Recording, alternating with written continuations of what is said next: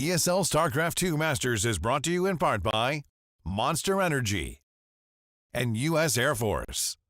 Hello everyone and welcome to the ESL SC2 Masters Summer. The final day is upon us, as I'm already joined by Demu, and we have got ourselves Asia and Europe left to round out. Australia won the Americas last night, and today we crown ourselves an Asian champion and then a European champion, Ben, as we get ready for the final day. Here it is already.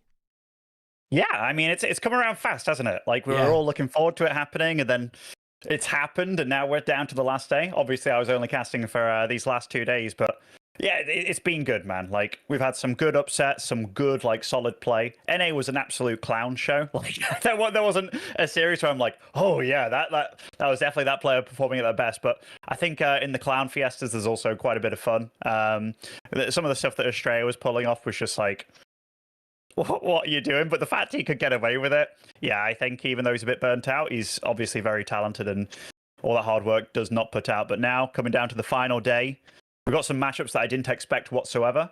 But it's not because people underperformed, actually, in Europe, especially later on. It's because people have been shining. Like Oliveira yesterday just looked way better than the people he played. So I hope the people today can just maybe step up a little bit, trying to give him a run.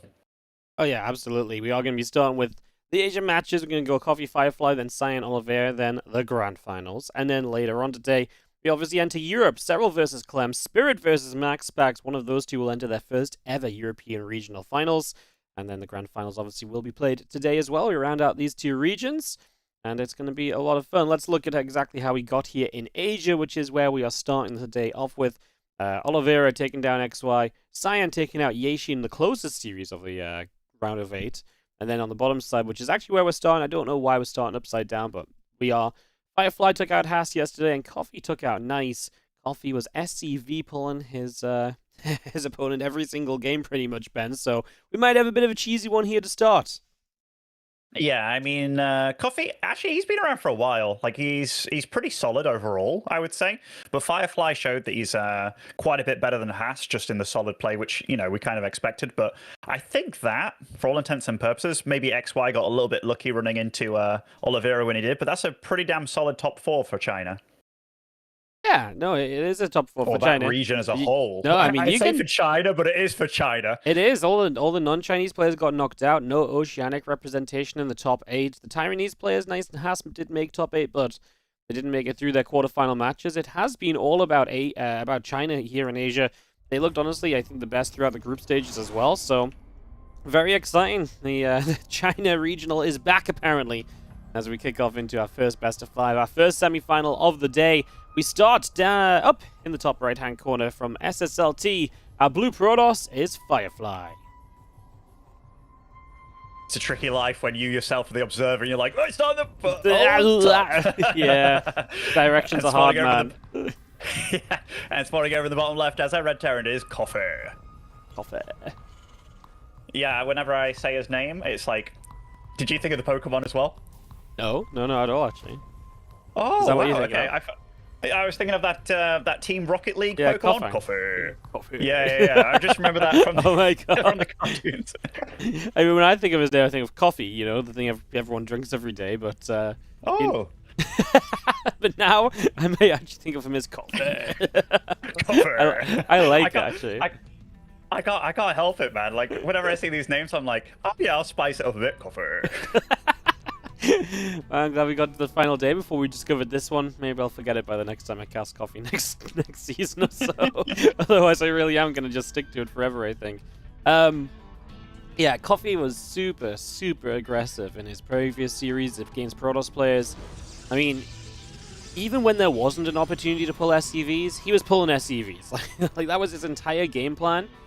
And coming into this, if Firefly can just figure out safe ways to kind of deal with SCV pulls, I don't think Coffee has shown us anything else yet that's actually, you know, gone well for him. So I'm very intrigued by this series because, you know, by all intents and purposes, Firefly should look at this and say, cool, let's just play safe, get up some splash damage, and I'm Gucci. But, I mean, that's the problem. Coffee is kind of creative enough to maybe then mix it up. I don't know what quite to expect because of it. That's one of the things, right? Like in StarCraft 2, there's several options or several avenues to go down. And it's like, do I play safe against this guy that I know is kind of crazy? And it's like, or that I know is going to attack me, and it's like, sure, but then you play really safe, and all of a sudden that person that you think's really aggressive then does the greediest thing ever, and it's like you're no longer safe anymore. So StarCraft 2, it's not as straight up simple as that, unless you run into a proper bullheaded dude that will all in you regardless, because that's yeah, that's the mark of a good player, is being able to switch a little bit on the fly and know when to cut your losses short, kind of thing.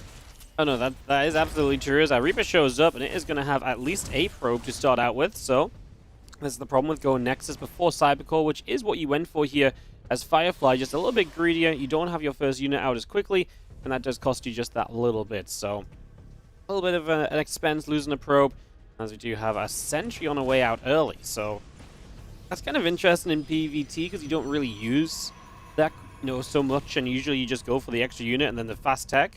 And the Reaper scouts everything in terms of the Twilight Council, because it's right at the front.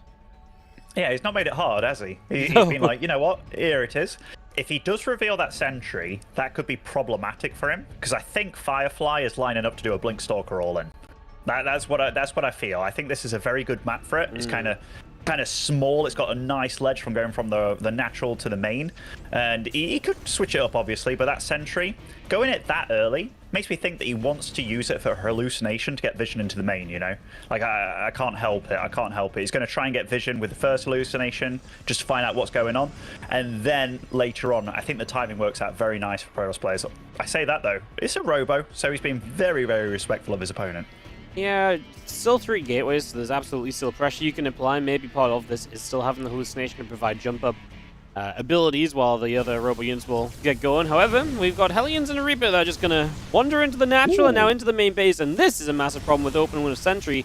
You just don't have as many fighting units, so these units are going to go absolutely wild. We're still not at the point quite yet where we can actually deal with this, and this is just Coffee getting in for 15 workers.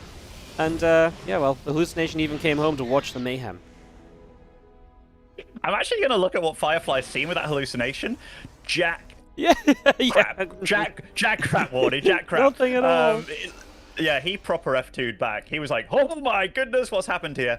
Was that did the Reaper, like, grenade and then get in there in the natural? I didn't even quite see it properly. I didn't actually see either. I was kind of, like, thinking about this hallucination of the robo, and then suddenly I was like, wait, Hellions? I guess so, because he's walled off, right? And the Reaper did go down, so I would imagine it was a grenade entry, and obviously if the grenade hits well, you can obviously push the Stalkers the wrong direction too, and well, this was a disastrous start. Now Coffee is very well set up, going Banshee tank as well, so more potential for more damage, and again, so far succeeding in being able to likely shorten this game. First Banshee's already across the map with Cloak done.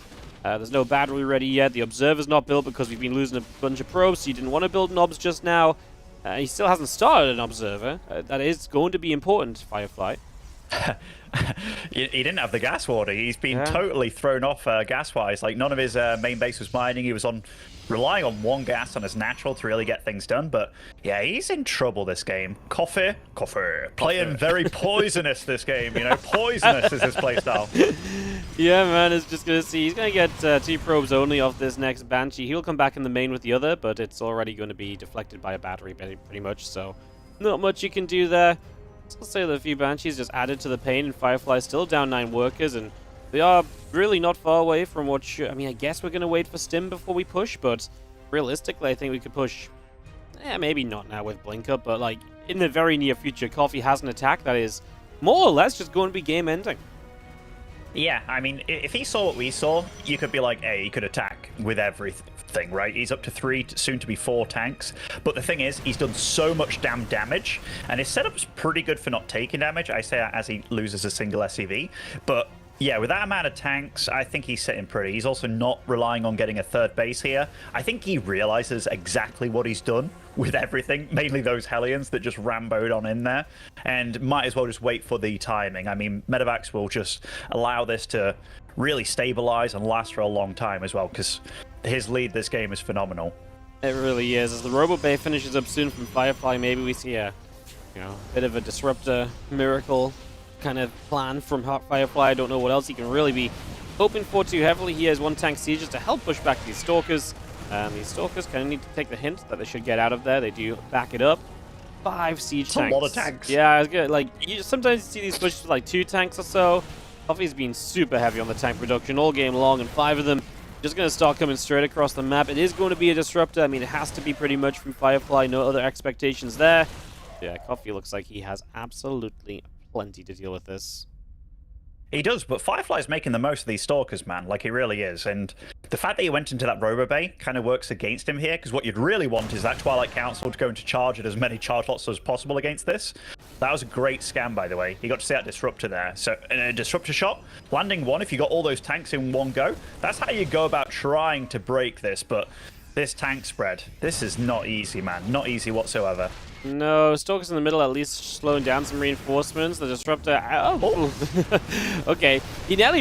he did run the Disruptor back just a little bit before firing, otherwise the tank was in range. Super Battery obviously active here, and we do still have Stalkers stopping reinforcements, making this a little bit tougher for Coffee, whose supply is not as scary as it once was. Now, still in a good position. Tanks are going to be difficult to break. There's a Colossus now. Not sure how much that will really help as the Prism and the Disruptor go down. And the Twilight Council too. The Stalkers blink on top of these tanks, but that's going to be a disaster. We kill one, and very nearly two.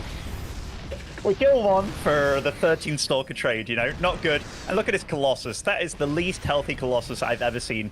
Kind of like just tiptoeing back into the main base. There's no third base to fall behind. He got his charge cancelled as well. This is just... nothing in his army deals with tanks, basically. Just those Zealots that he has, and they don't have charge. Nope, they don't have charge. The Disruptor is unpowered. The Colossus just died. I mean, pick your fault with Firefly's position, because there are many. And that is going to be GG's. Coffee is going to take a game number 1 to start off the day. Very convincing from him. As we get this set up and ready to rumble into a second game very soon. I mean, just Hellions, man. Hellions. Yeah, you know, like, I actually think... I mean, the Hellions did great. The Banshee as well afterwards, like the lack of mining time was fantastic. But the thing that surprised me the most was the fact that Firefly, even though all that bad happened, with those Stalkers, he actually managed to kind of tie up the supplies a little bit, which does give me a lot of hope for him in this series, because that start went about as bad as it possibly could with those Hellions, like as bad as it possibly could. So the fact that he kind of managed to weasel his way back into it just a little bit, yeah, I'm definitely looking to see what he can bring later on in the series, because, yeah, not every game can be as dramatic as that start there. No, I mean, Coffee can't start like this every single time, so I'm not too worried for Firefly. Like, yes, it happened one time, but should be able to hold it from happening again. Hopefully, because, I mean, you just can't let Coffee get starts like that, because Coffee, like I've been saying, is such an aggressive player to begin with anyway. He just loves to be aggro, so if you take damage early, you just open the door for him to play his favorite style anyway, right? So, yeah, gotta be a little bit better about it all. As we'll just take a few moments here. Firefly, I think, usually needs to relog after a game just because of, you know, VPNs and so on. So, just doing that, and then we'll be off and away into this TVP, game number 2. It's double TVP here in the Asia semi-finals, which I thought was actually quite nice. I really like the semi-finals of Asia, and, like, the Chinese region's always been a fun one, and obviously China's, you know, dominating this regional. And it's just cool to see kind of what, like, level of support in a region can do for you, because the Chinese scene is a very strong region when it comes to support. It has a lot of events manually ran in China and all of that. You know, they are the source of the World Team League and all the rest, so they've had a very supportive community all these years. And look at how it's paying off. Like, you've got 4 of players in the top 4 of Asia. I mean, it's kind of impressive. I always think it's a really cool thing to be able to actually, like, sit down and see happening. And they have the world champion, man. Like, they also have a world champion. Really... Yeah, that also helps. I mean, like, that obviously came totally out of the blue. Totally out of the blue. I'm just kind of, like, blown away by that. You know, this is one of those things where if you told me Oliveira was a world champion, and I was like, oh yeah, Oliveira's a world champion. Like, yeah, he won in like 2013 or something. Like way back when like StarCraft was all up in the air or something. It's like anything can happen. Like in 2023, when the StarCraft 2 is so well set, the players are so good, to say Oliveira's a world champion in 2023 is just baffling. Like, absolutely unbelievable. Like, yeah, StarCraft's such a hard game. Like, how do you do that? It might have been even more surprising if he was a world champ from 2012, just because he'd have been 11. well, okay, outside of the age, I meant... I know what you're getting at. I know what you're getting at. It's just one of those things that's just like, what the hell? Like, I still don't believe it. But yeah, this region, it's been incredibly China dominated, incredibly Terran and Protoss dominated as well. Like, to beat those Terrans, the tip-top Terrans over here, you kind of, if you're a Zerg, you have to match them. So you have to be at least as good as like the Oliveiras of the world, the XYs, and whatever, the Koffers. And yeah, that's tricky, man. That's tricky. That makes me laugh, man. It really does. Hey, like, you're forever gonna think it now as well. Absolutely. I want to say it every time too, because it makes me giggle a little bit. Alrighty. We're still waiting on Firefly. Yes. I don't. Maybe this is the extended way of pulling the spirit. You know, the extended spirit. Break after every game. All right. He's typing 1-1. He's ready. Yeah. Nice. You know they're ready when they 1-1. Yeah, when you type 1-1 in Age of Empires, it means group laugh. So like, oh yeah. Yes, dude, that was one of the most random things going over to that community. Was like, people, instead of typing LOL or LMAO, they type 1-1 for like weeks. I was like, why do they keep responding 11? Like, this is really weird, you know? I felt like a total outsider. I was like, these aliens, man. Alrighty. I think Firefly, he's ready to go. Yeah, well, they're asking how long we're ready. How long until we're ready? Like, we're always ready. After the first game, ready. Yeah, we're always ready. I've been telling them this for the last 3 weeks, and in Asia, they're always like, but are you ready? And I'm like, yes. But are you actually ready? Like, yeah. You know, people say that, Wardy, but are you ready? Am I ready for Coffee Firefly Game 2? Actually, yeah, I am. I was really ready after Game 1, so very ready all the time. And with that, we can jump into Altitude, game number 2 of Coffee and Firefly. As Coffee has taken a 1-0 lead, thanks to some sneaky little Hellions. And we are starting in the upper right-hand side with our red Terran player, Coffee. I can't help it, man. And spawning over the bottom left-hand side on Altitude as our blue Protoss, it is Firefly. you can't start doing it to Firefly as well, mate. Unbelievable. Firefly is one of these players who I think can absolutely bounce back from this series, from a 1-0 deficit. One of these players that over time has absolutely just definitely become a more solid and well-rounded player in general, I think. Is one of these things that I've definitely noticed about Firefly. He's been very, very good at kind of, rounding out his game, getting a little bit better just in all aspects, because way back when, my favorite first memory of Firefly was when he cannon rushed Maru in a Team League Grand Finals or something, and he actually won. And then Maru's just sitting there like, man, I am so annoyed. And Firefly was like the most energetic player. He was on a team with Parton in Fantasy. And every time, because he was like, there was like forced, they had to have one Chinese player on the team.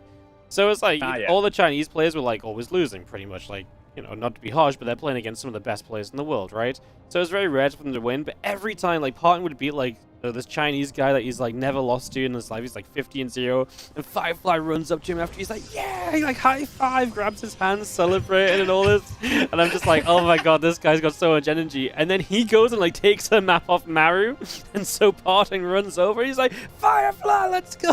Does it the same. It was great. That is one thing that I've always missed with like team sports and stuff, and like these team video games, is just being able to have those guys on my side that we're in it, we're in the thick of it, and just being able to cheer people on. Like I love the team leagues and stuff, and I hope there are like more team games and stuff in the future, just to playing. Cause, man, I love it. I love the hype. I love the passion. Yeah, man. Sitting next to your buddies and you win, and you'll shout at each other, and yeah, what a feeling. We do have and also the fist bumping. Yeah. I see all these CS:GO dudes, like after every round they have to touch each other, and I'm like, oh, that's nice, They have to touch each other. Yeah, they can't help it, man. They can't help it. They're like, oh man, good job, and like, if they suck, they're like, oh, nice try, and I'm like, oh, that's so sweet. Never angry. Never angry. Always supportive. Wonderful. Try and do that to your ladder opponent, they're like, well, probably shouldn't say that one on broadcast. Yeah, I try and do it with mana mules sometimes, but they never take it that well. It's like, I'm just celebrating my win, putting an X in their base, and they just start swearing at me, man. Like, what the heck's going on? Yeah. Like one time I mana-muled Verdi or Rail, and then I went and met him on LAN, and he didn't like me too much. We never see mana mules anymore, man. Like, we just got to that point of StarCraft where it doesn't happen, as this Reaper is up and down, trying to figure out what it wants to do.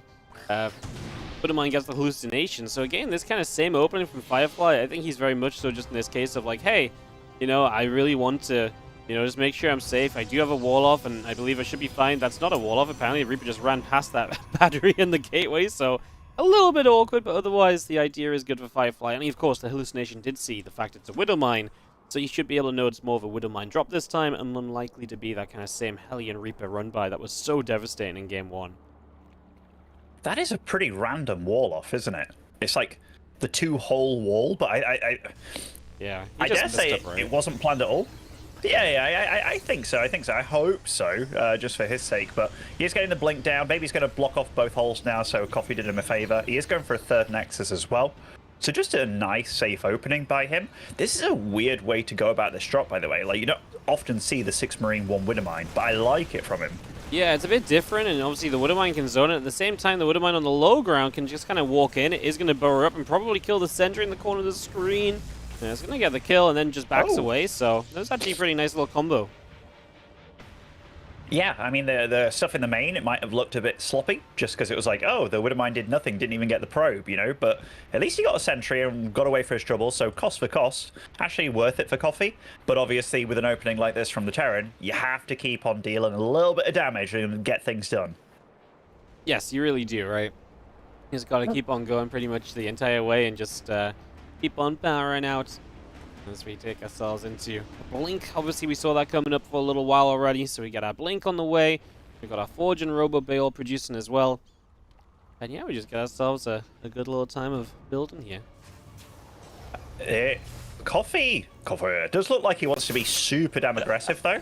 Like, this is no tech whatsoever. This is just pure units. Even getting a Liberator out with these tanks, like, he is not messing around with this push. No, it's really not, and he's going to get rid of the pylon here, so no warpins on this position.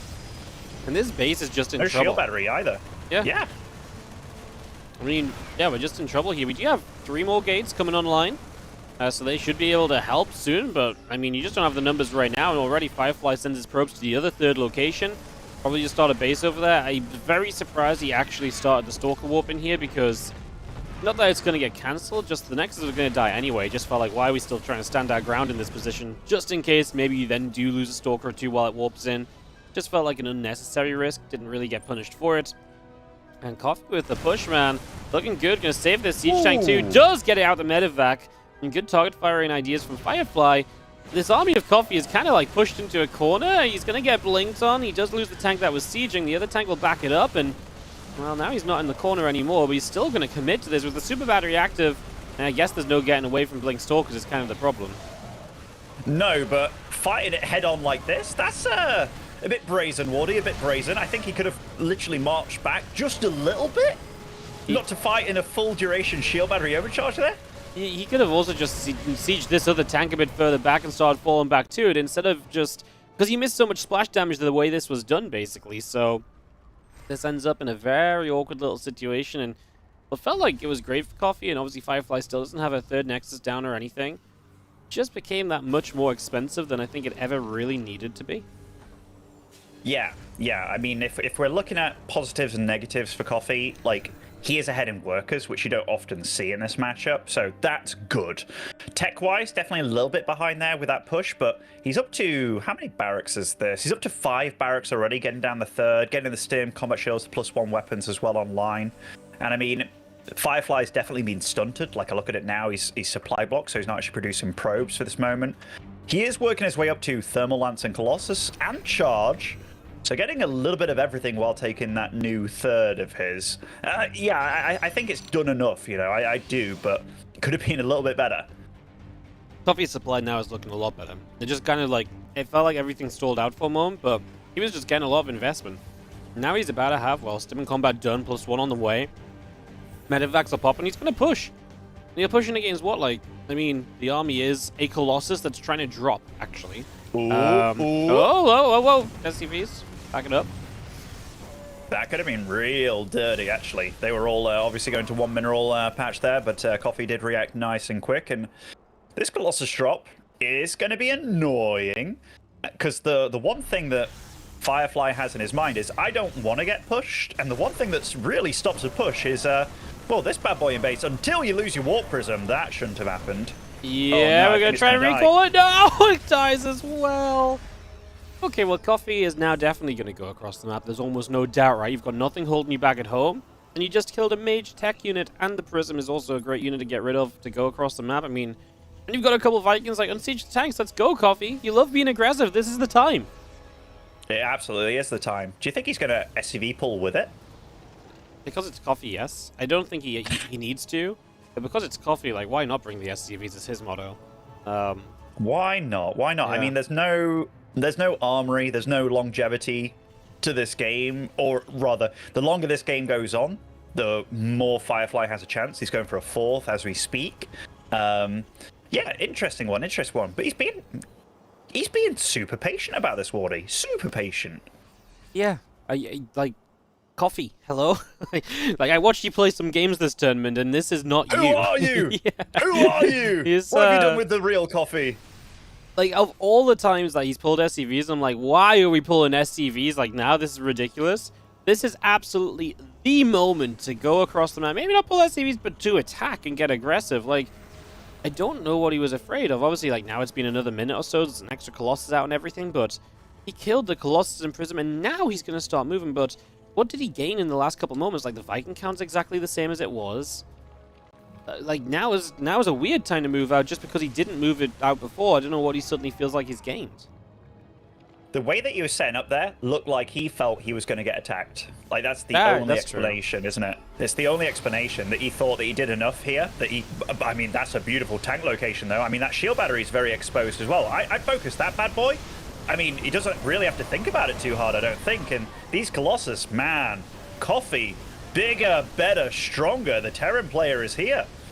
He's not messing around, is he? I mean, he waited a little bit. I think you're right. He must have thought, hey, I did so much, he's going to attack me. But then, I guess he killed the Prism too, so he really gave it a bit of time before a theoretical attack would have happened. And then he said, okay, you're really not, then I'm just going to come across the map and kill you instead. Because he must be teching up and macroing up, which is exactly what Firefly was doing. Firefly was on 4 bases, and now he's going to build one on the bottom side too. So he was definitely trying to play that kind of, macro it up and kind of get back in this game style, but yeah, these tanks are unkillable. Like, they're so difficult to get to. There's a good amount of bio protecting. Only 2 Colossi does not feel like they will ever get through the bio to open up the way to these tanks, and Colossi have to step back. Tanks are going to start shelling them down. Yeah, and I mean, that base on the left, he's so lucky that one Marine didn't just wander over there, isn't he? Because that would have really shut things down or made things harder. But 117 army supply on the map here. I mean, that shield battery overcharge, that is not going to keep these units alive. That is just so much Terran with the perfect concave going on as well. Jeez Louise, Firefly. Oh my goodness, Coffee. 2-0 up.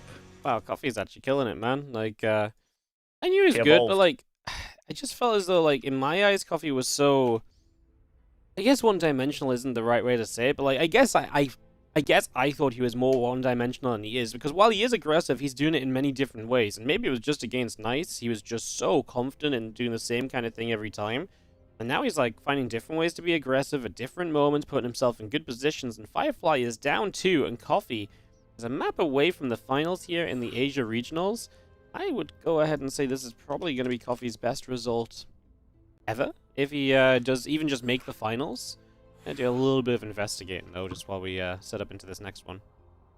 I'm trying to think of, like, when I think of the Chinese region, I think of Oliveira, obviously.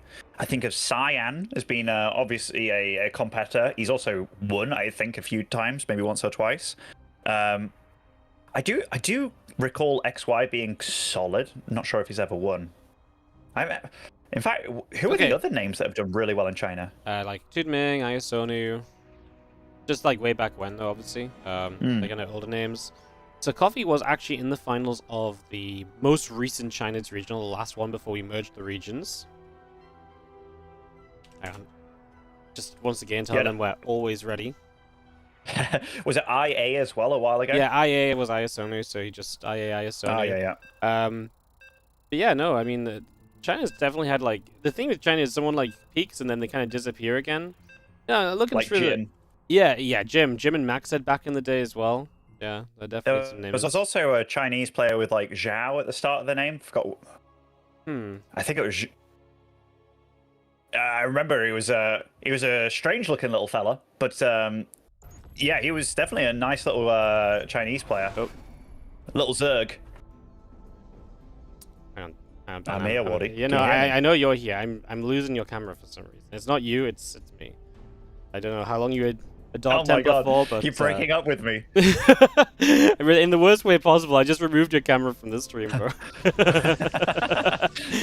Yeah, I just when I was tapped out to check the Wikipedia, something just went a bit funky, so you disappeared for a while, but we're back. And yeah, so in the top left, first of all, let's do some intros. We do have our blue Protoss player, Firefly.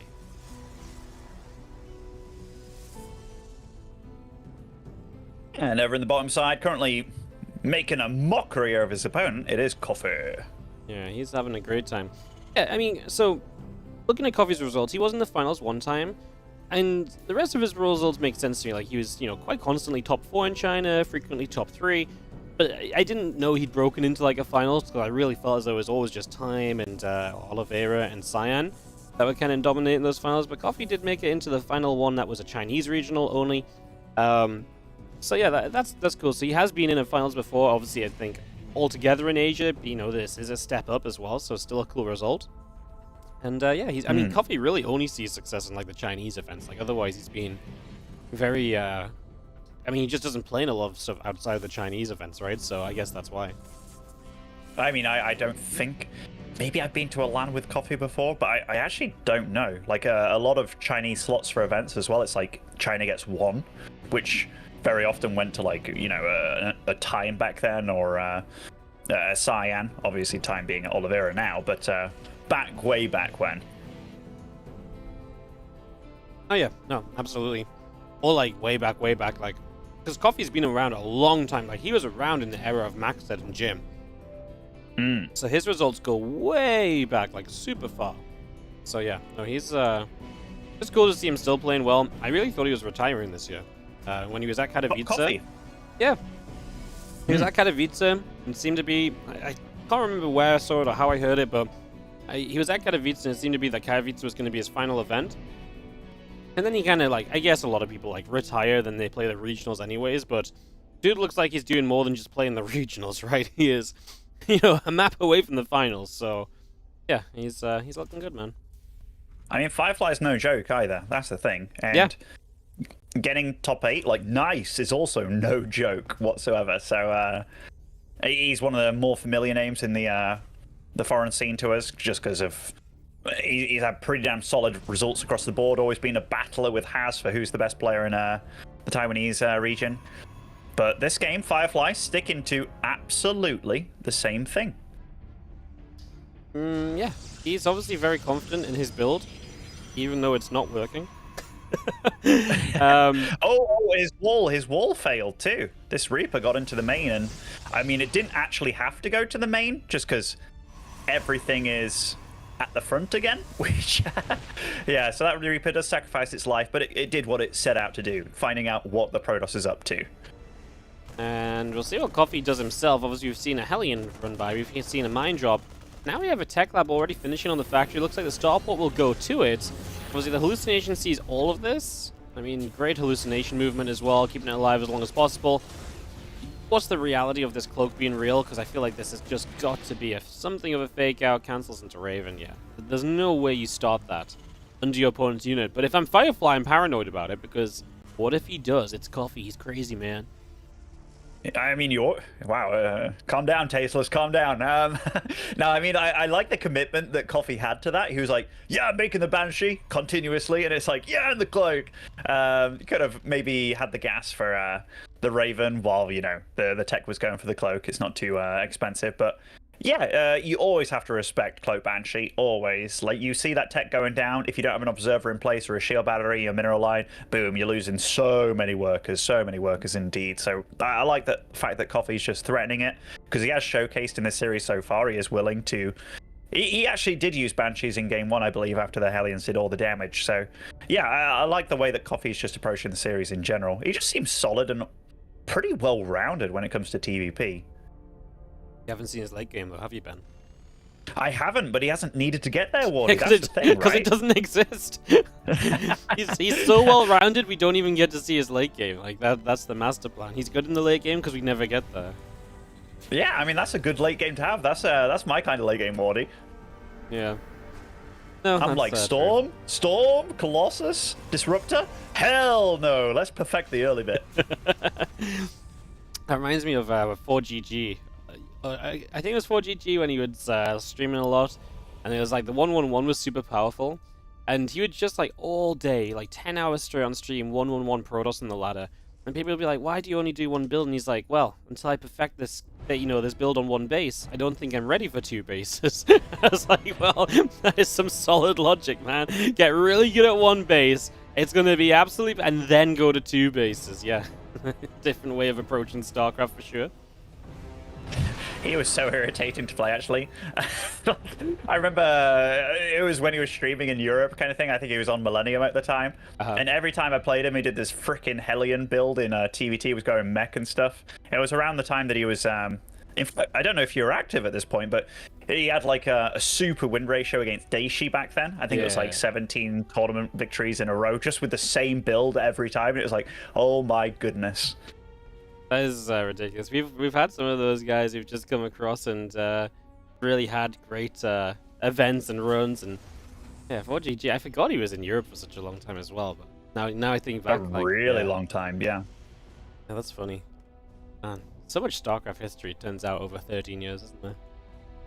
Absolutely, yeah, absolutely. I mean, I remember like when the Koreans were meant to kind of like come over and stuff, and it was like, yay, just because of the region lock stuff, and then quite a lot of them didn't quite. It didn't, so we didn't even get to practice with them, but they came to the tournaments and just owned us all, which yeah, didn't quite work out as planned with the rule set. But Coffee is moving out, and he's got quite a group of units in this main base as well, which let's see what they can get done. Already a few probes falling, shield battery overcharges falls. The Winter Mines doing quite a bit of friendly fire there. I mean, all these Terran units low as they can be, but this is not Coffee's final form. He's over on the right side here, Wardy, with the Matrix. Oi! Oh, he actually got the anti-armor missile off. Well, that's big, because now these units are going to melt a lot faster. So Matrix down. Did he actually get a secondary Matrix off? Because I feel like their first Colossus was not dropping for ages in terms of the timer. But I think it's just because the anti-armor missile reset the time. I see. Never mind. Okay, well, the base dies, and that's just a massive push in from Coffee. I mean, he's back in the main base as well. I was going to say in the main, that mine really felt as though that mine was like, it did good, but it also did bad, because the units, if they were healthier, maybe could have stuck around more, because there wasn't a lot to fight them off. I mean, Coffee just has another great push. Firefly cannot stop him at all. Man, Coffee's late game is perfect.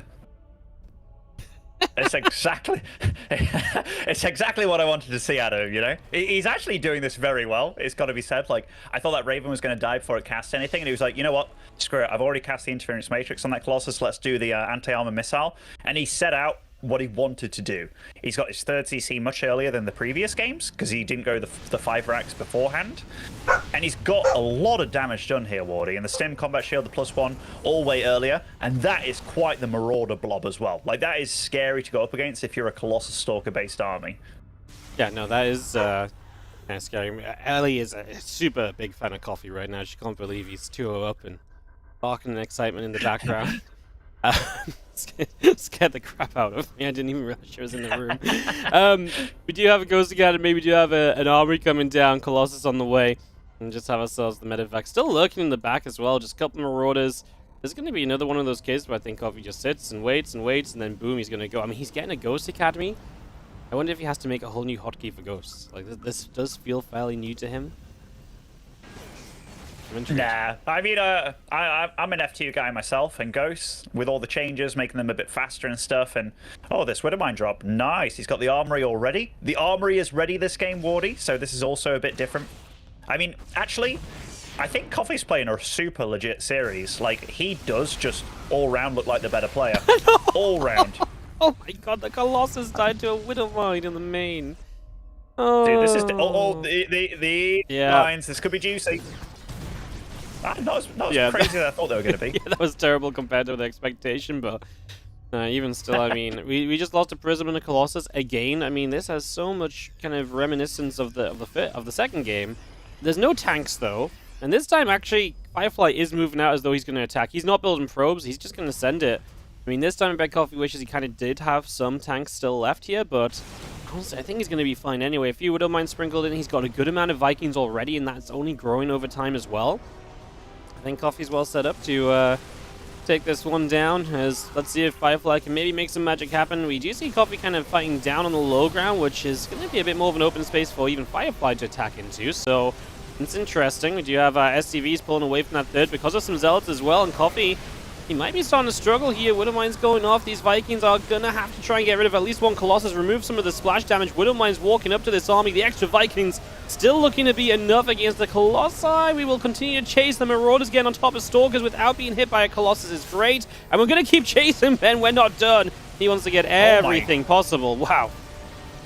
These guys, they do not take a break, do they? I mean, these Widow Mines, they're going to come off cooldown very, very soon here, and those Zealots are going to go and deny the mining from the third base. Firefly, he made this a lot closer than he should have, and I think that's mainly because Coffee, what the hell was he doing trying to take a fight before his ghost came out? You know, they were literally popping.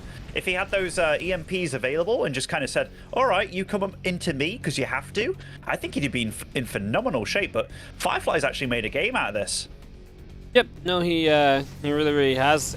Honestly, I think Coffee just fought into a bad place too. Like, he came kind of down his ramp and was not really set to fight, and Firefly had all the concave set up and everything as well.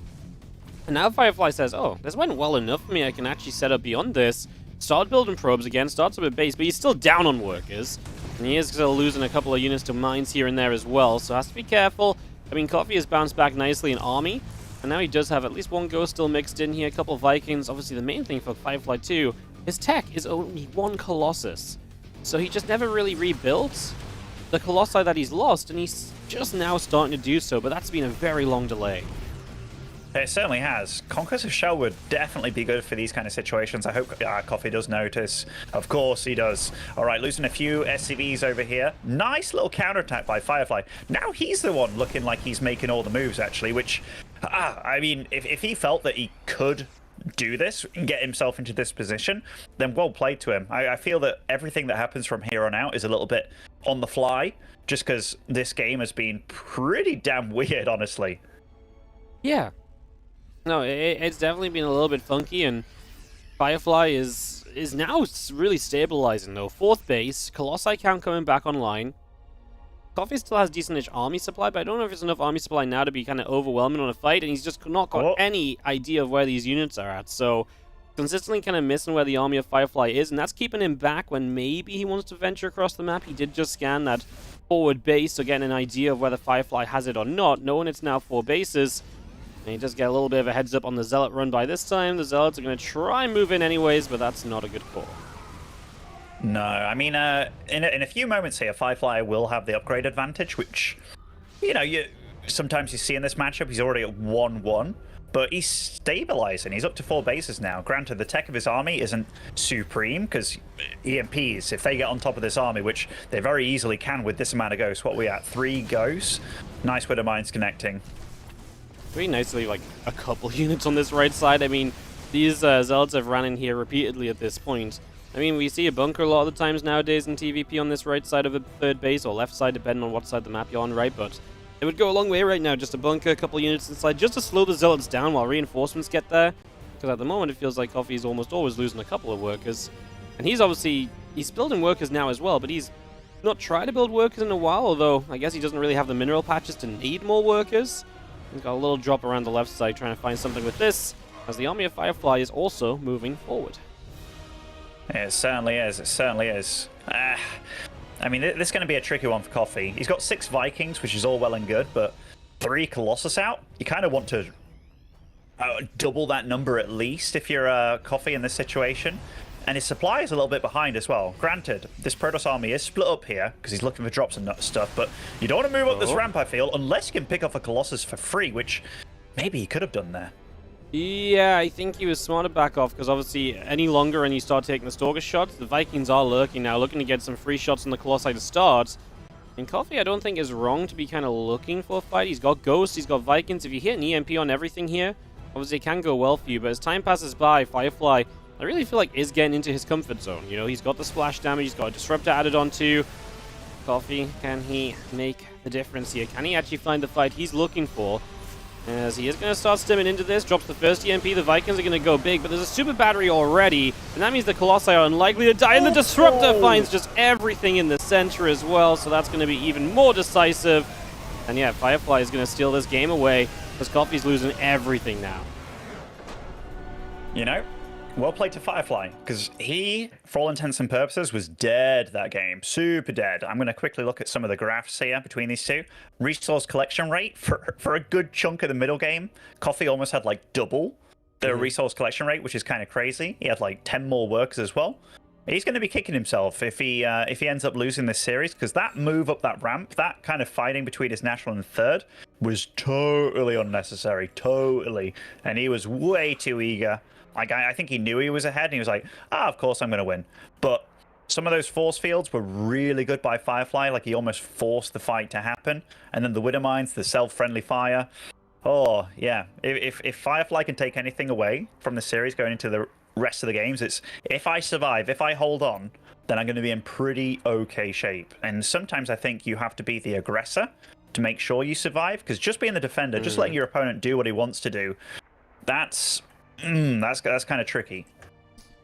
Yeah, especially when it's Coffee, and he's clearly very, very good and capable at doing these kind of things. So, we're going to go into Ancient Sisters, the next map. Coffee probably kicking himself, had a good setup. Again, just the Prism and the Colossus going down. It felt like it was meant to be. Did so much damage, and then just needed a better fight, man. Like, he had no reason to rush in when he did. He could have waited a bit longer, and then yeah, it really did just go horribly. And even from there, it didn't look terrible, but he really, I think one thing Firefly did well was consistently moving around with his units, not letting Coffee just stabilize his third base, because Coffee really sucked at dealing with the Zealots. Like, he lost SCVs to the Zealots 2 or 3 times over, and yeah, it was always kind of a bit of an issue. No, it definitely was, but yeah, I have to go back to how well Coffee did the first 2-prong attack, right? Like, taking out a Nexus with that kind of push while doing the drop in the main as well. And even though his units got hit by both his Widow Mines, still kept them alive for quite some time. Then the Widow Mines later on as well, like with the armory. There was definitely a lot of good stuff out of Coffee. Just, yeah, one bad engagement really, really super cost him. And then after that moment, it definitely felt like, oh, I haven't been here before. Like, you know, this game beyond the 11-minute mark against Protoss, I'm not sure. But I think he's just so confident when it comes to the early bit that, yeah, if he can nail that down, he's going to be sitting pretty. And so far, he's been doing that pretty well. On the top right-hand side, Red Terran player. This is Coffee. Fair. Coffee. And spawning over in the bottom left on Ancient Cistern, it is Firefly. An SCV on the map this time. Hmm. Engineering Bay block or proxy? Looks like it's early enough for proxy, isn't it? Yeah, like, if he had a gas already being made, I'd be like, yeah, it could be an engineering bay. Or yeah, if you go for the gas first, it tends to be more engineering bay. But this, and it's close enough to do something, I suppose. And he's 2-1 up. I don't know how he feels about playing on this map in general. Like, what are you thinking about this one? Just a kind of... I think it's just a good way to mix it up, you know, do something different. Ancient Cistern in general, I feel like is a very good Protoss versus Terran map, because you just have, like, what I feel like is a very solid base layout as Protoss. You can be quite well defended. It is a bit droppable, but if you're comfortable with kind of dealing with that, I feel like the rest of the base layout and dealing with attacks can be pretty decent for you. So, I Protoss like it. It's a longer map to get across, and there's no, like, immediately really good tank spots. There's like a couple that are like a little bit more awkward, but you have actually a lot of ways to kind of get out of a base and surround an army that's maybe sieging up somewhere too. So in general, I think for Coffee and how he likes to play, Firefly would have like a lot more options than usual on this map. So in terms of trying to deal with that stuff. So yeah, I like that he's mixing it up maybe and trying to get an edge in a different way. He will not get this bunker finished, but he does block the Nexus for a while, and he does have his Reaper about to pop out. I even like forcing the Zealot, actually. Like, this has obviously slowed down Firefly quite a bit of what he wants to do. and he's going to be going for a second Reaper as well. And does that Nexus actually get to go down here? I mean, that was super close, actually. He was very close to getting on top of that. Does lose a probe in the meantime as well. Overall, I think this has been very successful for Coffee. Oh, he's going to get another one. He's going to get another probe, man. I mean, Stalker only just popped out. Reaper gets away very healthy, too. Yeah, good start. There's a pile on the other side that's kind of watching what watching what Coffee is up to. So Firefly has some good info on the factory. But yeah, definitely good info. You can even see the Widowmine. That's a super wall as well. Like, that wall is the most crooked thing I've ever seen. That's if Rotti played Terran kind of wall. It really is, isn't it? Wow, he built the starport. No, exactly. You can actually get through there with the small units, which is amazing. But yeah, I'm surprised that he made the starport so close to it. Just because that's like, hey, this is what I'm going for, a Widowmine drop. Because you can always be a little bit like aware of the possibility that Terran do have many different openings that they can do. For example, there's several openings where you can transition to a 3 racks behind this kind of stuff, or a third CC, or granted the barracks is on the other side of the map, so maybe it'd be a bit more risky, but now he's just kind of showcased everything that he wants to do. But second CC is fairly nice and early, and Coffee overall with the SCV lead that he has, I think he's absolutely feeling good about this game thus far. Yeah, he's got these couple of Reapers. They are not completely done. They will grenade their way to safety as they try to get into the main base, and of course, what they could do is jump in somewhere while the Widowmine drop distracts. He's got 3 mines, so it's going to be quite a powerful combo. I wouldn't put past Coffee to do something funky as well, where he like drops 1 mine early, walks that into the natural, then drops the main base, and just with the Reapers combined as well, really looks for just damage everywhere at the same time. Because we know he's so intent on doing some amount of damage early game usually. It wouldn't surprise me to see him go really double down on that. Yeah, I mean, he's been good at this multitasking with the early aggression. I remember seeing Innovation, he would always throw down like a mine as he entered the base just to put it at the top of the ramp and then fly in, which I always thought was super cool to get it in between the bases kind of thing. But we do see he's marching in there, and that 3 water mine straight away. There is an observer here, so we'll be able to deal with it. But so far, nice connections actually. And look at that. He's left 1 behind here. I mean, honestly, that was the perfect drop so far. Yep. 4 probes, got 2 out. Yep, 2 Widowmine surviving especially is just really nice, right? Because now you still got that, and the Reapers do come back in. They get 1 more probe, so they are indeed successful. They are going to see themselves with a little bit of, extra damage dealt. And you could kind of, like I say, you could kind of see that one coming. You know Coffee loves to try and deal damage. He's got 2 Reapers still on the map. There was no way he wasn't going to try and combo that in some way, shape, or form. And now we're just ready to go full-on 3 racks production, stimming combat shield. Ooh. Firefly just going to mass gateway, though. Wow. He's had enough, Wardy. He's had enough. He's like, you know what? What's gone well for me in this series? Nothing. Except this one very unhopeful move out in game 3 that I did that worked out really well, actually. So let's hope that I can do something like that again. But 6... In fact, how many gates is going to be? 6? That's an insane number. Yeah, it's so aggressive of 2 bases. But you know what? This Reaper just saw everything. So Coffee knows. And honestly, I think before Firefly gets across the map and gets active, Coffee's going to have a good amount of tanks. He's going to have, very close to stimming combat shield. He's got a Raven, which isn't maybe the best against Blink Stalkers, but if you do drop an anti-armor missile, it can be kind of cute, so...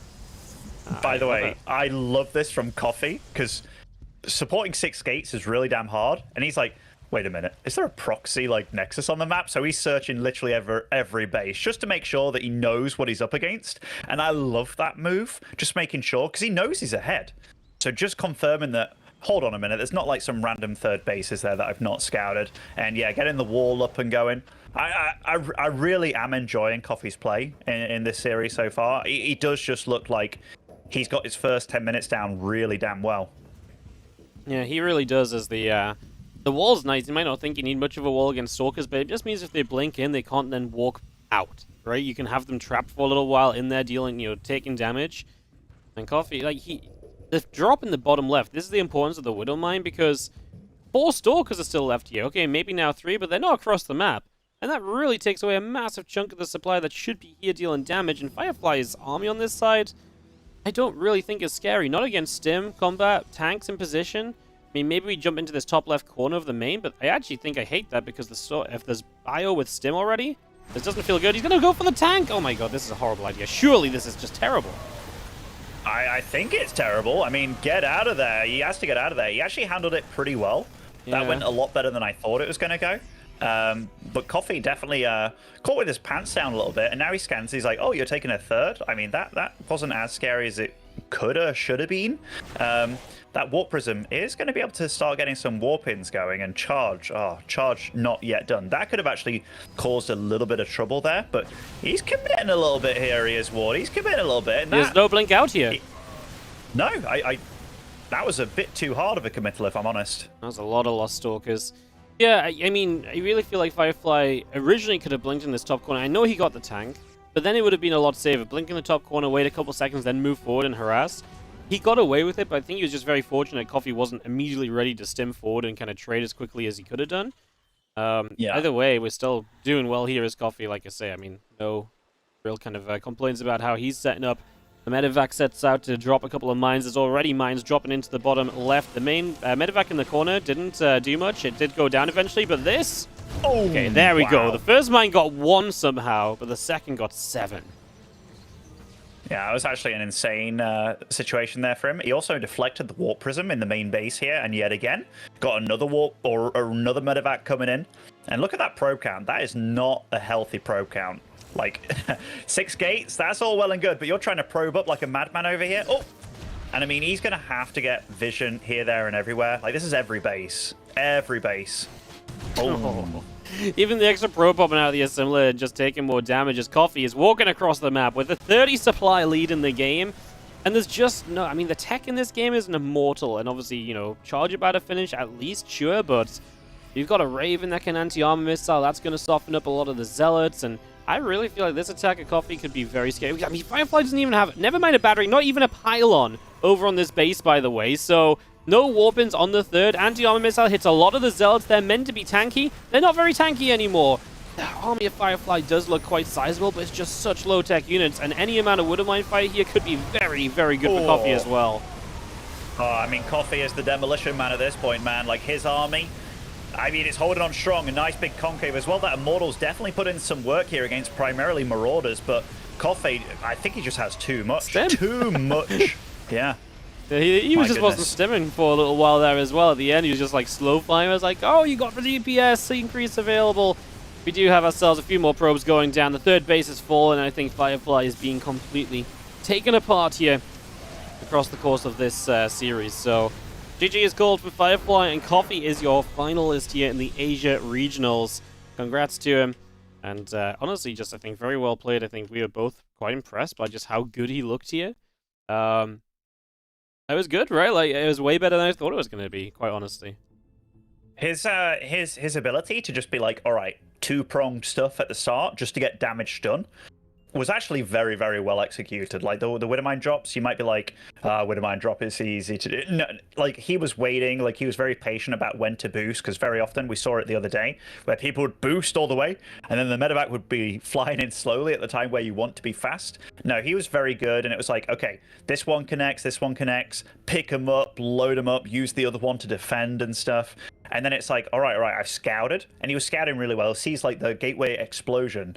And then he's like, all right, just to cover my bases, I'm not against something snazzy or cheeky, am I? Just good follow-ups overall. Good, solid first 10 minutes of each TVP we saw. And the one loss that he had, I mean, this was we were basically looking at a 4-0, if we're super honest. Yeah, no, honestly, he messed up a little bit in that game 3, but he was in a great position again. If I'm Coffee right now, obviously, I think naturally you don't want to play Oliveira anyways, but I absolutely want to play Protoss in the finals, so go Cyan, because that is coming up next as our bracket stands. We do have, obviously, Coffee advancing through to the finals, 3-1 over Firefly. Cyan has beaten Oliveira before in the finals of a Chinese regional. Can he do it here in the semis of Asia? We'll be finding that out very soon. We'll be going into that after just a quick little break. We'll be right back.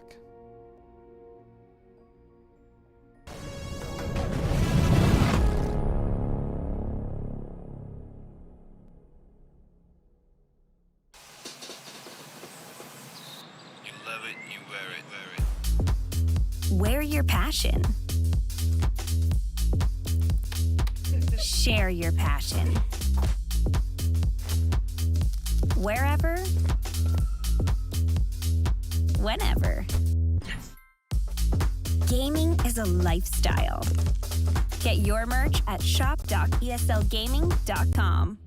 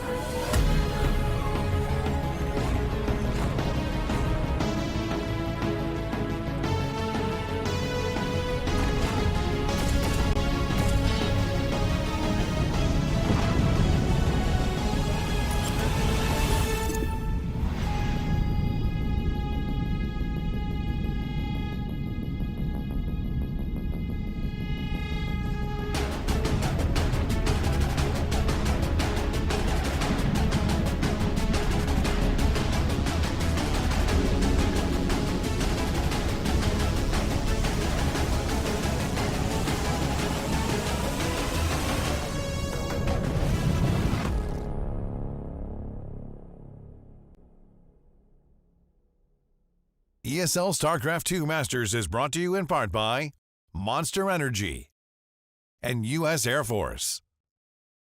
Welcome back, everybody. As we ready ourselves up for more StarCraft 2, Roddy has joined us as we get ourselves into another TVP. Roddy, welcome to the day. Age has been going on. Ben's just decided to close his camera. It's back. Never mind. It's closed again. What's going on with Ben's camera? It's making you jump all over the place, but you're here, and you are with us. Hello. How? I am doing great, mate. Sorry, you cut off there for the you're like, how? And I was like, how? What? I guess you asked how I was doing. How I'm doing. I'm doing great, mate. Obviously, we had a fun day yesterday. We crowned Australia as the champion of America, which neither of us really saw coming, but he truly played some great StarCraft. And today we'll crown 2 more champions, Asia region. We had a PVT. We've got another PVT. Oliveira in the finals, that is not a shocker. Or if that happens, that is. Coffee in the finals, I wouldn't say it was a shocker. We did mention it already in the very first play day that Coffee is just damn good. And anybody that plays from China and can be like 6,400 MMR in Europe, you're like, okay, that guy clearly is legit. He lived up to the hype, and we're about to find out if the world champ can also deliver and live up to that hype as well. No, absolutely. We're going to start this one off on Altitude, big map, to get things underway. We're going to dive right into it, as we do indeed start in the bottom left-hand corner with the blue Terran player from Dragon Kaiser Gaming, Oliveira, our world champ. Not just the world champ, but also the man who absolutely dominated the Chinese region in the past. But this man did get the best of him one time in a truly epic grand finals. It was 3-0 for Oliveira. And then Cyan became a Super Saiyan and won 4 games in a row to crown him the champion of China for a bit. That was awesome, but I think it also sparked the fire of his opponent to then just truly level up and become the world champ in the end. But let's see if he can do it one more time. Obviously a big best of 5 for this man, our Chinese brothers. It's Cyan. Yes, it is. Big series for him. I like thinking that he won, like Oliveira lost, and it was just like, man, I'm going to do better. He's just like, boom, world champion. It's like, yeah, not going to lose in China anymore, am I? Kind of funny. Yeah, but there is like, as much as we can meme about it and we can joke about it, right? And it's kind of funny. There really is a chance that, like, Oliveira obviously kind of grew accustomed almost to winning the ESL Masters, China or DreamHack Masters as we called it. And the moment that didn't happen, that he really just had a little moment where he's like, okay, now I'm being silly, you know? I'm Oliveira, or back then he was Time. I'm freaking good. I have shown in the past in foreign events that I can duke it out with the very best players in the world. And now I'm not even winning my own region. And like, are you kidding? Like, I truly got to step it up. I got to take it to the next level, take it a bit more serious again. And perhaps that one loss is honestly what led to his greatness later on. Nope, very, very true. It's, you know, we always talked about it is kind of easy with the previous regional system, just be happy with where you're at, right? And just keep on, you know, cashing in the checks sometimes, right? If you're very confidently top 1 or top 2, even, you know, it even goes down further than that, where some people may have just been very happy to be top 8 every season. They're like, cool, that's enough for me. I maintain this level. But yeah, if Oliveira maybe having that push and extra reason to just kind of put the extra work in, put the extra hours in, may very well have been what sparked everything that then happened back in February. Because this Reaper is going to find that probe, so that's going to be a nice catch for Oliveira early. Yep. How are you feeling overall about Oliveira's level at the moment, Waddy? We've obviously seen him here in action. He has done his thing. He is in the semifinals. Are you impressed? Is it what you expected, or did you thought he would look even more dominant than he's been doing so far? I think he's one of these players that, when I watch him play, it always seems like he plays to the level of his opponent. Because I never really see Oliveira like stomping people, right? I think there was like maybe that. I guess I'm thinking of like Gamers Without Borders, where it's like he did struggle quite a lot there, but then when he really needed to turn it on, he turned it on again, especially when it came to like playing on the Korean server as well. So the ping was a bit better. Yeah, I guess maybe I thought he would be maybe a bit more convincing, because it's been like super stomping or anything. Like he has had like, you know, a hurdle here and there. So yeah. But I guess it doesn't surprise me either, because I never saw Oliveira as the guy to kind of just stomp through a region either. Like, he always won, but he would never win like 4-0, 4-0, 3-0, whatever, you know? Yeah, no, I think that's very fair. As we've got a Phoenix opening coming out of Cyan here in Game 1. Unfortunately for Cyan, it's a triple CC build on the other side of the map. It's one of these scenarios where as a Protege you're like, well, cool, at least I won't die early on. but it's also not a dream scenario if you ask me. Because Phoenixes, what makes them great units is that it's kind of inevitable that you're going to get a couple of SCVs, right? Phoenix are just too quick, they have a lot of HP, they've got that energy to spend, so you're always going to get a few SCVs. But killing a few SCVs against a triple CC build, that just doesn't really do a whole lot for you. Meanwhile, Oliveira is still going to get a whole lot of firepower out of all of these Marines with quick +1 apparently as well. And I feel like it's always scary as a Phoenix player here to go up to 3 bases, right? Do you do it immediately now? Well, what's going to happen then if 18 Marines decide to run to the other side of the map before Stim is even done? You just can't really defend that. Apparently, Cyan says, well, I'm going to try anyway, Roddy.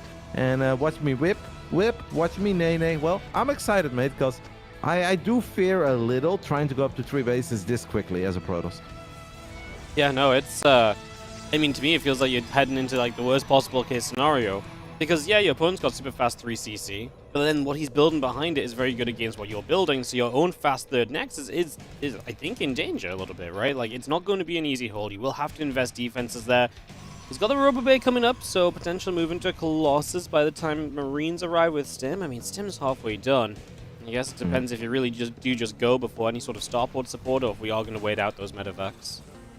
You're cutting it close, right? But yeah, exactly. If you're Cyan right now, you're like, man, if I were you, I would really wait for those medevacs, man, because that is exactly what Cyan wants. Right now, in a straight-up fight, Cyan's army is terrible.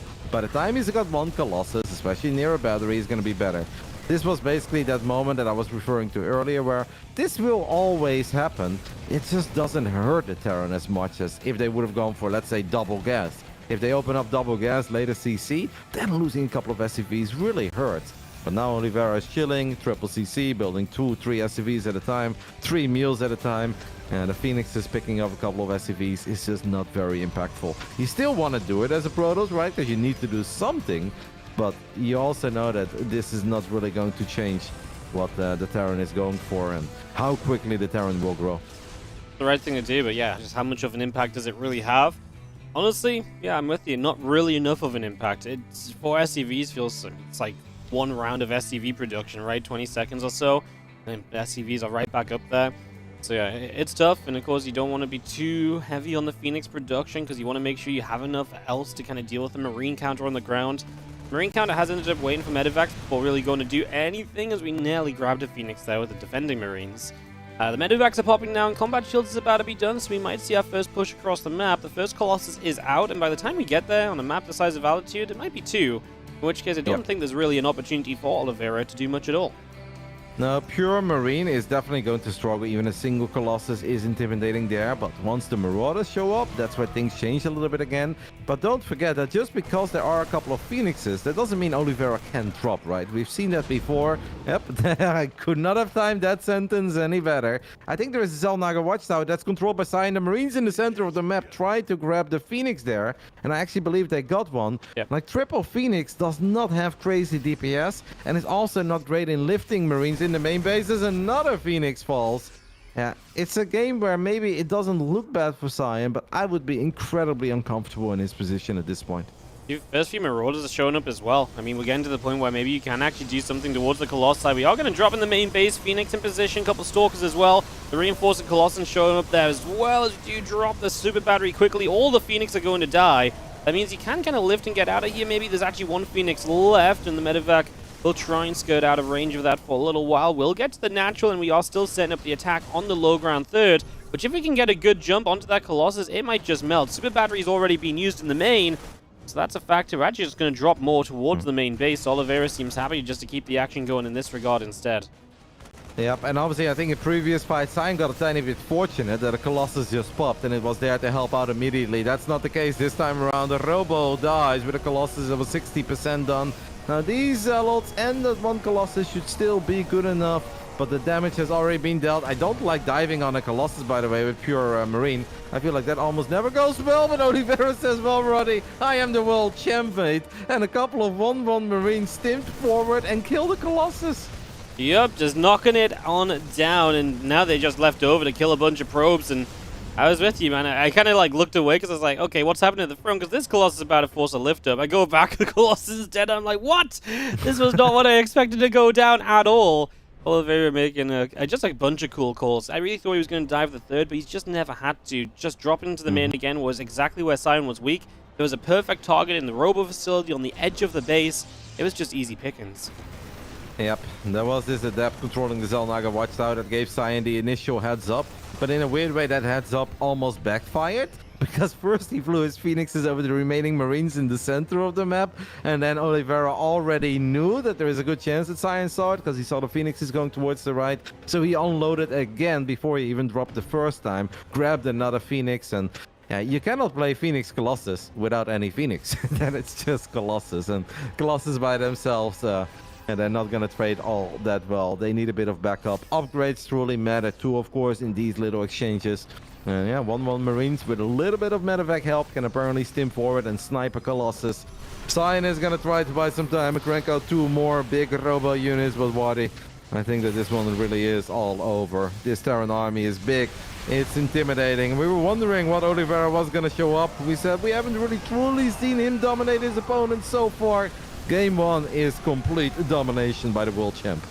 Yeah, no, if you asked me that question, Roddy, after game 1, I'd be like, yeah, this is the Oliveira that I could have expected to see, I guess. He did not mess around at all. Looked extremely confident and comfortable at pretty much every single point during that, so... Yeah, I mean, what else is there to say? Like, he just played really, really well, and ends up a game very easily, honestly. I do think that maybe Cyan got a tiny bit unlucky, right, with the build order he chose, where it's like Phoenix, and you're like, ugh, triple CC.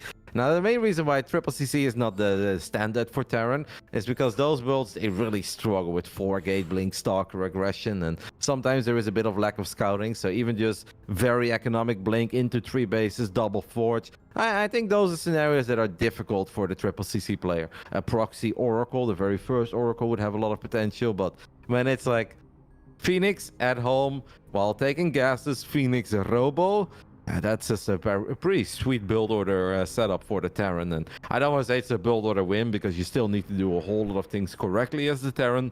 But yeah, I mean, if we are looking at the world champion of StarCraft 2, we can only assume that he's going to do a couple of things correctly in the first game of this second semifinals.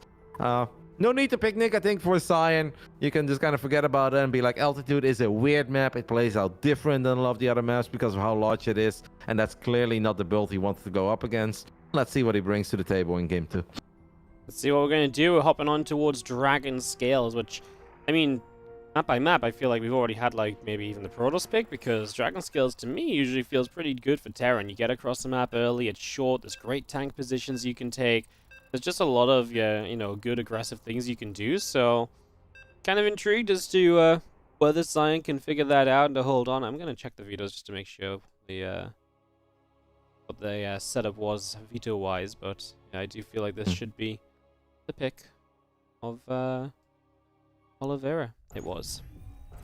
Yeah, makes sense. It is obviously a good Terran map, but I feel that Altitude doesn't necessarily have Protoss written all over it. Like, there are some moments where you can get almost a build order win. Imagine if the man would have gone for a Widowmine drop. 2 Widowmines fly into 3-4 Phoenixes on the other side of the map. Yeah, then our Protoss would be absolutely cooking. But that wasn't the case. So on the top left side, we are looking at the main base of the world champion of StarCraft 2, taking a very convincing 1-0 lead here in the semifinals. This is DKZ Oliveira. In the bottom right, our red Protoss needs to step it up a notch, and hopefully a little bit of a better build order choice from him based on what his opponent's doing too. From SSLT, Cyan.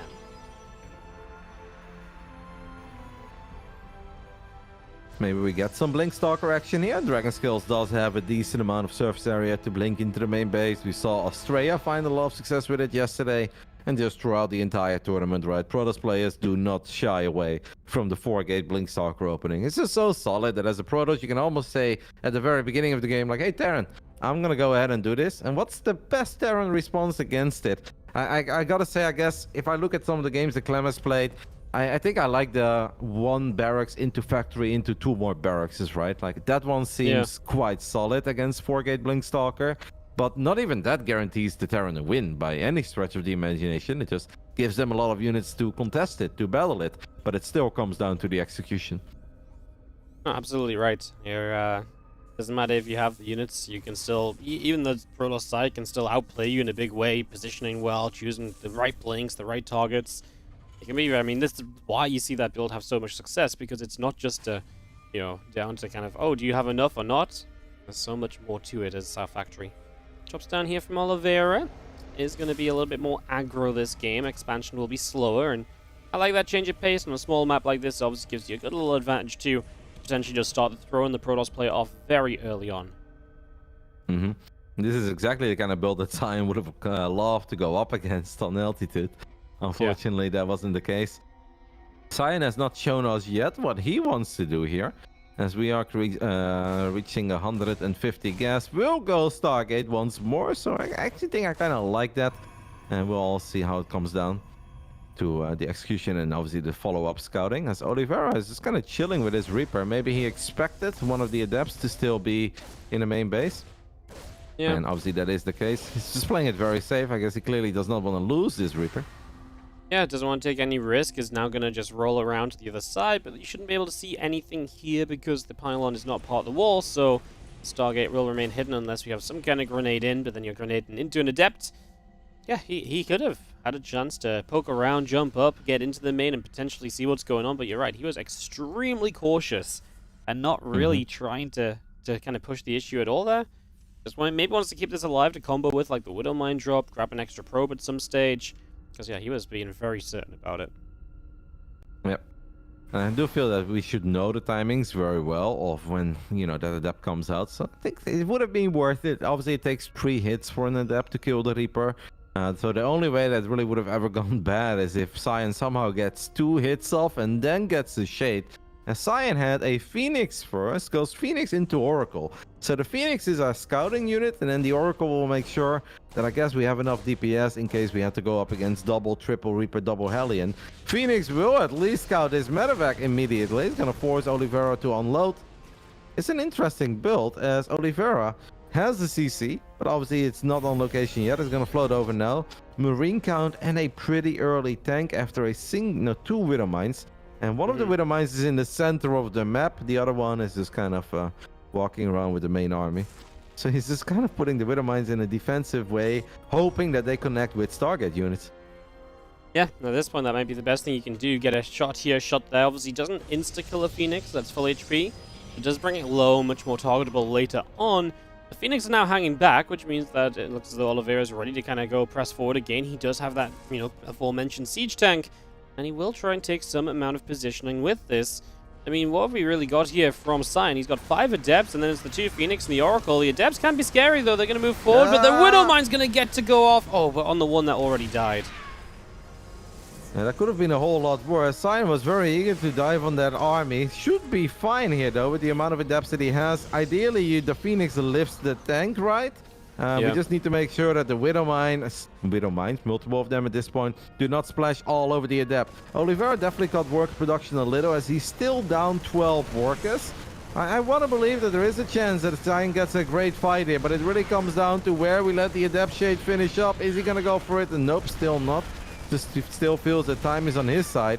Phoenix is going to try to come in from the back. There is that Widow Mine there. I still believe, though, that Cyan should be fine, but he's obviously making life hard. The longer he waits, the scarier it gets. And he's going to lose another gateway, so he's going to be down to 1 gate until the new ones finish up. He's going to start losing pylons at this stage as well. The Phoenix are trying to shut off reinforcements. Sure, I get it, but there's a lot to do, and that Revelation actually didn't tag the Widow Mine in the back, so that one will not get lifted here. That will get a blow up on the Phoenix, or the Adepts, actually. That works, and the Adepts are just disappearing. Phoenix get rid of the Liberator at first, but the Marines continue, and a new Liberator shows up with reinforcements like this. Oliveira is going to have no issues at all fighting through this, and now he can just push up into a natural that has a single Adept inside. Waiting for those 4 extra gateways to kick in, but now every second feels like a century as another Adept falls. The Phoenixes will finally lift one of these Widow Mines in the back, but Oliveira's units are literally in the natural of Cyan. Cyan is sitting on money, so he's going to try to warp him. Now he can't even have fast warpings anymore in the natural, I believe, because I think that pylon is a tiny bit too far away. He's going to warp in on the left side at the 3rd base instead. Oliveira committing for the Nexus. Oliveira gets the Nexus. At least the Liberator got picked up. And I guess in the end, our Chinese Protoss will be able to clean it up. But we have to ask ourselves the question, Wadi, at what cost? What cost? He's losing every single Zealot here as well. This Adept, unfortunately, may not have enough firepower, and so those Marines kill that off too. And I'm going to say at a very high cost, Roddy. I mean, you lose the natural expansion.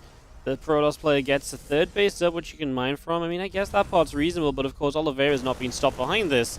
He's got Stim and Combat Shields over halfway done. With Medivacs popping out, it feels like the next wave is on the doorstep, and my biggest concern is that this army of Cyan just sucks. It's 4 Phoenix and Charge lots, which, okay, Phoenix Charge can be a very good combo, but it's a combo that works well on kind of overwhelming and with good numbers, and that's not something that Cyan currently has in the slightest. Nope, and ideally you want to get an armor upgrade as well, right? For the Zealots to survive just a little bit longer. Widow Mines are going to be a problem. 1 or 2 mines is something that the Phoenixes can lift, but there are already 4 Widow Mines out. So he does pick up those 2 mines that just popped out of the factory. So that's going to give Cyan a little bit of hope.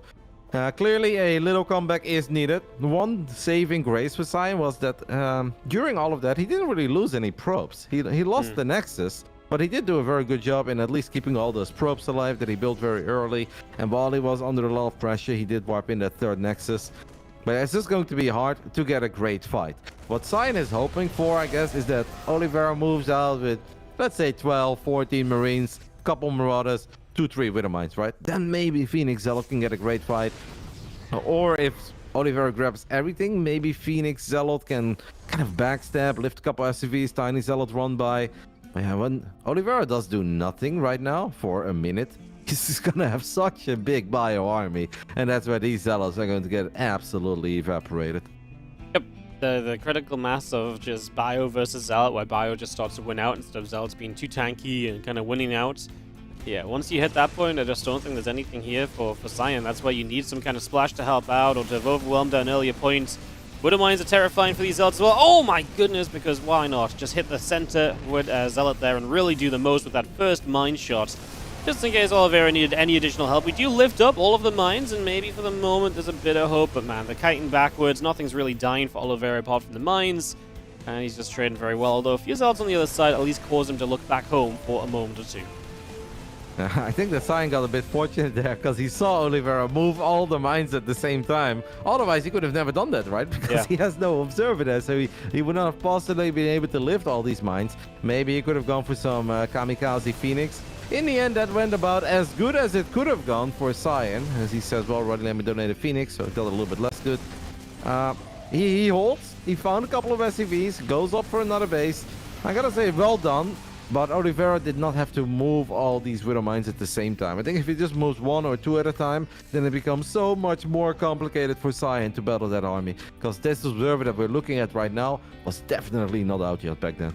It really was not. We have another obs across the map too, as the Phoenix keeping an eye on this force. Oliveira is once again beginning to get the idea of moving across the map, and I still feel as though if he does that, he's going to be in a pretty good spot. 1 Zealot goes down early. There's a couple units to deal with Zealots in the natural. Plus, Widow Mine should be absolutely fine here, in fact. So it's going to be a pretty easy cleanup. And yeah, counterattack doesn't do anything. And the Bioforce is stemming at what is still a very lackluster army. Robobay is just now finishing, so yeah, this amount of bio, you're just not going to run into that with Zealots anymore. We're going to try to drag the Widow Mine shots above the Terran army, but that is not going to work. Too much firepower, way too many Marines, way too many Marauders. And Oliveira takes a quick and easy 2-0 lead in the semifinals of the ESL Masters Asia. I mean, he is the world champ for a reason. He's just playing well, Waddy. This is just clean, very solid Terran play, where Oliveira is playing so well that he's making Cyan look pretty average. And Cyan is not average. Cyan is a very dangerous Protoss who has taken out some of the finer players in the European scene in the past, is capable of making very good runs within this region. Got a victory over Time or Oliveira once, but today it seems that Oliveira says, mate, don't even think about it. Like, I know you still got fond memories of that reverse sweep, and you were the king of China once, but that ain't happening today.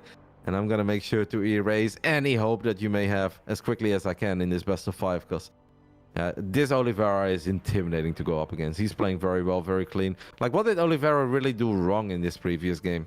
Maybe moving all the mines at the same time. Yeah. That's the only thing I can think of.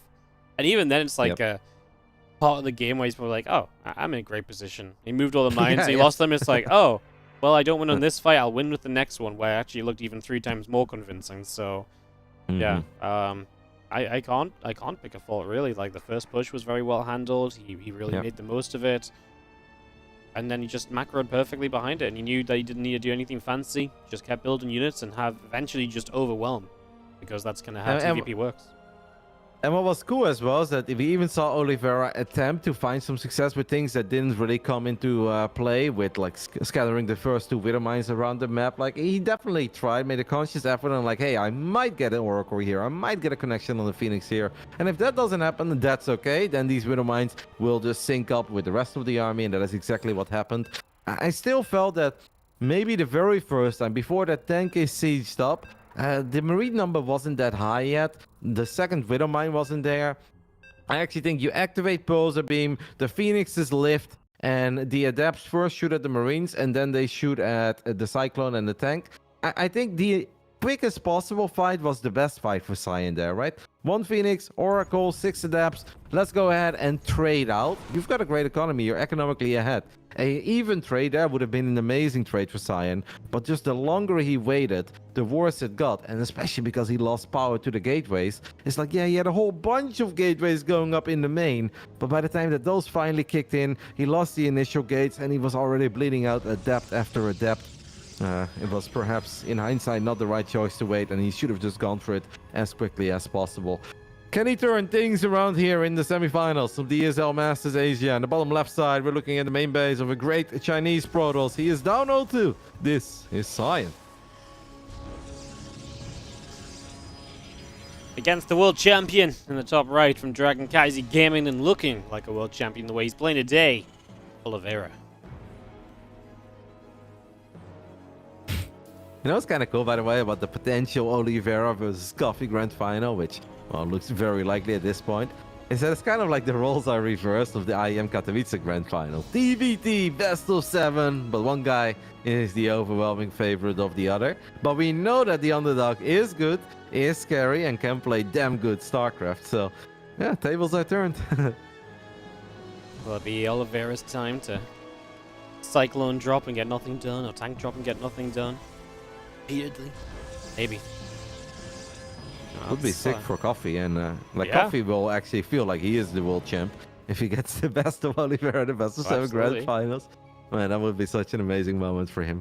I can see it. I can definitely see that being a very competitive final, man. Coffee just does not strike me as the guy that's an easy pushover for anyone. Because in all the games that we've seen from him, we hype him up, we praise him, we give him love.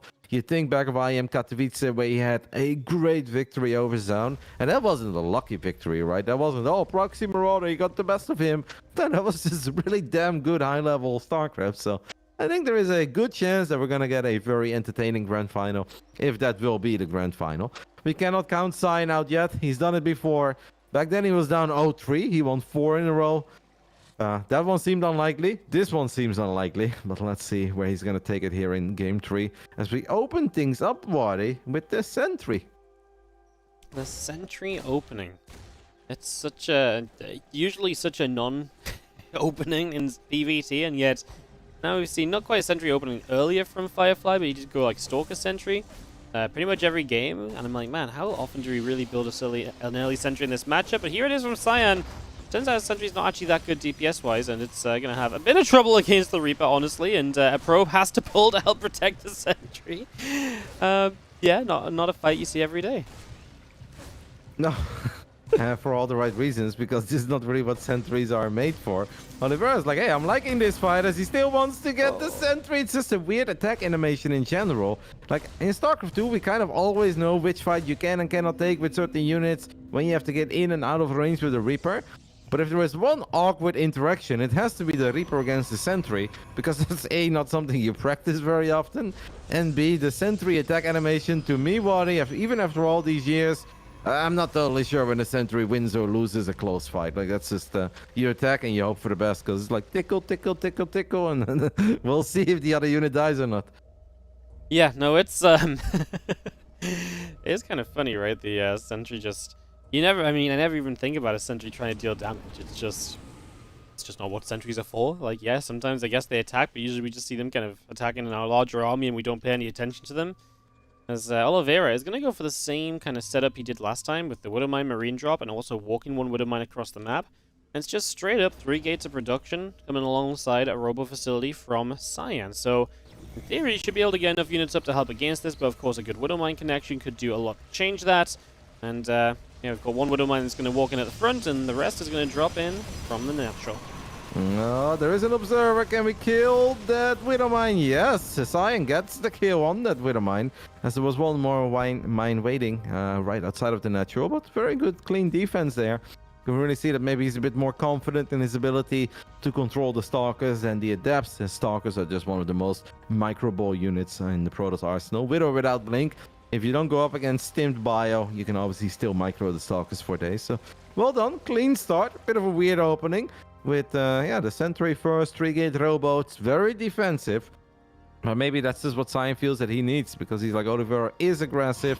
He is clearly trying to be in my face here in this series on a map that's not altitude. So let me just go ahead and play it safe, and we'll take it from there. So far, so good. But obviously, with the fact that this next is a little bit later than it is with many other builds, I wouldn't say it's a dream start for Cyan, but very acceptable. Yep, no, absolutely. Is Raven, Medevac. I'm going to join up overhead with the mine. The Marines and the tank all joining in. Oliveira is going to, perhaps go pushing across the other side. Is potentially going to get this observer. But now there's going to be Stalkers here, and this turns into a bad idea. So Cyan responds and helps protect his own observer. And it looks as though Oliveira is going to think twice about still moving across the map. Going to pull it back for the moment. I mean, I kind of liked his army if he got across the map and everything. You got a couple tanks to solidify with. There's no tech units up just yet. First Colossus is about to pop. He had a couple tanks, and he had the Raven Matrixes available too. But yeah, it just doesn't feel like he can get across the map in a reasonable manner, so just pulls it back, sits at home instead, and we wait for the next step. I wouldn't disagree with you there, because you look at the Stalkers, it's like, okay, if it's just Stalkers against a couple of Marines, yeah, they can kite for days.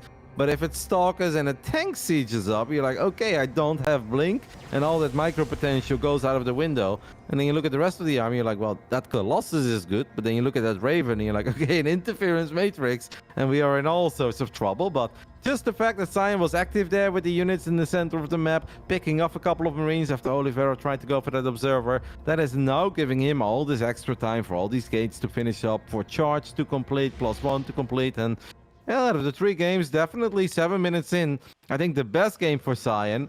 Not sure if I'm truly feeling this move out right now, as Oliveira has picked up a couple of medevacs, and they're basically flying in range of the Protoss army. God, the Raven! And the Raven, though, that is a big pickoff, Wardy. That is a big pickoff. Yep, gets a last-second anti-armor missile down, but yeah, that's huge, because honestly, the Raven with double Matrix available, that's 2 Colossi out of a fight for Oliveira to engage in with, so it's huge potential that's now just not available at all. We do have a couple medevacs down the bottom side. Stalkers are in position here, and our medevacs just trying to hang around, and they are going to loop even further to the south, and they are going to get in. Yeah, but there is a Colossus here, and the Colossus should help out against the Marines. Earlier we saw Marines die for a Colossus. That is absolutely not going to work this time around, if you ask me, because these Marines did not have their 1-1 upgrades yet. They didn't even have stim initially, so this drop doesn't do a whole lot. Let's take a look at the third base of Cyan quickly, as the tanks and Widowmines have sieged up. We tried to activate a Widowmine there with a hallucinated Phoenix. Cool idea for Cyan. Unfortunately, it didn't quite come into fruition, but he's got that overcharged battery that's clearly putting in some work. Battery will fall in the end, but it bought time, and I do absolutely believe that Cyan can just run forward here, get on top of these tanks with a couple of Zealots with charge, and gets the cleanup. He defends the main base, he defends the third base. Cyan definitely stepping up his game here in Game 3.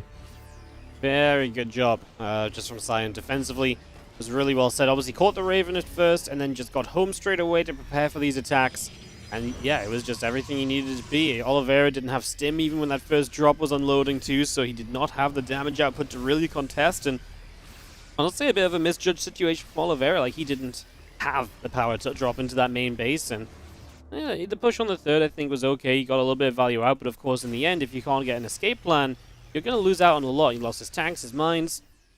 So yeah, he loses out big time. Supplies are still okay for Oliveira, but, I mean, Cyan maintained all of his tech units, and that's a big thing, because now he's got 4 Colossi, and he's going to start adding in all the other tech as well. Possible disruptors, further upgrades, even, actual Twilight upgrades, charge, now Blink. These are all things that are going to power up his army. He doesn't have to waste time replacing anything that he lost in the previous fight. And imagine, by the way, if that Raven didn't randomly die in the center of the map, because then that double drop is terrifying, right? Because then the Stalkers without Blink and versus that amount of bio, and the Colossus gets matrixed by that Raven, that would have been a very difficult army to clean up for Cyan.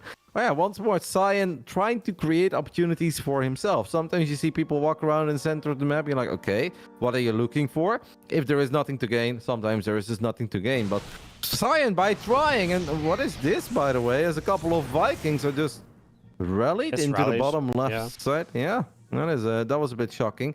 But yeah, back-to-back times, Cyan, by being active with his Stalkers, gets rewarded. First, he pushes back the very first push. That could have been scary after Oliveira ran into the Stalkers and tried to get the Observer. And the second time around, he picks off the Raven full of energy, and that would have honestly been a nightmare to deal with. So very well done. Cyan playing a great game 3 here, showing us that he ain't going down without putting up a fight. Nope. He is absolutely not, as he is stacked up here. He's going to lose his R2 initial Widowmine. That's fine. His army is scary. Plenty of Colossi. We mentioned the addition of the Disruptors. He's looking. He feels, though, at least confident enough to be on the map, which can obviously have Oliveira scared and maybe make Oliveira a little bit afraid of kind of doing things himself, as he is going to try and set up for 4th base. There's that going on that right-hand side. A little Zealot running in. Not much to talk about. And everything just prepping, you know. We'll see if Cyan really wants to push. He's even getting a Dark Shrine because he's comfortably into the later stages of the game. He can think about doing other things like a Dark Shrine to set up aggressively from here. Yep, and you look at the mini-map, this is beautiful map vision for Cyan all around. Yeah, it does feel that we are 1 or 2 Purification Novas away from getting ultra hyped, and maybe we've got a proper competitive series on our hands, but this game, at this point, it looks solid for Cyan. A lot of Terrans will not be happy entering this phase in the game, where it's like, okay, it's double Robo, double Forge, it's just a matter of time before the Dark Shrine is done. Shadow Stride is on the menu. And if there's one thing that the Terran players hate, it has to be the DTs with Blink in the late game of PvT, especially on a large map like Ancient, where it's just so difficult for a Terran to keep track of these invisible boys running all across the map and blinking into your mineral lines. Yep, no, absolutely. We have a couple of Zealots already lining up and attack. Oliveira's with everything down this bottom side. Vikings thought they were going to get an Observer, but they actually get blinked on. Super Battery is already active, but it's healing the cannon at first. The Colossi are taking some shots. Big EMPs. Disruptors do connect, but not super amazingly. It could have been a lot worse for Oliveira, who now only loses 1 Marine again. He's got rid of all the Colossi, Roddy, and he's just standing and fighting. This fight has been great for him, I gotta say.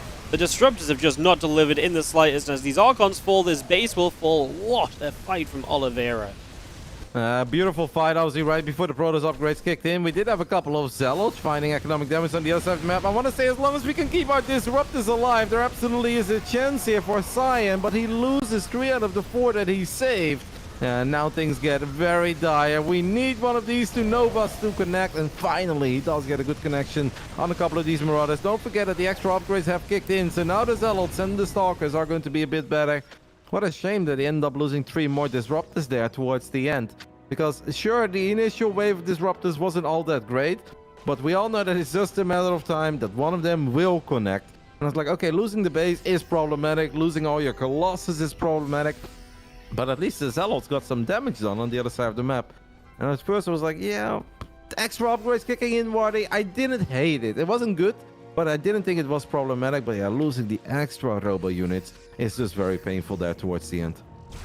Gets a ghost out of this Disruptor now, at least as we head into the next stage of this game, which is going to be a couple Liberators helping the push forward, helping the setup here of Oliveira. That Disruptor unfortunately gets donated unnecessarily. DTs are being caught, by the way, too. They're not doing too much. 6 workers, don't get me wrong, not bad, just feels like Cyan needs a whole bunch of stuff right now. We blink into this. The Disruptors will look to zone the bio back, so the blink is safe. He got rid of 1 Liberator, but it's just a slow process for Cyan. He's got a long way to go. As Oliveira is still splitting pretty well, but he might be overwhelmed here. This might be a bit too much Protoss. It feels like everything of the Protoss is on this bottom side, and this is going to be a portion of Oliveira's army. Yep, I gotta say Oliveira's micro indeed has been very sexy against the Disruptors, as we had multiple beautiful splits. Terran players that are this good, they can kind of make it look effortless, like where it's like, oh, a couple units to the left, top, right. I was like, oh, dodged it, but we all know how difficult it is, and it's so easy to panic against these Novas flying forward, but Oliveira is making it look easy. I did definitely get a bit carried away towards all of that, especially because it was right before his own +3 kicking in, and he's got double starport. He's like maybe 30, 45 seconds away from, instead of having 2 or 3 libs, you can start pushing with 6 or 7 liberators. And that's where it becomes very hard for the disruptor player to actually get in range of the bio and dream about big shots. Yes, no, very, very true. Is do you have Science Force actually going aggressive up the right-hand side? There's maybe not enough medifacts to do the healing here, but like you say, if that Liberator can't rise, and it's going to be extremely difficult for Cyan to do much, especially, you know, aggressively, because Liberators are going to be amazing defensively, stopping you pushing into them. Yeah, well, you see more DTs moving around, although one just gets blown up by a mine. It feels like the defense of Oliveira has really been on point as well. Turrets in good places, a Liberator set up on this base. Everywhere DT's going, there's just an instant cleanup on it. Cyan is going to go back into a couple of Colossus. I don't hate it, just to have some of that consistent damage and rely on the range of these giraffes, as he also gets the Stargate, which he just needs, not just to eventually maybe fight the Liberators in the center of the map, but at this point, Liberators with advanced ballistics could start being used to harass as well. And if you don't have any Phoenixes or Void Rays there, that's just super annoying. Sometimes there is literally only 1 or 2 Stalkers that can attack a Liberator. Once in a blue moon, even not a single ground unit can attack a Liberator with advanced ballistics, so it makes sense to at least get the investment of the Stargate going. Cyan, I think at this point needs time, because he's just down 30 army supply. And definitely has a good economy. Has nice ink almost. No, that Archon was blocking the Disruptors there, and Cyan loses a whole bunch of these Robo units for free. Well, that's not a way to climb up in the army supply. No, that ain't it at all, and at the same time, Oliveira is setting up on the left side with an attack as well. We do actually find Disruptors over here that we split away from. Oliveira does not get the dive afterwards. Looks as though he's still focused on pushing the libs forward on the bottom right. He only got one of those Disruptors then, so I feel like that was even Cyan getting a little bit fortunate, although he is losing Disruptors over here. I mean, this bottom side push is definitely the real danger, and Oliveira is, well, he's going to deny this forward base, and yeah, these libs can just push further forward if they want to. In fact, they don't need to. The Swords will come blinking down into them. This time the Disruptors, they force a split at an awkward time, but the split is still there, and another Disruptor drops, and the libs are going to move up yet again. The only thing I would have loved to see from Oliveira there, what is leave 1 Ghost with the Liberators, so he could have landed an EMP on the Stalkers, because with these upgrades, the Liberators, 2-shot Stalkers after an EMP, they 1-shot them, and an entire army would have melted. But none of that matters. I mean, look at Oliveira's macro. The man is still maxed out, still spending every single penny that he is earning with a beautiful push here at the bottom side. We'll take out this base one more time. And Cyan had an army that we thought was an intimidating, scary Protoss army. And yeah, it is against 2 or 3 Liberators, not against this many, as the Marines and the Marauders will stim forward. Stalkers dying, Disruptors dying, Colossus will fall, and that will do it. We are going to have a TVT Grand Finals in the ESL Masters Asia, as the World Champion does what we expect the World Champion to do, and that is get a win and look great doing it. 3-0 Wadi. Can't really fault Oliveira for a whole lot in this entire best of 5. I mean, he played really well. The start of this third game was a little bit rough. He didn't do well, but that was really just Cyan playing well against his aggression.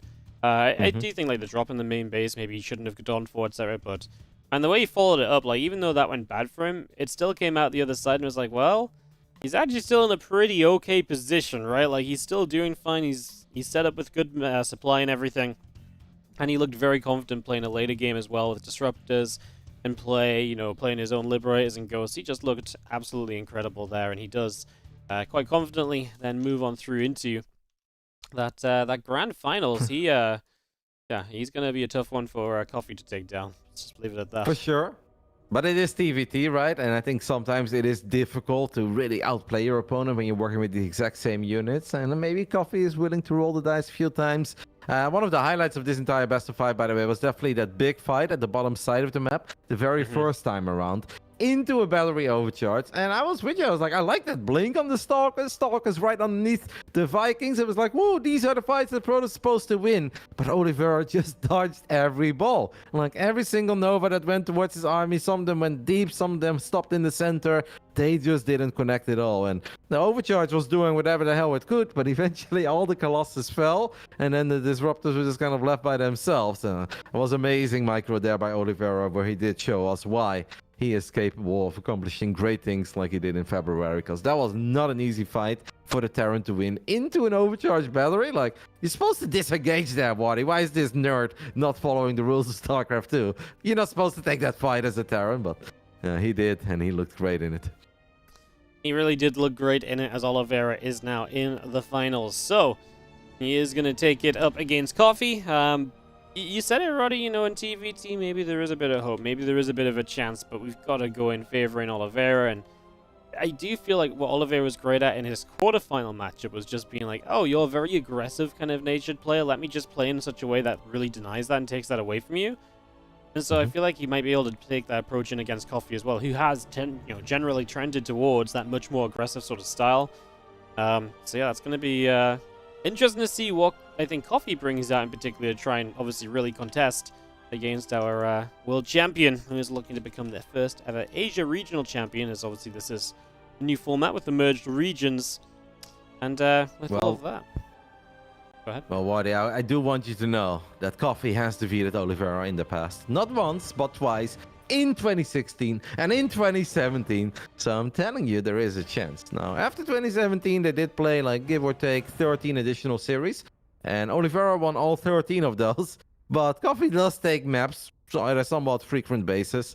But yeah, Oliveira is the clear favorite. Yeah, the numbers backed it up as well, even before the man stepped up. But I also do still feel that Coffee stepped it up a little bit. I think the Coffee that we are currently looking at is a better version of Coffee than we saw in 2021 or 2020. So I think in that regard, maybe the stats can lie a little, because I feel that Coffee is better, and maybe Oliveira inspired him to also accomplish great things in StarCraft 2. So sure, big Oliveira advantage, favorite on paper. But I do really think it's going to be competitive. I think we're going to have a couple awesome games. Well, we will see if Coffee can cause the upset when we come back. We are going to be taking a slightly extended break because we do have to give the players from the second semifinal an additional amount of time to prepare for the final match. So because of that, we have about, I believe from now, it's going to be about 12 minutes. So when we come back, it is going to be that Oliveira Coffee TVT Grand Final. We'll see you guys after this quick break.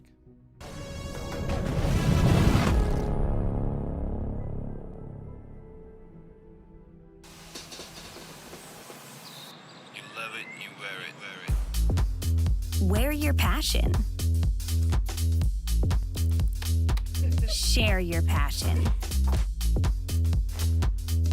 Wherever, whenever. Gaming is a lifestyle. Get your merch at shop.eslgaming.com.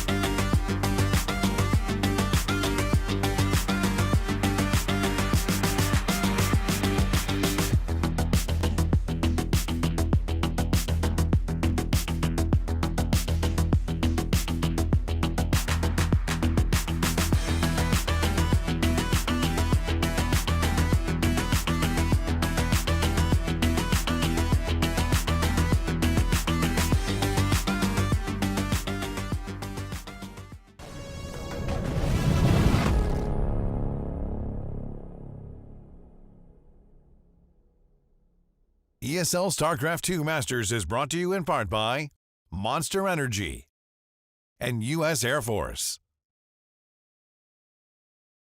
Welcome back, everyone, to the final day of the ESL Masters Regionals, where we are getting ready to hop into the grand finals of ESL Masters Asia. Only the winner gets an all-expenses-paid trip to DreamHack Jonkoping and will walk away with $6,000. The runner-up still gets $4,000 and is, of course, welcome to Jonkoping. Is going to have to get there on their own dime.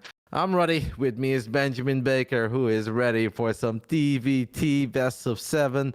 Benny, do you believe that we could have a big upset on our hands, or do you expect the world champ to do things that world champions do? You know what?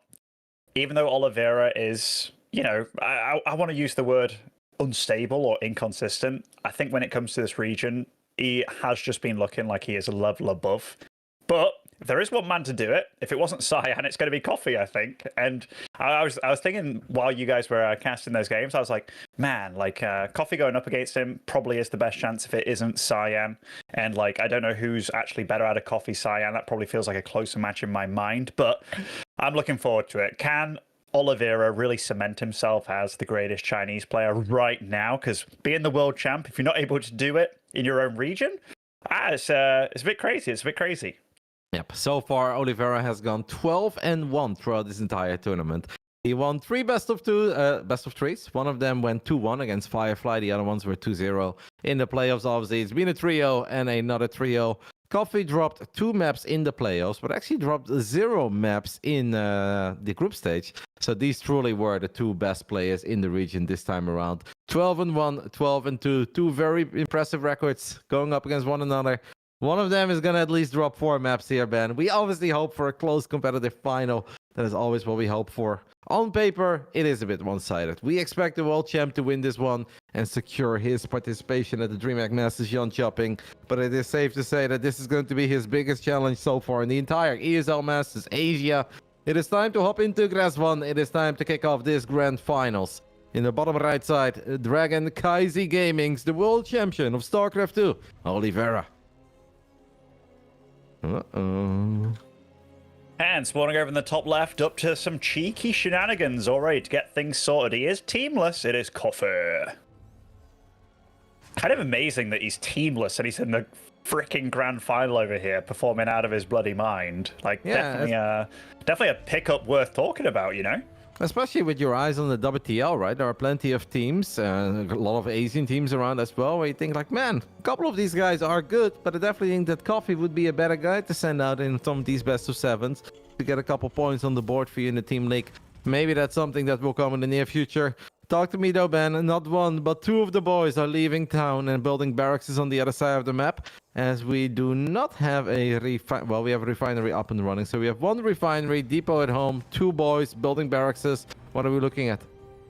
I mean, so far this is looking like Proxy Rax Reapers, but given that it's just on 1 guess, there is potential that he does some Marauder shenanigans going on. Honestly, there's quite a few choices up till this point, so it's going to be Reapers. Interesting choice of builds here, just because Oliveira showcased in his last TVT that he was actually opening for lots of these safe 2-Rex builds, like 2-Rex Reaper in your base. So if Coffee did go with this in order to go up against that, he'd have been severely behind. But as this is working out, Oliveira hasn't scouted at all. He has no idea just yet. The ideal situation is you make your Reaper and you instantly start pumping out Marines, instantly. But you only do that if you know you're up against this kind of thing.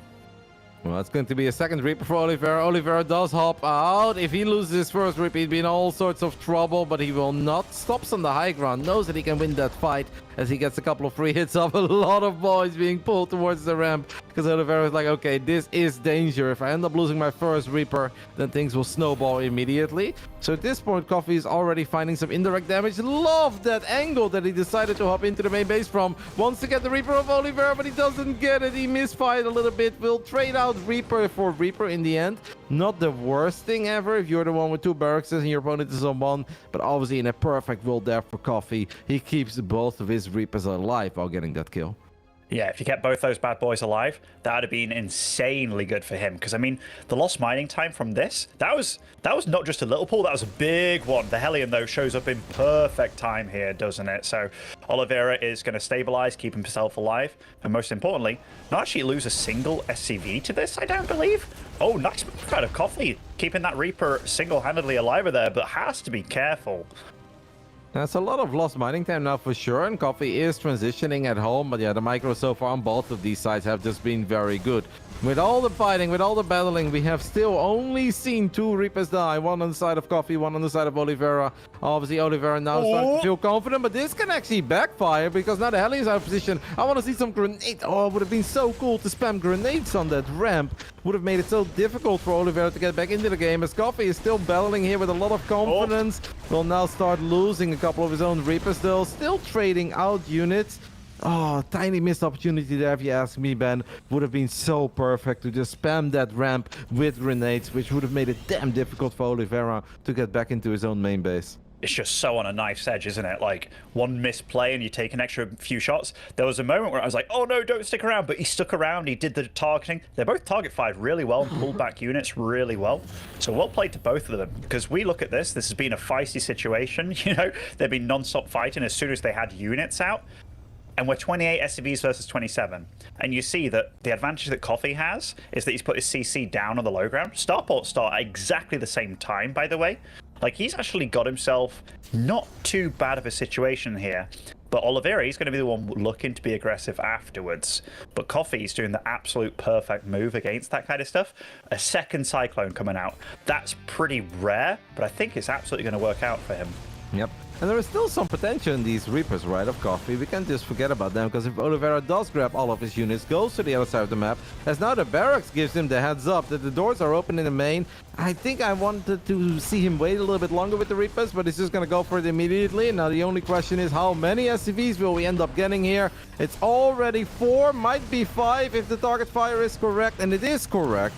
I mean, 5 SCVs is obviously very solid. Puts Coffee in a economic advantage, but now he does truly need to be bulletproof at home, because that is a lot of HP that he's now missing at home. A lot of firepower that he's missing at home. So this will not be easy. I mean, it's 11 army supply. This looks scary, but let's see how well these Cyclones are going to be controlled, and hopefully a very well-placed auto turret.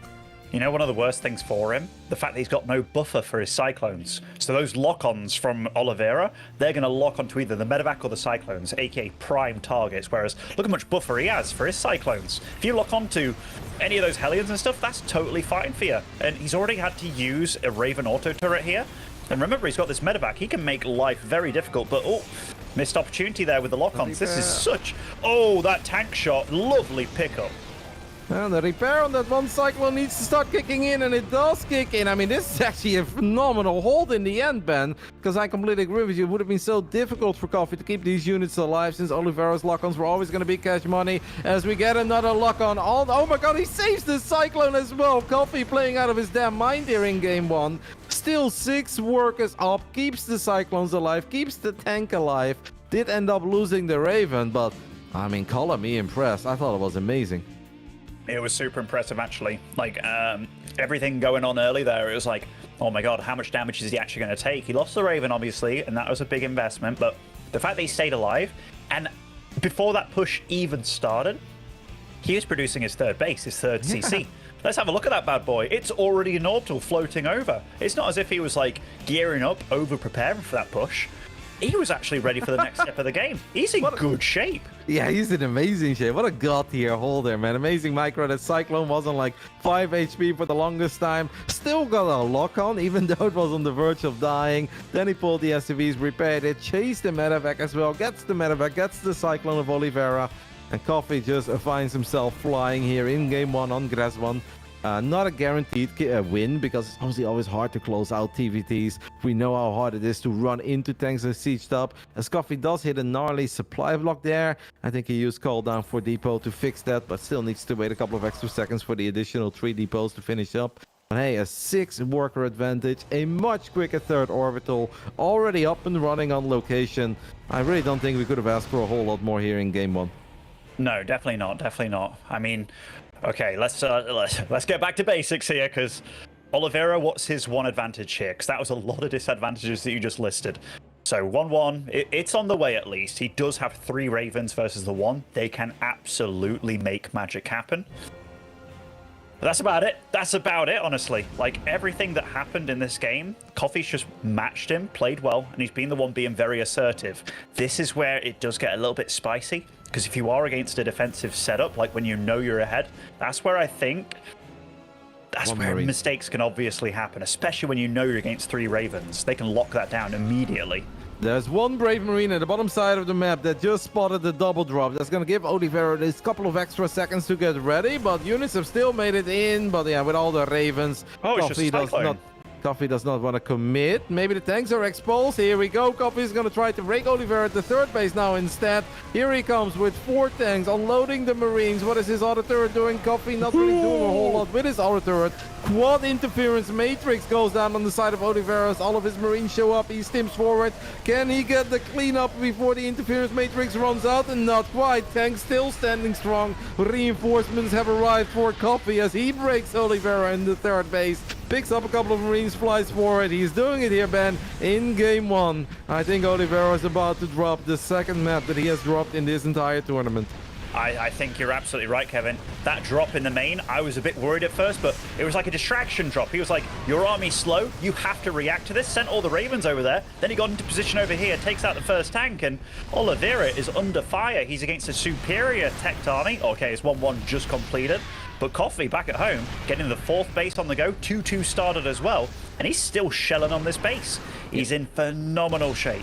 There was one small problem there, and that is that he forgot combat shield, but he's going to fire that up as well. Oliveira did do a great job in producing SCVs. He's still down only 5 workers, but yeah, these tanks are a problem, and without Ravens, it's so damn difficult to clean them up.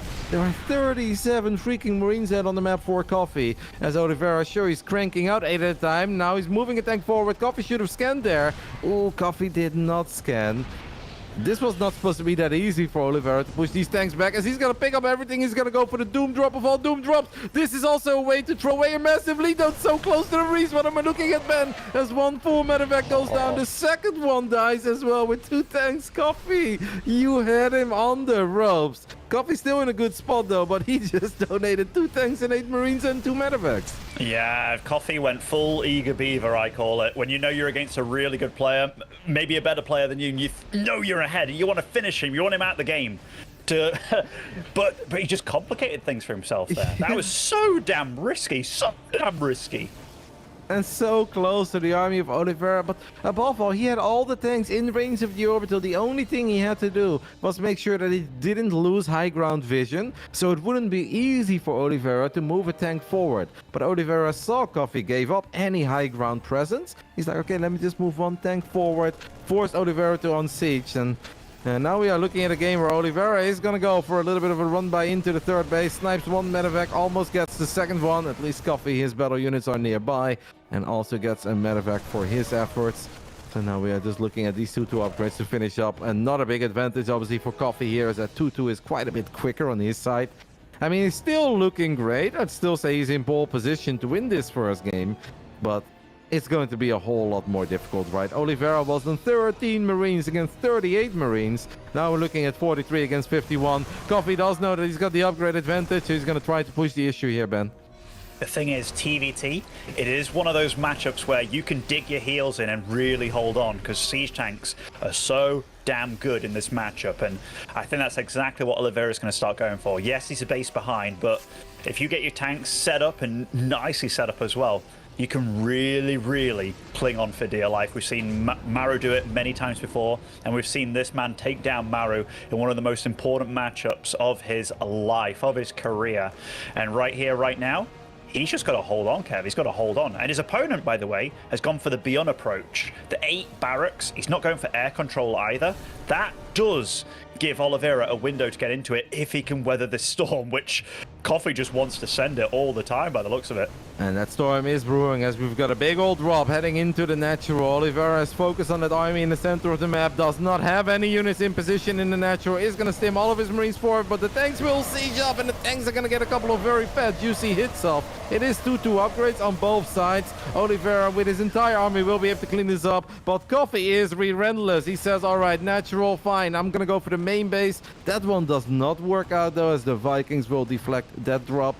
I mean, Oliveira holds, but at the cost of 20 SCVs. What he did manage to do, though, is fly over that command center, right? And I think if Coffee just has a couple of Marines there to delay that process, because the one thing that Coffee should absolutely not allow is to let Oliveira get 4 bases up and running, which I really don't think Oliveira had any business of getting that 4th base up, but he's kind of getting it right now.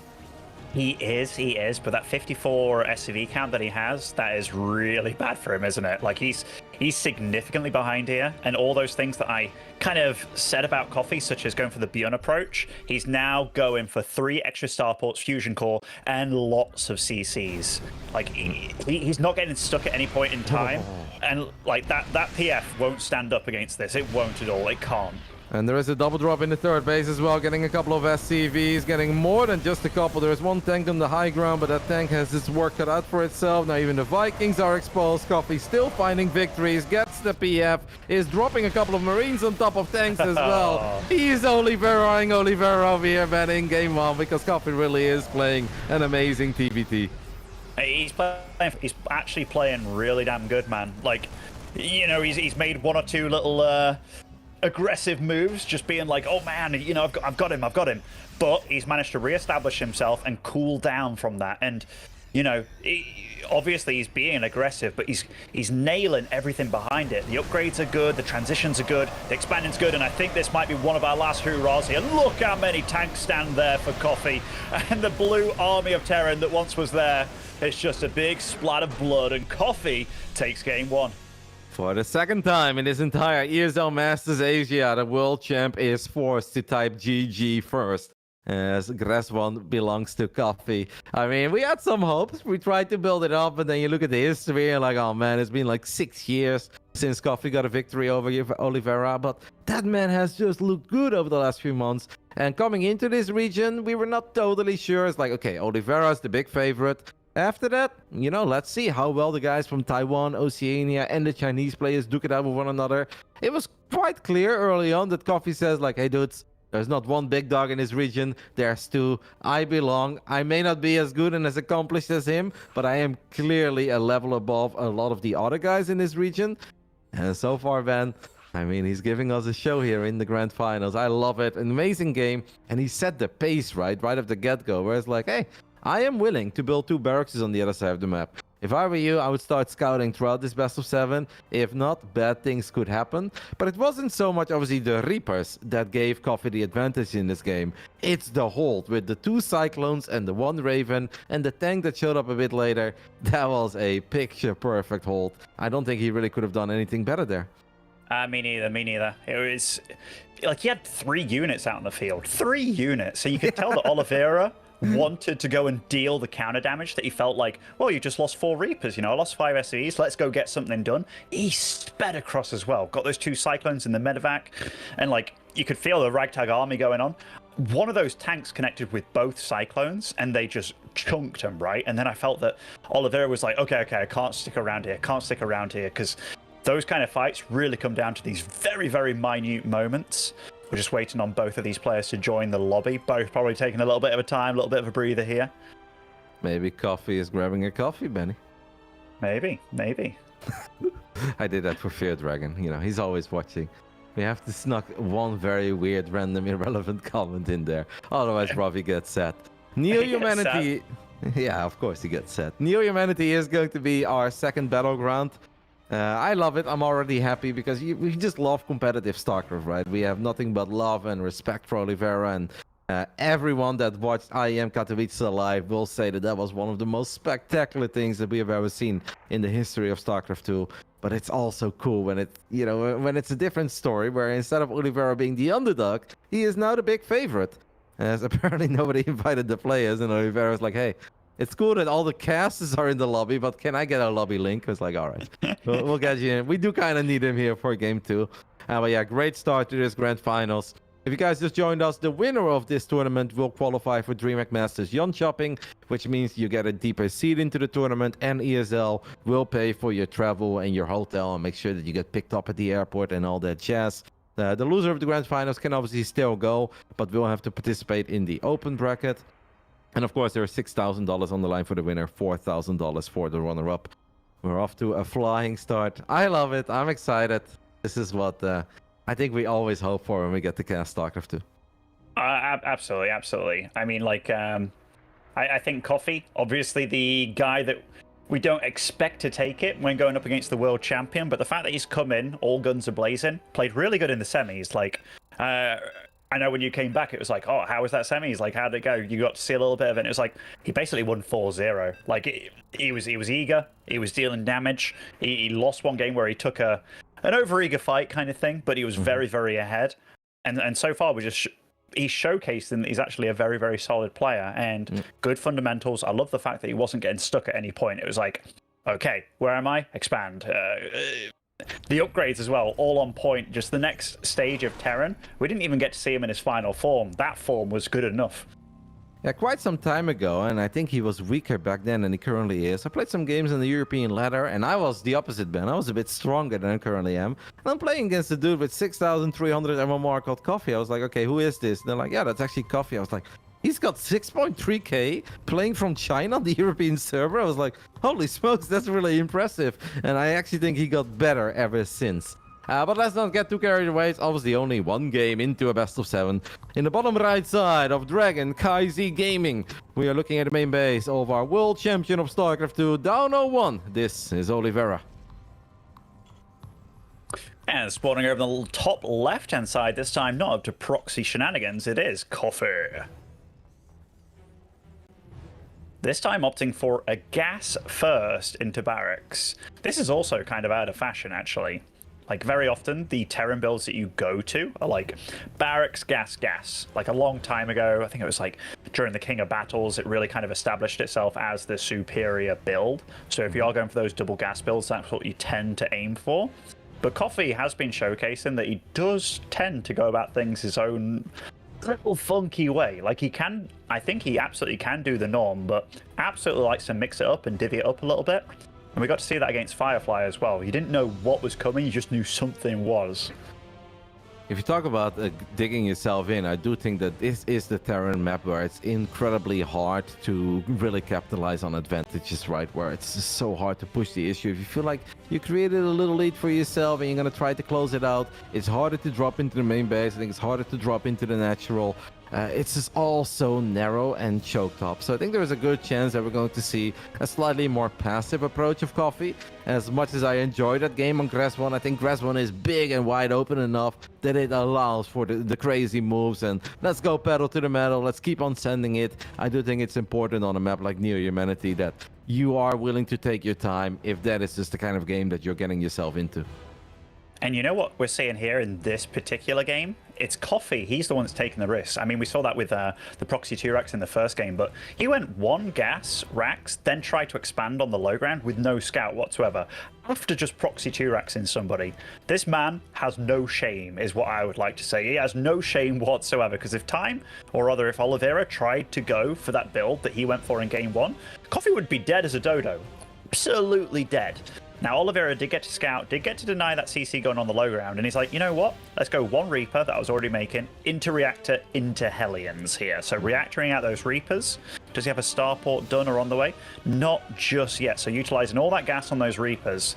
Now the starport's going. And Coffee, he is blind. Like, he has no clue what he's up against. Nope. What I did like from Oliveira is that he got that little sneak peek on the other side of the map and he saw that command center being built on the high ground and he's like, oh, okay, cool. If that is the case, then I can just go ahead and drop my CC on location because I know that I'm not in any danger of you doing something very wild early on.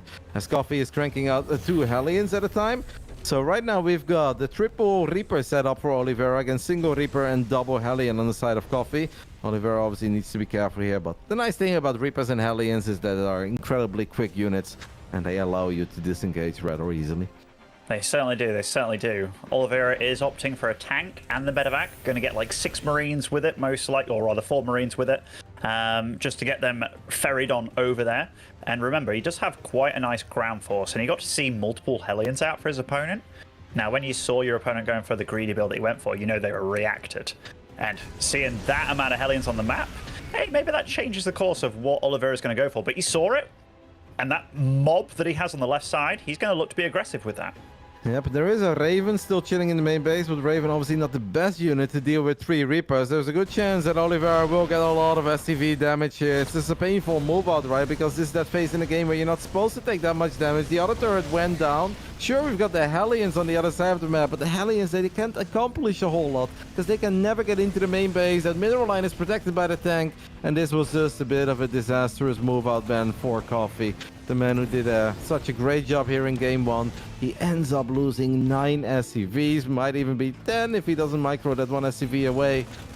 Pure pain, right? Because this could have been a scenario where neither player really finds any economic damage, and we just take the game from there. Instead, it is Oliveira with a monstrous win. The double tank drop follow-up as well. I mean, that could deal damage. It could deal damage. I doubt he'll use them to siege up. He did get a lot of SCVs in the red health, and these tanks, they're pretty underrated when it comes to their single target DPS and just getting stuff done. Oh, he's going for that kind of drop. I mean, that's a bit spicy here. We'll be able to shell on that gas line. That's kind of cool.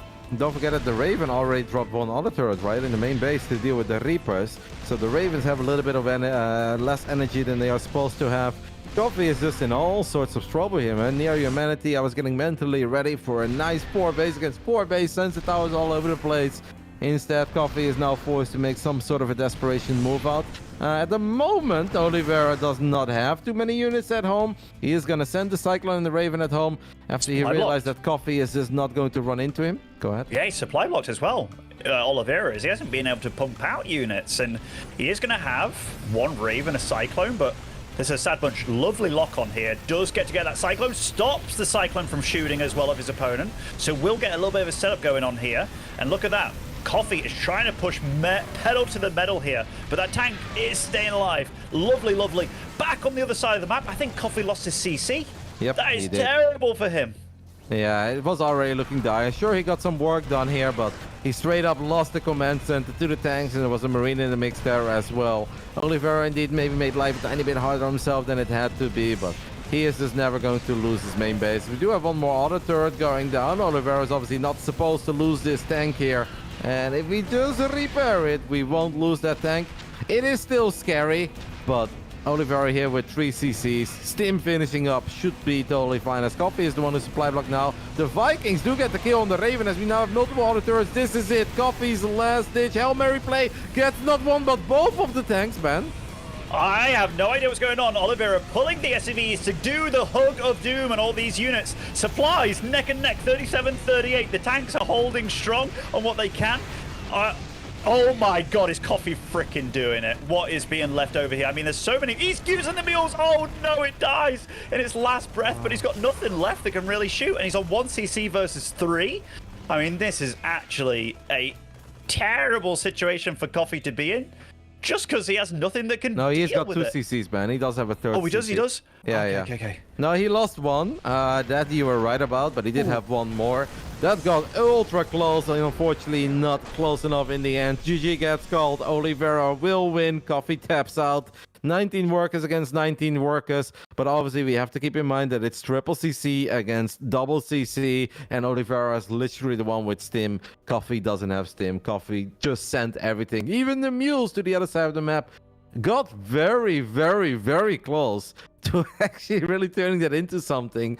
And in a weird way, for a game that started off in such a disastrous manner with the Reapers finding a lot of damage and the tanks getting in a position where basically Coffee had almost nothing to fight for anymore, you can take some positives out of that where you're like, whoa, I actually got close there, man. Like, this was a nightmare of a game, and I got damn close to getting the job done. No, he was actually very close there. Like, those mules, if they actually managed to keep that tank alive there, we could have been looking at a different scenario, which is how close it was. Frick me, dude.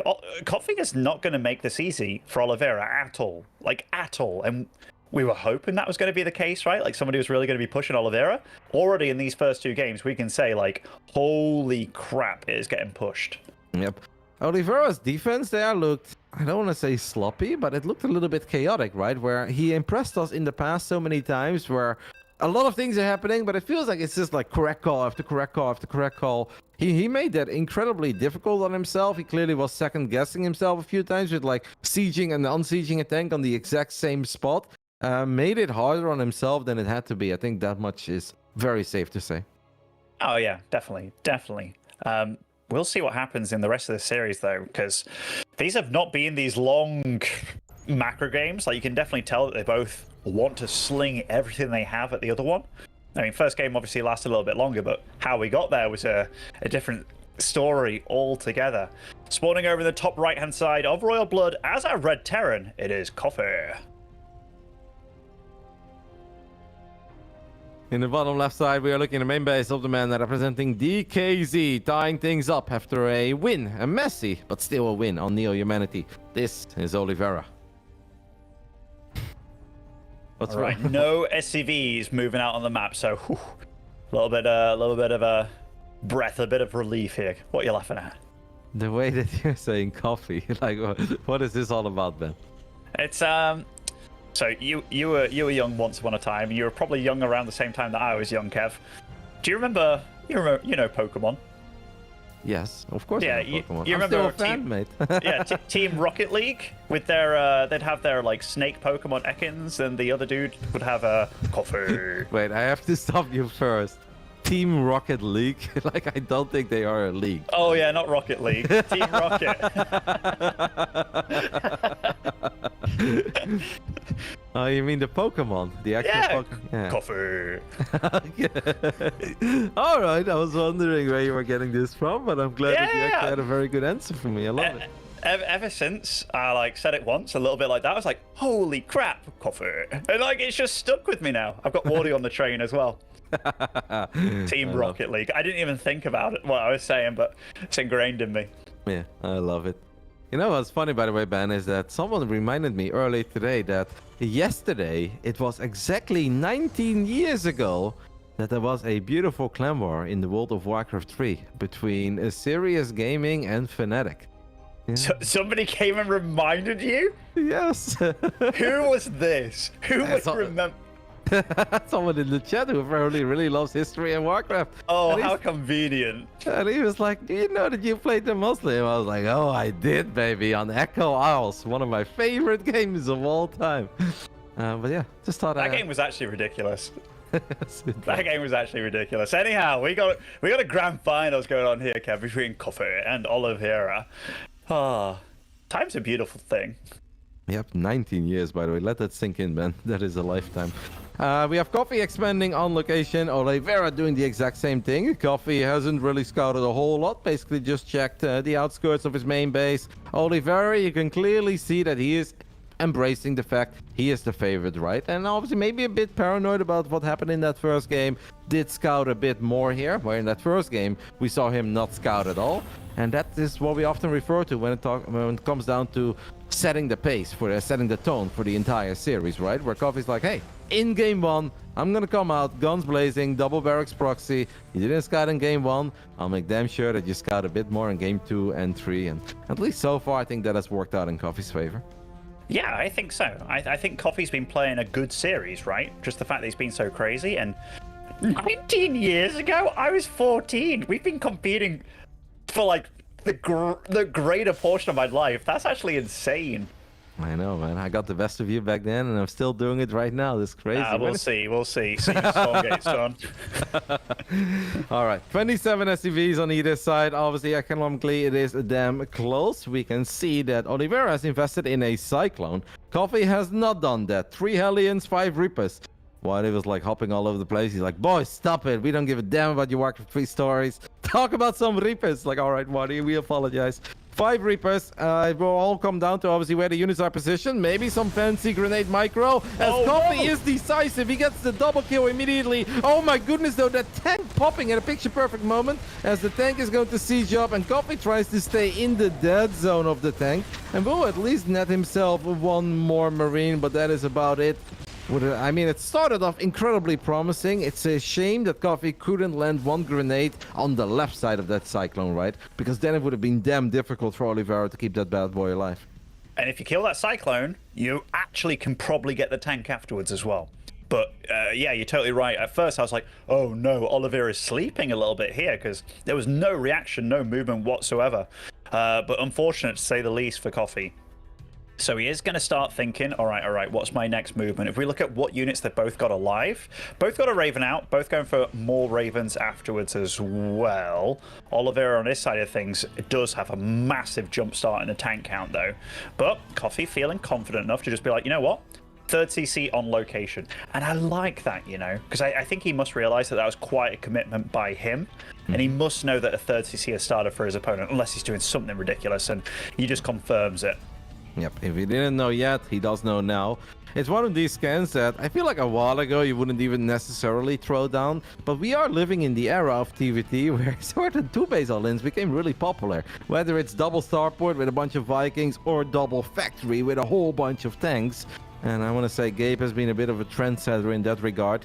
And we've definitely seen them pop up quite often over the last few months. So it makes sense for these guys to confirm.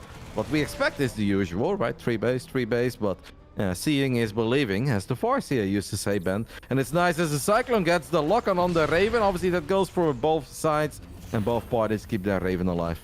That was a nice chunky shot from that tank downtown, and they both have a good number of Ravens out, 3 apiece. Look at Coffee, by the way. He's like, you know what? Let's skip that air battle, because I know you're skipping it. I saw that with the scan. And now he's actually getting a Liberator out and a Viking. Oh my goodness, he's being crazy here with this push. But he's going to get the stim, denies the stim. That's actually quite a big deal. Yep. It was obviously a lot of Raven energy, and that does mean that you need to be careful right now, like the on siege there, right? So even if the interference matrix would have gone up, he would have been able to save his tank.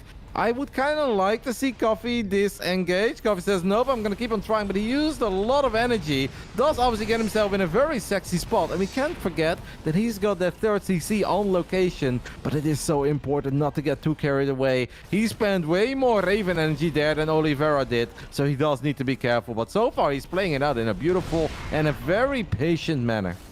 The thing is, if I look at that production tab, we got +1/+1 on the way for Oliveira, almost halfway done, whereas the engineering base only just started for Coffee.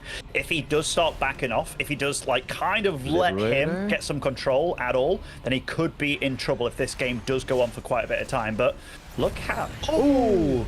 Big Lovely attempt, but didn't work out. Yeah, that was a big pick-off there for Coffee, because that Cyclone obviously would have picked up the Liberator. Now he's going to force Oliveira to go forward. Oliveira goes with the back-to-back interference matrix, as we now have a couple of auto turrets going down. It's auto turret galore. Oliveira saves all of his Ravens. Coffee loses one of his, and more importantly, Ben, he lost the Liberator. The Liberator was the one unit that was going to make it so nice for him to keep on pushing and so difficult for Oliveira to find a great fight. We now just have tanks staring at each other. I don't know. We'll see. Oh, okay. Oliveira a little bit sloppy there with the marine movement. This is truly no man's land in between these two, isn't it? Like, this is truly no man's land. Another Liberator is coming out. That's kind of a gutsy move, considering he doesn't have air control, and he kind of knows it. Oliveira is kind of bleeding out just a few Marines here and there, and they're both very in the know of what the other one is going for. And Coffee's like, you know what? Let's cool it down a little bit. I see that you've got +1/+1. They're both constantly going to be checking on what the other person has. And Stim is finishing up for both of them, neck and neck. Just 2 or 3 seconds within one another. And Coffee, in fact, this is Oliveira starting his armory. Okay, I thought that was Oliveira for a second. But Coffee's not going to let him breathe a little bit. Sensor tower does get denied. Good movement there by Oliveira, because obviously if these tanks would have sieged up in range of the gas, maybe even the middle line, that would have been problematic. Coffee still rotating his army, needs to be careful as we got the Liberators harassing a little bit. A lot of lost mining time for SCVs falling. And look at the mini-map movement, guys. Coffee still just sharking around, looking for that one opportunity where he can siege up his tanks in an early spot. Oliveira had enough of it. Oliveira's got 1-1 here, and they're going to siege up a lot of them as we have all the turrets and matrix is going down. The units of Oliveira are very clumped up, but he does get some good shots up and even better matrixes. And just like that, a game that was 20 seconds ago pretty much dead even, besides the upgrade advantage. It was 120 supply, 120 supply, very similar numbers on the board. I have the feeling that Coffee just in the end there, Ben, overstayed his welcome a little because he didn't have the Raven energy on his side. He lost the Raven, and obviously he didn't have those Marine upgrades. No, you could really feel that came down to micro and just knowledge as well of how to use your Ravens in that situation, because you saw in previous fights they're both dropping their turrets and both trying to do what they can, but in this fight they went for very, very different choices within that Raven skirmish. Oliveira was just like, you know what, interference matrix to Raven, I think, and then it was obviously all the tanks and stopped him, and all his tanks were totally free to fire, and it was night and day. One army stayed there, the other one absolutely exploded. So yeah, well played to Oliveira, because that was super decisive. I really love the way that he dealt with that Liberator, because I think that Liberator was the MVP unit there. And at first, we tried to get the Cyclone lock on. Tank protects the Lib, tank gets the kill. You're like, okay, now this Lib is a problem. And Oliveira just handled it in the way that you expect a world champion to handle things, where he's like, all right, not right now. I'm not going to sim forward. Let's drop a Matrix. Let's drop another Matrix, and then eventually the Vikings will show up, and I'm going to be able to pick off this Lib. Then there was the second Lib showing up, but that couldn't really do a whole lot in the actual fight, so he decided to go for harassment. But yeah, obviously that didn't work out in the end, because the army, there was just no way home for that army. It was crazy though, because 20 seconds before that game ends, Ben, 120 supply, 120 supply, and besides the upgrade lead, it was a damn even game. But yeah, maybe just... sometimes being the aggressor is very difficult. Obviously, you're not fighting with all of your units yet. It takes a little while for the extra units to show up. And Oliveira, you give him a finger, Ben, and he takes your whole hand. Takes your whole hand, takes your whole arm, mate. Takes your whole arm. Yeah, third, but in fact, this is fourth map of the series now. Oliveira is up 2-1, playing very, very solid. Let me make sure that my camera is on our beautiful obs, which is a Wardy today. Spawning over in the bottom right-hand side as our blue Terran, it is the world champ. It is Oliveira. Taking the 2-1 lead in that grand finals against this man, who's definitely giving us a show. In the top left side, the underdog, down 1 and 2. Chinese Terran, Coffee. Or as Ben would say, Coffee. You're gonna think it now forever. You're gonna think it now forever, man. I have that. In fact, I remember exactly what it looks like. This big floating ball with the like gas clouds coming out of it. You remember? Yeah. Yeah, it evolves into muck, right? Or is that a different one? Oh, Wardy's having a heart attack right now. Wheezing is what Wardy says. Wheezing. Coughing and wheezing. Sorry, Wardy. Wardy's like, oh my goodness. Fancy saying that. Wardy's probably like, man, this is worse than the one time you said it was Hulk in Street Fighter. I still think it's Hulk in Street Fighter, Ben. No, you freaking don't. Don't go there. All right, we have Oliveira once more going for the scout early on. Coffee did not scout in that previous game, but he kind of checked around right at the edge of his main base and the natural, but then he saw he didn't get proxied. So you can definitely see that Coffee is embracing the fact that he is the underdog, right? He has to make things a bit wild, and he has to cut a corner here and there. Every little advantage can help you to give you a excellent launch into the mid game. Oliveira just said that first game didn't work out for me. I didn't scout. I got punished. And he even initially didn't look all that bad, but obviously he's like, okay, my opponent is clearly getting crazy. And he now gets the scout, by the way, that the command center gets dropped on location. So nice scout here for Oliveira. Super good scout. And with the way that Oliveira's been scouting, by the way, and it's like, holy crap, you're going for these like one gas, low ground expansion builds. I'd keep that in my mind here, because if he goes up 3-1, it is absolutely the kind of play where it's like, and you're not scouting as well, I'm going to proxy 2-rex you. So keep that in mind, what these players are going to be learning from one another. And here, look at Oliveira. Oh. He's pouncing. He does get an equal shot off here, and both of them doing what they can. And he will delay the CC for just a little bit of time, most likely here. Yep, the Reaper of Oliveira has way more HP, so this is already a little bit awkward. Coffee now forced to send a few more SCVs to the low ground. Will he went for the reactor afterwards as well. He went for the reactor afterwards.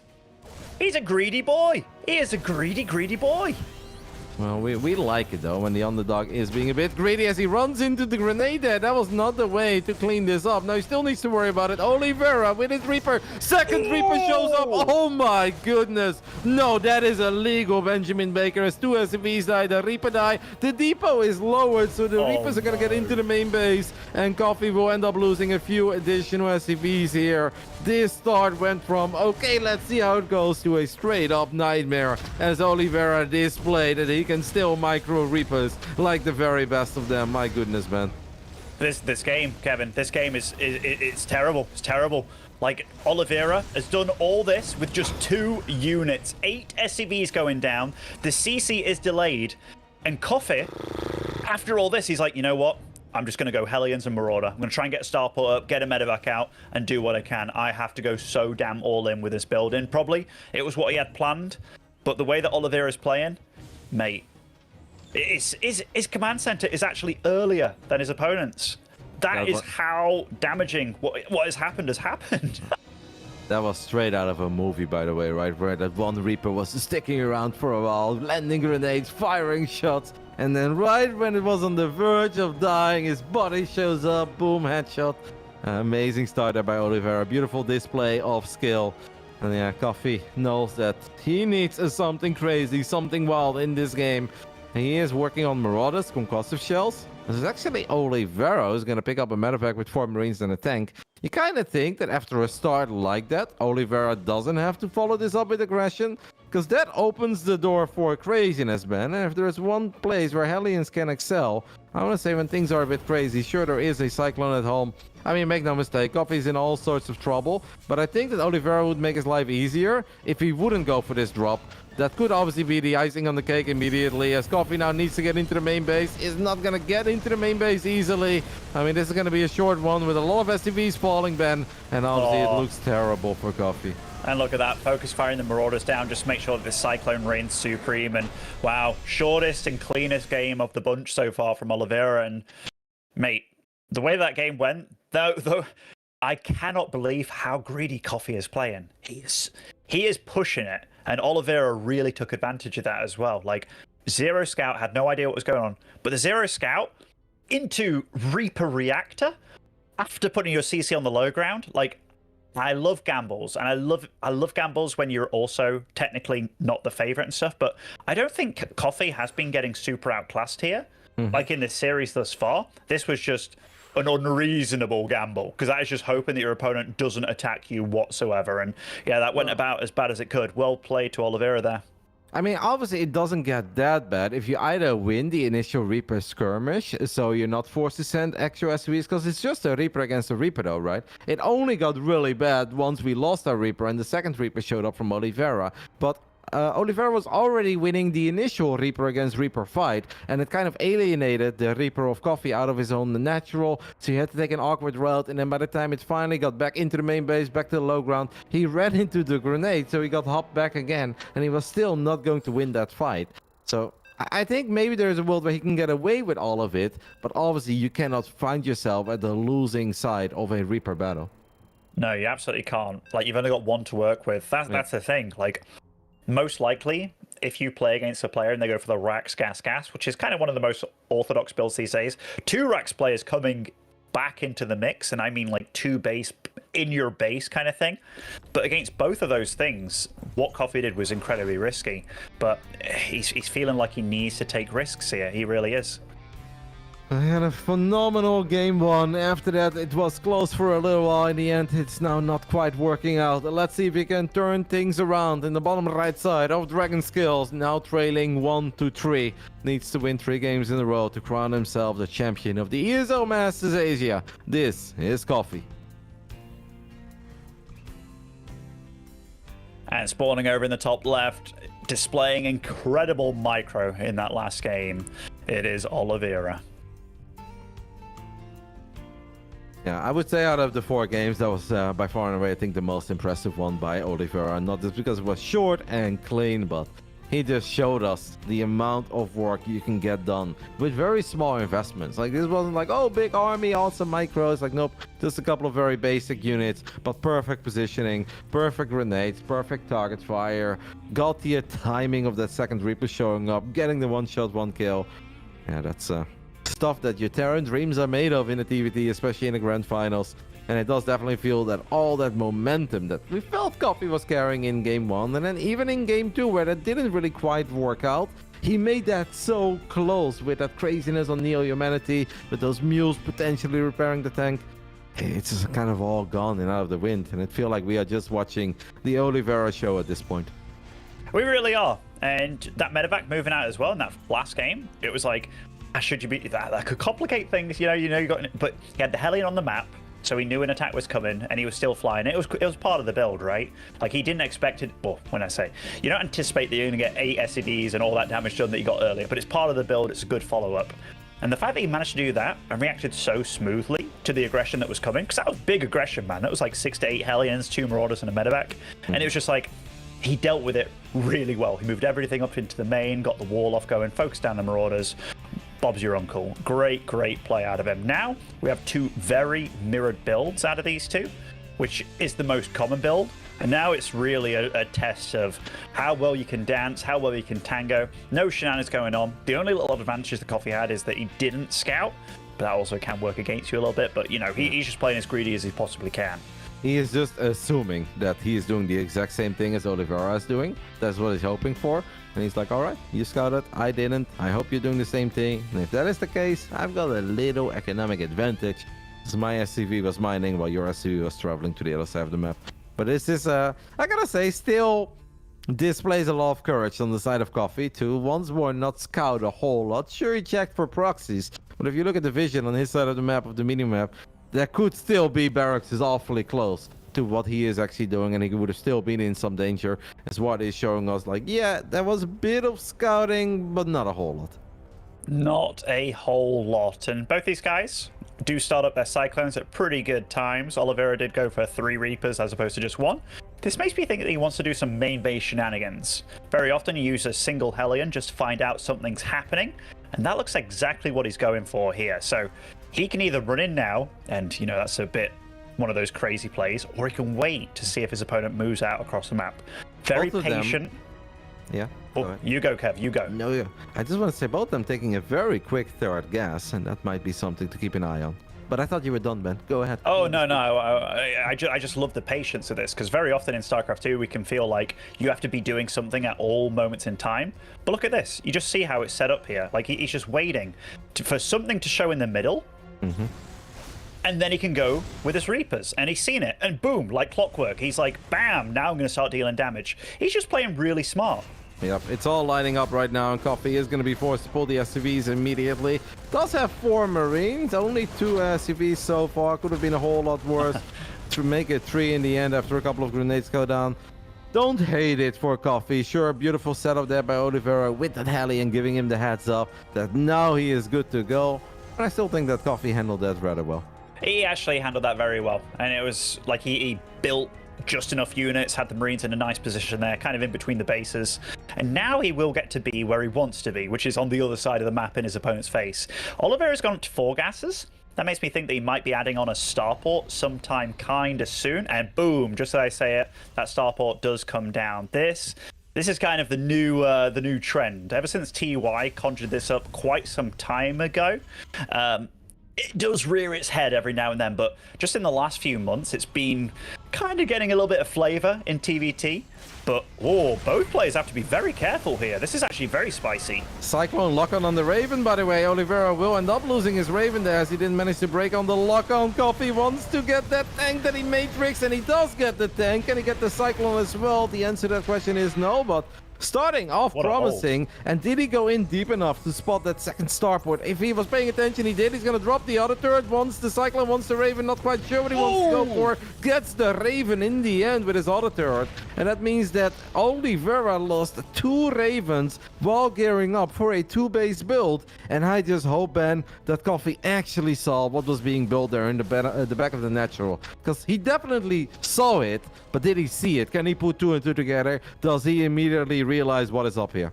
I mean, I hope so for him, because he knows that Viking count's going to be growing. But even if it is growing, having 3 Ravens still alive, I love that he's going to repair them. Having 3 Ravens alive actually does provide those Vikings with a bit of cushion. You might be like, wait, using Ravens to cushion against Vikings? In these Viking battles, it actually does make sense, and it is okay, especially if they've used all their energy. But yeah, Oliveira is in a world of trouble here, unless... He doesn't know, by the way. He knows where his opponent is, and there's not all the Ravens here. Yep. Coffee did throw down a scan there in the main base, and he's like, let me see, do you have a third CC? Obviously did not see a third CC because there isn't one. Vikings want to get a Raven. Vikings will get a Raven, Ben. So the Raven advantage goes from 3 to 2. As Coffee did drop a couple of additional barracks. Obviously, with every second that goes by, we like it more and more for Oliveira. For Coffee, as Oliveira does drop a third CC on location now, by the way. Can Coffee get one of these Vikings? So far, the answer is just 8 against 2 Vikings, Ben. 10 count is that even 4 against 4. Sure, there is that Raven advantage on the side of Coffee, but the Viking numbers are heavily in favor of Oliveira. They certainly are. Coffee's doing a good job of keeping all his air units away from his opponent. You can tell he wants to slow down this approach of Oliveira, and I think he's doing a good job overall. Now he's getting in a position where he can cut off the reinforcements as well.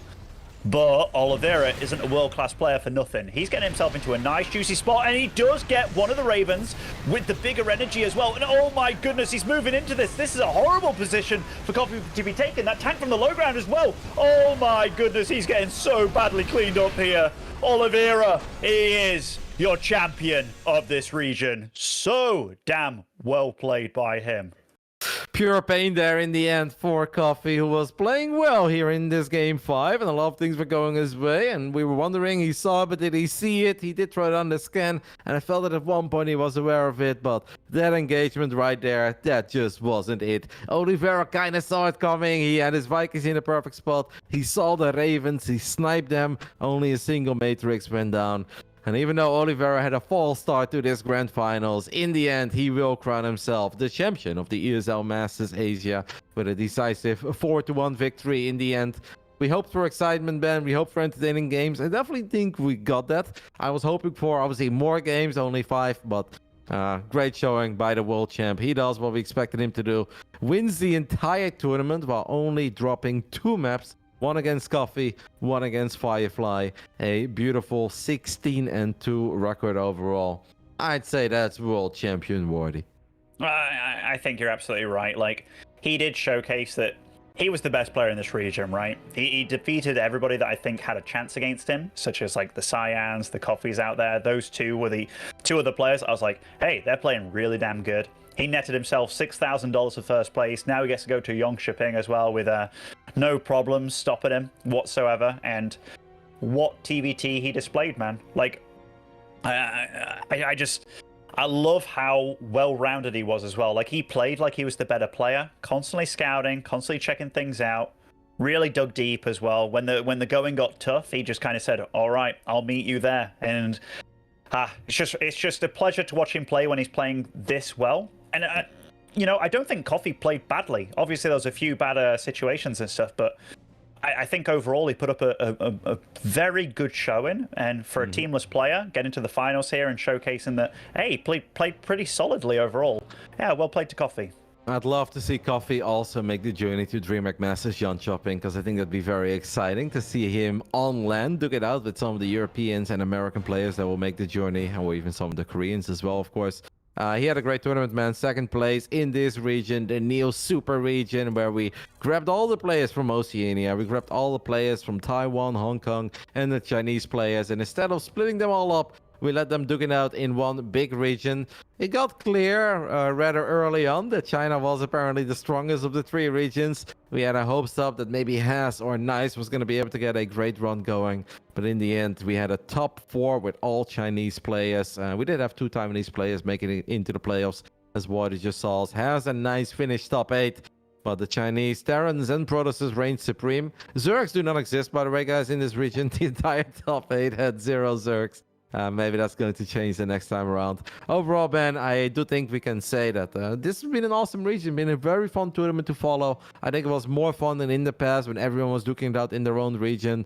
I think the competition was fierce. Oliveira still the best, But obviously, if he was the best in Katowice against everyone, it makes sense that he's the best here. But I am way more excited to see more of Firefly and Coffee and Jaishi as well than I was in the past. I think you're absolutely right. Like, there's a few names that you don't often get to see on the international stage, but they're obviously absolute demons. Like Coffee is one that, yeah, I hope some teams are looking at him being like, holy crap, yeah, he's the spice that our team needs, because he's dangerous, man. He's dangerous. Like, that first game, he played absolutely spot on. And it was just clean follow-ups. He showcased very good TVP as well earlier. It's a cool region. You've even got like the Zerg on display with Mia Micah. Granted, there's very few Zergs over in this region, but if you could be a Zerg and start practicing and really get on top of things, not that many people have got a lot of practice against Zergs in this region, is what I feel like. So yeah, maybe you can start shining a little bit, but it's going to be tough to take down the likes of Oliveira. It definitely is. Yep, as Wadi is going to show us the schedule one more time. Yesterday, we finished up ESL Masters Asia. If you guys missed it, obviously check out the VODs because we had a couple of awesome games. We are now done with the second out of the 3 regions that have an ESL Masters StarCraft 2 tournament. This was Asia. Oliveira is your champion. The champ has a name, Ben, and the name is Oliveira. I don't know if that makes any sense to you, but it will to some of the MMA fans. But that means that we are not done yet. We still have one more region to finish up. Now, we are going to be forced to take a longer break because we have a schedule, and I believe we are forced to stick to this schedule, even on a Sunday. Well, that will give you guys time at home to either have dinner, walk the dog, just explore the great outdoors for a little while. And we will be continuing this show in, give or take, 80 minutes. With Serral versus Clem, obviously a highly anticipated TVZ best of 5. After that, we've got a semifinals that we've never had before in the ESL Europe regionals, whether it's the DreamHack Masters or the ESL Masters, and that is MaxPax versus Spirit. And that obviously means, man, that one of those two is gonna make it into the grand finals for the first time in their StarCraft 2 career.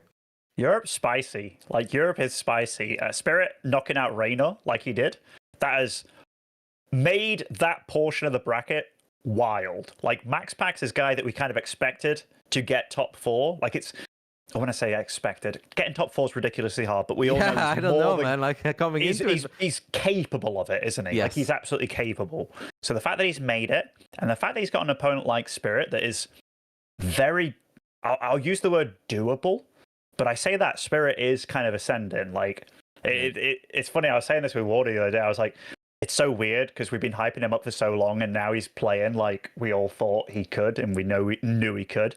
But yeah, Serral and Clem in one side of the bracket, MaxPax and Spirit in the other. This could go any way. I could be super surprised, or it could be like, Serral wins or Clem wins. Yeah, it's gonna be great. It's gonna be great. I'm excited. Especially with the Serral that we've seen over the last few months, where Serral has looked like he is in monster mode once more. But there is something magical about that French Terran in the Europe regionals. He's done it too many times before. And at a certain moment, we're like, but this time around, it will definitely be Serral or Reynor. This time around, but Clem kept on doing it. He's by far and away the most successful player. And Serral, for all the accolades that he has and that super impressive resume, out of the 7 or 8 times that we've run this tournament, the DreamHack Masters Europe Regionals, Serral has won it just one time. So for Serral, this is a big day as well, as he obviously wants to crown himself European champ of this online tournament for the second time in his career. I can't wait. You can't wait. Marty can't wait. Unfortunately, we're all out to wait because we have to wait another 80 minutes before we can continue Europe. Take your time, stretch those legs, grab yourself a snack, some coffee, and then we hope to see all of you guys back for the ESL Europe Regionals, the final day of StarCraft 2 action on this channel for a little while. We'll see you guys in give or take 80 minutes.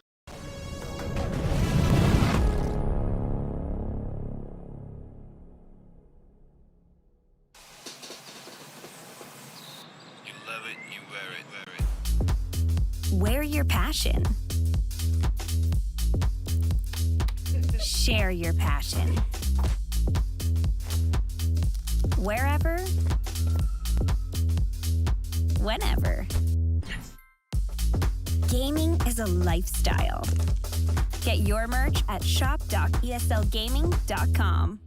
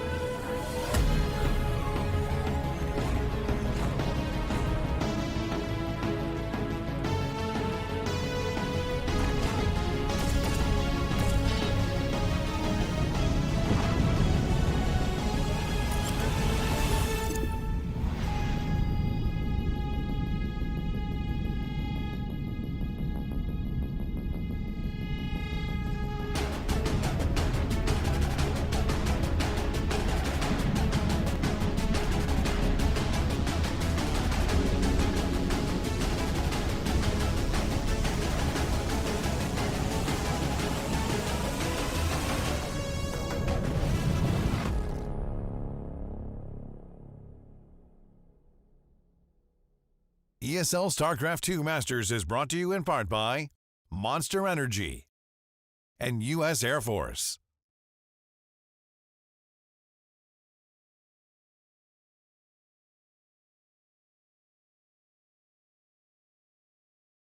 I have no idea. I think Rotterdam has crashed. Looks like as a rudder crash, yeah.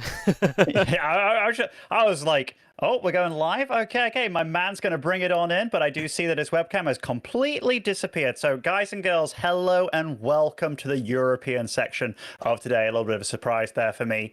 But we've got some awesome matchups lined up for you. And, you know, I think Wardy might showcase us a little bit of the bracket rather than looking at a bit of frozen Rotty over there, as beautiful as he is. And here we have it. The bracket from the European region. It has been a true slobber knocker. Today, though, we're getting right on into the nitty-gritty of things, the semi-finals. There is no lower bracket here, so all on the line. Serral versus Clem in that upper section.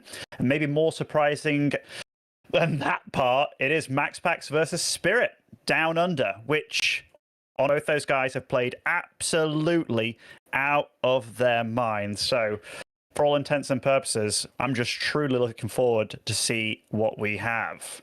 I'm just trying to get a link to find out if I can join the game or not. Rotty is back, apparently. So hello, Kevin. Nice of you to join us, matey.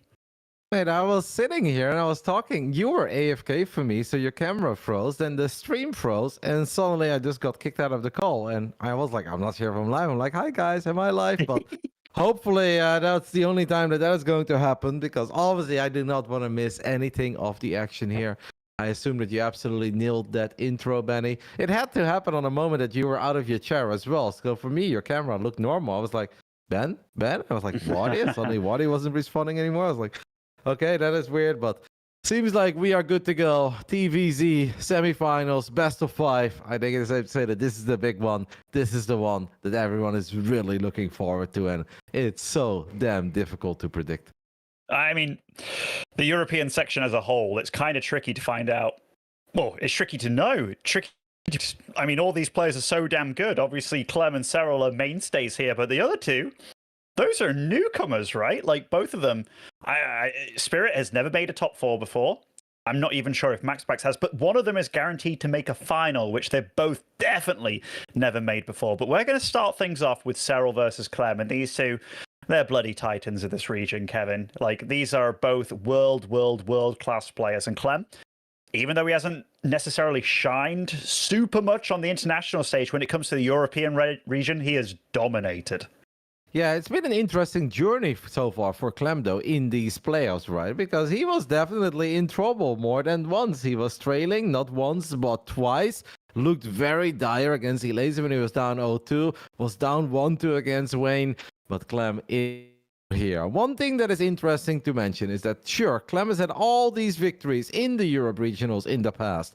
But however, back then, we did double a limb. And what happened, for instance, a couple of times is that Serral defeated Clem in the upper bracket, but then Clem came back and he got all that momentum and he stormed his way through the lower bracket.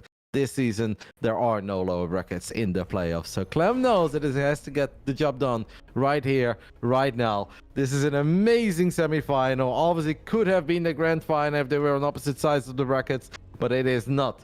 In the top left side of Dragon Skills, as that is going to be our opening battleground of this semifinals. We are looking at the main base of the man who has won this tournament more than anyone else on this planet. The Frenchman representing Team Liquid. It is Clem. And spawning over in the bottom right-hand side, the man that shook the world back in 2018, and ever since he's been a force to be reckoned with. It is Basilisk Serral. Both of our team boys going at it, Kev. That is right. Didn't even think about that. It's just, it's such an exciting best of 5 because of all the history that these two have with one another in this specific tournament, but obviously in other tournaments as well. You look at the last time that I saw them go up against one another, it was in the big open tournament at Basilisk ran a little while ago, and Serral looked clean in that one. He got a 3-0, and it was basically all Serral. But right before that, Clem did deliver one of the only 2 losses that Serral's had over the last few months in an online tournament, the one that pig run. That was a nail-biter. It went down to the wire. In the end, Clem won 4-3. In the end, it really does always feel that these two can get the best of each other on any given day. And especially in this tournament where Clem just goes Super Saiyan and he gets these wings. It's so damn exciting. I'm so curious to see what's going to happen here. And I'm also really curious to see if Serral's going to build a lot of roaches throughout this best of 5. Because over the last few months, Ben, he's actually been quite fond of the roach builds in this matchup. We'll even sprinkle in a couple of infestors to land some fungals in the early mid game. And then use these roaches to obviously make it all the way up to Hive and get lurkers and vipers. And just talking about builds, Kev, these builds that they've both done are kind of weird. Like, Serral was doing some extractor tricking, so he got his hatchery down at like 15 out of 14, then he was 14 out of 14, then extractor tricked again for an extra drone, then making an overlord. So he definitely went about his build in a slightly different way than normal. And Clem, he's going for a good old-fashioned 2-1-1 here, and that is not something you often see, and he's kind of hidden it. He's thrown back the second barracks a little bit, but so far, and look at Serral. I think this queen popped out way faster with this build than it usually does. And that kind of thing, when you see that and there's no lings on the way, whatever shortcuts he took, they've got him into this position. He's actually got some lings out on the map as well. Very, very peculiar. He's got lings in the main base of Clem already, so that's going to give him a nice little scout. I mean, there has been a lot of talks, right, about doing different openings of Zerg versus Terran, where you can go lower on the links. You can even skip out on the links. I think Eric has been a bit of a trendsetter about it. Pig has done a lot of analysis about it. I know Piggy is a big fan. Spoke with Rainer about it. He was not quite convinced yet, but yeah, you see the Zergs just have a different approach of the very early game. And, well, we will see where this is going to lead Serral. At least Serral knows exactly what he's going up against. But a build like 2-1-1 in the hands of a man like Clem or beyond, even when you know it's coming, you still really need to be on point when it comes to the defense. Yeah, both these guys have already played once today. Not in this tournament. They did play in the WTL. Both of them came out victorious. I'm not sure who Serral played in his clan war over there, but Clem took down Lambo 2-0 and then Beyond 1-0. So he's already showcasing that he is in very fine form, because to take down those names, you have to be. And Serral, I never see this man slouch, actually, not in the past few months. So these guys absolutely bring in their A game. And Kevin, you talked about it. Roaches, will we see them?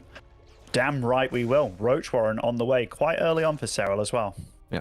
Serral did play his match against Battleby. That was his opponent in his clan war a couple of days ago. That was played on Thursday because there was a good chance, obviously, that Serral was going to be active on the final day of the ESL Masters, and we didn't want to let Serral play a clan war at 2 and then a very big match against maybe a guy like Clem, and it turned out to be Clem at 5 p.m. You want to make sure that these guys have an optimal Sunday and they can just do whatever makes them happy. That's a quick armory, Benny. We have a couple of Hellions out, more Hellions on the way. So we're going to get 16 Marines with a couple of medevacs and a few Hellions that can morph into Hellbats. But Hellbats against Roaches, I feel like that's a bit of an awkward interaction. It definitely is. I mean, they're going to tank well, right? And that is a lot of Marines. And I mean, Serral is pumping out a lot of Roaches, but so cool. These are almost kind of like, I'm going to make safety roaches because I don't necessarily know what's happening, I feel. But look at the work account for Clem. Yeah. This is super all in from him. Yep. So only 33 SCVs as Clem is not going to waste a second. He's going to stim forward immediately. Wants to grab a queen. Will get a queen. Is going to try to fight roaches in small numbers. Does get on top of a lot of drones already. What are the Hellbats going to go for? A few of the Hellbats were hesitating as they were battling roaches. Clem is getting a whole bunch of queens so far. Maybe that Overlord as well. But he needs more workers, man, as he was obviously supply blocked. The Hellbats are keeping the roaches busy as the Marines are stimming forward 4 days, and that is the economic damage that Clem was looking for. It was indeed. I mean, we got a few extra units rallied in, but maybe he was hoping for a little bit more, actually. I know that sounds weird to say, but running against these roaches, I'm not sure that's something that he super expected, but these extra little Hellions, lovely Spore Crawler micro by Serral, keeping as many of these drones alive as possible, and this game really comes down to a game of inches, a game of centimeters, if you will. Clem is not yet done, though. He has no third CC on the way, and that he's starting the tank production, the +1 on the way as well. Yep. Well, that third CC has been planted in the natural, so it's not good to be on location. Serral is going to try to crank out as many drones as possible. I think it was a very good first wave for Clem in the end, but you're right. Clem can now not just sit back for the next 2 minutes and be like, oh, that was good enough, right? No. Clem does need to take advantage of the fact that he's got a much more mobile army, and what he did do with an initial attack ban is reduce the queen count. Reducing the queen count obviously is going to mean that Serral is going to have a harder time spreading creep, and Marines off creep, I mean, they are cooking against roaches, as Clem seems to be concerned that Serral doubled down on roach protection perhaps, and is attacking him, but that's absolutely not the case. Like, I do think that Clem needs to take advantage of the fact that he's got medevacs with boost, he's got Marines with stim, versus roaches that were in low numbers and kind of slow and immobile. It's almost one of those things where it's like, okay, I got a lot of Marines, I'm going to have a lot of Marines, I want to wait for that +1. But we see that that is kind of an anti-timing, because by the time you get that +1 going, you're against +1-1, where your opponent's actually far ahead of you. Supplies are a little bit deceiving, obviously, because roaches are not that efficient supply, and Serral a little bit supply block, but this is kind of the big explosion here. This allows him to free up a lot of room, and he's got that gas banked up there for a lot of Ravagers, and you only really want to make Ravagers when you really need them, and Serral needs them now, and as soon as I say that, he is pumping them out, getting the roaches on the go as well. Yes, be careful though.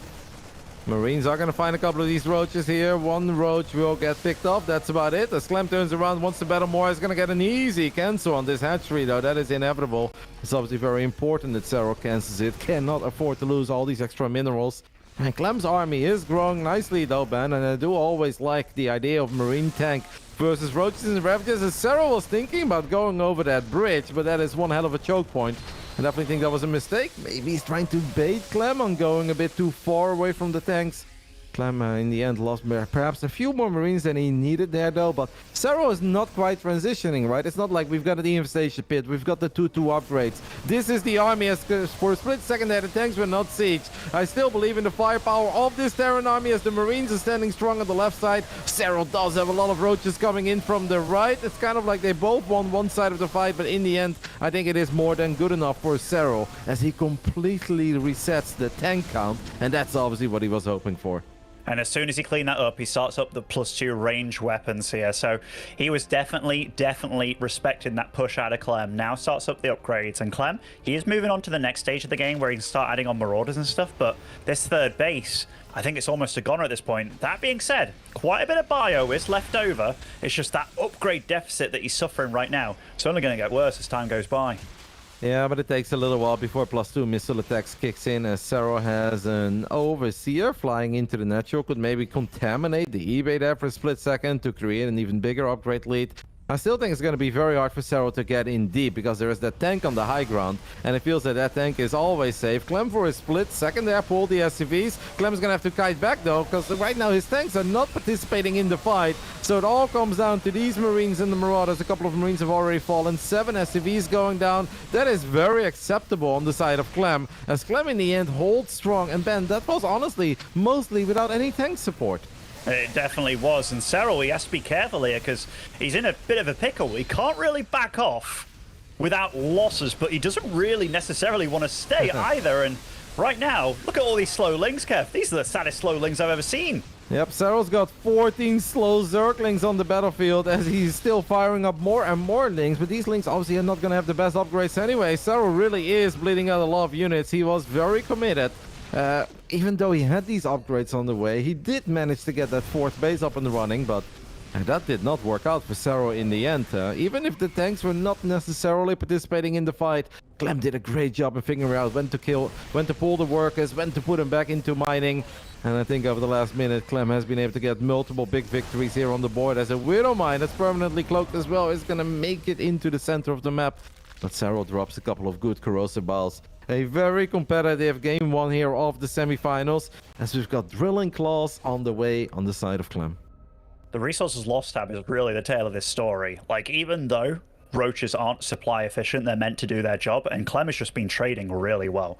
because that was a scary hold there. Like, he had to pull SCVs at one point, but he pulled just enough at the right point as well, and he managed to trade pretty nicely against the army. And Serral, he's kind of in a position here where it's like, all right, what do I make out of this situation that I'm in?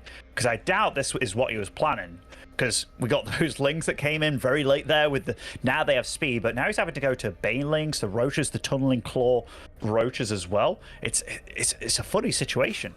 Yep, it just kind of feels that whatever was planned is out of the window, and at this point we are just getting messy. It's gonna get sloppy, and it comes down to who is able to outmaneuver the other player. Serral does have a couple of roaches looking to maybe sneak into the natural, but Clem is anticipating this as he has a missile turret right in the dead center of his natural, so that's going to give him the heads up. It'll be interesting to take a look at Clem's POV as he takes a look at his army right on the bottom right side, but now he sees all of these roaches. He is going to get the tanks at least, allow them to get a couple of shots off, but the 2 tanks do fall, but now that surprise element is kind of gone. And I think Serral was hoping for more chaos of these roaches rather than, okay, 2 tanks. Like, you need a bit more than just 2 tanks to justify losing all these roaches and revealing the fact that you invested in tunneling claws and burrow.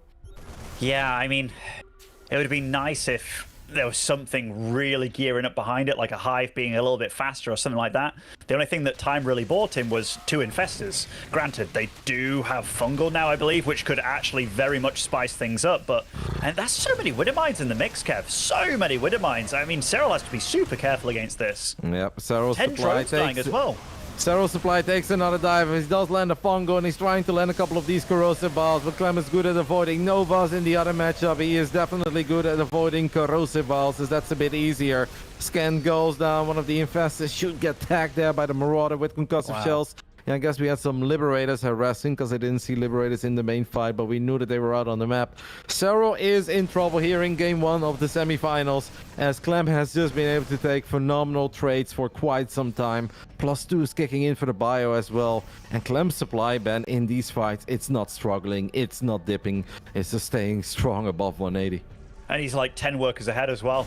And I mean, he was fighting with an upgrade deficit in those fights, which is the crazy part, right? And now they're on even ground, and Clem, in one fell swift move here, takes out a base, and it's like, you know what? I can really dance around these roaches. Yep. This is what we were mentioning earlier when it comes to the mobility of these units. Clem is able to look for damage, find free pickups. Serral does make it up to Hive, right? That's the silver lining for Jonas Sotala here. That we have a couple of Vipers on the production tab. Bailing speed is going to finish up 14 minutes into a game very casually.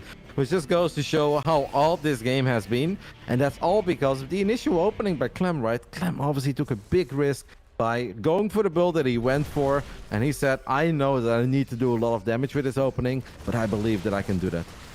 Certainly does. And Clem just start up his 3-3. Both of them getting their tier 3 upgrades going here for their upgrades on the Evo chambers and engineering base. But here, I mean, Clem still has to be careful because he fights on creep, but lovely baiting there with the Marauders being ahead, and that is so many Widowmines. Like these Marauders being left behind to deal the damage against this Roach army. I mean, Serral really has nothing to deal with that. Nope, we have an Ultralisk Cavern on the way, but it's going to take such a long time before Ultras ever make it out. Parasitic Bomb does go down on one of these Medevacs, but Clem is very quick in pulling that away. There are still a couple of mines here that have not fired yet. Oh, Serral, he's eating a lot of big mine shots, as Clem is still harassing in the bottom left side too.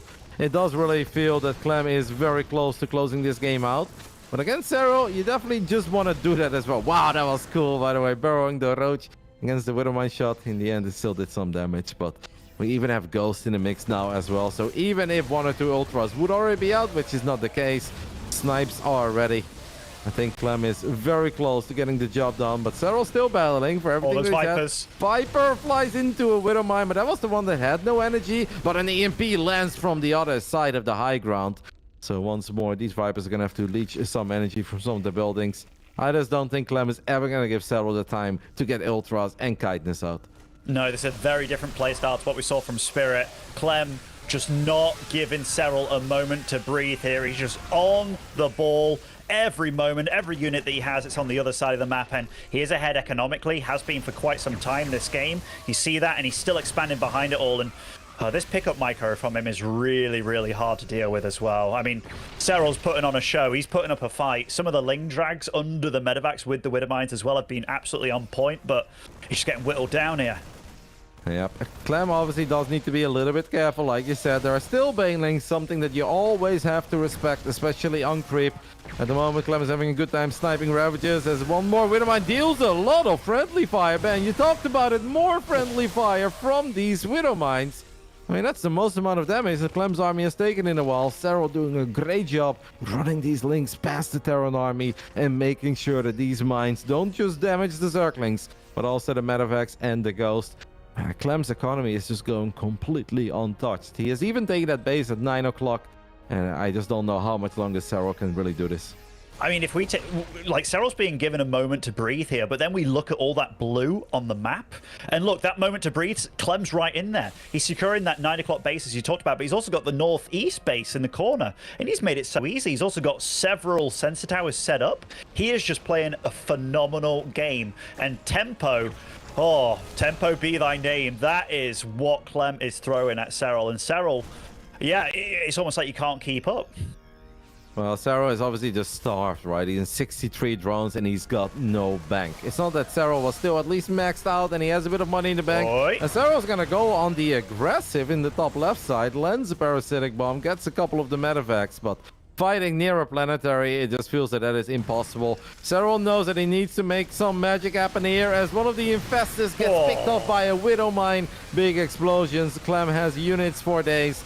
It feels that Serral's sending everything that he has there, but it is never going to be good enough. GG gets called. Clem takes the 1-0 lead in our opening semifinals with a very aggressive initial build order.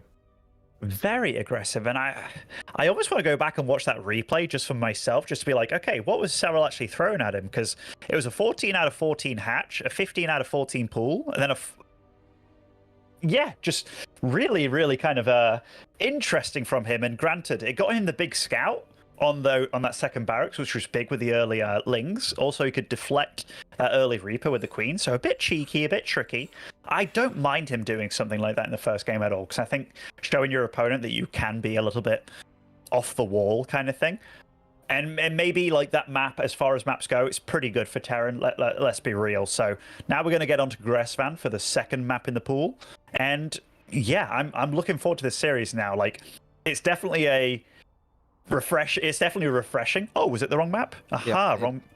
Okay. Yeah, Clem says wrong map. The second map is going to be Ancient, and that obviously has to be Serral's pick. As soon as this map got introduced, Serral now says, no, it's not the wrong map pick. So this is interesting. Serral and Clem are disagreeing over the map order. Mind games. Yeah, no, we'll figure it out. Okay, maybe it is still Gressvan. And now Clem says, my bad. So apparently Clem got it wrong. He was convinced. He's all smiles. Serral's all business. Just says, go, good luck. You know what's interesting as well is you take a look at the worker graph of Clem in that previous game. And it's a graph that if you would look at it by itself, you're like, that's a TVP special, right? Like one of these builds where they cut out a couple SCVs, then they build one, then they cut, then they build. But in TVZ, I'm really not used to seeing Terrans kind of cut SCVs this early on and putting themselves in such a committed spot. But obviously it does work, as it seems that Ben's... Oh, I was leaning over. I was like, I don't know if this fan next to me was like picking up kind of thing. I like for a second there. So yeah, sorry, but no, you're right. The fact that build went in this hellbat timing that took out like 15 workers, and then it's like, okay, you got to claw your way back. It was just a weird one because Serral obviously did not anticipate that build. Like he obviously did not because it's but he scouted so early though. That's the funny thing, right? Yeah, you see the 2-1-1, but then it's like the weirdest 2-1-1 ever. It's like, not using the reactor for your medevacs, you're using it for Hellions and an early armory and then really late upgrades and stuff. Like, it was a very funny way of going about it, but it obviously paid off in dividends for Clem just because he was probably he was very much more set up for a game with that opening rather than Serral being. Well, here we go. Round 2 of our first semifinals in the ESL Masters Europe Regionals. In the top left side, we are looking at the main base of our Finnish Zerg representing Basilisk. This is Serral. And And spawning over on the far east side as our blue Terran from Team Liquid, it is Clem. I was going to say Clemmer, but then I was like, no, I'm not going to go there. Not going to go there. I don't think that was a Pokemon, Ben. No, Clemmer wasn't a Pokemon. Although, if Clem was of all StarCraft 2 players, if they did turn into a Pokemon, Clem would be a damn cute one. I believe it. A more standard opening here this time around. Nothing too creative, nothing too weird. We're obviously going to keep a close eye. It is obvious that Clem had a plan, right? Where he said, sure, I can just play my very standard, straightforward TVZ because I'm incredibly good at everything I do. But Serral is so damn scary and good in the matchup. And it seems that he just kind of wanted to set the tone immediately where he says, it's not going to be ultra standard, ultra macro oriented. I am willing to switch things up and basically not just keep you honest, but bring the fight to you very early on. Yeah, and it was... I mean, I haven't seen the most of Clem recently when it comes to his TVZ, but it felt very un-Clem to me. Like, if I think about what Clem was really showing several months ago, it was, I'm going to do this build where I go Reaper, I SV scout you, and then I play super damn standard behind it. No shenanigans, no weirdness. Sometimes he can throw out mech every now and then, and he was actually quite good with it. But, you know, for all intents and purposes, 95% of it was a good old-fashioned TVZ build order. And this game, I'm looking at this, Kev. There was no SCV scout from him. It's a Reaper, and then a reactor straight away as well. So he's already doing things that I am not used to him seeing, or not used to seeing of him. So really, really cool. Well, if there are a few things that Clem has been working on when it comes to TVZ, and of course in the grand scheme of things, a lot of builds will look similar and will look like, oh, we've seen this before. If there are some slight variations to certain build orders that he loves, you're not going to bust them out in the group stage early on and give your opponents more material to work with. You want to save it for the big moments when you have a playoff series against a Zerg like Lambo, Serral, Rainer. These are the moments where if you've been experimenting with fine-tuning a few builds or just switching it up a little bit, these are obviously the moments, right? So it makes sense that Clem is not necessarily going to play the exact same TVZ as he would do against a Zerg that he's heavily favored over. No, I mean, you're absolutely right. Absolutely right. And I mean, Zergs have given him a little bit of trouble so far. You talked about a laser where he's 0-2 down and what have you. And, you know, he's obviously been to the lab, conjured some stuff up, been to the kitchen, brewed up something good. Because here, 3 CC before throwing down a factory, that's very unusual. And it is kind of like a 2-1-1 follow-up again, because he went for that second barracks before the factory.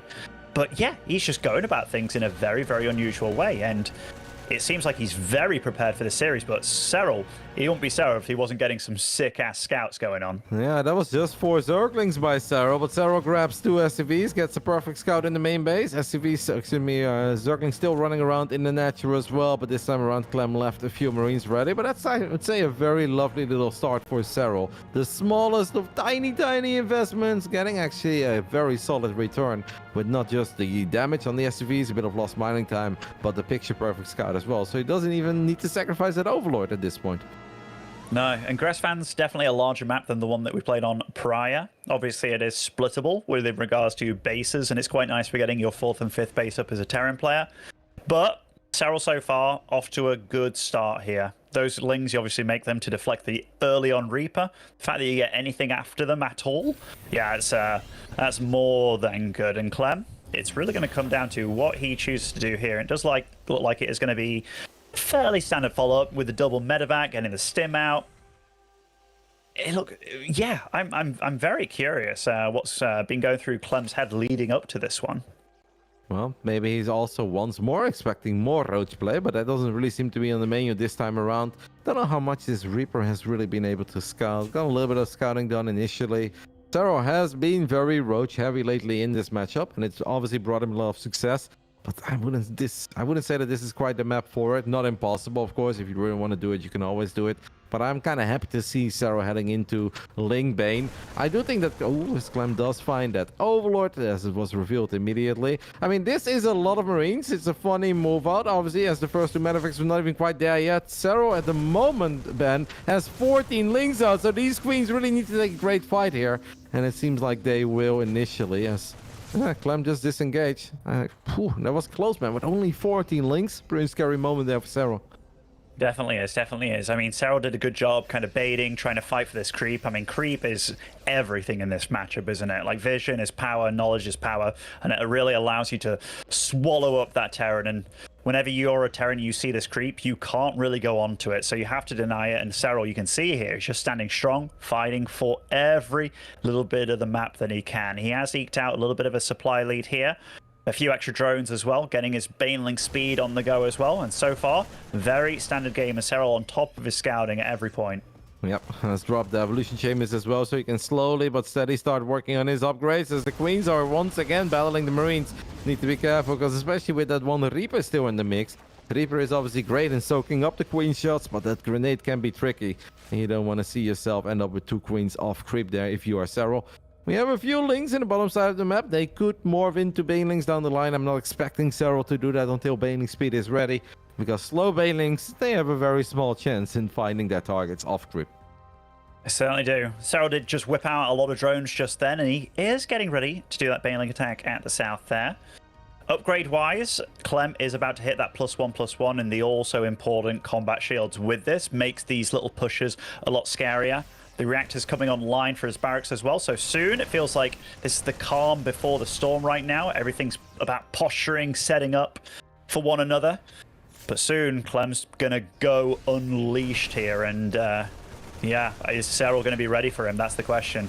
This is already kind of nice for Clem, as he gets a relatively easy cancel on the 5th base. Obviously not as impactful as getting one on the 4th base like we saw in the previous game, but it's something. Baneling speed is done, so we have to keep a close eye on the minimap and see if these Banelings will go for it. But it almost feels that Serral at this point is waiting for the first big move out of Clem.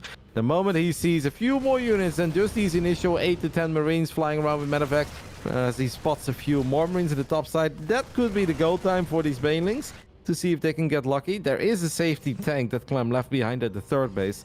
That should actually be good enough, as the 2nd factory is done as well. Yeah, 2 safety tanks that left behind. Oh, nice Baneling connections, actually. That definitely slows down Clem quite a bit, more than you'd think, because a lot of this comes down to tempo.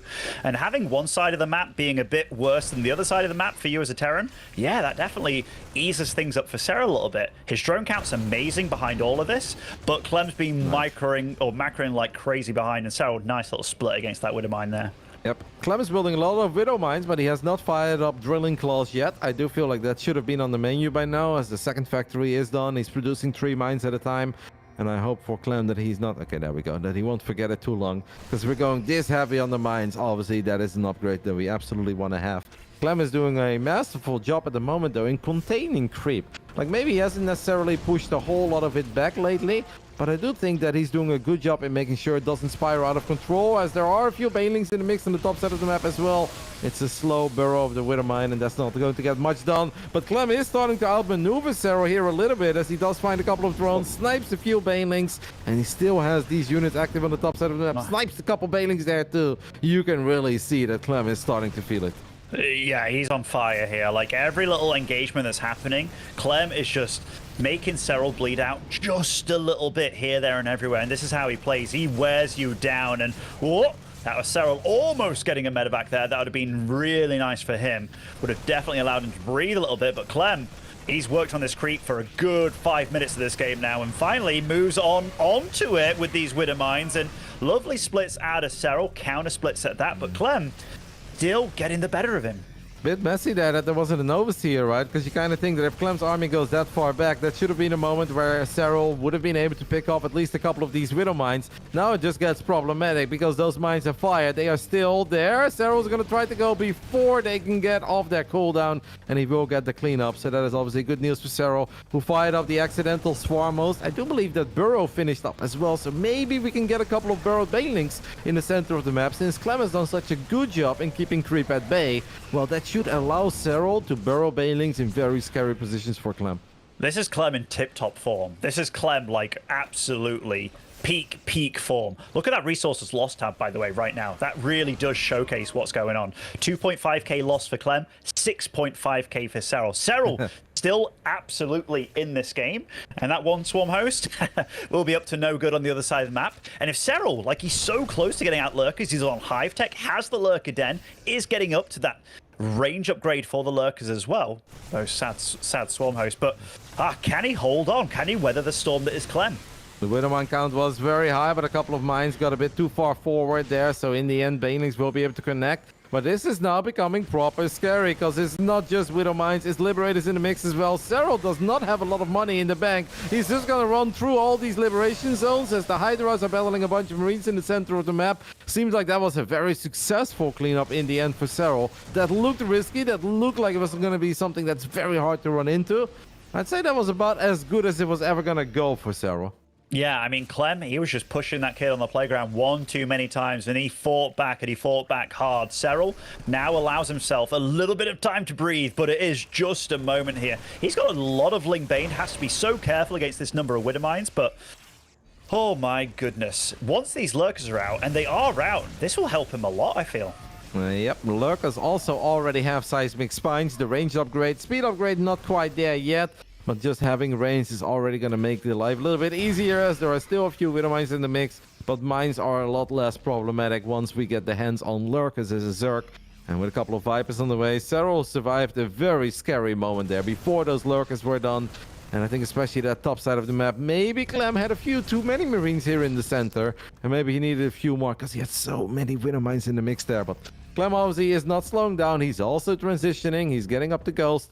Never started +3 armor, fires it up now, so that's going to be a bit late, but it's not the most impactful upgrade, as we have a Widowmine drop into the triangle. Nice target fire on the medevac there by Serral. The 2 mines go off, but hey, -3 drones for 4 Widow Mines and a medevac. That's a trade that Serral will take any day of the week.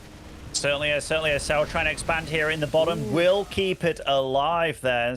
Clem gets out by the skin of his teeth, and behind all this, he has been expanding like crazy, taking his 6th base behind all this aggression. The APM on these players is absolutely crazy, and I see a lot of command centers going down as well, so taking a little bit of a page out of Spirit's book, and that's exactly what he needs. Both these guys have weathered the storm that the other guy is setting. Serral, he's actually started getting some transport overlords going. This could be a massive drop into the main with Lurkers, and that could cause trouble. Yep, there is a lot of Lurkers, but Clem is all over it. Does, I think, caught a glimpse of it, and he's going to throw down the scan. So if he didn't see it yet, he should absolutely see it now, as there are a lot of links here. A couple of Widow Mines will fire. Very good connections there for Clem, as Clem still has a big old army in the center of the map. And sure, Serral is going to send 8 Lurkers into the main base, but Serral needs to make sure that he doesn't lose too much at home, as there are a decent amount of ghosts here in the mix as well. Widow Mines again are going to try to deal, well, as much damage as possible to the Zerglings, but Serral's doing a great job in making sure that these mines also fire at the Terran units. The Lurkers are in the main base amidst this madness, and Serral's super supply block, by the way. A Liberator will show up, and that will absolutely help against these Lurkers. I think what would have been nice with this is if it was combined with a Nidus or something, so we actually could get some anti-air out with this, because this has been shut down. But Serral, he's not just about one thing at once, but his supply, it is running a little bit thin here, and he has to really deal a lot of damage to Clem to keep him back for a long period of time. And he's also got a lot of Widow Mines on the field, Kev, so his army constantly running through these Widow Mines in the center of the map, I think. Yep. Round two. Well, that was close to another big hit there. Yeah, Serral found a lot of damage there, but lost a lot of units, lost a lot of expensive units. There is another Widow Mine that could fire and will fire. In the end, Serral gets to clean up on all 4 of them. 155 supply without a penny in the bank never bodes too well for the Zerg, but it's still hive tech. There is an infested, there are 2 Vipers, but the ghost count, Ben, is at 10. It really does start to feel that Clem is just doing it once more. Even if he looks like he's struggling a bit in the quarterfinals or in the earlier rounds, we do have a burrowed infester that lands an absolutely amazing Fungo, and Serral's going to combine it with the parasitic bomb. Serral takes about as good of a fight as he could have taken, but he is not going to get every single ghost. Got a lot of them though, and that should at least give him time to get more units out. That was amazing for Serral, and he's still in trouble, which really goes to show how well this game has gone for Clem. I mean, it's gone ridiculously well for Clem. I'm going to look at the orbital counts right now. 7 orbitals on the map. So Clem, he's rich. And despite losing a good 24 SCVs in that previous attack, he's still back up to a close to 80. And he's making more orbitals as this goes on. They are so well matched for one another, Kev. Like, so unbelievably well matched. But Clem is continuing to tech up. It's soon going to be ranged liberators. They do have +2 armor upgrades as well, so they're not easy to take out. 10 lurkers at once. Yeah, 10 lurkers and a couple of additional infestors, which just goes to show that even if Serral was broke, he does still have great income. He even has a whole bunch of arrows favoring him at the moment, which is fascinating since Clem has so many bases. With his scan, Clem is going to be able to get a couple of the drones from the low ground there. At this point, obviously, they are both getting close to the armies that they wanted to work with. And it truly comes down to the engagements and who gets the better start, as we have another burrowed infested. The previous one was a 10 out of 10. Serral is hoping to repeat that performance. Yeah, I mean, he needs it, right? Like, I say he needs it. He's on 200 supply still. But Clem's done such a good job of cutting the map. That creep spread hasn't been able to go beyond a certain point, and that's not through lack of trying. That's because Clem has just been the absolute warden of the middle of the map. He's controlled it, but now Serral feels like, all right, I can move out a little bit, and this is my moment here. What is interesting, though, is that Clem was once upon a time 10+ ghosts, is now down to only 4 ghosts. That is a bit scary, and that is definitely not the amount of ghosts that Clem would like to have against all these lurkers. Sure, we've got way more liberators right now. Advanced ballistics is out, so that's obviously going to help a little, but I think 4 ghosts is just not enough. Like, it doesn't feel like it, but Clem lost 17 ghosts in this game, Ben. I mean, it's been crazy. This, a little bit of a battle here for a base, and I mean, cheeky drone's like, aha! But Command Center is going to land, or want to land where that is, and I dare say it's going to be Serral having to give that one up. But he is taking his posture in the center of the map here with a huge army, getting a Nidus on the go as well. And another juicy fungal in the mix here. He's been doing really well with these spellcasters.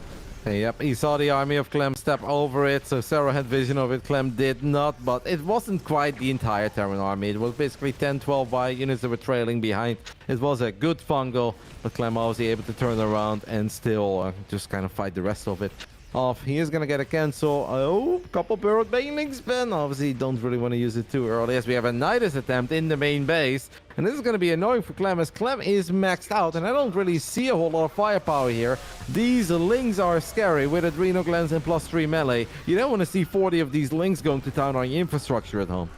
No, you certainly don't. You don't want to see a bunch of lurkers pop out either, and that's exactly what happens here. Clem, pretty quick to react, even though he was supply cap, so couldn't actually make any units to deal with this, and the Liberator response has been good. I almost wish there was more of a committal here from Serral with this Nidus, but, you know, there's crazy stuff happening on the map right now. Scary though, right? Because obviously the more you send in, the more you could potentially lose. This is going to try to prevent this base from becoming a planetary fortress. Clem will know that he cannot hold it for now, so he's going to cancel that, and he is just running for the hills. Another ghost will fall. If there is one thing that is certain, is that Serral has done a great job in reducing the ghost count over and over again, as now 20 ghosts have died. I mean, those are serious numbers for only a 19-minute game.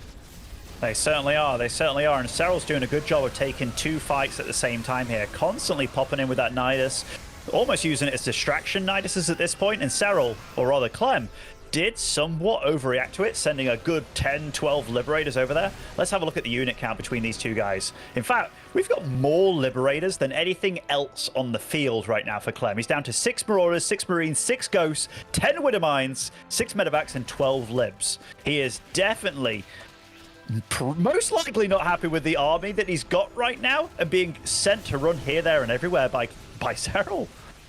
Yeah, the initial response of the Nidus was good, but the last two have felt a little bit messy. And Serral's just doing a great job in turning this into a 1-2 punch. Is going to run into this army in the top side of the map. Once more denies that base from becoming a planetary. Abducted a few Liberators in the mix as well.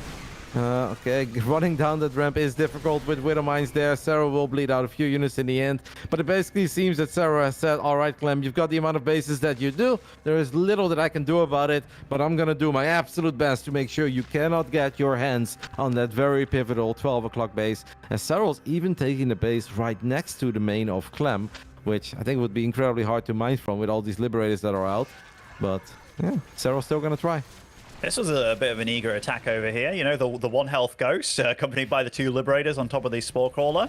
But Serral, he's making magic happen, man. Like, if you thought about this game 15 minutes ago, 10 minutes ago even, with how much he was struggling, this is almost a different player with how much he's come alive here and how much he's the one now making Clem work for it. And yeah, these two guys, they are running at a pace.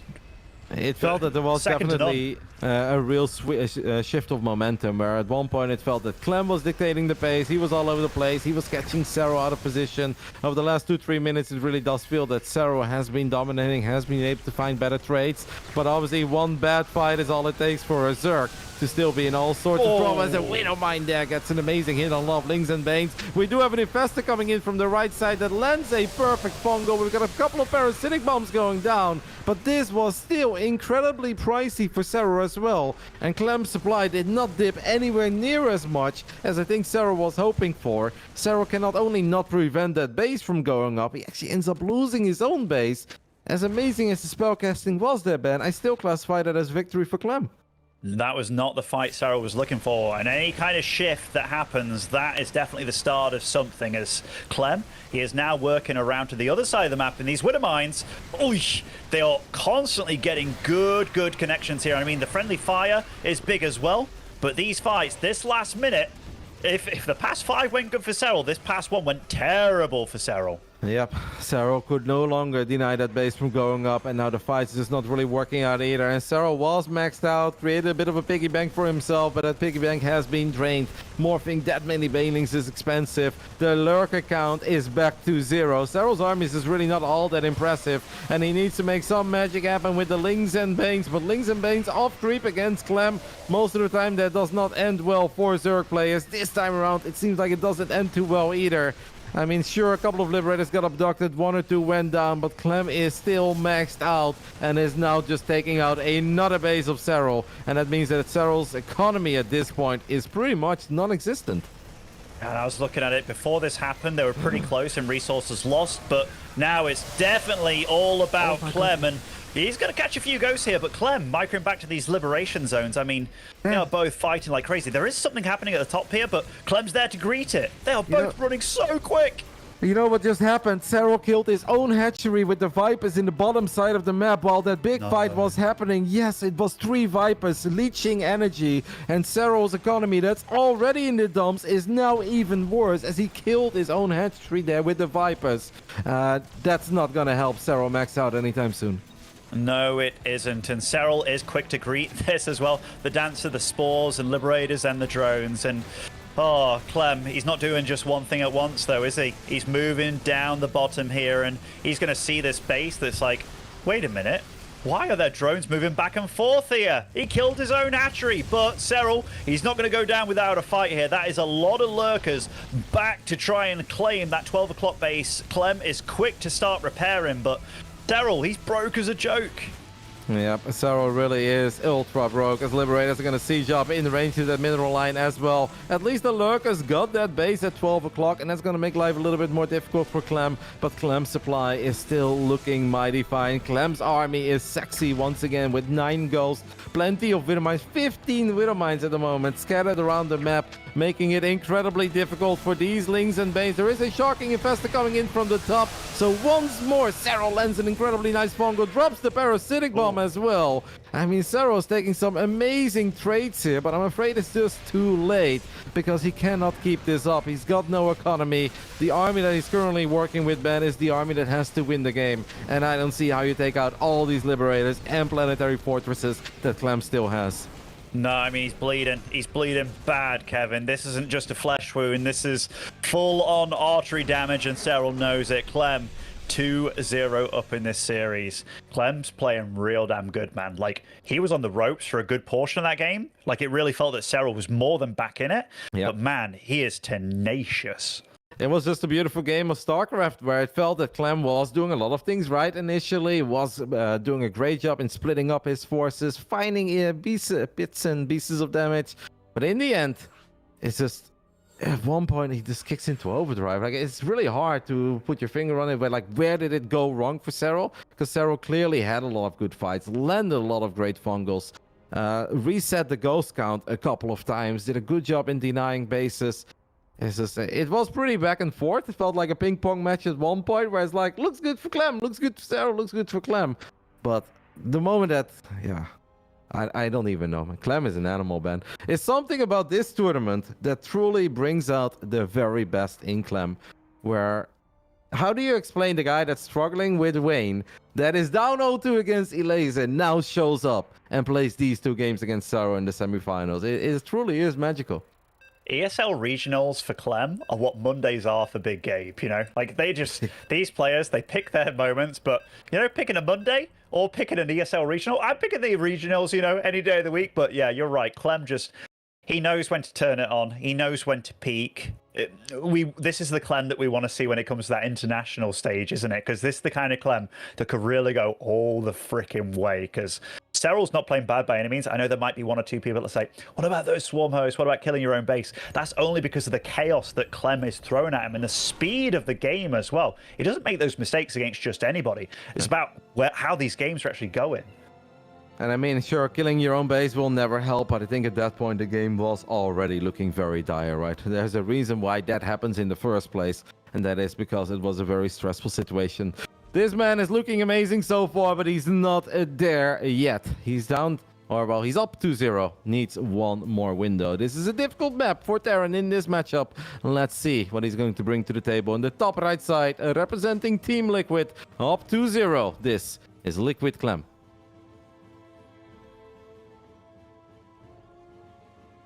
And spawning over in the southwest side here on Ancient Cistern, representing Basilisk, it is Serral. Definitely so far not the score that Serral wanted to see. It's not the score that anybody wants to see. Being 0-2 down against somebody as good as on the other side of the map to you. But if you think about it, you're still where you started. You still have to win 3 maps. Doesn't get doesn't get less. No. Gets less for your opponent. Yeah. And obviously this is, I think, out of all the maps, I think it's Serral's favorite map at the moment. And he loves it. Sorry, Ben. Go ahead. Oh, sorry, I said bless. I sneezed away from the mic. I was hoping that you didn't hear it. I did. Serral loves Ancient, so maybe this is the moment for him to get back on track, get a bit of momentum going. And then obviously there is still everything to play for. Like, you can look at it game by game, and then it's just that game 1 was an odd one, right? Where basically all the timings, the initial planning kind of got thrown out of the window with that crazy start we had where Clem did pick off those queens and all those drones early on. That second game though, honestly, at one point a very honest, straightforward, macro-oriented game. But we have seen it in the past, and obviously that's still the case, is that it's very hard for Zergs to break Terran on Grass 1. Often you get them on wobbly legs, it's close, and it feels that you're reaching that tipping point, but it's just difficult with all these planetaries, all the choke points, and Serral definitely tried. We had Overlords flying into the main base, dropping Lurkers, we had Nidus after Nidus, but it's still so hard to find success in multiple locations at once. Often you find some success, but you're going to bleed out a lot of units to create that success in the first place. I think this map, it should be a lot more doable for Serral to find more than a bit of damage, but for things to truly add up and actually truly get what he's looking for with the aggressive maneuvers. Yeah, there's definitely a lot of avenues here for Serral to work with. The map is definitely a large one, isn't it? Which can definitely favor you as a Zerg player, feeling a little bit safer. These cheeky builds that Clem threw out, especially in game 1. Where he just ran in with a bunch of Hellbats and Marines. Not necessarily as fearful here. Tank positions can obviously be good, but if you said it's one of his favorites when it comes to playing this matchup, then I absolutely believe you. Clem has opted for a far more normal build this game, the 3CC on 1 gas, going for the factory and now Starport. And this is probably more Serral's comfort zone, if we're honest. Mm-hmm. I'm definitely a bit flustered about that previous game where it did feel that they were just going for it. They were absolutely swinging, throwing everything they had at one another. Almost felt like we were watching a bit of Archon mode there, right? Like, all right, you control that army, I control this army, and multiple guys were just having some fun. And it's just Clem and Serral truly bringing, I think, their A game in that previous match. First one was a bit wild, was a bit all over the place, and it's a tiny map where I feel like there is less room for all that multi-prong aggression that we saw on Grass 1. Obviously, it is raining as well, right, for these guys. They've been here before. They're no stranger to playing grueling TVCs against one another. But you don't always handle it the same way. So we'll see if both of them can still bring the A game here in Game 3. As we have the Reaper and the 2 Hellions looking for freebies. Super important for Serral right now to just have a clean start, right? Sure, not what you were hoping for, not the start that you wanted in the semifinals, but now you can start by having a messy early game where you lose a creep tournament that you're not supposed to lose to, or even 1 or 2 drones because the queens are out of position. Like surviving the first 6 minutes, being on point, and then taking it from there, that's obviously key here for Serral. Yeah, just reset. Anything that's been bothering you, just reset. Like, I was just thinking, for either one of these players, like if it was to end right now, like those tweets that come after where it's like, oh man, I played terrible. It's like, no, like those wouldn't come out of them. Like they just have to know that their opposition is playing damn freaking good. And I like what you said about the Archon mode, because the action going on between them, and it takes 2 to tango in a game like that. It really does. Like they are both playing phenomenally fast. I was getting like all hot at one point. It was a bit sweaty. I was like, oh my goodness, like it's almost stressful watching them perform at this level. And we have a couple of links running into the third base here of Clem, where obviously for Serral it's a lot about just seeing what's up here, get a tiny scout off. He saw that one of those refineries wasn't taken yet, but most importantly he sees that everything is sort of normal. Now the Hellions are having their dance with the queens, and this is obviously where there is no room for error. So we have a couple of creep tumors going forward. Double eBay goes down, double Evo goes down. It really does seem like we're going to do that previous game all over again. Some nice, honest, straightforward, macro-oriented play. Link Bane focused on the side of Serral. But this map, I do think it's just a whole lot better for these run-bys. Yeah, me too. I do want to kind of touch on the builds that they're doing a little bit, especially Clem's build here. He went for 1 safety banshee only, no gas with it or anything like that. But he's up to 12 Hellions here, Kevin. Look at this. They are just going to march into this natural here. Serral's got himself into a nice position, though. There's no drones to speak of over here, and these queens does knock out of the way, but look at that. It's a trap. The Zerglings surround at the top of this ramp. Serral sniffed this one out and dealt with this about as beautifully as you can. And is he even going to lose a single drone here? Not one drone went down to that. That was about as perfect as the defense was ever going to be. There is this one Banshee that's chipping away at his hatchery, but obviously that hatchery is not going to fall. That queen on the ramp, preventing all the Hellions from entering the main base, even without banelings ready. Serral dealt with that in an absolutely magnificent manner. Hellion count was indeed very high, was a bit higher than I thought it was, but Serral, that was perfect. Literally perfect. The way that he created the choke point, the way that he got the wraparound. Don't think he really could have asked for a whole lot more, as we enter now minute 7 with a 14 worker lead. And with Clem throw away all these Hellions, it's going to be so much more difficult to contest creep right now. It's going to be almost impossible. I mean, we're going to have these little dances going on in the middle again, which are going to be good. They're going to be fierce on both sides, but this is definitely a different game to what we saw on Gressvan between them, because Clem threw a bit of a skill check there at Serral, and Serral, well, he answered it with 100% accuracy. That was... not many people in the world can do that. I think the list is literally down to like maybe 1. But yeah, right now Serral's going to be feeling quite comfortable in this game. It's not out of the woods just yet, obviously. Clem is beyond good when it comes to this matchup, and right now it's a little bit of a dance, a little bit of a tango, trying to get up a 5th base behind all this. And right now, for this little moment in time, Clem is ahead in upgrade, so he has to be careful. Yeah, Tank is going to siege up. This is very far away from the hatchery, so I don't think there really is any need here for Serral to take a bad fight up the ramp, as there are a couple of links morphing into banelings in the top side of the map. We're going to try to keep a close eye on those, as Serral's already thinking about dealing some economic damage. The 1-1 upgrades of Serral are close, not quite done yet, as the banelings are actually being brought back to the center for a split second there. That was a bit odd. Burrow is rather quick again, so worth keeping an eye on as well. Serral, big fan of the burrow these days. It has been a ability of wonder in the past for many players, making true names of themselves out of the ability, getting themselves out of true tricky situations as well. Serral, you can see him sharking on the map with a good bunch of lings. I do believe there is baneling support with them. That scouting CC going to go plant as a 4th base does get to spot it out, and Clem, he's respecting this massively. He's running back with his entire army. Yeah, but now the Marines are going to run headfirst into Baneling, so Serral actually gets a pretty good trade in. That means that the tank is a little bit exposed as well. Serral feels that this is the moment to go for the tank. There are a couple of units of Clem also active in the top left side, as that Banshee is going to help out, but it cannot save this tank.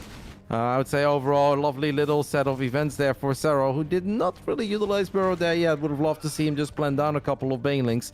Since Clem clearly feels that he wants to keep on pushing, And I felt like there was a moment there to maybe set up a few traps. Not quite happening yet.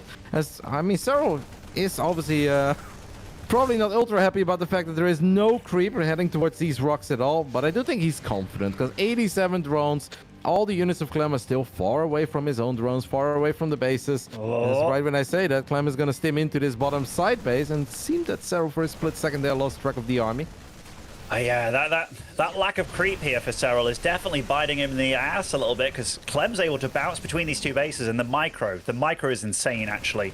And that fight before, that tank on that high cliff, I don't know how many banelings it single-handedly took down. It was definitely more than Serral wanted it to, but Serral does hang on. Now is the time that he can get that creep spread out rolling, but Clem's left behind a few Widowmines, mines, and yet again, that are doing work. And here, Clem caught a little bit with his pants down. One Widowmine mine does get a bit of a shot off. The other Widowmine mine's actually very juicy hits. Lovely splits out of Clem, and Serral cleans it up to some extent, but does he really?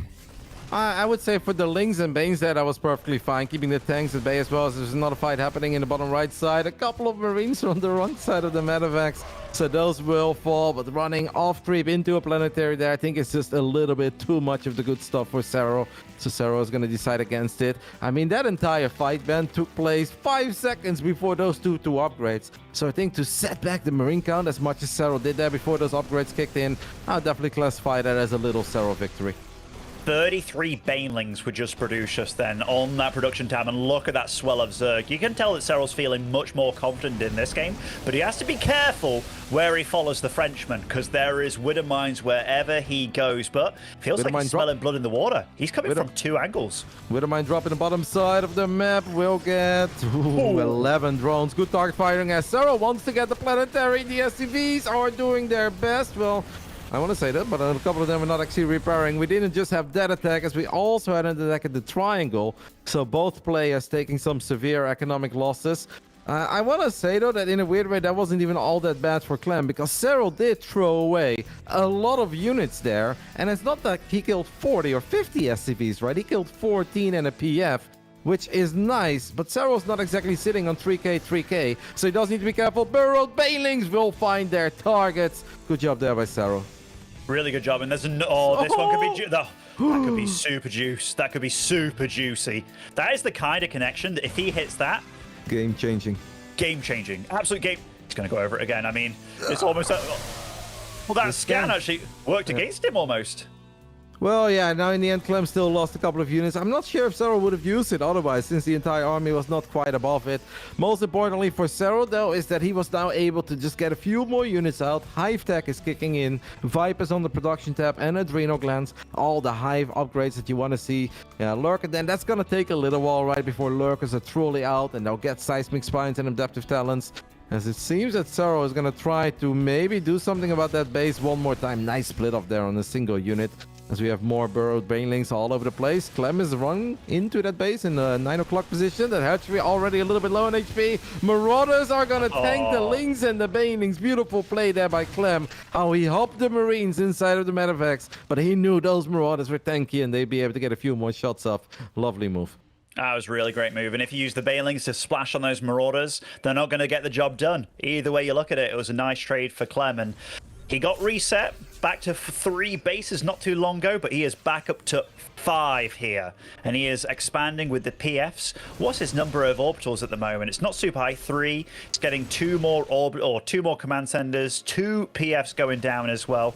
I mean, this is a good game. He's missing out the +3 armor, but everything else across the board, they are just both going at it, Kev. There's fights everywhere you look. Yeah, it's beautiful. There are still a couple of burrowed banelings. Wadi wants to make sure we don't miss them. I think that Clem is going to try to slow it down for a split second, right? Just wait until these PFs finish up. Know that you can actually start moving out very comfortably, as we've got Liberators on the production tab. We've got Ghosts on the production tab, as we even get a Sensor Tower here in that center of the map as well. The beautiful thing about the StarCraft that these two have been playing is that it's not just kind of like, oh, 14, 15 minutes late game. It's non-stop action. It's non-stop trading, and both of them just spending their money over and over again, as we got double parasitic bomb landing in the middle of like 8 medevacs. That is going to hurt. This planetary fortress will fall. Serral's got to be more than happy with that exchange.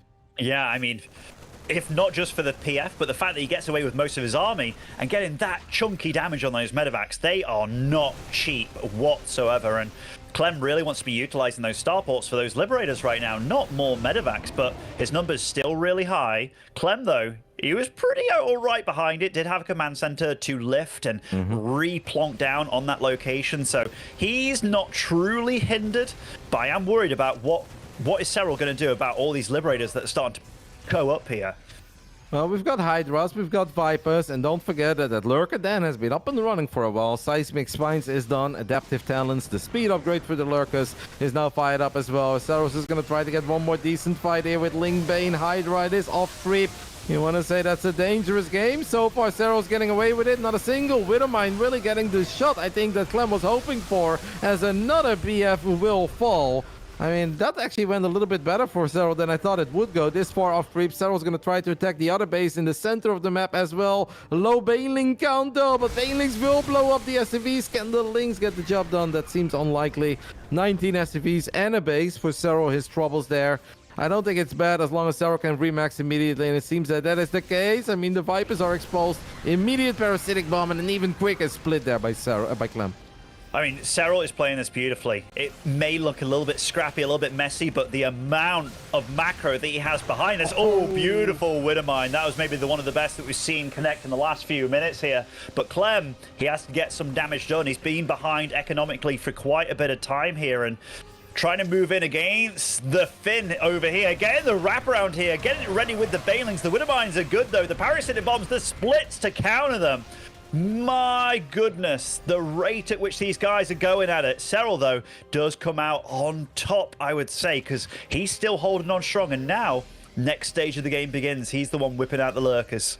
Yeah, but what Clem is doing so damn well is just being on top of the bases that have taken damage, that have gone down, and replace them over and over again immediately. You think that he's running on his last few units right now, but that's absolutely not the case. He just blends down CC after CC, loses the planetary, you blink twice, and there is another planetary. This time around, it is an orbital, by the way, at that 9 o'clock base.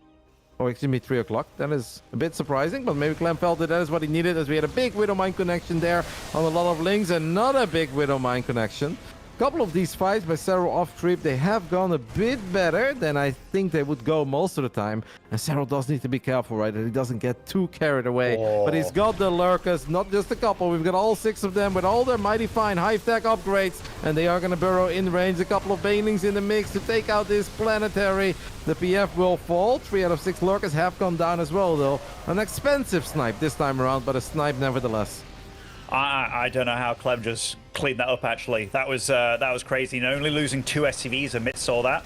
Yeah. He actually handled that about as good as he could. But the thing is, Serral, he's still maxed out. He's still big behind all this. He's dealing with the Widowmines really damn well as well. You see it. He's trying to drag these Widowmines under these medevacs as he flies away. And that CC that he just made, well, that's one that's not going to last long at all. Even getting a Ling down.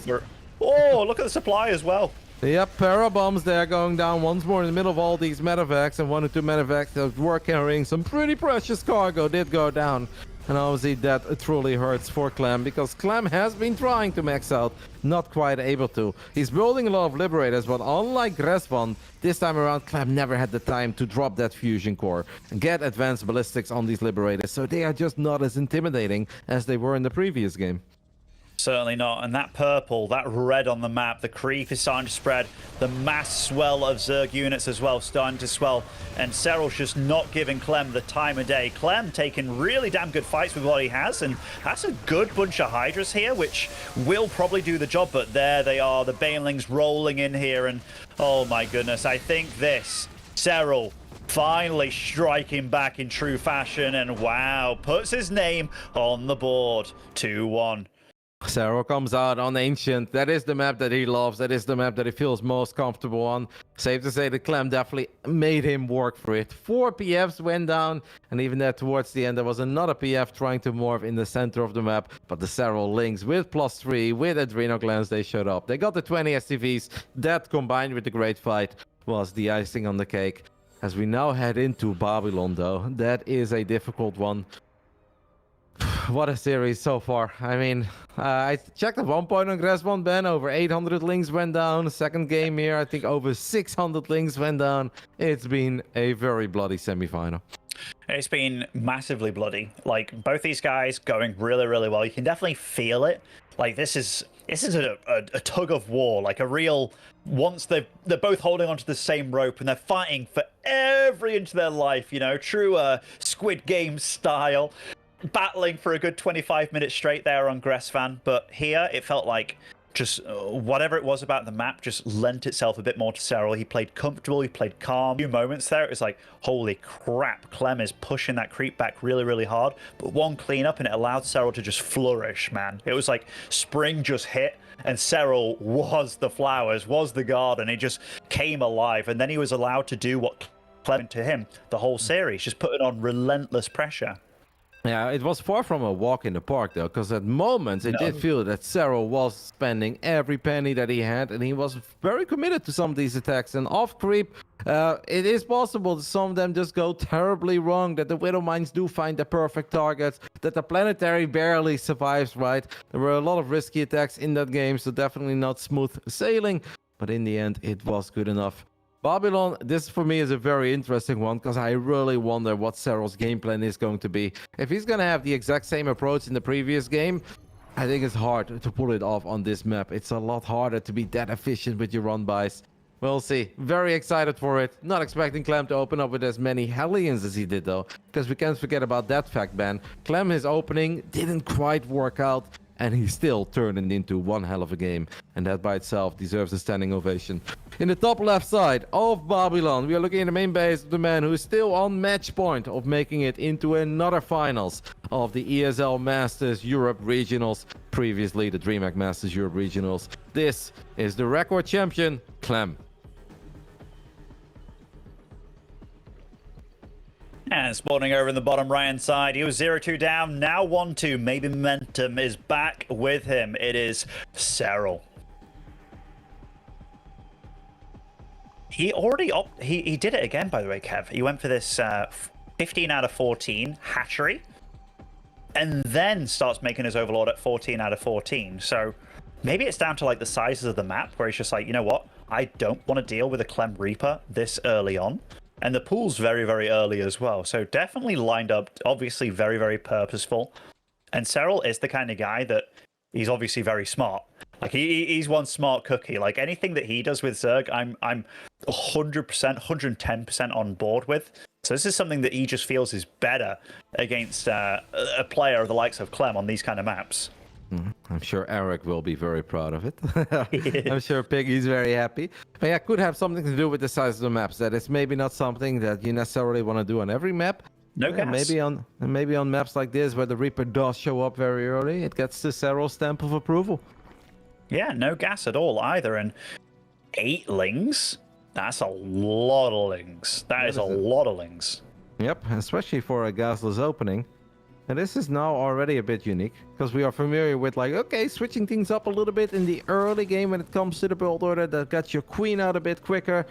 And then you can make less links, so obviously you save larvae, you get more drones. But if you then still make 8 links, that is not what we expect. Now, Clem is going to scout with the Reaper, but what he won't see is that 8 links are sneaking to the other side of the map. So what he will see here are a couple of drones. Obviously, it's important for Serral not to lose any workers, and he doesn't. Queen gets out. At this point, Ben, Clem has absolutely no idea that there are 8 links. It really is important where this Reaper goes. The Reaper is heading home. So Clem, I think, his command center is going to get delayed, but I don't think he's ever going to get a kill with the Reaper around, right? Obviously, these are slow Zerglings. A big delay, but I don't think this is ever going to net into a kill. Definitely a big delay, and definitely it's an investment, right? Like, this is a big investment, and wow, big ol' SCV pull coming down the ramp here. There will be a few Marines popping out, and Clem, I don't know whether this is exactly what he planned, but I mean, it was very, very spicy between the two. All things said and done, I think Clem handled that about as good as you can. Yeah, he showed a lot of respect. It's better to overreact perhaps than to underreact, and he didn't want to pull just a couple of SCVs and then find himself losing way more. It was almost perfect even, right? Because for the longest time, not a single SCV went down as we had a bit of SCV stacking on these mineral patches. I think very nice micro in the end on both sides. Did Serral get the confirmation there is another CC? Yes, he did see that, by the way, with the Zergling. Serral did catch a glimpse of that third command center. That's obviously very nice, right? Does not have to sacrifice an overlord. No, certainly. 3cc against 3 hatch. Still, like, this is the first gas that's been taken by Serral this entire game, by the way. That first 12 that trickled in there. He does have a gas on his natural and his main. So this lines up for him taking very potentially a lair. He's making a few extra lings here, just being kind of cautious, being safe. Did he see the second barracks with what he's scouted, by the way? No. So he doesn't quite know whether it's like a factory follow-up from Clem or a 2-rack. So he's being a little bit safe, getting that speedling on the go as well. Just respectful play. Like, you can never fully know if you haven't scouted. And they're both, like, Clem also has no idea what was going on in the main base of Serral at this point. Nope, that Reaper never actually got into the main base, but Serral, his overlord, will get the confirmation that there is a tech lab there. The tech lab is spinning, and he doesn't actually see that it's connected, but he obviously sees the setup of the factory. Yeah, he saw the amount of Marines, he saw the factory and the starport on the top side, so obviously at this point, Serral has seen everything that he needed to see. Does drop the 2 evolution chambers, man, before the lair. And I want to say, on a map like Babylon, I think it is a little bit risky, because that obviously means, sure, you're going to have good upgrades on your links, but Lair is going to be later. Bailing's speed is going to be a whole lot later. And having to deal with Clem and a whole bunch of Marines on Babylon without Bailing's speed, that seems like something straight out of Zerg Nightmares. These next 2 minutes are supremely important for Serral here. Like, he needs to fight really damn well. Because if you have a 1-1 upgrade lead with Ling Bane, and primarily just Ling, I suppose, then all right, you're in good shape. But this next minute where he doesn't have that, yeah, this is where Clem needs to get damage done. 3rd is landing for him. He gets his own 2 engineering base going up, but this build that Serral's kind of, well, done here, it's definitely a weird one. Like, I kind of like how it's lining up for him, but yeah, he has to be definitely careful. As you said, this is super important for Serral's tournament live. At the moment, there are only 22 links. Clem is decisive, steams forward immediately, wants to get a queen. Serral with perfect saves. In the end, 1 queen will fall. Clem goes deeper as he wants to get a 2nd queen as well. Gets 2 queens so far at the cost of only, I think, well, 2 Marines have died, and that Reaper obviously went down.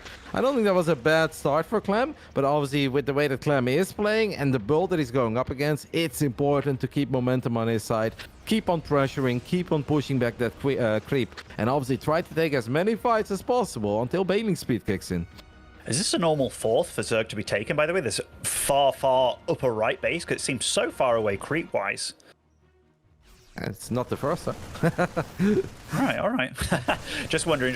But, oh, misses the transfuse there on that queen there, so that's another little bit of a blow there for Serral. But Serral, he's surviving, man. And that 1-1 is about to hit, which is a big deal. We talked about it. And right now, he's not really allowed these medevacs to deal the damage that they're truly looking for. And Clem flies over this base. It's like, oh, you don't have your base here? It's going to be on the north side, isn't it? It's one of two. So he's going to start working his way around over there. His 1-1 is halfway done here, but doesn't want to take a fight too eagerly.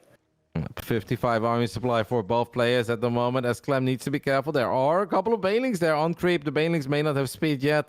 You can see, he's like, do I siege up here? It's like, nah, I can go in a little bit deeper. Throws down the scan, gets the creep tumors. It's important for Clem that he takes out all of them, though. That would be an oversight, as he actually ignores that 1 creep tumor that's right on the edge. That could give Serral that launching pack of creep staying around. That creep tumor was revealed. Clem was within striking distance of it. Not taking it out could be a very pricey mistake here for Clem. It's also lots and lots of vision, and Serral uses time. He just runs over to the space. He's like, oh, okay, this is pretty naked. And oh, he has to run through all those lings. And that is 8 SCVs just biting the dust immediately. And remember, these lings are more upgraded than the Marines right now. And look, they're all grouped up. Nice evacuation by Clem. But, I mean, Serral is in so much better shape. He killed the CC? Yep, he killed the 4th CC as well. There are no cans on the side of Clem, as Clem was microing his Marines in the top right side. So not only does Clem lose his 12 SCVs, he loses the 400 minerals for that command center. That was supposed to be the 4th base as well. The tank is all by itself. It's going to get picked off now. A lot of these lings are in a bit of a pickle, but Serral's got to be absolutely delighted about how that ling counterattack worked out. It worked out really well, and Clem's probably kicking himself a little bit. And Kevin, those upgrades, that was the one lead that Serral had. Now they're equal, but 2-2. Going to be coming online in the next 30 seconds or so for Serral. So if he can just hold on here with what he has, and I mean, does he even need to hold on? I think he can start pushing a little bit, but that tank positioning on the ramp there, that was a big, juicy hit. Big green explosion of Banelings there. Yeah, and that was a perfect shot for Clem. But Clem obviously knows that he needs a bit more. This creep tumor, I really think, is the one that changed a lot there. Because it did indeed give Serral all the information of where the units were maneuvering. As Serral's trying his luck one more time with another link counterattack. This one not quite as successful. Does get the tank. But that's about it. Serral did lose a lot of links there. Obviously still needs to be very careful, right? Because the army is a pure link bane, and it is very hard to fight off creep, especially if tanks are well protected by choke points or high ground. Certainly is. That +2/2 is now finished for Serral. If he wants to take a fight, it's going to look the best it will do over the next few minutes. And Clem, he's being very cautious, being careful. He has a severe lack of AoE in his army. Like, his factory unit count has just been shattered time and time again this game. He's got only 4 tanks. Obviously, it's not something that I think Serral can be 100% certain of. Knows that he picked off 1 tank that was left behind on the top side of the map, behind the mineral line, but I think it is hard as he does find 2 out of the 4 tanks on siege all by themselves. Yeah, this is where the upgrades once more will absolutely shine. Links could split off, go into the third base as they're going to go for the command center again. Clem has already lost his 4th TC once this time around. It does get cancelled. But that means that he's going to be a 3-base Terran for way longer than he ever desired to be. Oh, and GG. Serral ties it up from being 2-0 down these last 2 games. He's come more than alive here, Kev. That was a masterclass. That was a true masterclass. Serral saw the army in the top side of the map and he said, I'm not fighting it. I am sending all the links with the 1-1 upgrades to the other side of the map. All the SCVs dying, the kill on the command center. And while that chaos was unfolding, Serral also saw his opportunity to dive on the remaining units that were still on the top right side. Clem's got to be fuming a little bit there, right? Because that is just not the way that he envisioned that game to go at all. And there was no reason for it to go like that in the first place, since technically the start was weird, but Clem handled it well, right? He had a strong economy. He was going to get himself obviously in a very decent spot entering the mid game. It's just that the first link counter was devastating. I mean, it was beyond devastating, honestly. And it just, he never really got to get going. And he did a decent build. He got kind of caught off guard a little bit, but yeah, he didn't react badly. He like sees the queen, he sees no links, and he's like, okay, I get home really fast with that Reaper, I deal with the push kind of thing. These barracks openings that he's doing, where he's got like quite a few barracks, quite a lot of Marines, it feels like Serral's got a good handle of what to do and when to do it. Even when you go gasless, like that gasless is not normal. Granted, he slowed down his Terran opponent a little bit, but Serral, he's getting the +1/+1, and he's feeling very comfortable. He knows how to work with it. And right now, Clem just needs to breathe a little bit, because even though he's been playing damn good in those first 2 games especially, he needs to reset a little bit. Down to 1 map now, and it will be Neo-Humanity to finish things off. 1 hour. Let's do it. Neo-Humanity final game. That is a super interesting one, because both of these players do not shy away from the late game. They're both confident in it. But obviously, Serral will also know how difficult it can be to break the Terran if we do end up splitting this map altogether. So I'm curious to see if Serral is going to play with a sense of urgency, where we can see that he's clearly trying to avoid that scenario, or if he's willing to embrace it. And we do enter that ultra late game where the map is going to get close to being mined out. The ghost counts get crazy high. Got all the hive tech units. This was the semifinals that a lot of people were looking forward to, and 4 games in, I think it's safe to say that it has delivered. I think the previous game, obviously Babylon, we expected a bit more fireworks there, but it is all good because it gave us our favorite, and that is the rubber match, the all-deciding Game 5 to figure out who is going to be the first finalist in the ESL Masters Europe Regionals. In the top left side, we're going to take a look at the main base of the man who's been there more than anybody else on this planet. Representing Team Liquid, this is Clem. And for one, maybe final time this evening, representing Basilisk, it is Serral. Whenever I say Basilisk, I always want to say Basilisk Gaming, but I know it's not. But it's all those good game gaming and something gaming, something gaming. You know, the Koreans, they changed me, Kev. I know, man, but I'm proud of you for not going for it. We're very happy with you. Yeah, I got told off one time in private, and never again, never again. What an amazing semifinals has been so far. Obviously, guys, this is only the beginning of the Europe Regionals broadcast. After this, we've got MaxPax versus Spirit, a ultra exciting semifinals for various reasons, very different reasons. But for both of them, I think we can say, Ben, the biggest series that they have ever played, as neither of them has ever made it into the finals of the European regionals. And sure, they have both found a lot of success online. Spirit once in a while had a decent run offline as well, but this is such a big moment for both of these players, and I'm ultra excited to see how that TVP will play out. But first, we're gonna go and enjoy Neo Humanity. Two guys that have a very rich history with one another, two players that often push each other to the limit, and I think especially on that Grass 1 game, Ben, we got to see that once more. Yeah, we certainly did. Clem is going for an SCV scout this game. He's been kind of passing it up a little bit during this series, and I think that's what Serral kind of clued into as well, just finding out when his opponent's doing it and whatnot. And unless you're super clued into how to, well, when you SCV scout, if you're doing it every game, you get to find out whether that creep spread from that hatchery is a little bit more than normal. And you really have to know your timing super damn well. I suppose Clem does, because, you know, he's not one of the best in the world in this matchup for nothing, but he does get to see these first two lings out on the map, which have been causing him, you know, a little bit of scouting trouble, a little bit of problems behind it all. And here he does get to catch at least one of them, which for Serral, it's like, damn, of all the ways that I ran, I didn't want to run into that SCV. And I like what Clem's doing this game, by the way, Kev. Utilizing that SCV to block this third, because I think I spoke about it the other day. You don't want to take the other third. You're left with just one option here, and it is to take this third right here.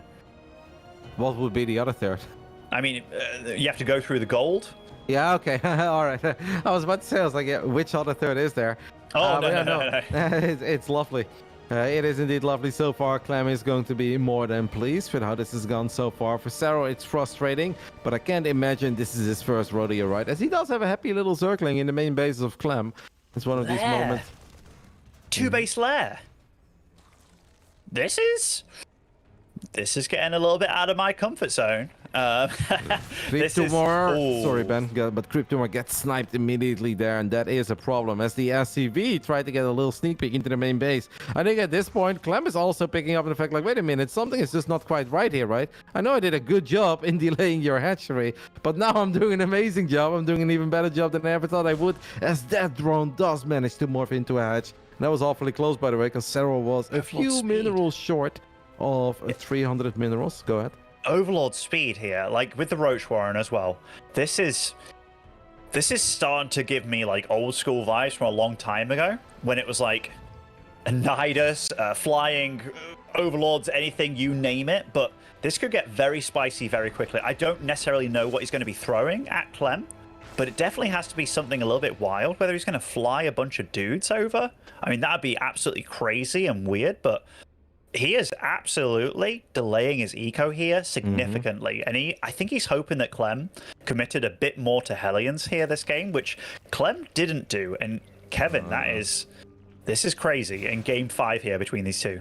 Yep, there's a Reaper hopping into the main base. That is a big moment, I think, for Clem, as Clem is going to see that it's relatively empty. We'll now see the lair, but we'll see a lack of units. We'll see a lack of queens. Should be getting ready for this immediately ASAP, and that is what's happening as a bunker goes down in the natural. We have a couple of Dropper Lords morphing near the main base. I guess Serral's going to pick up everything, drop into the main, and Macro behind this, Ben. As committed and as crazy and as aggressive this may look, it is not actually 100% all in, because Serral has been building non-stop drones. He's going to pick up all these roaches and go into the main, I think, right? I don't know at this point, Kev. Like, he's getting double Evo. I think he's respecting the fact that Clem has actually adapted very well to this. And he's like, you know what? You've obviously... Oh, I love that as well. Utilizing that Overlord with the queens there, dropping a bit of a creep just to land down those creep tumors. That can be very annoying. Pulling out a TLO, if you will. Oh, can kill it with the Hellion. Oh, Clem, that's so cute. That is so cute. Realize that he didn't get both of them, but Serral is going to drop some more creep on the left side there, and we'll still try to get some creep tumor stuff going. Yeah, this was cool and creative, and maybe if Serral saw something that he was a bit more fond of, he would have fully sent it, right? But he was already droning up. After the 9 initial roaches that he made, like 9 was the number, he stopped. He was building drones already way before those drop lords were morphing, way before the queens got picked up and were sent to the other side of the map. As cool and creative as it is though, Ben, like, did that accomplish a whole lot other than that it scared Clem for a bit? I mean, it scared him. It's got him a massive upgrade advantage here. Like the engineering base halfway along, +1 and +1, very far ahead. And that drone number getting up to 65, 66, obviously the big dream here. That is huge here, Kev. 5 barracks on the way, by the way. 3 already done. So already moving on to 8 barracks before your third's even landed. Clem is thrown off massively this game. This is a weird one to finish it out. And yeah, that +1/+1 has only just started here for Clem. Serral's looking at a timing here that could be phenomenal. He is still getting an infestation pit and what have you, so it's not going to be a massive all-in from him. At least it doesn't look like it.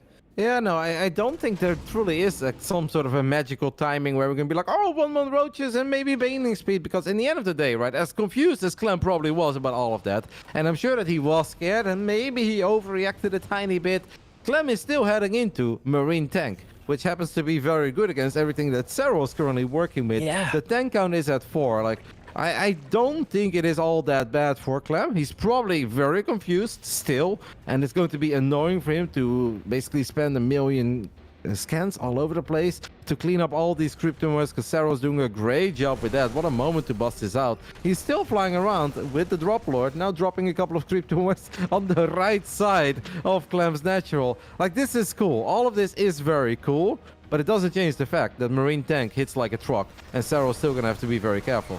It does hit like a truck, but right now at this moment in time, he does have an upgrade advantage, and Clem's getting caught a little bit off guard here. Lovely pickup there on those tanks, and Queens, roaches in the bases. Oh my goodness, Serral, you absolute machine here. Yeah, this is actually finding very decent damage, and it's been a very small investment for Serral, as he even saves the drop lord with the queens, leaves one of the roaches behind very casually as a Serral, getting 11 SCVs here.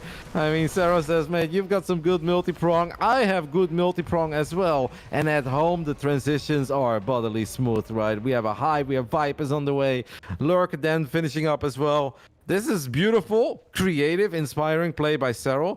But it still doesn't change the fact that he's going to have to be careful. But so far, it does feel that whatever he came up with, man, whatever he is cooking, let the man cook, because it smells delicious. I mean, it does if you're a Serral fan for sure. If you're a Clem fan, you're thinking, how does he get himself out of this situation? And honestly, I'm starting to really worry for him. Lurkers are out on the field. They're actually out already. More joining the fray as well. Those queens do get shut down, so Serral maybe getting a little bit carried away there, but dropping the main. Look at the SCV count, 44 to 72.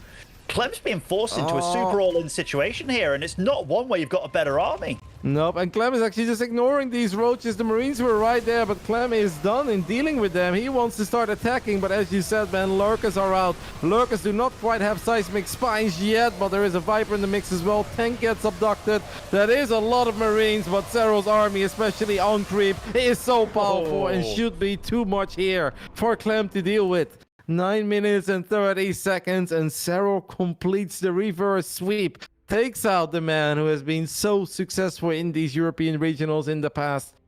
This time around, it was Serral's time to punch his ticket into the grand finals.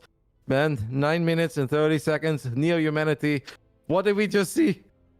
I honestly, Kev, I was looking at that, and I'll just the lair, it was wild.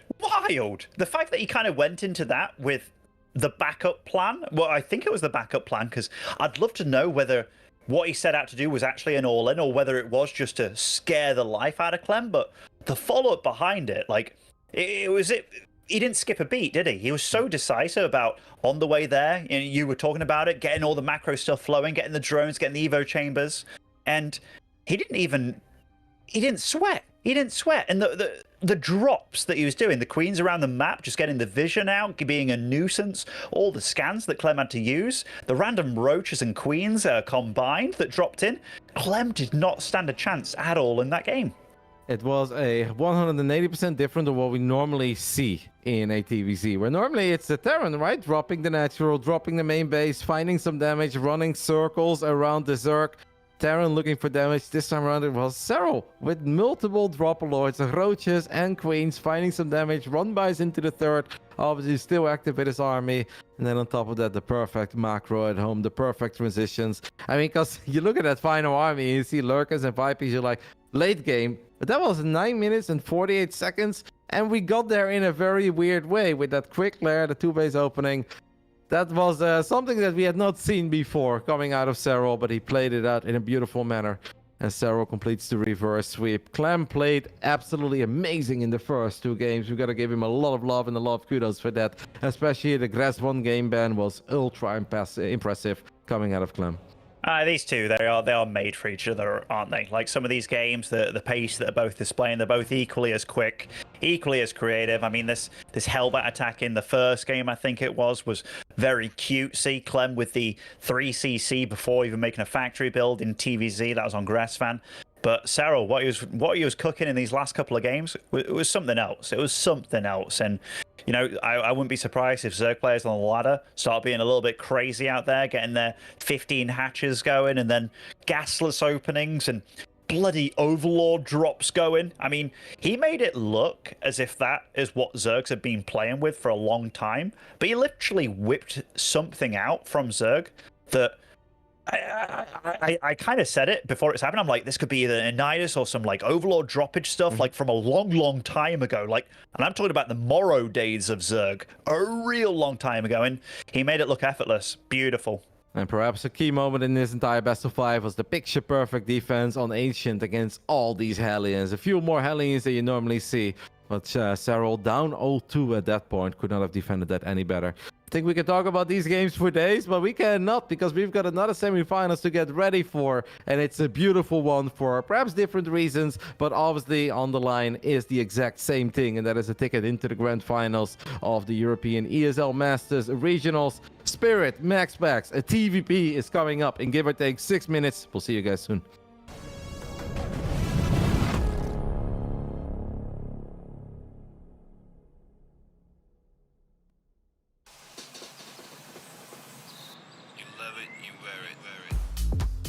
Wear your passion. Share your passion. Wherever,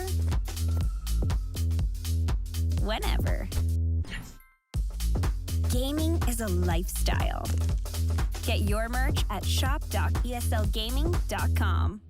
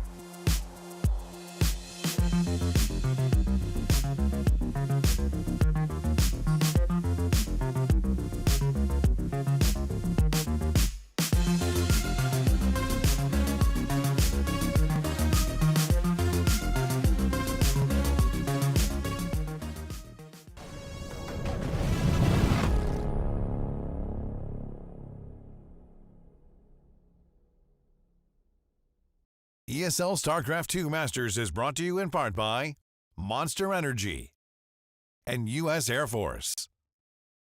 Welcome back, everybody, as we're here in the ESL SC2 Masters Summer, the European region. We've got 2 matches left. Serral awaits in the finals after that crazy series versus Clem. Absolutely bonkers, quite frankly. Yeah, I mean, he's playing against either MaxPax or Spirit, who are looking for their first ever finals in a European regionals, Roddy. I feel like whoever comes out of this is going to have some hard work in the finals, but we should have a great semi here as well.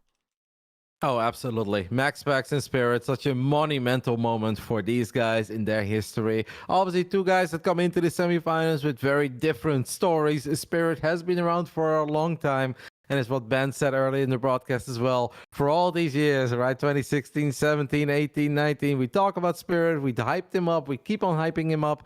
And it's not that he was bad, but he never truly had that one epic run, that one career-defining run that we can now in the future always talk about. This has definitely been the one for him, breaking into that top 4 for the first time in his career. MaxPax has been here before. He did it once. He was the very first Protoss to do it when it came to the Europe Regionals. But back then it was like, okay, that's awesome. Now it's like, can MaxPax go all the way? So the stories are unique, somewhat similar, still very different. You know, when you look at stats, these 2 guys are players that play against each other very often. You're like, okay, I assume that MaxPax wins a little bit more. I had no idea, Waddy, that out of the last 17 times that these guys played against each other, MaxPax won 16 of them. 16-1 in the last 17 encounters. That blew me away.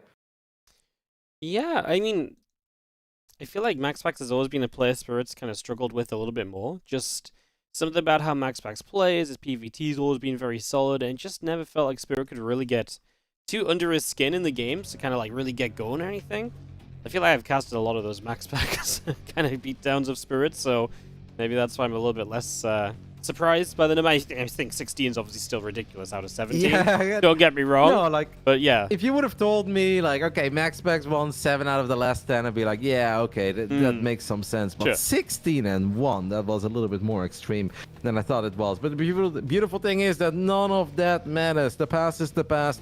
What happens is what matters is what's going to happen here in these semifinals. As you guys can see, we have already loaded into Neo-Humanity, which is going to be our first battleground. In the top left side, we are looking at the main base of the man who eliminated Raynor in the quarterfinals. Representing Starlight Twinkle, this is our Polish Terran player, Spirit. He's taking on the red Protoss player in the bottom right-hand corner from Storm. It is, of course, MaxPax. Perhaps the good news for Spirit is that one win out of their last 17 encounters did happen very recently. Just a couple of weeks ago, early April, he was able to get a 2-0 win over MaxPax. So I guess that is the silver lining when it comes to the stats, is that recently, the most recent best of 3 he won, because after that they only played the best of 1. The best of 1 win in favor of MaxPax. But the last best of 3 belonged to Spirit, but that's also the only one that he won in a very long time. Spirit is running hot lately. I mean, his bracket here has been ridiculous. Versus Hero Marine, versus Raynor. I mean, not to take any away from MaxPax, but he has come here through the back of PvP. Showtime and Skillers were his previous opponents. Be interesting to see who brings it out in the TVP. MaxPax did have, a few moments of being shakier during the group stages as well. He did lose out to Lambo, for example, too, but he also took down Clem on his way to the playoff stages, so he's been in pretty good shape. We know that. And we'll see what Spirit can bring. I'm very excited to see what kind of game Spirit brings, because I do think it's just been such a good run from him, and he definitely doesn't seem like he's done yet. No. There's a lot of life. There's a lot of fight left in Spirit. There's a lot of fight, obviously, for MaxPax here. I think both of these guys had an absolutely brutal bracket, man. Like, we made it seem like, oh yeah, MaxPax beat Showtime and Skillers, but come on, Showtime and Skillers, those are 2 of the absolute best European Protosses. Besides him, I would say that these are the 3 that have really kind of waved the scepter when it comes to European Protoss over the last 12 months. So sure, that was off the back of his PvP, the PvP skills that we often talk about and that we praise him for, but it is still a whole lot easier said than done to take out those 2 dudes. No, you're very right. I really was just saying, because his PvP is so freaking good, it almost makes it an easier run for him than it would have been for others. But no, they are freaking good. There's absolutely no shame. I mean, again, just Fantastic opponents, tough road to get here. It's time to take those final steps. Twilight Council, Robo Facility looks pretty aggressive here out of MaxPax. He does always love his 4-gate blink plays, getting aggressive early. For a long time, it was like, man, can he do anything but that? And then he really started mixing it up a lot more. This time it's going to be the Dark Shrine opening the series with a good bit of aggression, Roddy. Yep, the Dark Shrine, that is a little bit surprising. What Spirit is doing, I think, is also a little bit surprising, buddy. Because in the past, when we think about Spirit in this matchup, we know that he loves the Widowmine drops with the quick armories. That is the one thing that he was just doing a bit too much, even at one point in this matchup. And even if he still found some success with it, you don't want to come into a semifinals of the Europe Regionals and be like, well, I'm going to Widowmine drop every game, and I hope I find some good connections. That's obviously not the case. But instead, he's opening up a triple CC here. One barracks, one factory, then drops another barracks. This is going to be really interesting. The eBay is quick, so even if Spirit hasn't really seen a whole lot, there is one scouting marine right now on the other side of the map. I want to say this marine could be important. MaxPax seems to have a pretty good idea of what he's going up against, because he's not only opening up with that Prism and the quick Dark Shrine, he's also still dropping a very quick third Nexus. And I think there are many moments where you wouldn't do this, right? Unless you are convinced that your opponent is going for a very macro-oriented approach, I don't think you can really do these two things together. No, definitely not. It's extremely greedy because there's just no other units on the map for him. He's got one Adept, so no, you're not meant to do this. The only downside is, of course, Spirit's extremely well prepared. First turret going up on the natural. This first DT walks by, but it is going to go down, so that's a kill. 2 DTs in the main base will get scans. They have to lift up, of course. Yes, you're going to force a scan, but at least with the triple CC, you have plenty of scans, you have plenty of economy. Great start for Spirit, and it's kind of now a saving grace that MaxPax has such a fast third. Absolutely. As one of the Archons, or one of the set of Dark Templars is going to morph into an Archon, MaxPax likes to follow up the DTs with some Archon harassment. But one thing I was a bit worried about is that Spirit would potentially have a very ugly start to game 1, and then maybe the wheels could come coming off, because we know that he doesn't always love playing TVP. But as you said, this is actually a great start. He built that turret early in the natural, was definitely not 100% certain it was DTs, but he had a soul read. Now it is important that he doesn't lose too many Marines against these Archons, as the Archons are thinking about going for the tank. Feels like that's a very ambitious snipe. Cyclone comes out, Cyclone gets the lock-on on the War Prism. At least the Archons hop out, and the War Prism survives. Alrighty then. Well, that was a little bit wild. I thought that Prism was done for with the Cyclone lock-on, but didn't have the final shot necessary. Yeah, that was dangerous from MaxPax. You're right. You know, there's times where it's like the DTs do nothing, but then the Archons kill an endless amount of Marines. It's like, okay, well, that's the Protoss' advantage. Spirit responded well, and he very nearly took a massive lead off of it, because if he killed those Archons in the Prism, then there really is nothing going on for MaxPax. As it stands, MaxPax starts to press forward a little bit. Marines and a couple tanks backing it up to the natural, and Spirit's trying to take his third base. Yep, interesting that MaxPax is now already here with all these Stalkers, but why not? He's got Blink, he knows that he has shaved off a couple of Marines, he knows that it's been mostly macro so far, and he's just doing a very good job in delaying this expand from going down. Can he run into the natural? No, absolutely not. But hey, this is now already finding some decent indirect damage, and it actually allows the Prince of Denmark to go up to 4 bases, is now thinking of going into the main as Spirit has a lot of units. Spirit's wondering what he should do. War Prism goes into the main base. Stim is ready though. A couple of Marines and Marauders will stim forward. MaxPax is going to have to get out of here as quickly as possible, and didn't lose a lot there, Waddy. It felt that that was a risky maneuver, but once more MaxPax is treading that very fine line of risk and reward. He could not wait for that blink cooldown to come back, because he was trying to make sure he didn't lose too many Stalkers. That could have been, as you say, disastrous, but he played it right. He got away with it, and that's part of what's so terrifying about playing MaxPax. The risks he will take aren't as risky, because he is so good at figuring out when he should stop. When he, you know, when the risk is actually okay enough, he's so good at identifying that. So, not punished this time around. Spirit once again attempting the third CC. Behind all of this, MaxPax now 4th base building up, so he's really sticking to that kind of fast expansion idea, and he's starting to finally see some better tech in the game as well, with the Colossus switch now on its way. Couple of Zealots being wiped into the main base, as these 2 Archons from the very beginning are still around. 1 Archon will finally get picked off. How much can these Zealots get done? It's a very awkward area for Zealots and Archons to fight, but at the same time, the big army is going to stomp into the triangle there. Couple of Zealots, I don't think it's quite good enough. MaxPax needed a few more as he absolutely needs to disengage with these Stalkers, but not before. He snipes both of the medevacs. And obviously, if Spirit has that many units in the third base, Waddy, that means that the main base is still in a bit of trouble. Risky, but I gotta say, well defended by Spirit, but also excellent attempts there by MaxPax. Beautiful bit of multi-prong from MaxPax, just in the main, jumping on the third base. Spirit did defend pretty well, all said and done, but MaxPax also really did a great job of prioritizing his targets with the Stalkers. He got the tank quickly, he got a couple extra medevacs. He made the absolute most of every shot he had. I gotta say credit to him for that.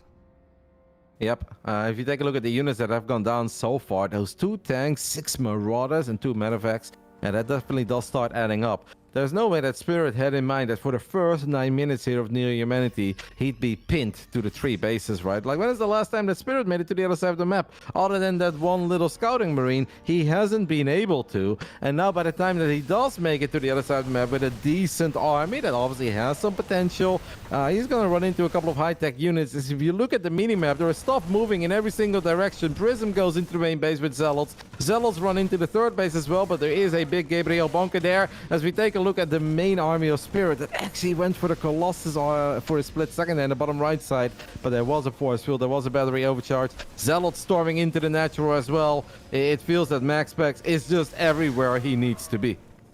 He's terrifying to play against, man. He is all over the place. It's so hard to deal with these things as a Terran, and Spirit's defended well for so long, but it's finally starting to sink in that he can't be everywhere, and these few Zealots in the natural find some extra damage. The Vikings pulled back. They could have finished off the Prism by now. Instead, more Zealots are warping into the main base too, and it took a long time, but MaxPax finally gets a good bit of damage done. He will finally lose the Prism. He loses the DT, just warped in as well.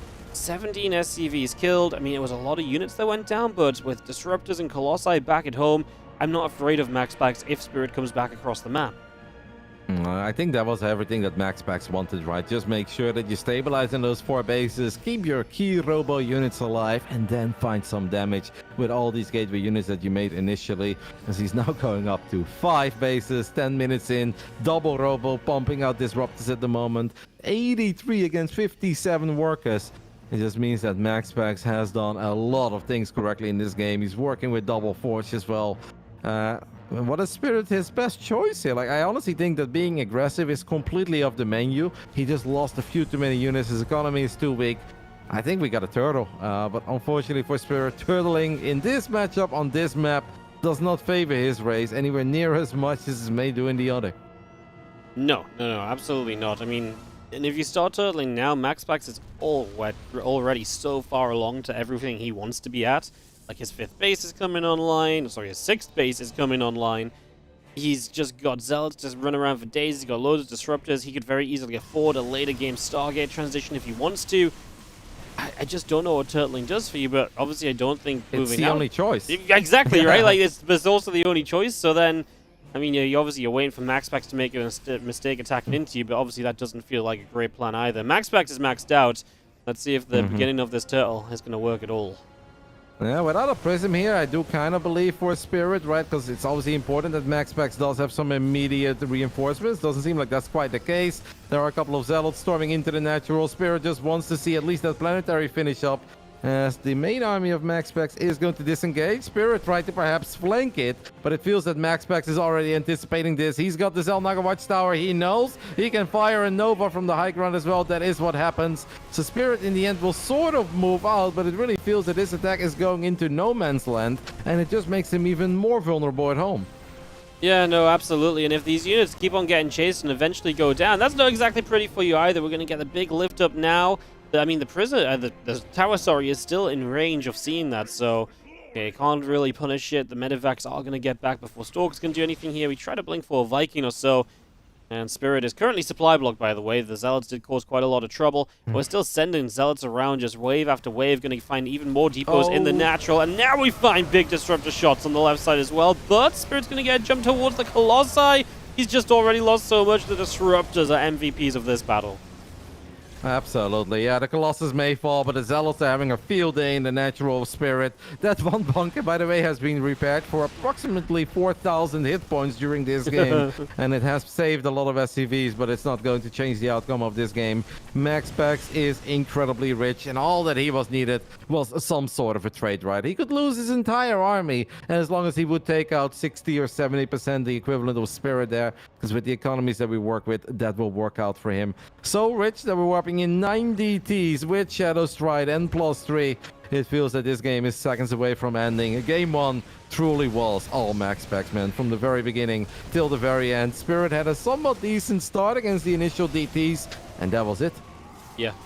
So he had a great starting defense, and then MaxPax just did absolutely everything else that he needed to just be in a great spot. Was so good with his aggression everywhere, and just never kind of went, never walked too far on the wrong side of the line when it came to that balance of, like you say, risk and reward. It felt like he was always getting rewarded. And going into the next game, I feel like Spirit's just going to have to start, I feel almost nicely, is going to maybe have to go more towards his own aggression and kind of take a bit of control himself, because letting MaxPax do as he wished has not worked out well. Yeah. I still think that the openings were fascinating, right? Spirit going for that triple C, where you're like, hey, that's actually pretty good. Would have been maybe problematic against 4-gate Blink Stalker, the build that MaxPax loves and that he finds a lot of success with. Would also be obviously very good against Stargate. In this case, you're like, well, against the DTs, it works out. And then initially, he does it perfectly fine, doesn't really lose a whole lot. But it almost felt that at one point, Spirit got a little bit impatient, that he got properly annoyed, that MaxPax did such a good job in delaying that third CC from landing. Like, having 3 bases is one thing, but actually having all of them on the right location and up and running is obviously a different story. And MaxPax, even if all he had was 6 Stalkers and 2 Archons and a War Prism, did a really good job in making it hard for Spirit to take that base. And I felt that Spirit got a bit triggered, where he's like, okay, this is annoying. I'm just not getting anything done. We're now 10 minutes in. I have still not made it to the other side of the map. And obviously the first time he properly moved out to attack the 4th base of MaxPax, yeah, that move out didn't accomplish anything. There was a cannon, there was a Colossus, there was a battery overcharge. And that's where he started taking real losses at home from all the Zealot run-bys. Nope. Yeah, it's very, very true. As we I'm going to go altitude for map number 2. We've talked a lot about this map the last few days. Big map, right? Lots of options for directional attacks. Very open spaces as well. Difficult for the Terran to go pushing along early on this, so I just feel as though MaxPax might be feeling happy about map number 2 coming up. We'll see what he can do. It does maybe give Spirit a lot of bases to work with, though. If he does get in a longer game, there's a lot of the locations you can drop, and Spirit has been very quick lately. He's been dropping all over and very active on the map when he gets into that sort of state. So maybe that's one of the things he leans on here, heading into a second game. Yeah. I can only imagine the stress, though, that goes through the mind of a player like Spirit right now, where you'd love to think, like, okay, it's a great map for Metamac drops. It's a great map for maybe Widowmine drops. Maybe it's my time to start having some fun. But if then your first Metavac with 2 or 3 Widowmines flies into a bunch of Phoenixes, and your heart just falls, drops in your chest, right? And you're like, okay, what on earth am I supposed to do now? So it is a hard call to make. If the first one works out, yeah, then you're flying. But if the first one fails in a miserable manner, then it's very unlikely that drop number 2, 3, and 4 get damage done. So I'm not sure if he wants to go down that route, but we are about to find out. That's the beautiful thing here of the semifinals. Bottom left side, an absolutely amazing tournament for him so far, no matter what happens. Defeated Hero Marine in the round of 16, defeated Raynor in the quarterfinals. For the first time in his career, he's here in the semis. Our Polish Terran player, Starlight Twinkles, is Spirit. In the top right, our red Protoss player from Psystorm, MaxPax. I have seen Spirit do some crazy one-base openings here as well in the past VOD, where he is not afraid to build a factory on the other side of the map. He's not afraid to build a starport on the other side of the map. And I've even seen him go for the one-base Thor Rush. Now, don't think that's going to happen this time around. Seems like we're just going to go ahead and try to get an eBay block. And the timing of this SCV, by the way, this seems very good. No, this eBay is going to get a lot of HP. And that may actually force MaxPax to just expand elsewhere, don't you think? Absolutely, 100%. I mean, it's way too much HP already. The probe left, the SCV walked straight in behind it without being seen, and if you're not going to then stick around the spot, then your option now really is just to go elsewhere. He has 400 minerals stacked up too, so He is very ready to drop it, and now it has to go elsewhere, and that's always frustrating. But there's already an SCV kind of spotting over here, so it can delay it even further. Good start for Spirit, eh? Double eBay block, triple eBay block. No, we're not going to make it there in time.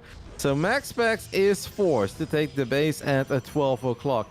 That obviously is a bit of a nightmare scenario. I'm so curious to see what Spirit's plan as a follow-up is here, right? Because if this was a smaller map, you'd be like, 3 racks, 3 racks, 3 racks is amazing. But 3 racksing on altitude, body, as big of a fan as I am of the build, I'm not sure if that is necessarily the right way to go. A couple of Hellions have potential, but it is obviously scary to make Hellions. If you do go up against Stargate tech, whether it's Phoenix or Oracle, that can be good. But it does seem that Spirit wants to probably open up with a few Hellions here. Yeah, no, I would imagine so. Get some access across the map, as also with that base being so out of location, it's just good to kind of power into that. There is a Stargate from MaxPax, which should help defensively against those kind of things, especially when he's going to be spread out on his initial defense so much at first. Yep. Almost feels that it's inevitable that MaxPax is going to be forced to build a battery early on in his main base. If he doesn't do that, I think he's playing a very risky game.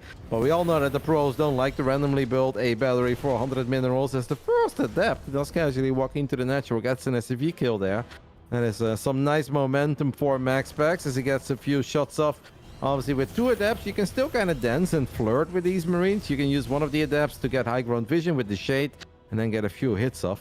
And I can only assume that that's what he wants to do, since he's opening up with an Oracle as well. So reducing the Marine count, or at least reducing the amount of HP on these Marines, seems like it would be an awesome play. He's not doing that. He's just going to make Adept number 3. You think we're going to die for Marines in the natural? I mean, we could potentially, or we just sort of play a bit back and forth with those Marines at the very least, I suppose. It obviously allows you to be really on the pressure kind of point, so you have the choice to kind of, go or not to go. It's a lot of Marines, man. We've got a Cyclone halfway done. This doesn't feel like the moment where these Adepts should ever commit. I just held my breath for half a second because he didn't cancel that until the last second. Oracle moving down the south, and maybe if you can get the Adepts to kind of bait the Marines forward, the Oracle can get a kill or 2, but I mean, just 3 shots to kill an SCV, it's a lot. It's not a quick process. Yeah. Cyclone is out, but Cyclone is not quite in the right spot yet. So this Oracle is able to activate Pulsar Beam. That is the wrong way to go, MaxPax, as the lock-on is a thing. So Oracle's going to take a lot of damage. Oracle straight up dies. I mean, that worked out perfectly for Spirit. Not revealing that Cyclone worked out for the best there, as MaxPax thought there was an opening to go for in that main base and get a few more SCVs. I mean, you gotta love this start of your Spirit, no? Yes, I mean, that was an Oracle. That's just done, I mean, okay, 2 SCVs, but really not that much. You've got a nice quick stim on the way. You've got a good amount of Marines out. Your opponent's going to have very late tech beyond the Phoenix, but you're not doing anything that's immediately punished by Phoenix, right? So, in general, you got to love this across the board. He will set up a bunk. He's a little afraid of future attacks, but yeah, I think Spirit's in a very good space, and if he can just get up to a couple medevacs, I'm actually terrified for what MaxPax might have to face off against soon. Yep, as we're going to take a look. MaxPax is going to build a shield battery in the 3rd base instead. Obviously, he never had to worry about any Hellions. The Spirit just made damn sure that he got his Marine count high up. And yeah, that kind of worked out, because you look at the 3 Adepts that were initially made. Adepts are not exactly units that scale ultra well into the mid-game, right? Where you enter an army or enter a fight against Timba, and you're like, yeah, I got 3 Adepts. They can be a bit tanky and they'll get a few shots off, but it's not quite the dream unit. One more reason why I think we can say that Spirit should be more than happy with this start. MaxPax is obviously on 3 bases, is working on +1 attack as well for the ground units. So he's got some things to be somewhat hopeful of, but it just feels that Spirit, his army, is going to be a whole lot more powerful, as we even have barracks number 4 and 5 being dropped into the main base. I mean, this can even get as crazy as an SCV pool, and I wouldn't hate it against Phoenix Zealot. Like, it's probably one of the better scenarios to ever pull SCVs, even if this is an ultra big map. And with the way that this game has gone so far, Spirit doesn't have to pull SCVs as a Widow Mine fires on the Phoenix as well. There's our 3rd CC, but he's going to have a lot of firepower, Waddy.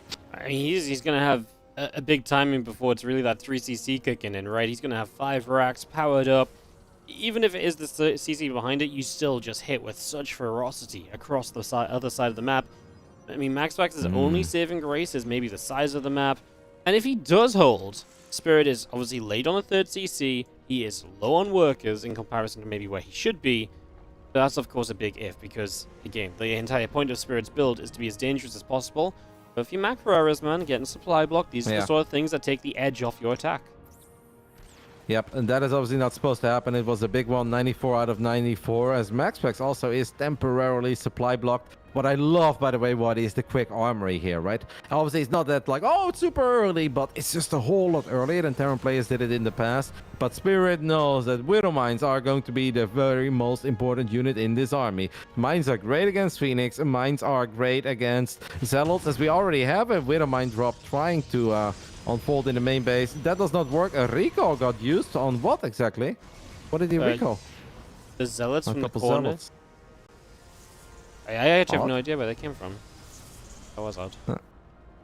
They have a couple of Zealots trying to run into the natural. And Spirit should be fine here if he just rallies a few more units. He's got a Widow Mine as well. I do think that Spirit gave a lot of respect to the Phoenix Zealot army that didn't really have any real upgrades yet. And you had 5 Widow Mines, right? Like, obviously the mine drop, it had potential. But MaxPax paid attention, denied it, shut it down. It's not bad. Obviously, the more that these armies grow, we said it earlier in the broadcast in ESL Masters Asia, and we stand by it. Right now, it's going to favor Spirit. If the Bioball just gets a little bit bigger, Zealots can evaporate. However, this is MaxPax, and MaxPax is not fighting with 12 Zealots. He's fighting with 31 Zealots, Waddy. So this is still going to be a very interesting fight. Widow Mines are very important here. If the Phoenix could find a way to lift any up, there is one observer, but it's right over in the main base, so Mines are likely to get their shots off. Let's see what the splitting looks like. It wasn't that great. The Mines honestly got a lot of the Zealots straight away, and the Zealots are going down very quickly because of those Mines. As they do come through, a lot of them continue to drop, and we do have our Adepts continue to go down. Ooh. Look at the Zealots, by the way, in the natural for a split second. They've been attacking that orbital for a while. They got a couple of SCVs, but they needed more. The Observer is going to reveal all these mines, so that is obviously at least nice for MaxPax. As the scan goes down, Spirit tried to snipe that Observer. I love that play. Gets it in the end, and there are still 2 Widow Mines remaining. They get very good shots off. An insane amount of splash damage, and it really does feel that Spirit is finding all the momentum that he was looking for in this game, because that Phoenix count what he got completely reset in that previous skirmish. Yes, it did. That Observer just got nuked down as well, by the way, so that might have to be rebuilt. MaxPax does clean up in the main, though. Third of Spirit still struggling to land, and MaxPax still has a 15-worker lead. I'm just worried that the longer this goes, we kind of need to start seeing some splash damage. We're set up with the Robo Bay, but getting the time to build into a good amount of those units is extremely difficult. As Spirit trying to be very funky with the just a couple of mines over here, and they will get a few probes before MaxPax again gets detection out. Yeah, and it's hard for MaxPax to clean this up. If his army is literally pure Zealot, this is a very awkward army. There was a scouting probe there. Warp Prism is going to sneak into the main base. So MaxPax is not done yet. He also wants to find more economic damage. Spirit regrouping in the center of the map, and the reinforcements have arrived. There's so much micro potential in this Terran army. Very little in the Protoss army. MaxPax is doing about as well as he ever could with a pure Zealot army, as he's now in the main base and the third base at the same time. Now, this is now starting to get a bit scary for Spirit. Still like the game, but he needs to start making some magic happen with his main army on the other side of the map. Yeah, he needs to go big on the other side as MaxPax starts to fight into that. He just doesn't have much. Like I say, getting some amount of splash damage up would be amazing. The first Colossus on the way. We're going to already have to pop the super battery, though, and Spirit just says, well, I never attack into that. I could attack into the natural instead, and that's what he turns around to do. Colossus halfway done. It will be spawning off that third base. MaxPax is going to lose the natural, though, and all the work he's doing on the other side, don't know if it makes up for losing the natural. He's getting a lot of Marines, and he is keeping the Liberators home for a while longer. We're about to have one Colossus in a dream, Roddy. Yep, there is that Robo Bay there. Spirit sees it, so he should know that that is on the menu. I think Spirit needs to be a little bit careful here, right? Because the Colossus is very good against the Marines if he gets a couple of good shots off. That force field wasn't quite perfect, though. But yeah, the Colossus is still going to be able to do its thing, gets a whole bunch of hits off. Like, in a weird way, this went so much better for MaxPax than I think it was supposed to go, because Spirit still gave him a lot of time towards the end, and it's only a 2-base Protoss, and then taking out the natural, by the way, here is fantastic for Spirit, because that was actually the third base, right? And that means that the actual natural of MaxPax is gonna mine out a whole lot quicker. So it is just a weird, wonky game at this point, where Spirit still has a big army, has a powerful army, but he does need to be careful against the Colossus. Even without Thermal Lens, I think these Colossi have some potential here. Oh, absolutely. A couple of Vikings on the way, but they're not here yet. Third CC getting in for Spirit. He only has 30 SCVs, by the way. He's going to start diving the main. The Fusili's just pulled back a little bit with Lib sieging up here as well. It's going to be dangerous to fight against. Libs are going to go for the ramp. Let's see what we can do. The Colossus is going to start getting active. It's going to begin taking some shots. It goes down immediately as MaxPax too busy trying to deal with the Liberator. The Colossus on the other side now getting stimmed at by Marines. I mean, the Colossus can protect itself, but can everything else work out? Absolutely not. There's just not the numbers here at all for MaxPax, and Spirit is going to get this game as he takes on and takes down the Phoenix Zell composition in the end. But my goodness, it took a lot of effort. Yes, it really did, because one of the orbitals even died on the other side of the map. Obviously, there were a lot of fights happening, so I'm not even sure. Maybe it was the one in the main. I think maybe the one in the main died. But yeah, Spirit was down to 2 orbitals, and at the end actually had 28 SCVs remaining, as MaxPax obviously was focusing on a lot of the Zealot run-bys, realized that his army and just keeping it together, it's not going to fare all that well against the much more microbo army of Spirit. So he said, I'm going to try to create as much chaos as possible, and he did a damn good job in that. But in the end, Spirit does win, so we're all tied up after 2, and that's obviously what we'd love to see here in the semifinals. And Spirit is already requesting the first 5-minute break. But you know what, Waddy? I can't blame him. One of the biggest series that this man has ever played in all these years of video gaming. And I can definitely imagine how stressful that game was. And it got a bit sloppy there towards the end. It's impossible for these guys to be perfect. But the Liberators were idling in the natural. We did see Zealots attacking the orbital for a while. But then we even saw units move commanding all over the place, getting sliced up by Zealots. So maybe a little break is good for all of us, because that will allow these guys to bring their A game in game 3. Yeah, no, 100%. I think it's important to, slow it down a little bit. Take yourself, give yourself a moment if you need it. You're right. You have to play at your absolute best. You can tell. I mean, Spirit already had such a tough time winning this game out when we felt as though it was going to be tough. MaxPax decides now he's going to take a break too. So everyone's just taking a couple of minutes here before we head into game 3. It's obviously tied up 1-1 here in the semifinals. Serral awaits in the grand finals. Like I say, it's a big match, man. Neither of them have been to an EU regional finals before. 100% one of their biggest moments, with so much potential just throughout. It's awesome, been awesome runs so far, and these opportunities don't come out very frequently anymore, Roddy. Twice a year. That's the only chances you get.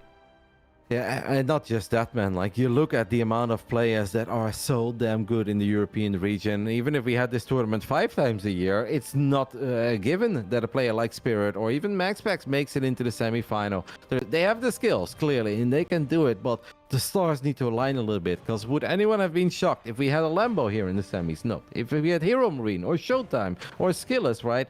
But not to forget about Rainer. So it is just an incredibly competitive region. You can always get unlucky with your bracket. You can run into a Clem or a Serral in the round of 16. So it is just such a big moment for these guys. And I completely understand. I love the way that MaxPax went about it here, by the way, where he's like, ready? And he's like, oh. Well, in that case, then I'm going to take a break as well. It's like, I'm not I still think he's the first one to return, Waddy. Yeah, you think so? Yeah. We'll find out next few moments when they do come back here. Obviously, as we make our way through the maps, we head to Dragon Scales. This is the map that is... It's just that short map, Roddy. It is dangerous. You have to be very on your toes as the Protoss to not get caught off guard, because if you don't see a Terran army coming your way, it's on your doorstep a moment later, right? So it's always something on Dragon Scales to be pretty wary of. And we'll see what MaxPax does, because maybe then MaxPax wants to take the aggression kind of in his own hands early, and maybe play something like a Blink Opener. I think that's the kind of thing he would like to do. And of course, we've not really seen him play Blink Opener yet, because it was DTs back in game 1. Yeah. Viewers told me that 3 games into the grand finals, we haven't seen a 4-gate Blink Stalker opening yet. I'd be like, I doubt that. But yeah, could definitely be the case here on Dragon Skills. There was obviously a lot of surface area to blink into the main base. And the beautiful thing about that opening is that MaxPax is so incredibly good in transitioning out of it. And I think that kind of separates him from all the other Protosses out there, or at least the vast majority of them. As Spirit says that he is ready, MaxPax fires back immediately. He's ready as well. So it's time. He was ready all along, buddy. Yeah, he never took a break. But yeah, I think what MaxPax does so well is like realize when it's time to stop. When it's realized that it's time to, instead of all out, Blink Stalker aggression where we try to snipe tanks, where we try to snipe bunkers and potentially win the game. It's like, no, now we split it up, right? A little bit of a Stalker hit squad here, 4 Stalkers in the War Prism in the back of the main base. And while that's happening, and he always finds damage, he always transitions at home as well. And we were stunned and amazed by how beautiful Serral's transitions were there on Neo Humanity in game 5. while dropping in the natural and in the main base. MaxPax does the same, but then as a Protoss player. It's a nightmare to go up against as a Terran. I guess Spirit might go like barracks, fast expand factory, 2 additional barracks is here. That's my guess, but we are about to find out. As the nerds are ready to hop into Game 3 semifinals, who will take the 2-1 lead in our second semi? Bottom right side, the man hailing from Poland. We often call him a big Piotr. This is Starlight Twinkles Spirit. In the top left, our red Protoss player. It is MaxPax.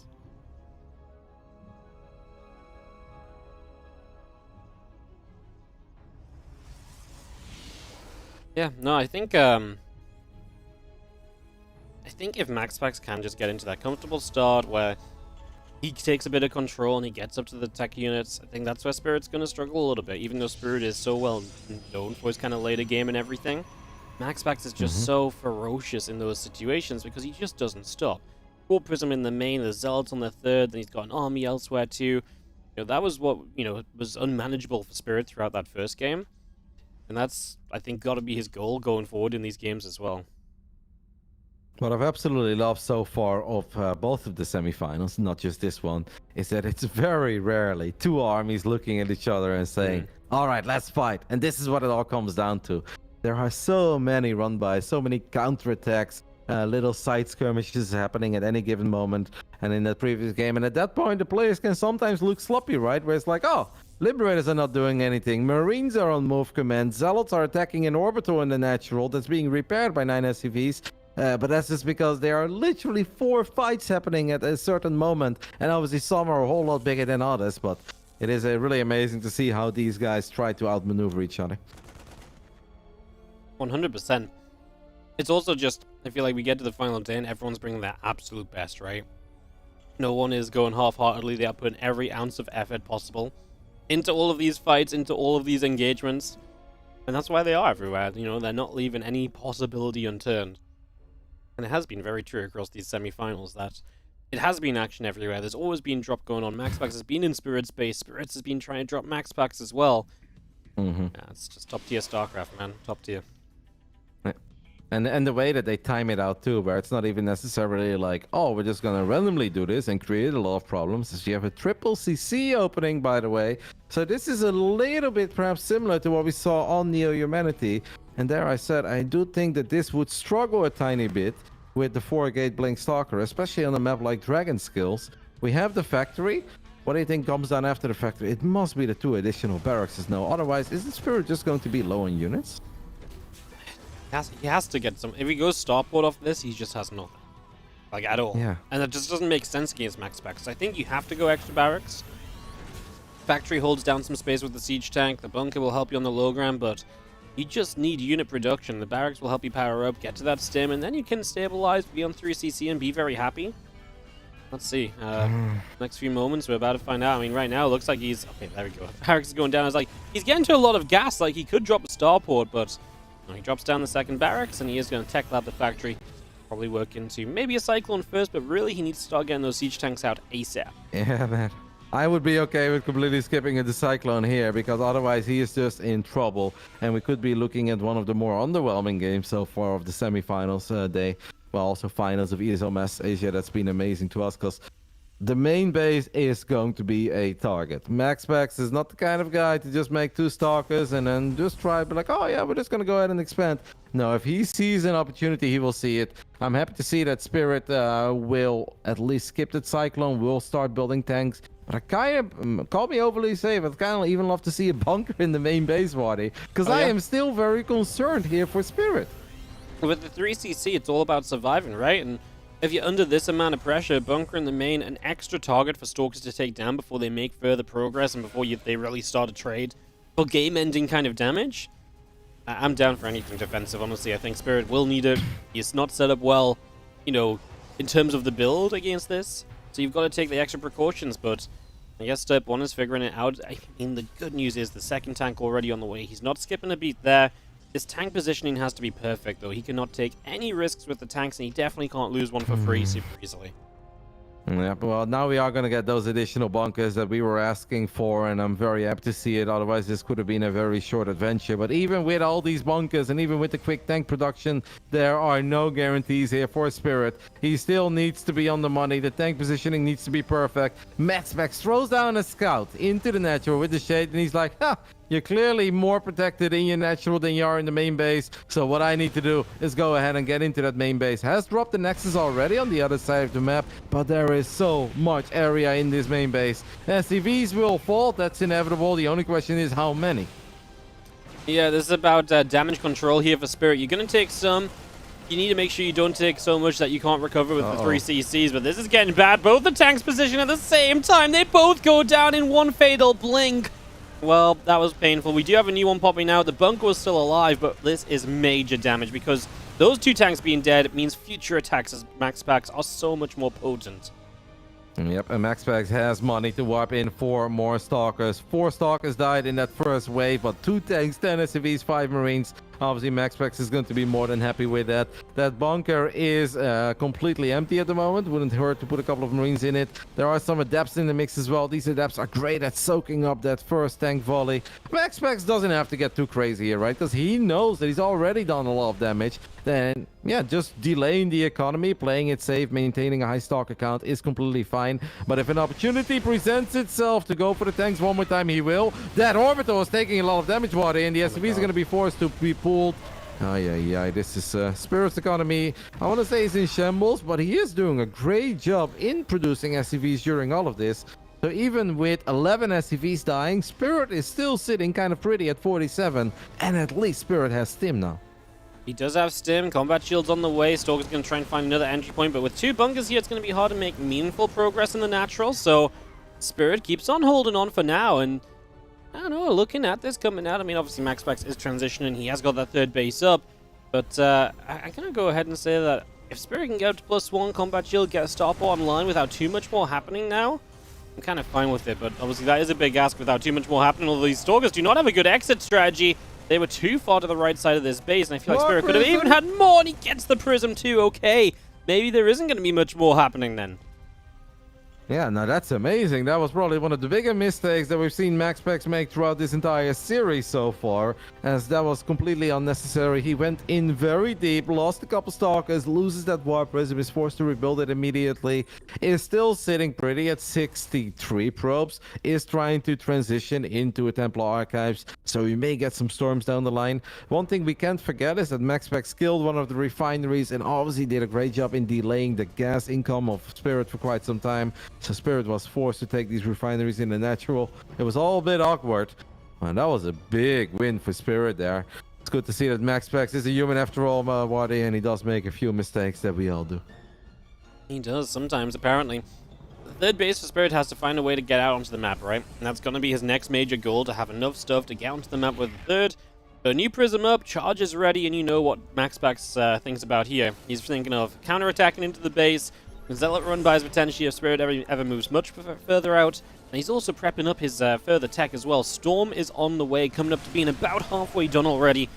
As Spirit takes a turn over towards the 3rd and is going to be able to get this down. MaxPax pushed back for the moment, but again, he's going to rebuke with the Storm, the +1 attack. He's going to be stronger than ever soon. Warp Prism? Warp Prism in the main base. A couple of Zealots hop out there, thinking about going for that tank, but that is not going to work. Spirit left a few Marines in his bunker, and those Marines were very quick to hop out of the bunker and make sure that these Zealots didn't accomplish too much. So this Prism is now going to get recalled as well. Yeah, Spirit has done a lot of things right. Obviously got a bit of help by MaxPax, with MaxPax donating that first Prism and giving him some much needed time. We've got a proper game on our hands. Spirit does not seem confident that he's like, oh yeah, I can move out.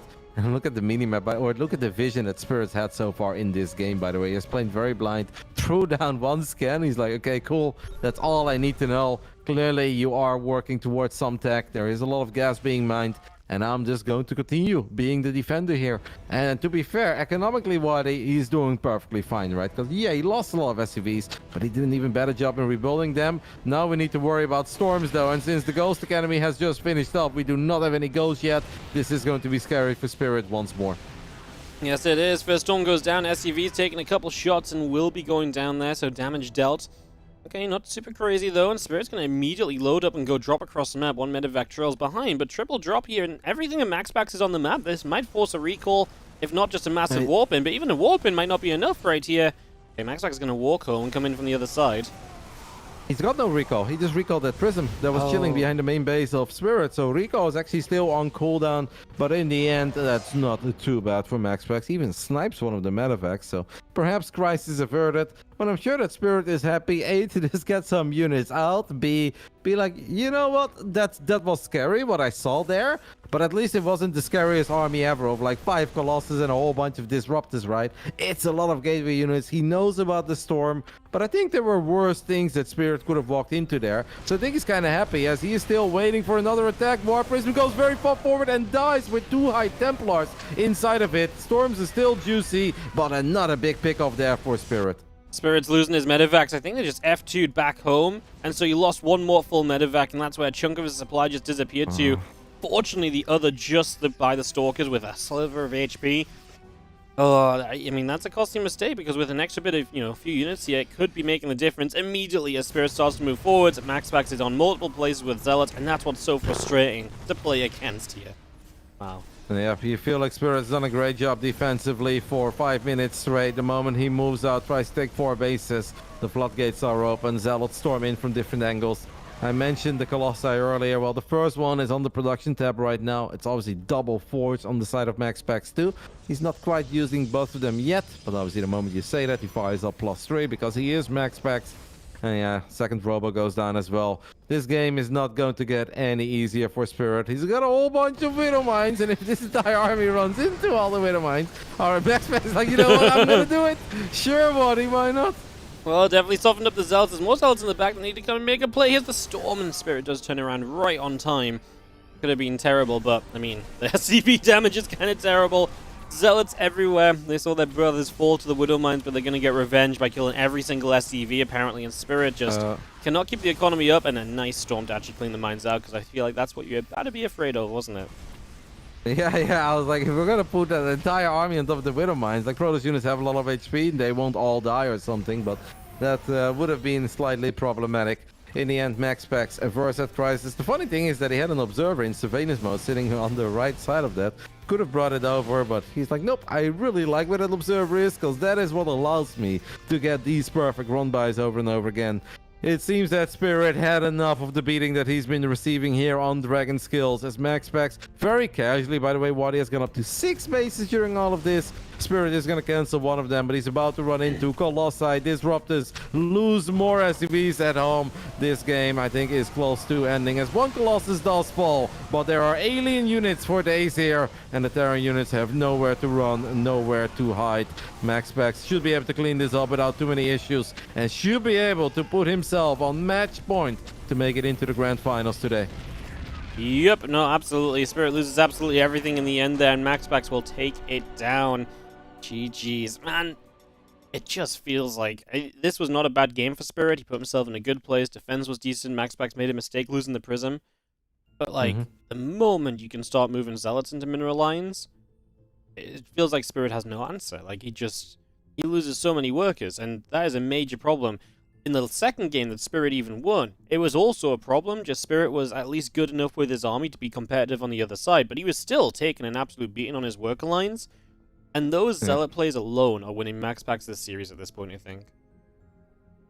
Yes. No, that is obviously something that we need to keep in our mind. If we want to play the longer games, right? If we don't want to play super straightforward, perhaps in the eyes of some boring StarCraft, where it's like opening into 2 base all in, pull the boys. Yeah, then we need to be able to deal with these run-bys, because MaxPax is incredibly good at realizing when to send these Zealots in. Never it's just 1 run-by, it's always 2 run-bys immediately, and then he's still threatening you with his main army in the center of the map.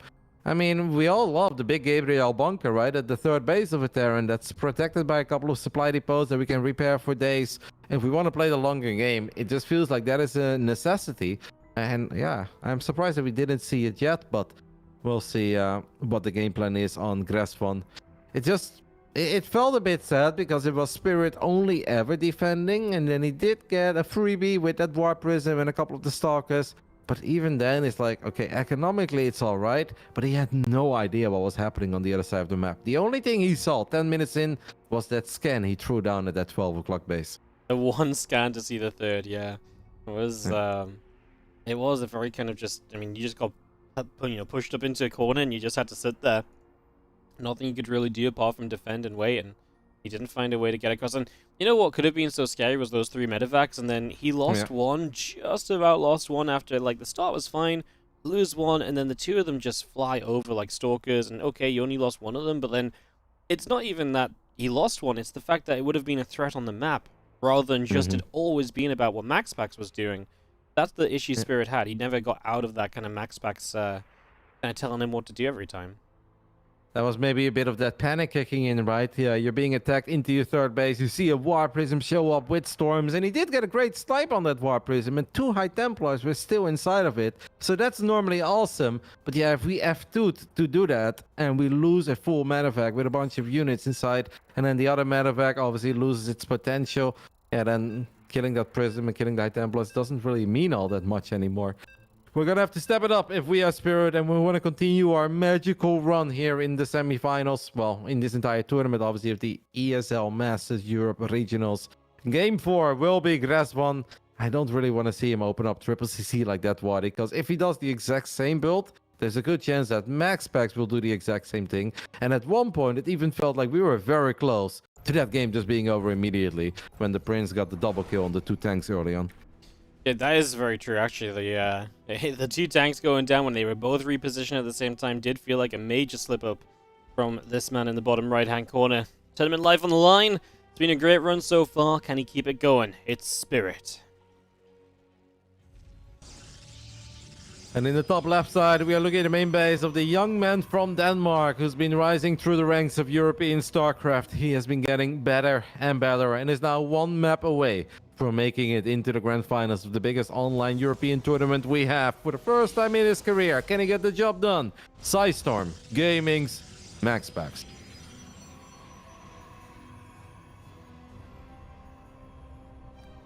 Be cool, man. Would be cool. As SCV comes across the map, he had that great engineering bay block on altitude. We'll see if MaxPax is going to be as, carefree about kind of moving out. He does check, but the timing's not, like, this isn't the timing for the engineering bay blocks. Like, checking when he did doesn't really do much. So we are going to have the same thing. I mean, that's the one map that Spirit has won so far. It obviously forced MaxPax to go for maybe a different build than he initially wanted to, even though Stargate on altitude is not strange. Stargate on Greswan also not strange, but definitely not MaxPax's favorite, if you ask me. So this could work out well, but it almost seems that MaxPax was anticipating this as he now fired up the Zealot rather early, but it's still going to take a long time. Maybe this was just the Zealot to run to the other side of the map in case Spirit would build the CC on the low ground. Interesting opening here, Wadi. Curious to see where it goes down. If Spirit does build low ground CC, and it seems that that is what he wants to do, I mean, then the Zealot and the Adepts, that could become problematic, no? Oh, no, 100%, right? I mean, if he low ground CCs, then the Zealot and Adept come over. There's so much pressure potential. And the Zealot has nothing else to do. The engineering bay cancels, of course. Stalker. And he goes to Reactor as well. Yeah, but Stalker is also fantastic. The only problem with the Stalker is that it takes a little longer maybe to make it to the other side of the map than the Adept. MaxPax could build a pylon and gateway on this side of the map as well. Spirit, we need to start getting a bunker like yesterday. He needs to start building a bunker. Okay, we're gonna throw it down right now. That is good news at least, right? I want to say the ultimate crisis averted, but this is still going to be a relatively annoying sequence of events, and Spirit really cannot drop the ball because that one Marine is the only firepower he currently has. I'm just super happy to see that he dropped the bunker, man. Otherwise, this would have been so bad. If bunker started now, there's just no hope it ever gets up. As the Zealot will go down for just a couple more swipes on the Marine. That does make it an easier pickoff for the Stalker. We mentioned that gateway being proxied, and we are going full on aggression here. MaxPax knows there's one hurt Marine. Will get that guaranteed shot before the bunker is there for safety. And that means the Stalker is just going to sit and chill. And now you kind of wait for a few more units, especially off this proxied gate. And once you have enough, you can obviously walk past this bunker as well and make some action happen there. Spirit's factory needs to get a Cyclone out most likely to really deal with this mobile offensive. Yep, I think that MaxPax is looking to open up with 3 adepts here, right? 3 adepts are going to one-shot Marines, one-shot SCVs, and that's going to launch him into a very sweet spot entering the mid-game. But yeah, once the Cyclone is out, it's going to be a whole lot more difficult. I was incredibly concerned for Spirit, but at the moment I'm like, you know what? I really don't actually hate it. It all feels that the setup is fine. It almost feels that Spirit expected some of these things to happen. Yeah, MaxPax was definitely hoping for more. I like the idea still of the Stalker, because the Stalker has micro potential 4 days if there was no bunker, until the Cyclone comes out. Cyclone is out right now, gets the lock on the Stalker. I would have kind of liked to see the Cyclone chase that, Wardy. That feels like an easy kill. I mean, unless you're afraid of more Stalkers, but then you saw 5 Adepts shading. 5 Adepts are not going to be the kind of scary kind of part of this, as we do get a couple more shots on the Cyclone. This is still an important dance, because there's a Prism on the way. We're very soon going to have the potential to bypass the army. There's not vision in the main base. If Spirit lets this slip by, get in the main, there's also a sentry that's just been made. If you have a force field in the right place, that could go very badly wrong. He's going to force field right here to go for the bunker. He's not going to have the damage, though. I'm so confused about what MaxPax is doing at the moment. Like, obviously the Prism can pick up a couple of Adepts, can drop them into the main base, can maybe create some chaos then with Adepts in the main and Adepts in the natural at the same time, but these Adepts do not have resonating glaives. They're not just going to chew their way through an entire worker line. We are now looking at a 4-minute 50-second Twilight Council as all the gases have been taken as well. Like, this is definitely quite crazy. MaxPax needs to find damage, because the power units of the Protoss, or the units that normally do well in the mid-game, they are so long off that it's really important for MaxPax that he finds a lot of damage with these Adepts, and that he makes sure that this lingers on for a while, right? Keep Spirit at home and allow yourself to get some of those good upgrades up and running at home. Yeah, 5 SCVs is a good start, but we've got a long way to go. Now, supplies are deceiving, because Spirit's army is about to be so much better than MaxPax's. Unupgraded gateway units against the proper amount of bio just doesn't do anything. So, yeah, we've got a ways to go. Robo-base starts up from MaxPax, as well as the 3rd Nexus of the game. But yeah, you're right. MaxPax needs to do a lot of time buying. That's a great catch on the Cyclone, though, because that is going to enable him to be a bit more aggressive with the Prism, a little bit more safely with that. That's a fantastic start for MaxPax, and, I mean, cool catch, because you don't usually expect to catch that there. No, from the low ground with a force field, Stalkers without blink, killing a Cyclone. Yeah, you're spot on there, Wadi. That is going to open the door for this War Prism play to become a bit more adventurous. You don't have to worry about the lock-ons. You don't have to worry about losing the Prism when it's way above that airspace. That was sloppy by Spirit, amazing catch by MaxPax, and that's going to make him feel a little bit better about just making sure that this continues, make sure that he finds a little bit of damage here and there, and above all, it allows him to get the Colossi out on the other side of the map. First one is on the way. No thermal lens yet, no forge yet either. I think that's important to keep an eye on. But yeah, what a pickoff. Yep, this time the Prism is going to get stimmed on, though, but is going to turn around in time. MaxPax playing nice and quickly there. Not taking a risk, didn't waste any time at all. He has 3 more Stalkers warping in, because he's about to have blink. You know, the stim just went down. We do not have medevacs yet, so now these Marines are already hurting a little bit, and we're about to jump into this main base, I think. Plus, you have the Adepts that can tank a little bit. If they can tank, they're going to get rid of the tank straight away. The Stalkers are. The Marines try to go for the Prism, but that's a lot of move commanding. We have some Marauders, though. They can go a long way. These Adepts need to get in the front, absorb some of this damage. In the end, we're evacuating out. Oh, dangerous game. Yeah, that was scary for Spirit there. Spirit just wanted to gun down that War Prism as quickly as possible, because he probably felt, as long as I get that Prism, I'll never die against these Stalkers, but he didn't get the Prism, so a lot of Stalkers were able to get amazing traits against these bio units. A tank and 15 Marines have died now, as MaxPax has lost very few power units. Great catch that, by the way, on the Observer, as I was taking a little look at the main base of Spirit. He throws down a scan, he gets the ops, makes his life a little bit easier. But yeah, I do feel that all the momentum once more belongs to MaxPax. He's just cornering Spirit. And when we normally look at this matchup where it's like, oh, it's important for the Protoss to have, you know, clean defense at home, don't take any damage. Spirit is not able to make anything happen on the other side of the map in the first 10 minutes of these TVPs. He's just getting absolutely choked out of this game. Like, he has had no impact in terms of what's going on, apart from trying to defend. And there's a Stalker here from MaxPax, which is trying to provide vision against stuff like these medevacs, so that's just a good watch, and Spirit's going to scan, and Stalkers will have to just blink away from this. They'll turn for a couple of kills before they go.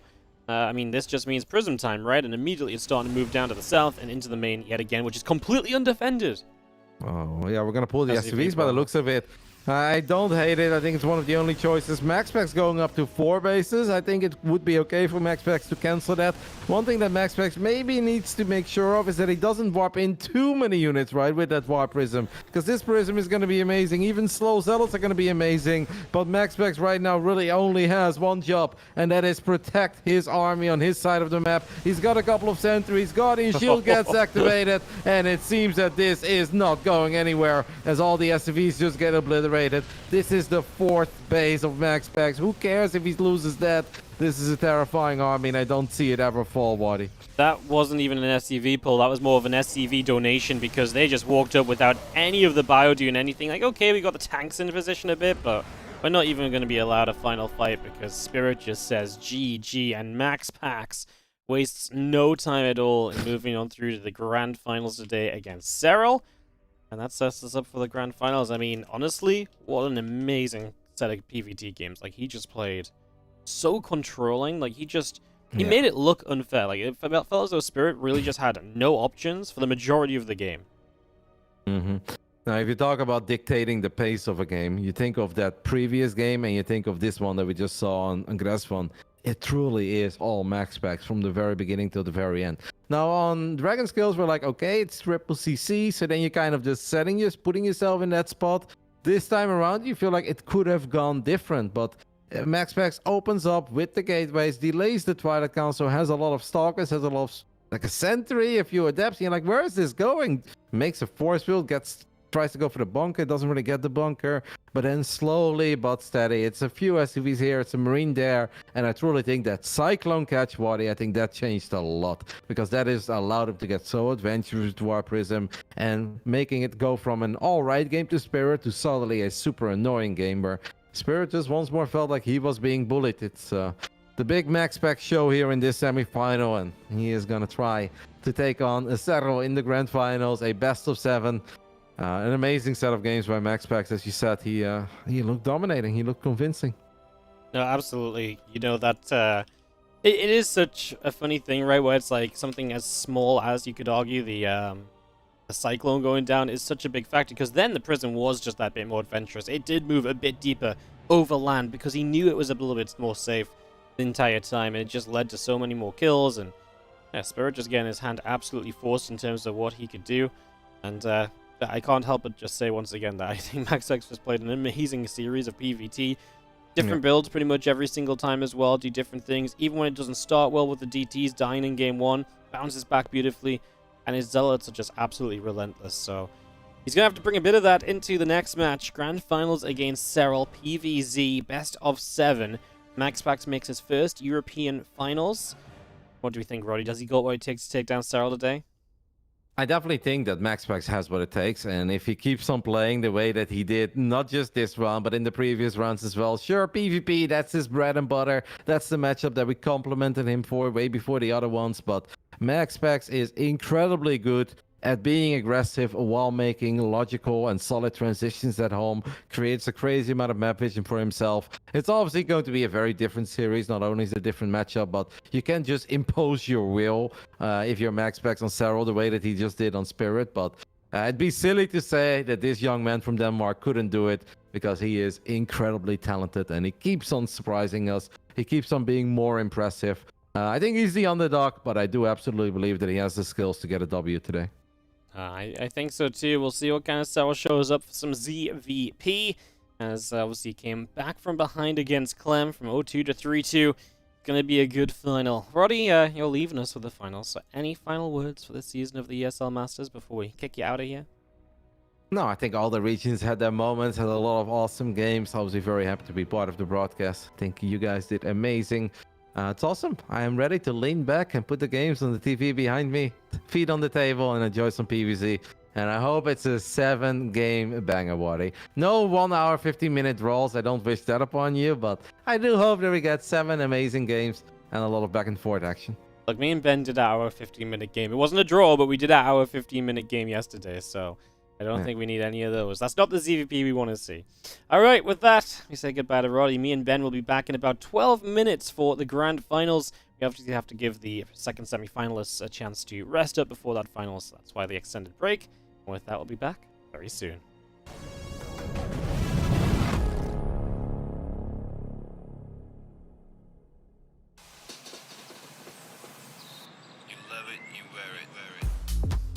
Wear your passion.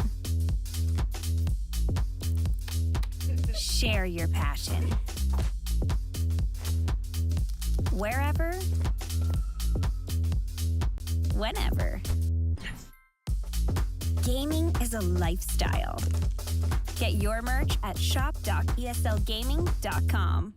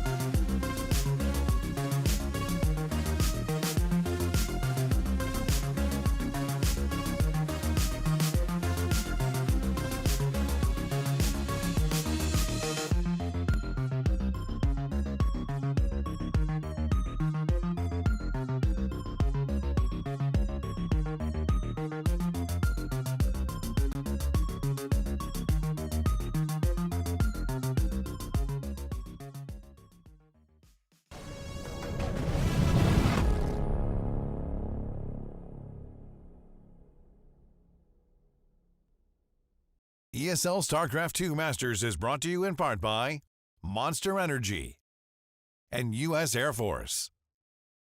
Welcome back for one last time in this season of the ESL SC2 Masters Summer, as we are readying ourselves up into this next series, which is going to be our Grand Finals of Europe. It is Serral taking on MaxPax. Wardy and Demu coming at you with the casting.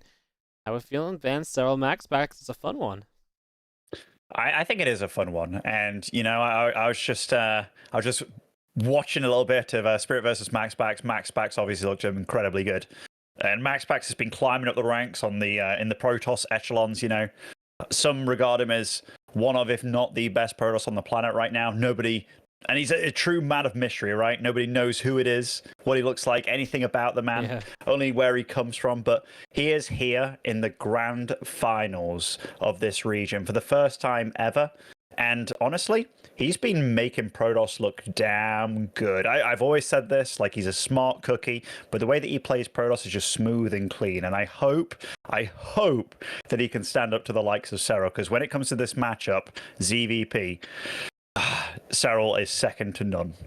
He really is, and Serral's form as of late has just been absolutely ridiculous. So absolutely expecting this to just be really a bonkers series. That I think Serral is going to have a really big, for me, a big upper hand in, and it's kind of down to MaxPax to make this really kind of, to change it up, to really make the difference here. So we'll see what it comes down to. I have the wrong name on my screen, but I've just fixed it, so never mind that. That's why I'm stumbling over my words, because I'm trying to fix things while talking. Don't fix and talk. Is that a thing? Why not? We're going to go to New Humanity to start this series. It's a best of 7.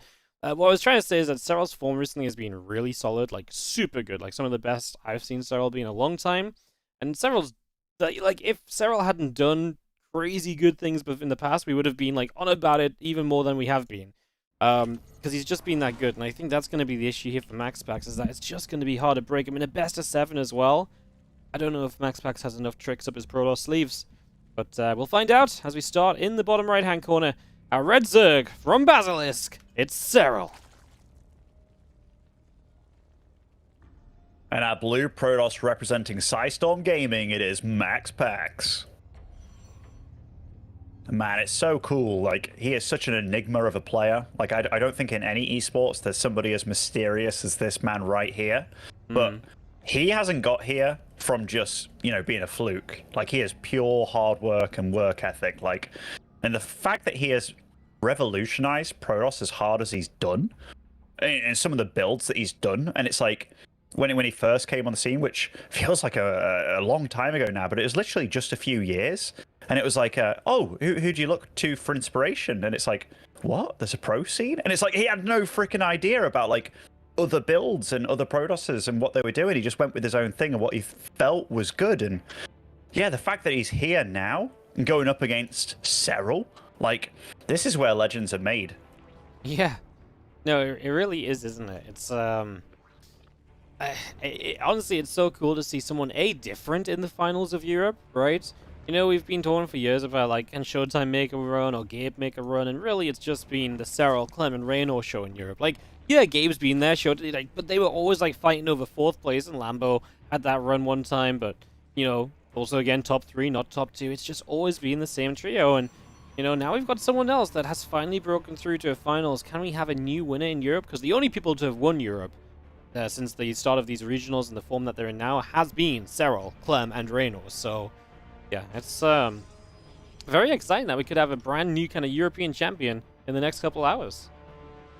It's amazing. It's amazing. Like, both these builds are very ordinary from what I can see from both of them. MaxPax did go for a little bit of a Nexus, or rather a hatchery block over on the other side of the map, and so that's why Serral's hatchery is in the normal 3rd base location. But yeah, it's super cool. I mean, Serral obviously torpedoed onto the scene and won BlizzCon, and absolutely was the European to put the name on the map and finally win a world championship ahead of the Koreans. Now, obviously, we've had Oliveira do it.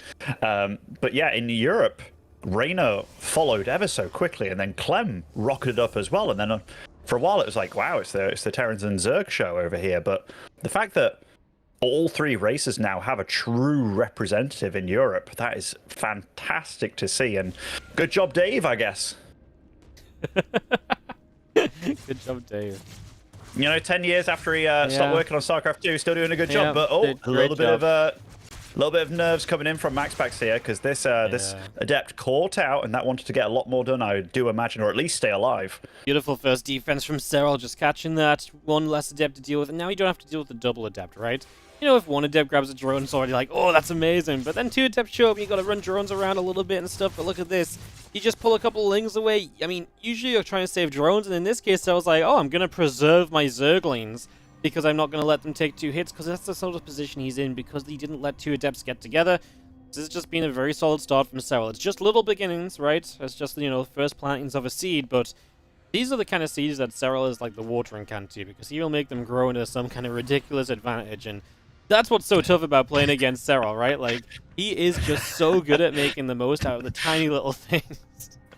I just have this image of Serral being Jack, and he's like growing this freaking beanstalk one day, like just going absolute ape on it. But yeah, production-wise, MaxPax is getting out a few extra oracles on the field. His third base, he did nail that. He did bring over an oracle, his first oracle actually, just to make sure it was getting up. Both are super aware of what the other one's up to, which is nice. Third and fourth gas coming online now for MaxPax, and all things said and done. It's going up to 3 oracles, but this isn't irregular. And his micro, with these oracles, he's setting them up. So he's getting wrapped around the base here, and Serral will have to respond nicely. But so far, he's matching MaxPax very nicely indeed. His defense is insane. 3 queens here, 3 queens there. He does only have 1 and the Spore on the main base. This is MaxPax's maybe best chance of dealing damage, but he's just not sure about going in, so he doesn't.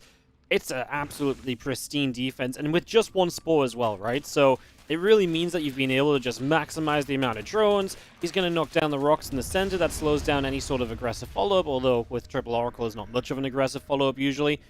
Just Serral doing all the right things so far, and, there's a, it sounds crazy, it's only 5 minutes in, and, not a lot's happened, but it's because not a lot's happened. How often do you see a Zerg at this point, even just losing 2 or 3 drones where it's like, oh, that's still a pretty good defense? Yeah, I mean, it happens all the time. There's 1 drone going down. Finally, we get a kill, and we're looking for more. You can see MaxPax once more. He isn't allowed it, and typically the earlier you get drones, the way more important they are. Well, how late he got that single drone, it was almost, it just wasn't valuable at all. It was fine for it to go down. Serral's defense has just been so good at the start of this game. It's been good, and he's also been pretty persistent about just trying to scout what's going on. Obviously, as Zerg, you have to be a little bit careful with these 3 Oracle openings. Not only with the 3 Oracles to deal economic damage, but what comes afterwards. Like, even though I call MaxPax a revolutionist, in this matchup, Hero really brought along this style and was like, these big Stalker Gateway attacks afterwards. And we do see Gateway Explosion coming down, +1 on the way for both, a melee attack for Serral, and Blink coming online as well. And MaxPax, he's been probing up really well. He's not really skipped a beat on that. But when it comes to Serral, he's also been very good about getting the drones out here. Yes, no, he really has been. He's just been droning away. Not stopping at all. A couple extra lings going down. Queens coming through to punch these Adepts back a little bit as well. It's just going to push those over there. But it has given the Oracles an entry point, finally, for 1 more drone. Honestly, I'm like a broken record. I keep on repeating, but he's just defending so well. And don't get me wrong, MaxPax isn't losing a lot himself. It's just you expect the Zerg to have lost a few things by now. +1/+1 and Blink on the follow-up. We've seen the double Forge from MaxPax as a setup here. I like the double Forge, Definitely can throw a bit of a spanner in the works. Like, all those judgment calls that you make off the fly, like these players do every day of their lives, as soon as a different upgrade comes into the fray, or how to deal with the 2-2 as opposed to the 2-0, can really mess things up. But all those practice games that you've calculated, but Serral's supply is growing. His 4th base is a rich gas base, meaning he can get that gas flowing very, very quickly. We do see that his army is starting to technically advance. Baneling speed on the way, almost about to finish, along with the Roach speed as well, and it's just as this attack is coming online. But MaxPax, so far, microing fairly decently. Did lose a Stalker, but just poking and prodding and seeing what he can get done. Yep. Yeah, just trying to see if he can get his way in here, but I'm terrified that we're on our way to +2 melee. Baneling speed's coming online, and all this poking and prodding with Stalkers is fine and all, but Serral's going to max, and the first couple of waves of Serral, once he's maxed, with the kind of start that he's had, this is where you have a great time. I mean, that's a nice stasis ward, But the fact we're just pushing these Stalkers back so far anyway is already amazing. You know, pushing them right back up to a Nexus and a battery. I know I keep on sounding like I'm a little Serral fanboy right now, but he's just playing that well. Look at this. Queen's immediately in position because that Prism will not be allowed in to deal damage. I mean, you've got to be a Serral fanboy at this point. He's playing really damn good. Those units do come out the stasis and try to get a big wraparound here, but man, MaxPax has really showcased that these oracles can be used in a variety of ways. Just because you don't get damage done early on doesn't mean that they're not still a threat later on with things like stasis, revelation, the little slow charge lots. Upon realizing that, MaxPax is like, all right, let's hold on a little bit. Let's wait for the charge over there, and let's wait for some more magic to happen on the map so we can time it out, I do reckon. 38 Bailings at once. Serral, he's not kidding around with this. He is not kidding around at all, man. Like I said, when he is maxed out, the first couple waves of him is going to be terrifying. Cancels a base on the left side straight away. And he's already jumping forward just to push these Stalkers back again. And I mean, it basically means that Serral, with this creep spread here too, has this launch pad into this forward Nexus. Already the Bane's coming through and hitting down some of the static defense. The Super Battery ain't going to last very long either. And now there's just Banelings going through for the probes. 14 drop already. And Serral already has a pretty good start. And he still has Banes left over. He's like, oh, they're not going to get away. I guess I'll keep fighting. And extra Lings show up as well. The Stalkers aren't good against the Lings. The Oracles are. The Zealots are. But there's none of these here. The Oracles are pretty much out of energy. So the Lings right now alone are very threatening. And all of this is before +2 melee. That's about to kick in. These Lings are going to be even better in a couple of moments as Serral just keeps on swarming. I mean, there's so much Serral here, and those 2-2 that he had planned on the way, MaxPax, they are not going to come online before the end of this game by the looks of it. I mean, there's so much Serral. He's on the right, he's on the left, he's in the middle. He's just got more everywhere you look. This game isn't about anything but who's got more right now, and it's just more about Serral, and he's keeping on flying us on 5 bases. He's still stopping whatever's happening on the right side there. I think a Warp Prism's flying over into that base on the far right, but right now, Serral is just non-stop producing, man. Non-stop producing. Even going up to a Hive, he's feeling good. He is, man. Hive on the way, keeping up the pressure, staying maxed out. As you knock down bases of MaxPax, it's going to be incredibly difficult for MaxPax to sustain in this game. These upgrades just don't feel like they're doing enough for MaxPax. The double forge hasn't really done enough. And he's just not had any sort of aggression really hitting the other side of the map. Serral has lost 2 drones all game. You know, and that was to the triple Oracle. They found one drone, then another at some point, and then since then there's just been nothing else. Zealots have not found a way in, Prism's been deflected. This has been a game of, obviously it looks like a game of offense for Serral because his attacks have been great, but it was really a game of defense. It's not letting the Protoss do everything else that's made you so powerful in your attacks now. To be super fair, he isn't really rich. He's maxed out, but it's not as if he's on like 90 drones, is it? He is committed to this, massively so, but MaxPax is backed off into a corner. Lovely wall that he has, but GG. Serral, just too big, too fierce this game. Man, that actually, I felt pretty hopeless as a bit of a MaxPax fan. Like, I felt a bit hopeless there. I was like, was there any moment where I was thinking, man, MaxPax, you had him on the ropes? Like, you know, if I was his coach in his corner, I'd be like, in fact, I wouldn't even know what to say. I wouldn't know what to say. It's just like, good luck next time, mate. Good luck. It was not a pretty game, but I will say what I think is that I think this is one of those scenarios where we saw in a couple of the other matches, I think last night especially, where when you don't have that good start and you can't find that way to be aggressive, I think you just got to slow the game down a bunch. And it's okay to poke and to prod, but like last night, Estrella dropped down the Temple Archives and got to Storm. And I appreciate that's maybe not your plan because you're going double forge. You probably do want to be very Stalker Zealot focused. But there's just scenarios where I think, in this case, where you do no damage early, you can see Serral's building up big into the, unit count. Just get towards some sort of tech, because Stalkers and Zealots are just not going to cut it if Serral's just had a free road to do as he wishes. And that was exactly what he had in this game. So I think just one of those scenarios where he really could have maybe adjusted MaxPax. He was very set on being aggressive, and with the way it didn't start off well, and the way that Serral was, going about it himself, it's not like Serral was being greedy and teching up either. I just don't think that was kind of destined for success at all for MaxPax, so maybe an adjustment there. I get that you maybe don't want to be playing Storm, it wasn't the plan, but I think an adjustment had to be, called out at some point. I mean, a lot of these games can come down to, like, did he plan? Like, he lost that first Adept, and I mean, I know it's easy to hone in on one error there, but maybe something else was totally lined up.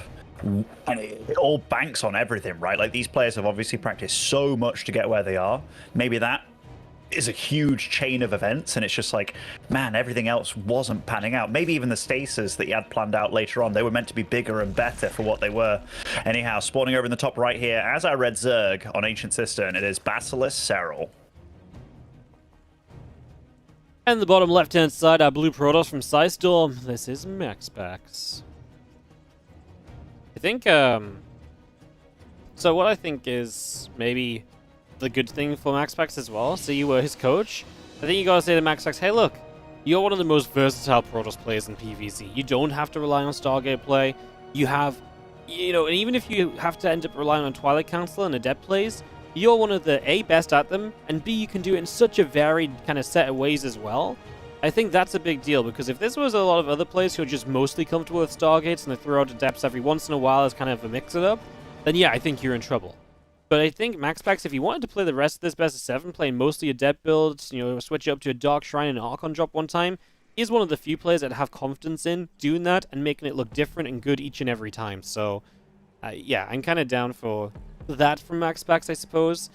It's a long way to go in this best of 7, but yeah, just a reason to be hopeful, because otherwise the start of that last game, or the start of this series, just didn't give you a lot to be hopeful for.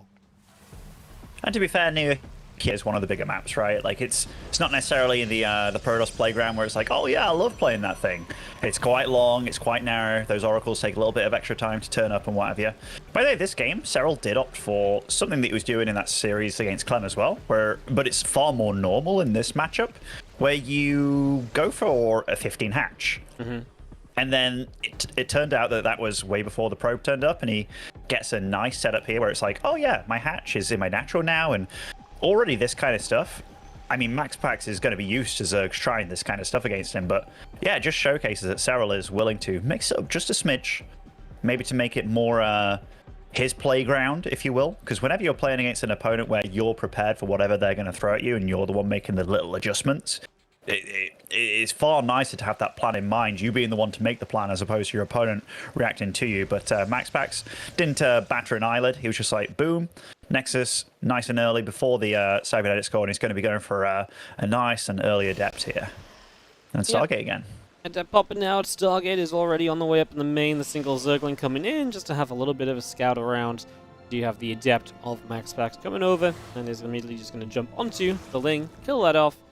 And yeah, obviously nice scout in. Obviously, you just get information so early on.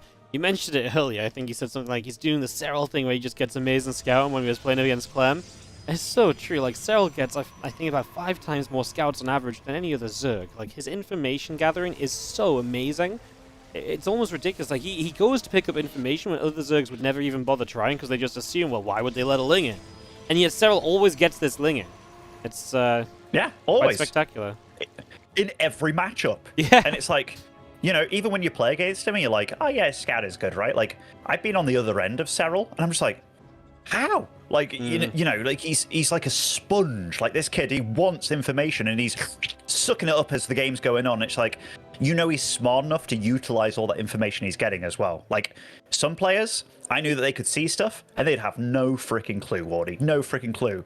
Serral sees a little bit, and he's seeing into my soul right there and then. Like, he just sees absolutely everything. But first Oracle is out. It looks like a very, very similar opening here for MaxPax, where he's just getting a few Oracles on the go. And he obviously feels good about these kind of openings. And when it comes to Protoss versus Zerg, I really do respect these Stargate openings. It just allows you so much freedom and stability to macro behind. It does, and obviously MaxPax not being put off by the lack of success in game number 1. And of course, Stargate openings are versatile enough as well, where it doesn't have to be the same thing repeatedly. Oh, that's unfortunate. He has to drop double Revelation. His goal here is to clean out some creep, but to drop a second Revelation wasn't the plan, because obviously it was kind of meant to just be the active tumor straight away, or at least both these tumors at once, so just a bit misplaced initially. You mentioned, you know, a bit of a mistake and nerves perhaps when it came to the first Adept last time. Boy. It could be the same here. He commits with these Adepts going in. He will start to get some drone damage, so finally, Serral is going to take some damage early in a game. It's going to cost you 4 Adepts, though. Usually, okay, we're going to get more with the Oracles. That's going to add up. Finally, MaxPax finding a crack in the armor. And when he does, he really slides the sword deep in there. I tell you what, 4 Adepts if it was for just those 3 drones like we initially saw, but Getting the lings, like the 7 lings and the 7 drones, hey, that's not bad. That's not bad damage. That's kind of what you're looking for. Now, granted, it isn't the be-all and end-all. Like, Serral can recover from this quite easily. Slash, he's still feeling like, that isn't too bad. I've also damaged up those units a little bit here. And he's still relentless about pulling these drones and just getting stuff done. And now, without those adepts on the map, now I feel that creep can really reign free. And Serral, he's just constantly pulling down the drones here.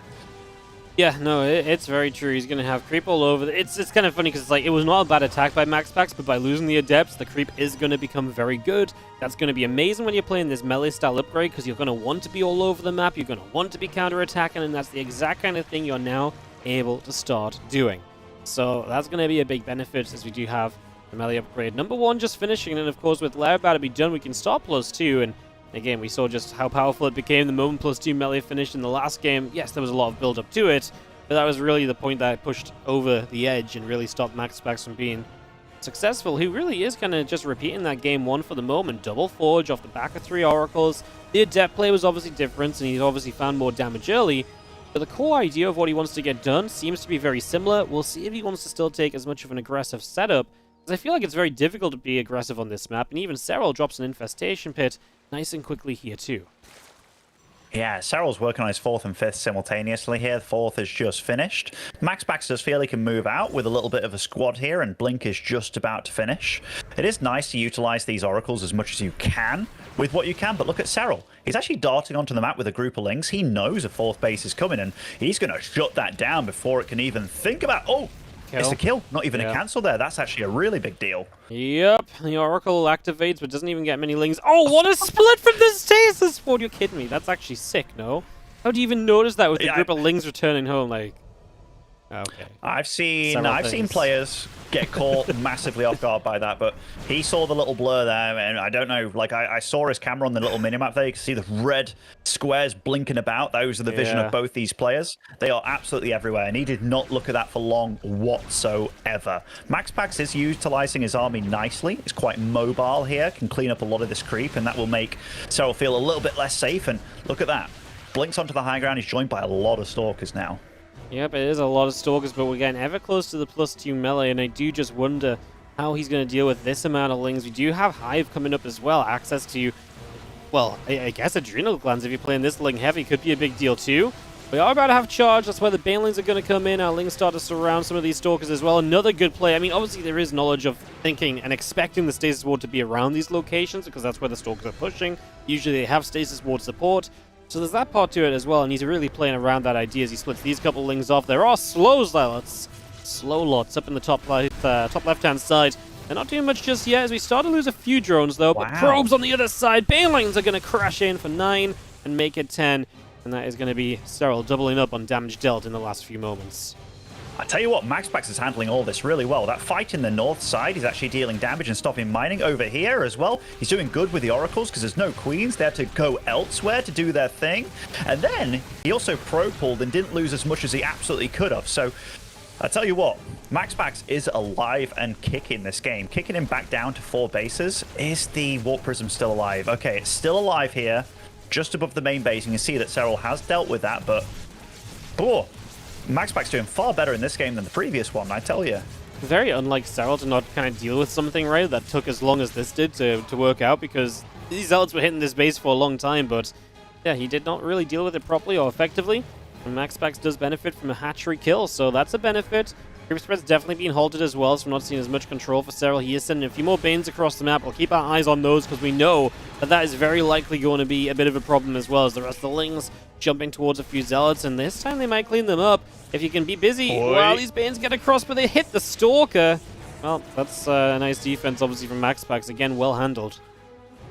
Well handled. His money is climbing up, but he's making use of it. He's getting his 5th Nexus behind this. It's going to be 2-2 upgrades against just 2-0 for now. By the way, Roach Speed only just came online for Serral, so that's something that will help out. Now that Warp Prism finally shut down. Queen Transfusers being kept, keeping these Queens alive, but these upgrades on these charge lots are helping a ton for making it take a lot of extra time. And MaxPax is still microing with the Stalkers down here. And look at this, Wardy. This is getting fierce between these two. But Serral does hold.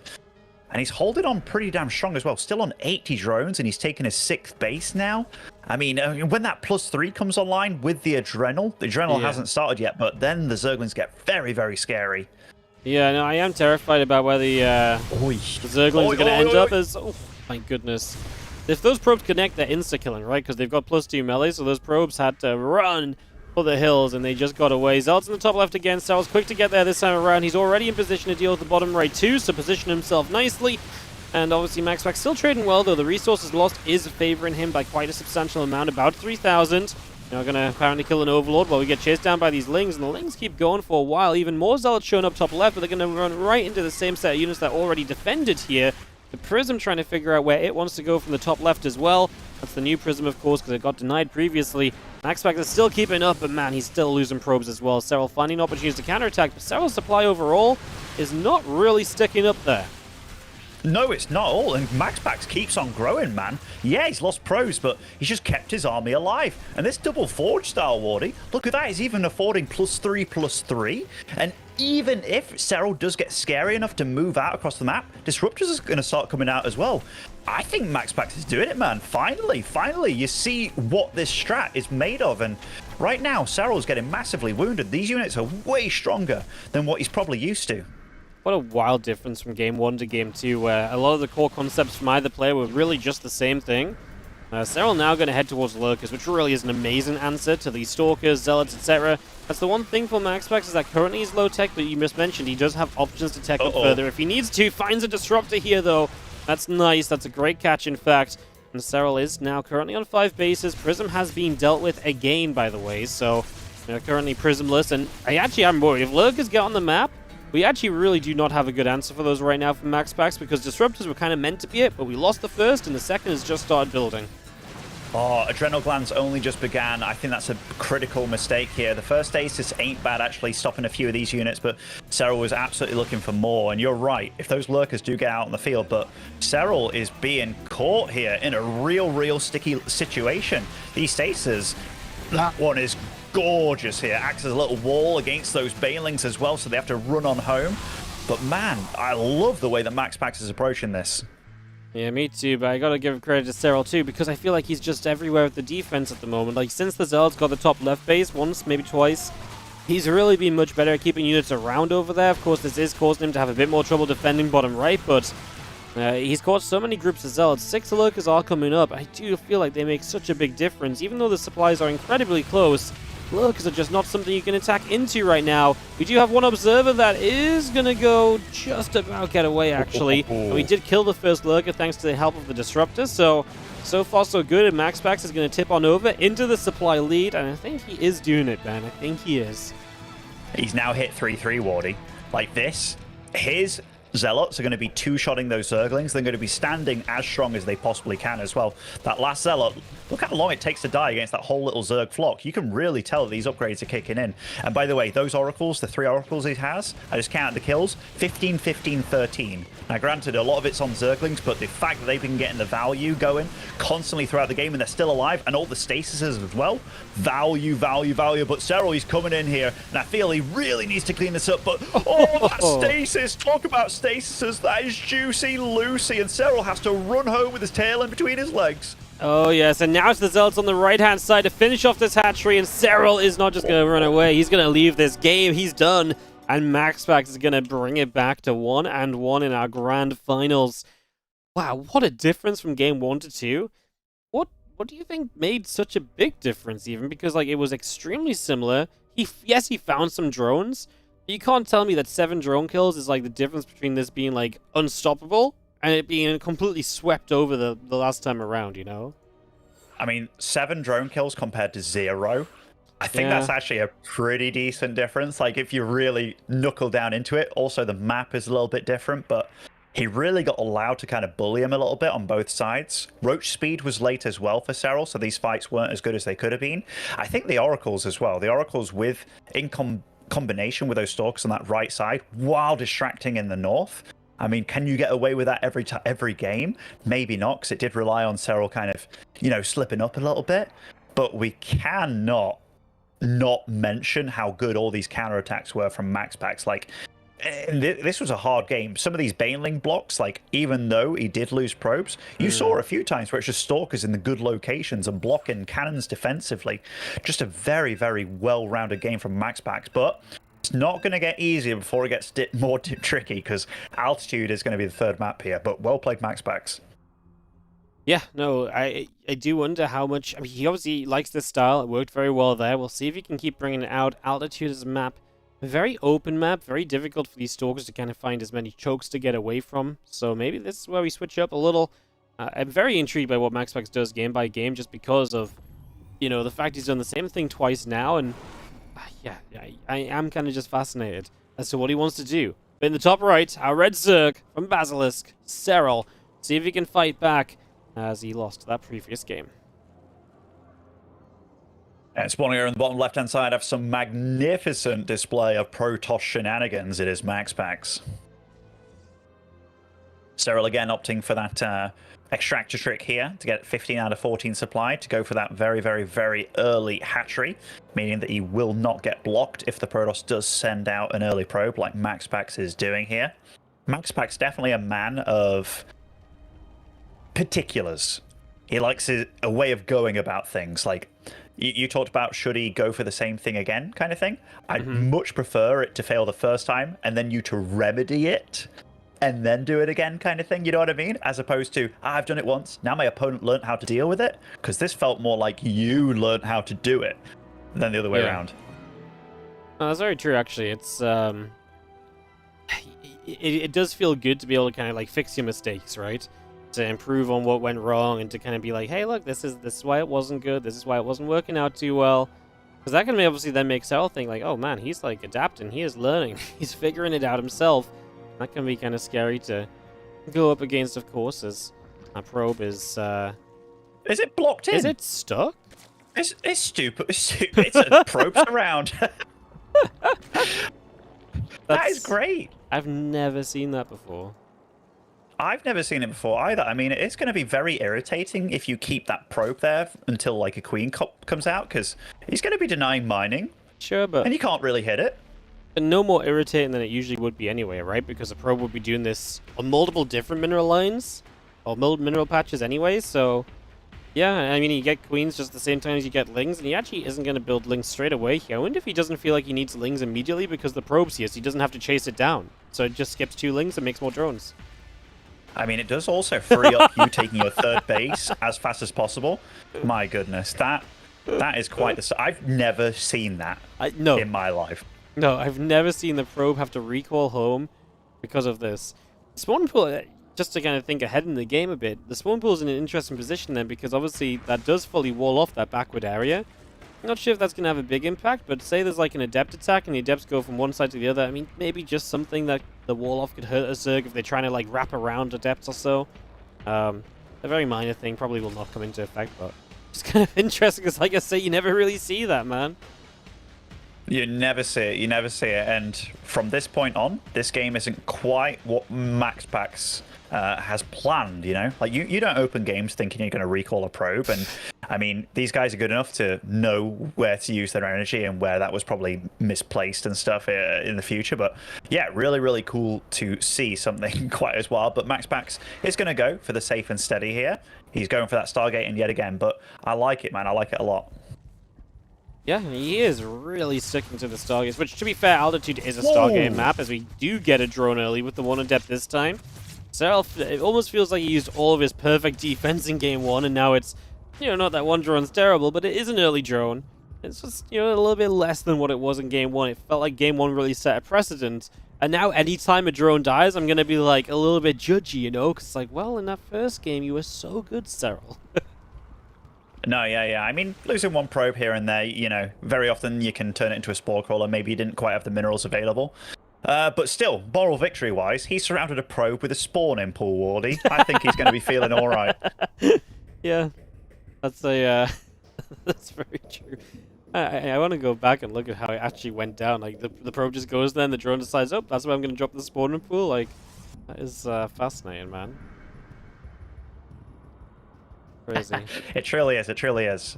All right, this first Oracle that flew in didn't really get anything done whatsoever. And there is a second Oracle just flying out on the map, but you know, we've really learned that these Oracles, like Protosters use them like the Banshees now. Like even if you don't get them damage done on the first go ahead, you regenerate, you go in again, you do your thing. And also we've seen how well MaxPax was using them in that previous game, where it's just like the stasis, the revelations afterwards, like they are truly a super value unit in every way, shape, and form. And that deviation that you talked about, Wardy, the Adept Glaive on the go, and will he? Okay, gets 2 probes here for his troubles with these Oracles. That's not bad, and gets away. Oh, going in for a cheeky other one as well. Very nice. When you're following up with these Adepts, any drones you knock down now makes it a little bit better. A bit further down the line when the Adepts show up. So yeah, if Serral keeps on sticking to this melee upgrade and Ling-heavy style, and he's been bypassing roaches both games so far, it makes the Adept switch up that powerful, right? Because then all of a sudden you are really not in a position where you can actually deal with Adepts very well. Like, what is Serral making early that does good against the Adepts? Not much. Now, he is going to drop the Rotron here, so if he can put that into use, then brilliant. He does see these Adepts with the Oracles. The only thing he hasn't seen is a third Oracle. As actually he's coming in right now with the Overlords. I think he's going to see this and see the Twilight already researching. I think he's going to have a good idea of what's going on. I think he is too, but we do have to commend MaxPax on the fact that this... By the way, he hasn't got a pylon on the go. He's super supply blocked here. I mean, maybe he's not looking to warp in again right now anyway, but that is something that could bite him in the butt. I mean, he's got a lot of minerals banked up here. I dare say he would love to be warping in, but yeah, talking about what Serral's got, if that +1 finishes in time here, he doesn't have that much on the field to really deal with this, does he? No, he does not, as our Adepts are going to go and move forward, shading by, and let's see, our first Roaches are coming up, but they ain't ready yet. The Adepts shade towards the ramp, where Lings do get a bit of a catch, and some Queens are in range to help as well, so I dare say that that might be one of the better fights Serral could have found straight away. Now only 4 Adepts left to shade around here and there. Honestly, what a beautiful defense as we grabbed a Stalk with a few Lings on the other side.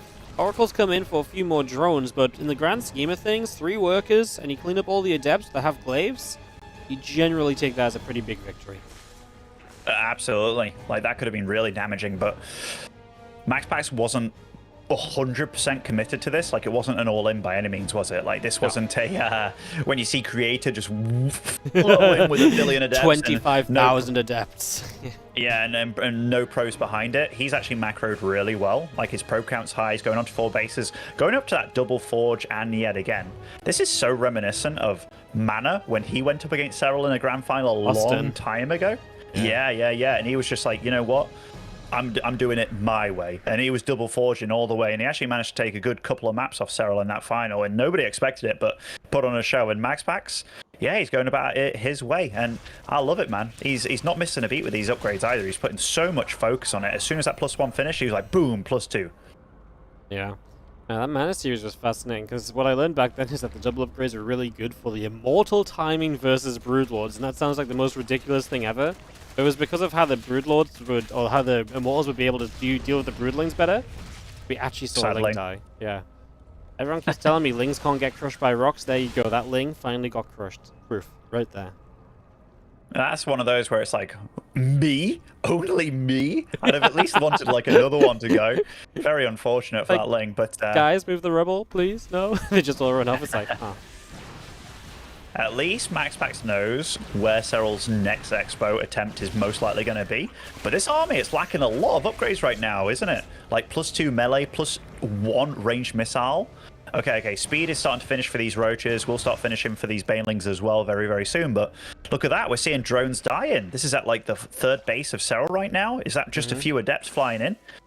Yeah, I'm not sure there was... I can't even see anywhere. I'm completely lost. I think it was the 3rd base, like the triangular one, just because there's a few dudes missing over there. But okay, stasis, lockdown. Serral's doing a good job of just making sure they aren't too bad against him.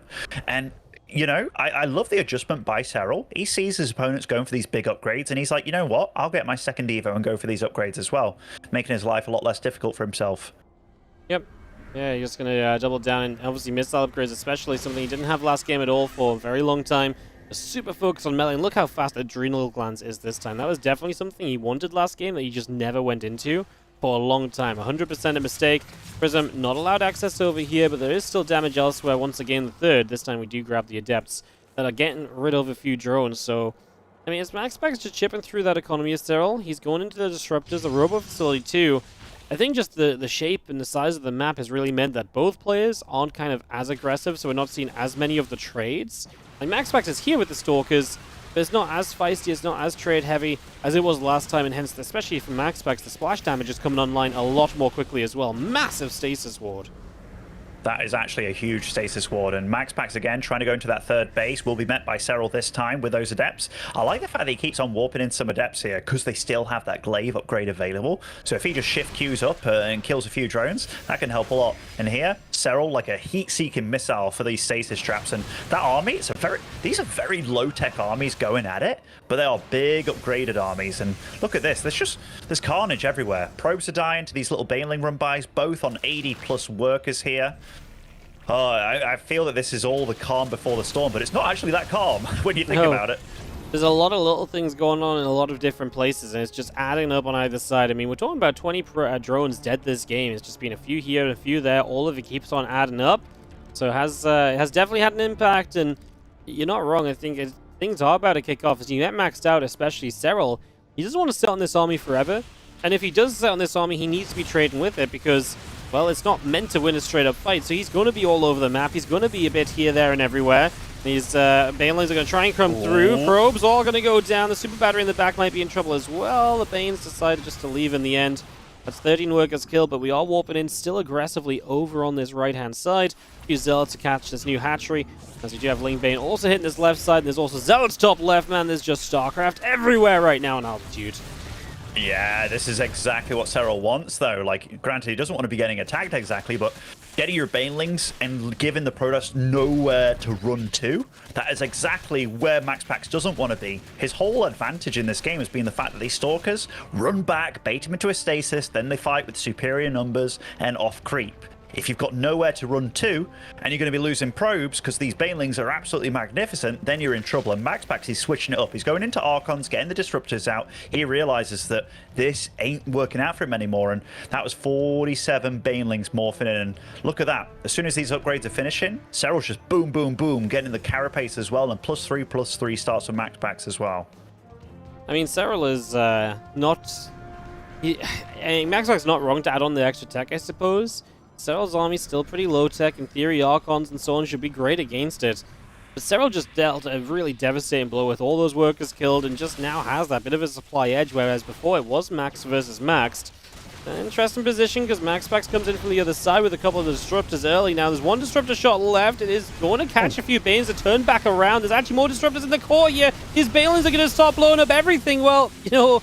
They kind of do very well just for how clumped everything was. I mean, kind of. Ling's now on top of the disruptors. 18 probes go down.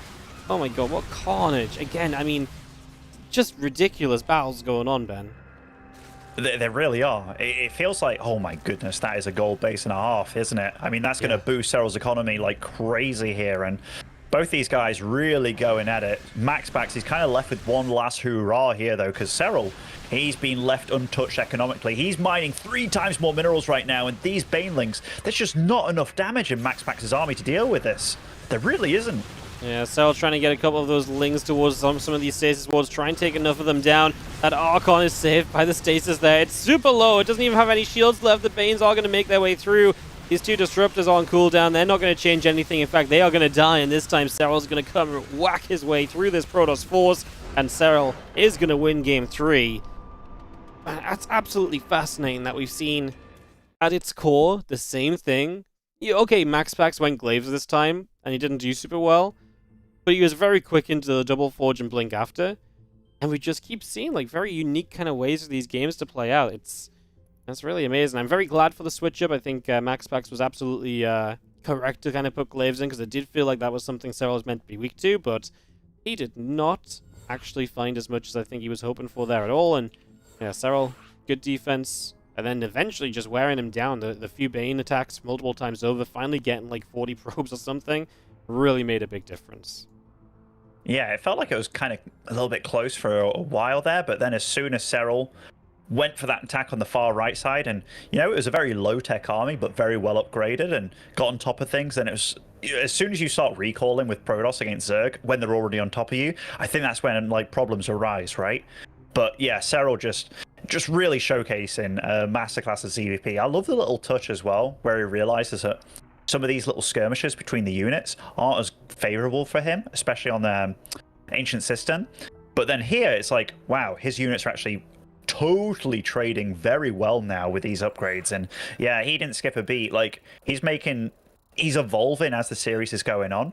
And MaxPax, he's the one now. Like, he's got to step up to the plate and yet again. And it's so difficult to do against a guy like Serral, because what do you do? I actually don't know what you do. Actually, it's a little bit tough. I feel like MaxPax still has some builds he can use. And as we get to some more compact maps, maybe some just straight up adept openers that can work a little bit better, maybe that's something that's on the agenda here too.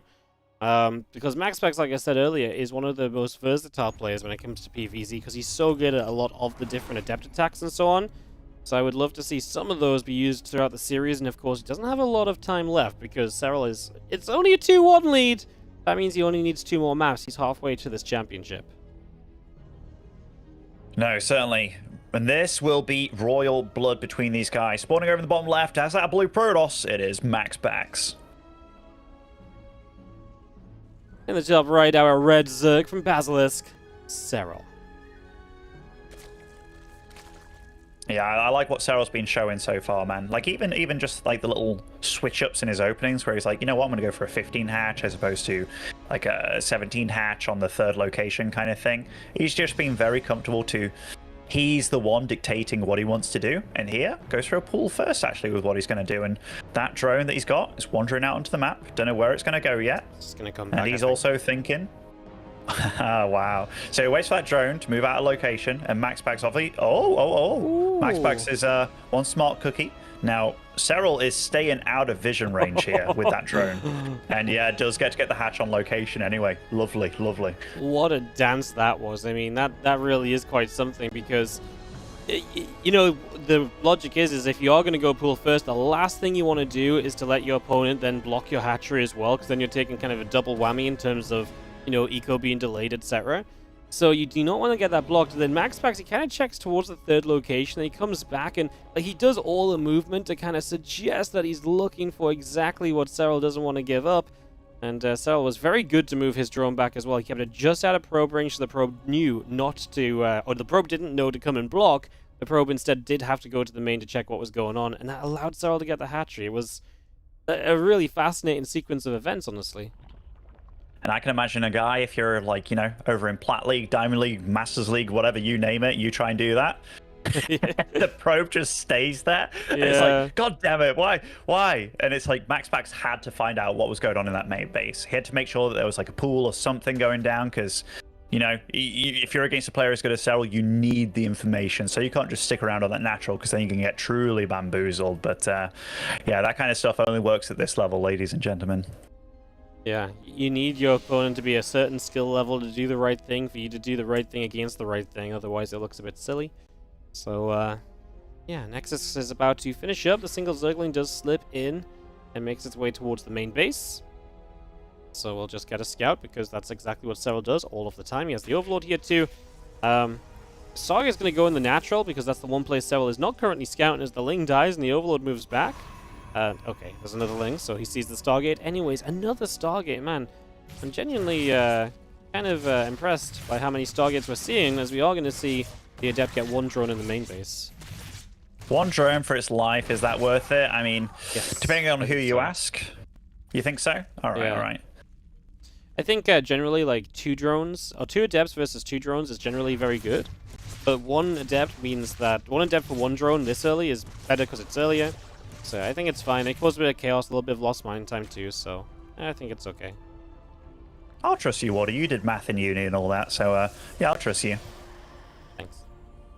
Although, you know, I speak to some progressors, they're like, no, you need at least 9 drones to make that 1 Adept worth it. So maybe I've been hanging out with Roddy too much. Who knows? Who knows? No, he's not that bad. Don't worry. I base mine off what Harsman tells me, so...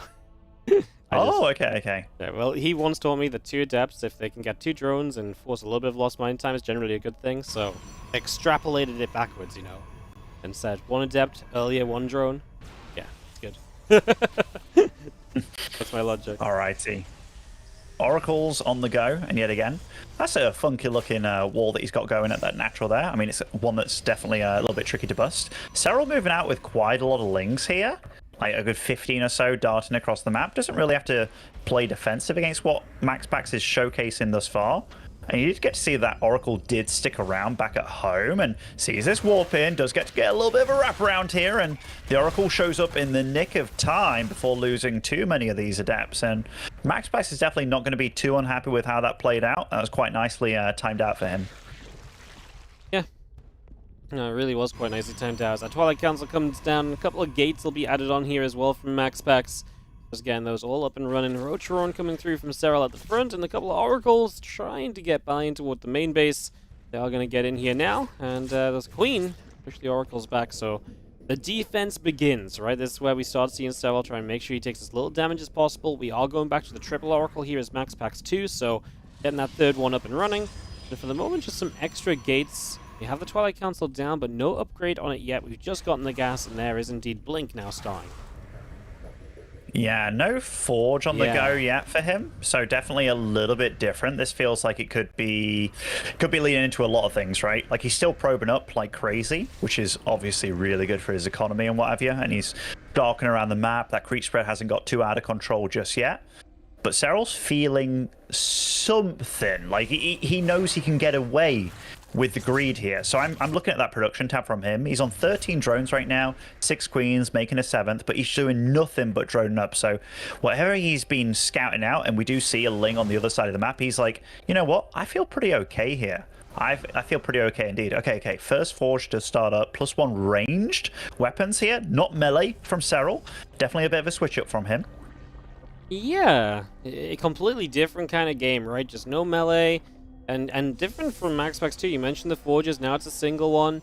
We're finally kind of splurging out from what's just been the kind of core concept in games 1, 2, and 3, so it's difference time, and look at that infestation pit. That's slap bang in the middle of what I would like to call nowhere.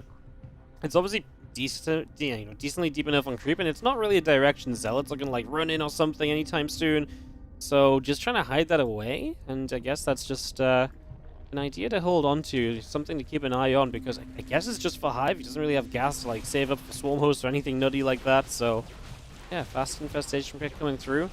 And a few Stalkers started pressure.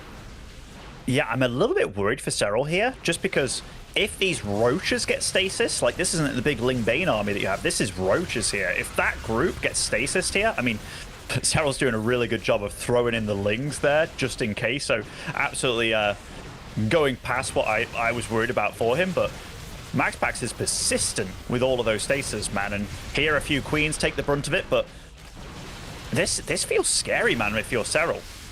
Yeah, Ling Roach actually kind of closing the distance all of a sudden here, though, and this time, yeah, he really just accelerated headfirst into these Stalkers, and he did get a jump in, he got a few kills. Lurker Den on the way down. It looks scary, I feel like, because of the tech he's building, the speed of the infestation pit, the Hive, the Lurker Den. Again, if he gets to Lurkers, what MaxPax is building with these heavier gateway units, I really feel like he's in trouble. On, the earlier map that we saw Lurkers, they weren't as impactful because they just didn't really kind of get up to proper numbers while Serral was still in control of the game. This time it could make a big difference, though. Something to watch out for as we play this back and forth game. MaxPax is so good at his control, though. He really is getting so much, and he might eventually get this base. I mean, Serral's kind of on a timer now. He's got to push in, otherwise this hatchery will indeed fall. Yeah, and the stasis have been key, right? Like, he's been constantly trying to bait him in. He's just playing it like a Terran with Widow Mines in a way. Like, just kind of dancing in and off the creep, and he gets the hatchery wardy. Serral's down to 3 bases now, and it's not as if he's rich. MaxPax is taking his 5th behind this, while having a superior economy. Like, he's getting +2 on the way. He's actually doing this, and he's playing so damn well. It's making me wonder what Serral's plan is here to come back from this, because he's in trouble without even really that crazy much happening. Yes, this is I mean, I just feel like he doesn't have the numbers to deal with these Stalkers. This one avenue was not an easy one for him to kind of ping through, and like I say, he's gonna get to Lurkers. I feel like his hope has just got to be his Lurkers are gonna be so much better than the army that MaxPax is putting out, and it still is low tech. It still is purely kind of gateway units. Charge done, blink done, that's it. Upgrades obviously with the double forge now has been added on, so Yeah, like I say, it's just really down to lurkers if you can get to them and actually bring them into play and keep them in position too, because obviously MaxPax has the ability to work around those lurkers a lot here if he feels the need to as well. So it's not just about straight up fights. No, it isn't. And MaxPax is now kind of prying Serral's attention here on the right side, on the left side. He's still microing like crazy with these stalkers, and he's making trades happen. Right now, resources lost tab. MaxPax has been twice as efficient as his opponent, but the game will start to get scarier. But he blinks in, he's blunking. Oh my goodness, that is ballsy. Now he can't do the dance of doom here back and forth. Maybe that was a bit of an overestimation there from MaxPax. It was, wasn't it? Because he's losing quite a few stalkers. Serral cleans up on the right side, by the way. The group of Zealots has been flirting over there for a while now, has been smacked down, and well, the rest of the lurkers get up. So while Serral is playing off a lower kind of economy than he would have liked, I do really believe in his current army. MaxPax starts to take this seriously. Fleet Beacon, second Stargate, Robo Bay. He knows he needs the extra tech here to deal with these lurkers. And this is where MaxPax may just kind of lay off the steam a bit, and that may allow Serral to obviously get his extra bases back up. Of course, MaxPax has created more than just a foundation for himself in this game. He's put himself in an amazing spot with all the bases he's gotten up and the expands. And now he's going to have to deal with some lurkers aggressively, but I feel like he's, for the moment, setting up okay. Serral is going to take this as a chance to be aggressive everywhere, though. And there's a few things that are a bit misleading. Even though MaxPax has the most insane economy, he's only just taken more than 5 gases here. I think he was relying on literally like 4 or 5 gases for the longest period of time, because his gas income, he had 4k minerals per minute, but he was only at like 500 gas per minute, which was insane. So the fact is, his tech, he forewent a lot in this game, and now Serral, like, I think he indicated that this army's way too mineral heavy and his scouting has been really damn good, because he's the one now with the superior tech, far superior, but Tempests are going to come out onto the field. I mean, getting into counter to them would be Vipers, which, you know, you already have access to them pretty easily, and the Hydras, but they also deal damage very slowly. I'm starting to get a little bit worried for MaxPax again. Yeah. No, I'm kind of with you. I feel like, oh my goodness. Okay, that was just a roller coaster of emotions about whether those disruptors were going to be bad, good, terrible, great. Bit of everything there as we do jump on this base, so that's going to go down. At the same time, Zealots have made their way up the right-hand side, and they are going to maybe get a base as well before Serral responds. There are Tempests here. No, MaxPax just moved commanded forward there. That's a major loss. Lurkers are now beginning to create a defense at home.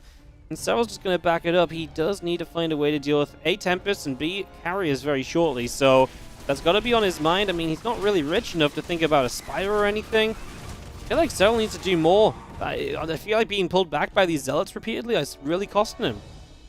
Serral either needs to do more or make a ton of drones right now. Like, he needs to do something, and he chooses to go. He's making a lot of Hydras. He's getting upgrades as well. The Lurker count is pretty decent. It's at 12. But this Tempest count, they are going to continuously pick away. The thing is, this positioning from MaxPax. MaxPax is rich as well, man. He's got so many probes on the field. 2 Lurkers do fall, but what does MaxPax do about this? I almost feel like soon he has to give up this base. Nice disruptor hit. Yeah, I mean, unless you're just going to blow everything up with the disruptors. The Tempest put damage out, but it's a very slow process. So the Lurkers on the right side, I was just wondering if they were going to start getting some more pressure in. We actually have the Oracles are going to respond to the left side as well. Serral is building a lot of Hydras, and he's going to need them because it's pretty much his only, well, it is his only anti-air against carriers. He could maybe add on a couple of Vipers, and in fact, he does that just now. I feel like that's his only real way to fight the air army, right? Because Hydras themselves aren't going to do it. But Hydras, if the units get abducted into them, then it's possible. Then you can see kind of the way, but all of this just feels like such superficial damage to the bigger issue, which is that Serral is just... He needed to do so much versus what he's actually gotten done. And that's never the nicest when your drones go on the wrong side of the mineral line over there. Yeah. But yeah, I'm really worried for Serral. I mean, like, a few of these fights were going okay for him, but he needed more, as you said, because he was like 30 probes behind, and now I see carriers on the go. He's already at 4 carriers, Mothership on the way, going to be at 5 and 6 here as well, and getting +1 weapons online there for the air dudes. I mean, this is really scary. The Hydra count's actually very, very fierce here in 24, and 4 Vipers out, so it's not all doom and gloom. And I guess his army value is so damn high with this. It's just MaxPax can afford to remax, whereas Serral can't. Why are they going the wrong way around like this? Yeah, I don't know. Serral needs to absolutely crush a fight is what I was going to say, but yeah, these drones are really rebellious. They do not want to mine properly. There you go, they're going to go correctly this time around. I just don't know if he can win one fight super convincingly. Like, to me, that's not what this army does. I could see it trading over a while. But yeah, I mean, I guess you just got to go now. And you can see it's only getting better for MaxPax. +2 air weapon, Storm. You know, these are all big upgrades, whereas I feel like the upgrades of Serral, like +2 missiles, adrenal glands, I'm not really excited about those upgrades. MaxPax is in the bottom right, Serral's on the far left. He's going to try and take down a base here, which if he takes down this, he would really knock MaxPax down a little bit, and MaxPax with the recall with a big amount of units is going to catch Serral a bit off guard. Yeah, and Serral feels like he had to go back home at that moment, but doesn't lose too much for his trouble, so at least that's something. They're both maxed out at this point. It's just, if you bring up that income tab, Wardy, in fact, it's kind of close here, but I guess MaxPax, he's still ahead and has been for a little bit of time, which role reversal in this matchup, honestly. Yeah, MaxPax that is one carrier. The carrier might have gone away. MaxPax has not only mined more, but he's also traded better, by the way, so... You know, usually if you mine more than your opponent, it's like, okay, well, maybe I trade less badly. You know, I don't trade as well, and that means I'm in a... You know, okay, hold my force, because I can't get them out in time. This fight's going to break out. Vipers do get feedback pretty quickly. One abduct goes off. Do we have enough to keep fighting here? We work our way through some interceptors. Storm is ready. I imagine Storm on these Hydras is going to be the real answer. Wow, these carriers actually aren't doing what I kind of imagined they might. These Hydras are working on all these interceptors and all those carriers out of juice, and Serral, amidst all the chaos, despite being on the back foot, is the one that manages to take down a base. Needs new Vipers, though, right? Losing the Vipers is huge. He is actually going to get bottom right base as well. I mean, he is knocking MaxPax's economy down.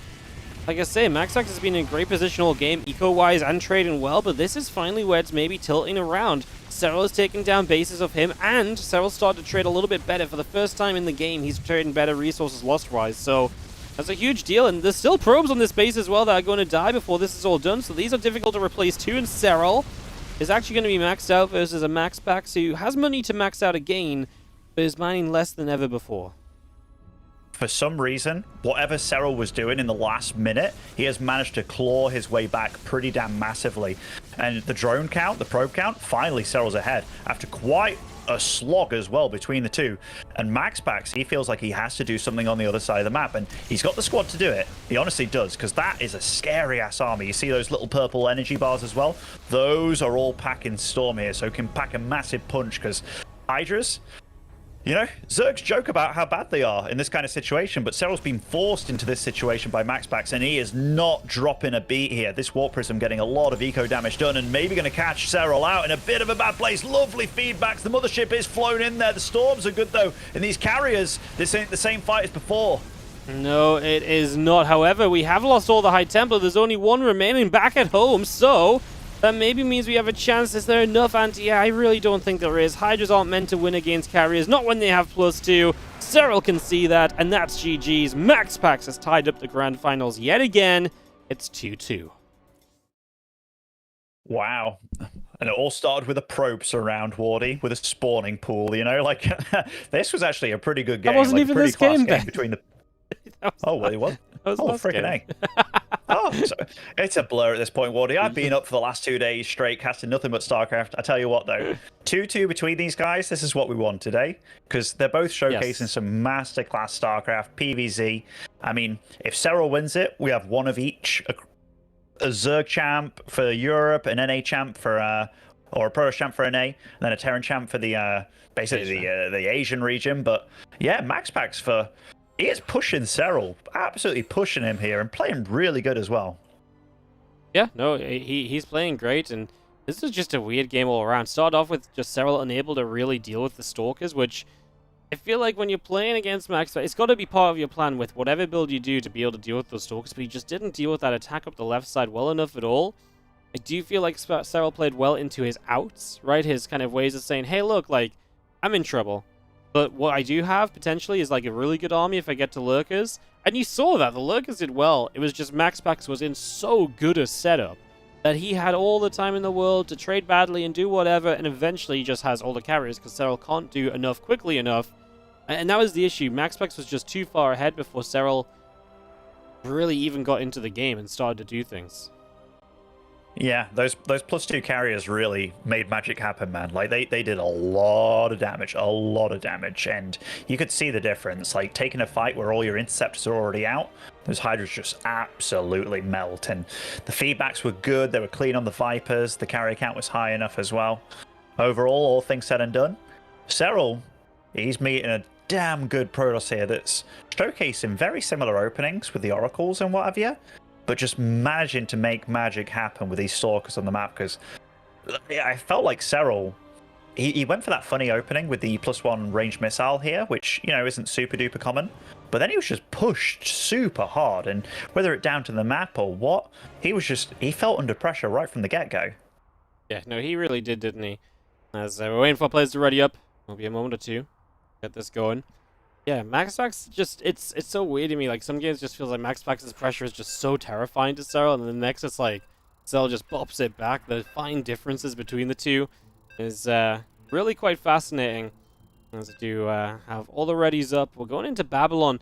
As the series goes on, obviously in a best of 7 there's no vetoes, but the deeper you go, the more interesting it gets, right? Because then you get into the maps that are usually kind of vetoed, or, you know, the maps which neither player really has a preference on. So the last few maps here actually get a little bit smaller. Babylon, Gresvan, and Dragon Scales. You know, MaxPax hasn't brought out any Twilight Council, like, initial stuff yet. I really still feel like we see some of that in this series. I'll keep saying it. Maybe this might be the time here on Babylon. As in the bottom right corner, our blue Protoss player from Psystorm, MaxPax. And spawner over in the top left, as I read Zerg, it is Basilisk Serral. Oh, taking a good sniff of the air around me, not because of hay fever, but because of how good this StarCraft smells right now. Serral going for a 14 hatch on this map, so again, just kind of appreciating and respecting the fact that it is a smaller map over here. But yeah, I like it. I like it. He is absolutely refusing to be placed out of location with this hatchery, isn't he? And maybe that's in part why MaxPax is going Stargates repeatedly. He's like, well, if there's no hatch on the third to start, maybe I just don't want to play Adepts from the beginning. And that's why it is so Stargate-focused game after game. Maybe that's why he's deciding to do that. I think, I really do think the usage of the Oracle is just like, if you run after that Stalker squad, you're going to be taking the beam damage, you're going to be running into the stasises, you're going to be, you're constantly getting revelated, you have to worry about the early minigame as well of keeping all your drones alive. And I feel that MaxPax just does all of that way better. Like, if his Oracles early on take shield damage and hull damage, I'm like, it doesn't even matter. Because, as long as he got something done, I know they're going to do stuff later as well. And it really feels like he's utilizing every unit in the best way possible. Because not many people can make Serral run around like that. And like, as the game goes on, you really feel like those Oracles are so much value. Yeah. So I think it's just about doing what you're comfortable with. That's very true. Comfort is the... I feel you have to be comfortable with what you're doing in StarCraft, right? Because so much of it has to be second nature, and you have to be confident, and especially at this kind of level. Otherwise, it just doesn't really all meld together. Cybercore will be done soon. We'll see what MaxPax's choice is going to be. As the probe just goes back from the upper side, it's going to be an immediate warp gate, which can be suggestive of a Twilight, but of course, a lot of the time we'll start this up, cancel it, and then start the Stargate anyway. And it could be with the Overlord there, a mind game too, so don't read too much into it, but it might be the Twilight this time. I really am clamoring for a Twilight. Or just a late Stargate. Yeah, or a later Stargate. Yeah, I say, mind game. Until the Ling runs in. Mind game. Until the Ling runs in. Ling runs in, scouts absolutely everything, and it's just before that Adept does finish here. And he sees the Stargate immediately. Doesn't have to sacrifice an Overlord. That's a little bit of a win for Serral in his book, but it could also come down to the map a little bit, right? For MaxPax, it's like, all right, I have this timing of when I like my Oracle to arrive. Granted, I can make it a little bit faster here, but regardless, my opponent is Serral, and he is going to be prepped for it. But, I'm reading too much into it almost. I think also if you use that Chrono Boost and spend it elsewhere, or maybe because it's a smaller map, having that warp gate ready, you can get stuff on the other side of the map quicker as well. We'll get to see. Both these guys are absolutely the best of their respective races here. Yeah. Nope, that is very true, Serral. MaxPax MaxPax really is, like, sometimes as well, just, like, he is so innovative, he's so good, like, obviously his PvP set the precedent for, like, just his own style, and he's just been such a well-rounded player as well. I think that, you know, there was definitely a time as well where MaxPax was, like, we all thought in, like, PvZ, it was like, oh, he can only really do this, and then there was a patch, I think it was when we kind of, like, changed the Void Rays, and I was like, well, yeah, MaxPax is in trouble now, and he did kind of get knocked down for, like, a week or two. But then he found out what he liked again, and he figured it out, and he just got back on track, and man, pleasure to watch him, and I still can't quite believe he's in this finals, man, and putting up such a good fight against Serral. You know, Serral is the epitome of, like, you know, keeping it cool and playing on the big stage. MaxPax is just treating this like every other series, man. He's standing up for himself, and he's kind of just going toe-to-toe with Serral. Yeah, and Serral, for any of these young boys still competing, he's a god, you know. Even for his old Ben Wardy, he's a god in this game. Absolutely the GOAT in my eyes. And what is MaxPax moving across the map with here? So I do think it was absolutely a plan here, because this is quite a chunky number of adepts. So I think it was lined up to utilize the claustrophobic smaller map here.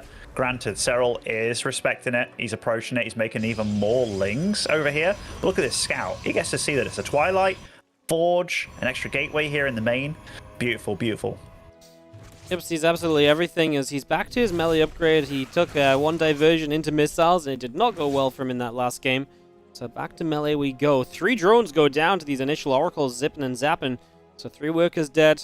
Nice little start, and the few adepts of MaxPax still making their way through the center. A couple extra Stalkers warping in, Twilight Council and the Forge building up, and 2 Stalkers do ping their way through to kill off this Overlord. That blink is on the way. So even though MaxPax has been showcasing that he likes a very kind of similar opening, you can definitely tell that there's differences. There's little changes here and there, and yeah, every time that he goes in with a oracle and he takes a little bit of damage, you might be like, for 1 drone, was it worth it? In MaxPax's eyes, whatever he does, you can damn well bet that he knows this matchup way better than any of us. And if these oracles all survive with literally 1 health, he won't really be diving for those drone kills all the time. It's not as if they need it. They'll be starting to they'll come into play, and they'll be so well meshed into what he wants to do with that Stalker-based army later on. And second Forge coming online as well. Yeah, he's going to do the same thing, Wardy. He loves it, and he's so good at it. Yep. Yeah, second Forge coming down, Robotics Facility coming through. Same thing once again. Serral with the Baneling Nest now coming online as well. The only thing I was going to mention is that he keeps missing the active tumor with the Revelation. Like, he always hits it, like, the second tumor deep, and so you don't get rid of the active one, so he has, not that an extra Revelation means that much, just kind of funny that it's been, like, I think the 3rd time now I've noticed it happen, so just a little mistake or so that keeps on repeating. Mistake. This is MaxPax. It was planned all along. No, well, you plan to kill the deeper tumor first? Yeah, I mean, those oracles, they barely run out of energy, man. Let's be real. Let's be real. All right. Baneling speed on the go. We do have +1 melee finished up for Serral, so this is different to what he was doing the previous game. Did not opt for that ranged missile attack. Very quick on the Hydra speed here, though, or the Hydra upgrade here. Yeah, very different from Serral. We did not see him going to Hydras anywhere near this quickly in previous games, so Lingbane Hydra as a style, you know, a bit more fun, a bit more sturdy apart from the Lingbane. It's funny because Hydras can obviously fall apart, but they can, you know, with the right amount of Lings in front of them, they really do just get the chance to pack such a punch, and it can be very scary as, whoo. Serral nearly went for that dive, then I think he thought about it, he was like, there's probably a stasis ward, and that's exactly what this Ling tries to get. He doesn't have enough speed on him. He'll send a few more Lings, this time he can split the others back, and he will just catch that stasis ward so you can more easily attack in the front. 14 Hydras about to be here, Ben. That's going to be a major difference here for Serral. Let's see if it's enough as the next stasis ward somehow only gets 1 Zergling. That's somehow ridiculous. How did that only happen? I actually don't know. Serral's playing out of his mind, but this game, the Hydras, they throw a spanner in the works. They deal a lot of DPS, and it means that these oracles can't hang around and just start cleaning up all these Lings by themselves. I love that little bit, that little change up by Serral. And he's still committed to these this +2 on the melee, meaning that if he does get Banelings online, they are very scary when it comes to dealing damage out on the other side of the map. But MaxPax, he ain't a slouch, man. The same thing, the slow Zealot drop, I mean, making the most of it out of everything, getting in between these mineral lines here. But Serral, he's on the ball. This is dealing no damage to speak of. MaxPax is again ahead in probes. He does not skip a beat, Wardy, and he's taking a 5th base. He's crazy. Yeah, I mean, it's what we commended Hero for so much when Hero came and revolutionized PvZ a bit, right? Where it's just, you don't stop expanding, you don't stop probing. And it means that if the Zerg is so busy dealing with the Protoss army and they get caught up, they end up behind. Even if you do end up trading battle as the Protoss, you can survive that because of your greed. Right now, though, I think he's got a serious issue. I do think this Lingbane Hydra Force is a little bit too much for what MaxPax currently holds. And Lingbane Hydra really is an army where I think stopping and going in towards more splash damage is necessary. And there's a Colossus now starting. You need something, because although these units are weak to splash, and otherwise they're just such a good glass cannon to throw at your opponent, yeah, I think MaxPax is right to start thinking about Colossi. I love this switch up from Serral, though, because he's realized he's hit +2 now as well. And he's going to start attacking from the north side with a lot of units. He's also attacking the other base with some Baneling, so he's doing multiple things at once here. And holy crap, look at that flood of Zerg units. What a stasis ward coming in. MaxPax reacting on the right side as well, trying to keep these probes alive. But there's so much Finn on the map. The probes falling left, right, and center. There is just nowhere to run, nowhere to go. The Baneling's getting juicy connections as well. And the base goes down at the 6 o'clock position. MaxPax has been mortally wounded, but not going down without a fight. The only thing I think Serral could have done, I actually think the Hydras could have killed this Nexus as well, the one that's a low HP. He will lose a hatchery, though. MaxPax will respond.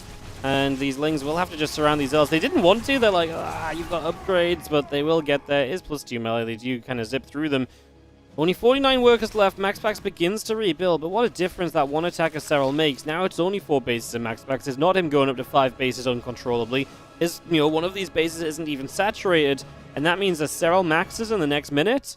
MaxPax is going to be nowhere near that, and the only benefit MaxPax will really have is that this time around he will have some proper splash. 2 Colossi. Is that enough to stop this Lingbane Hydra Force? I don't personally think so. I mean, the Colossi are really damn good, aren't they? And especially with, like, the 2-2 upgrades that they're going to have very soon to be +3 on the go as well. But Serral's getting ready to counter that, which is great. His Hive is on the way, and we all know how good those Vipers can be. We all know how much Protosses fear those Vipers when it comes to their Robo units. So MaxPax, if he can possibly hit a timing here with that 3rd Colossus finishing before Vipers are on the field, but is that what he's going to go for? Because, I mean, it feels like he wants to re-establish himself, right? Re-get his economy going, but will Serral give him the time to do that? I don't think so. I don't think there's any reason Serral... I mean, maybe Serral waits for Vipers, potentially, but if he is going to wait for Vipers, it's not going to be him being completely inactive. He's just going to do it while doing this, like running a few Lings in potentially and threatening on either side. Looks like we will wait for those Vipers before the bigger fight, which means he will have abducts for the Colossi. And even then, like, how far along is MaxPax in terms of resettling himself? Still feel like he's nowhere near where he once was. I mean, 68 workers, no 5th base. Not that 68 is bad, it's just, we were talking about 80 before. Absolutely, absolutely. I mean, MaxPax he's wounded. He's recovering. Make no mistake about it. He knows what counters Colossus as well, and he knows that Serral's been scouted it, and he's going up to a Templar Archives, which is absolutely one way of going about it. But again, these guys, they're all about info. They're both reacting to one another. So it's like, all right, Templar Archives to counter your Vipers, Lurkers to counter everything on the ground that you possibly have. Adrenal Glands coming online. Serral, he is rich now. Like, this isn't a 90 drone game, but he has weathered the storm. He's applied the storm as well. And now MaxPax has a window here where he is very susceptible to what Serral's about to throw at him. Yep, absolutely. The Vipers are a huge key component to this, so let's see how they go as we are moving forward. So far, well, we do have the High Templar. They're going to be looking for the feedback. Serral rightfully keeps the Vipers back for as long as possible. Now the High Templar are gone, and it's free pickings on the Colossi. 1, 2, 3. That actually wasn't abduct far enough forward. We will re-abduct that one just to double down on the idea, and we will abduct the last one as well. Don't want it to feel left out. GG's. Serral is going to win it out. 3-2 in the lead for the moment, and now 1 map away from the championship. Super well played by Serral. Like, these guys, I love the fact that it's 1-0, 1-1, 2-1, 2-2, and then, they're both, you can see it, like the little shimmies that they're making. Like, this is almost like one of those practice sessions that you have. And if you're practicing for Serral, there's not many Zergs on the planet can do what he does. Same thing about MaxPax. There's not really many Protosses can do what he does. So this is almost like a little mini practice session that we're getting to watch against two of the absolute finest, where they're both realizing and learning from each other. And it's like, oh, to beat that, I have to do this. Then it's like, to beat that, I have to do this. And you're seeing all these little micro adjustments on the fly. And it's like, all right, what is MaxPax going to shimmy up here? Because that is an obvious... I don't want to say an obvious weakness, but Serral is just learning, and on the fly, it's like, all right, the good old Hydraling Bane, which is something that you don't often see these days, but that timing was crucial and very, very powerful. And it definitely feels like once MaxPax is given no place to run to, or he's in his base and he has to fight, that's really the true weakness of the style that he's actually applying on Serral here. Yes. No, it's I do just kind of look at this and think, though, what do you do now? Like, it feels as though Serral's adapting as the series goes on.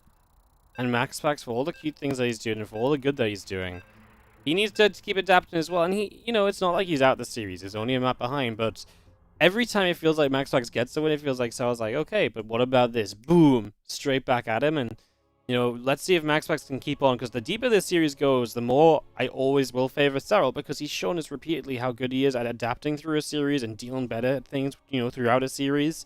Whenever Serral's down like 0-2 against Clem early, you don't count him out because you think he's able to turn it around. You think he's able to figure out what's going wrong and to try different things and to fix those things. So let's see what happens, as it could be his last rodeo. In the bottom right, Blue Protoss needs to win to stay alive and to take us to a Game 7. It's MaxPax.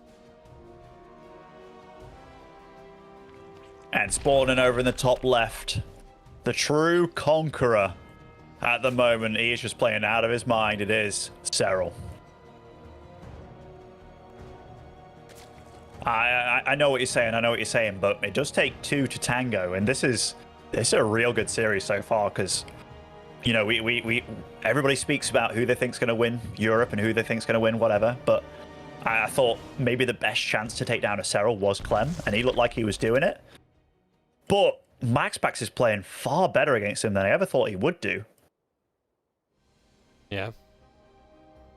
Yeah, that's all you got to say about it? No, I'm kind of agreeing, man. Oh, okay. No, I was thinking about it. I'm like, I do think this is like the best. This is a way better series than I thought we were going to get. I'm not going to lie. I said it to you kind of before we started, right? You're like, who do you think wins? Honestly, I'm like, I think Serral's going to smash him. And that is a big part of that, really, is the form that Serral brought going into this event. Like, since Katowice, Serral has basically not lost. Like, he's on a ridiculous... He was on, like, an 86 or 87% map win rate. Like, that's ridiculous. And he'd lost, like, 2 series out of, like, 30. And that's why, and again, just you're on the biggest stage. Like, does MaxPax just not feel nerves? Like, because it feels like he's just getting to this finals, and he is bringing some of the absolute best StarCraft. Like, he is just unaffected by the situation. No, absolutely. I really do agree with you. Like, obviously, we saw peak form Serral in 2018, but what he's been displaying recently has been kind of nothing short, honestly. Like, he's been playing so damn well. It's hard to put it into perspective how well he's been doing.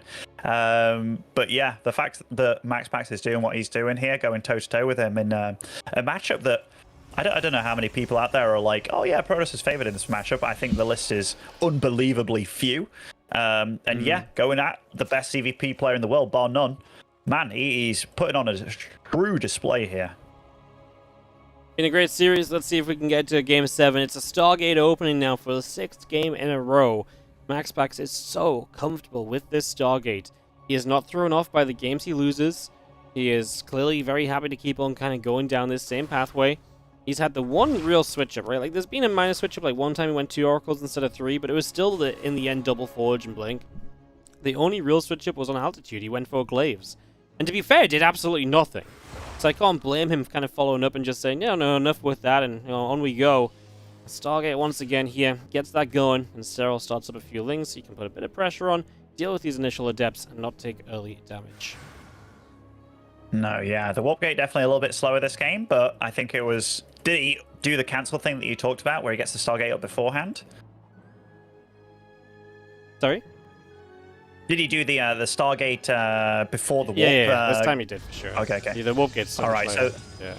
Yeah, the little shimmies here between the builds and the maps, and you know, there's definitely these little things that MaxPax does change up with this build, but yeah, we'll get to see what he does plan here. 3 Adepts on the map. Didn't go for a Stalker for his wall off here, which is definitely something he did on Babylon.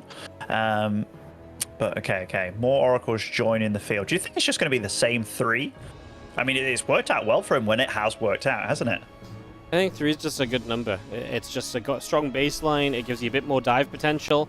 If you do need to kind of back away with 1, you still have 2 to one-shot drones. So I think 3 is a good number. The one time he went 2, I don't really feel like he missed the 3rd one, but I wouldn't say the Oracles were a big factor there. There's number 3. There's our 3rd base. And Adepts just chilling at the front as well. Just, you know, they got a couple creep tumors already, so again, just taking what they can get, taking what they're given. And again, just that Evo chamber from Serral. He is just going to keep on going melee upgrade if he's allowed to. I think it is absolutely the right way to go about things in here. These Adepts kind of being caught off guard. Oh, does keep both of them alive. Does get into this natural. Keeping both alive just for a moment there. Does get a little bit of a drone, but if Hearthstone's anything to go by, that was not a good trade. But the Oracle's taking the time to dive into the main here. Do get a couple of drones. Oh, that was some nice flying. That was straight up Top Gun right there from MaxPax. And just the knowledge of that he could turn back around for one more hit because he knew that he could, you know, didn't take too much damage already. So maximizing the opportunity when it presented itself. So he does knock 4 drones down pretty swiftly here this time around. Our Forge, our Twilight Council, all on the way up from MaxPax. We do have our Oracles already coming out to the left-hand side. And they're going to try and make their way onto, well, even more trouble. There's Triple Queen in position. It's funny just how well defended Serral was back in Game 1, and there has absolutely been openings ever since then. MaxPax has improved the damage out of these Oracles. Nearly got caught there. The Queen's coming forward to try and say goodbye to one of them. Yeah, it doesn't want to be losing any of those Oracles. We know how valuable they do stay throughout the game. And these Lings, they were up to no good, but MaxPax was quick to fill in that hole, and yet again, Roach Roaring on the way, Lair on the go as well. Serral is droning up. He's keeping up with MaxPax when it comes to drones versus probes. Sometimes the Protoss can get a little bit ahead here and there, which we have seen during this series, but Serral being nice and greedy. He knows when the timing hits for these Blink Stalker pressure builds, and he is getting away with as much greed as he can possibly get away with. Also, the creep spread. Pretty damn sick here. It's quite a bit for MaxPax to clean up. Yeah, it's starting to kind of get a little bit all over, and of course, if you want to be successful with the Stalkers, you can't have this creep be too far forward, because the further forward the creep is, the less far out you can, the further out you have to start with the Stalkers, and then it's just not as scary. And it's more of a launching pad for Serral to jump on top of those units with to get that surround, so that's definitely a factor. Depths are Stalkers coming up, few Lings getting some shots on them. More Lings, melee upgrade, Roach speed, all of this coming through too as our triple Oracle sits overhead. Melee upgrade is really not far from finishing here. Wow. And our stasis on a single Ling once again, by the way. I mean, how many times have, I know we've seen a very similar game repeatedly, but consistently Serral is just trying to find those stasis with single Lings, and he's honestly hit a good amount of them with very few units. He really has. It's something that he's been kind of gunning for throughout the series. Even that one time on Ancient System where he's kind of running back home and he's like, oh, there's a blur, like boom, puts a Ling there. So he's done very well about it. This 4 so far isn't super scary just yet. I feel that Serral's respecting this way more than on the other maps. He's even got a massive squad of Zerglings on the other side of the map here. So he's got a lot of units out, and he's getting ready for a big wraparound here. If you blink back now! I think he's going to get it. He's going to get it. But those Oracles, yeah, you got to respect those Oracles, haven't you? I thought that was the exact opportunity that Serral was looking for, though, right? Where it was like he's going to force the blink back, and then he's going to jump on them. But yeah, the Oracles activating just means that Serral does not want to commit through to it.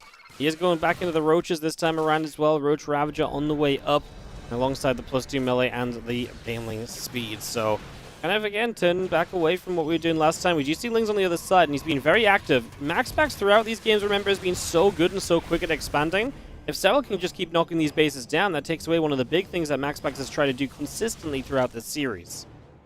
I mean, you're absolutely right, because MaxPax has done this while macroing behind super hard, and if Serral can sweep out one of his legs from under him, that's a decent stasis on quite a few lings there. Serral not too quick to chase down, and MaxPax has to defend at home as well over here, which is easier said than done against this swell of lings, and Serral's just like, you know what, let's go for that Nexus over here.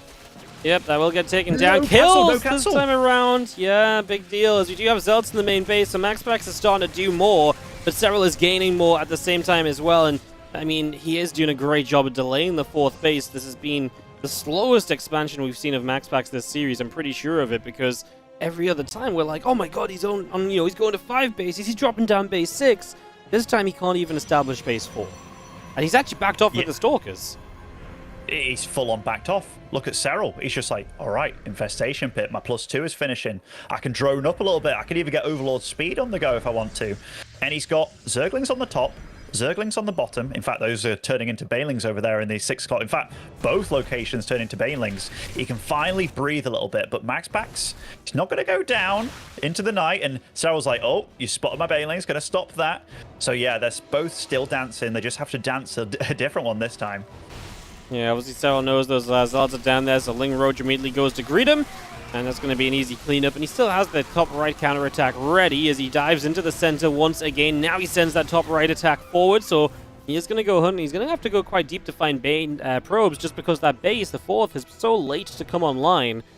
He is just going to stop short, and he's going to try and set Banes up for the left side at the same time. So just multi-pronging, as always, and in we go. This base just finished, and Serral, he just knocks down the stack defense.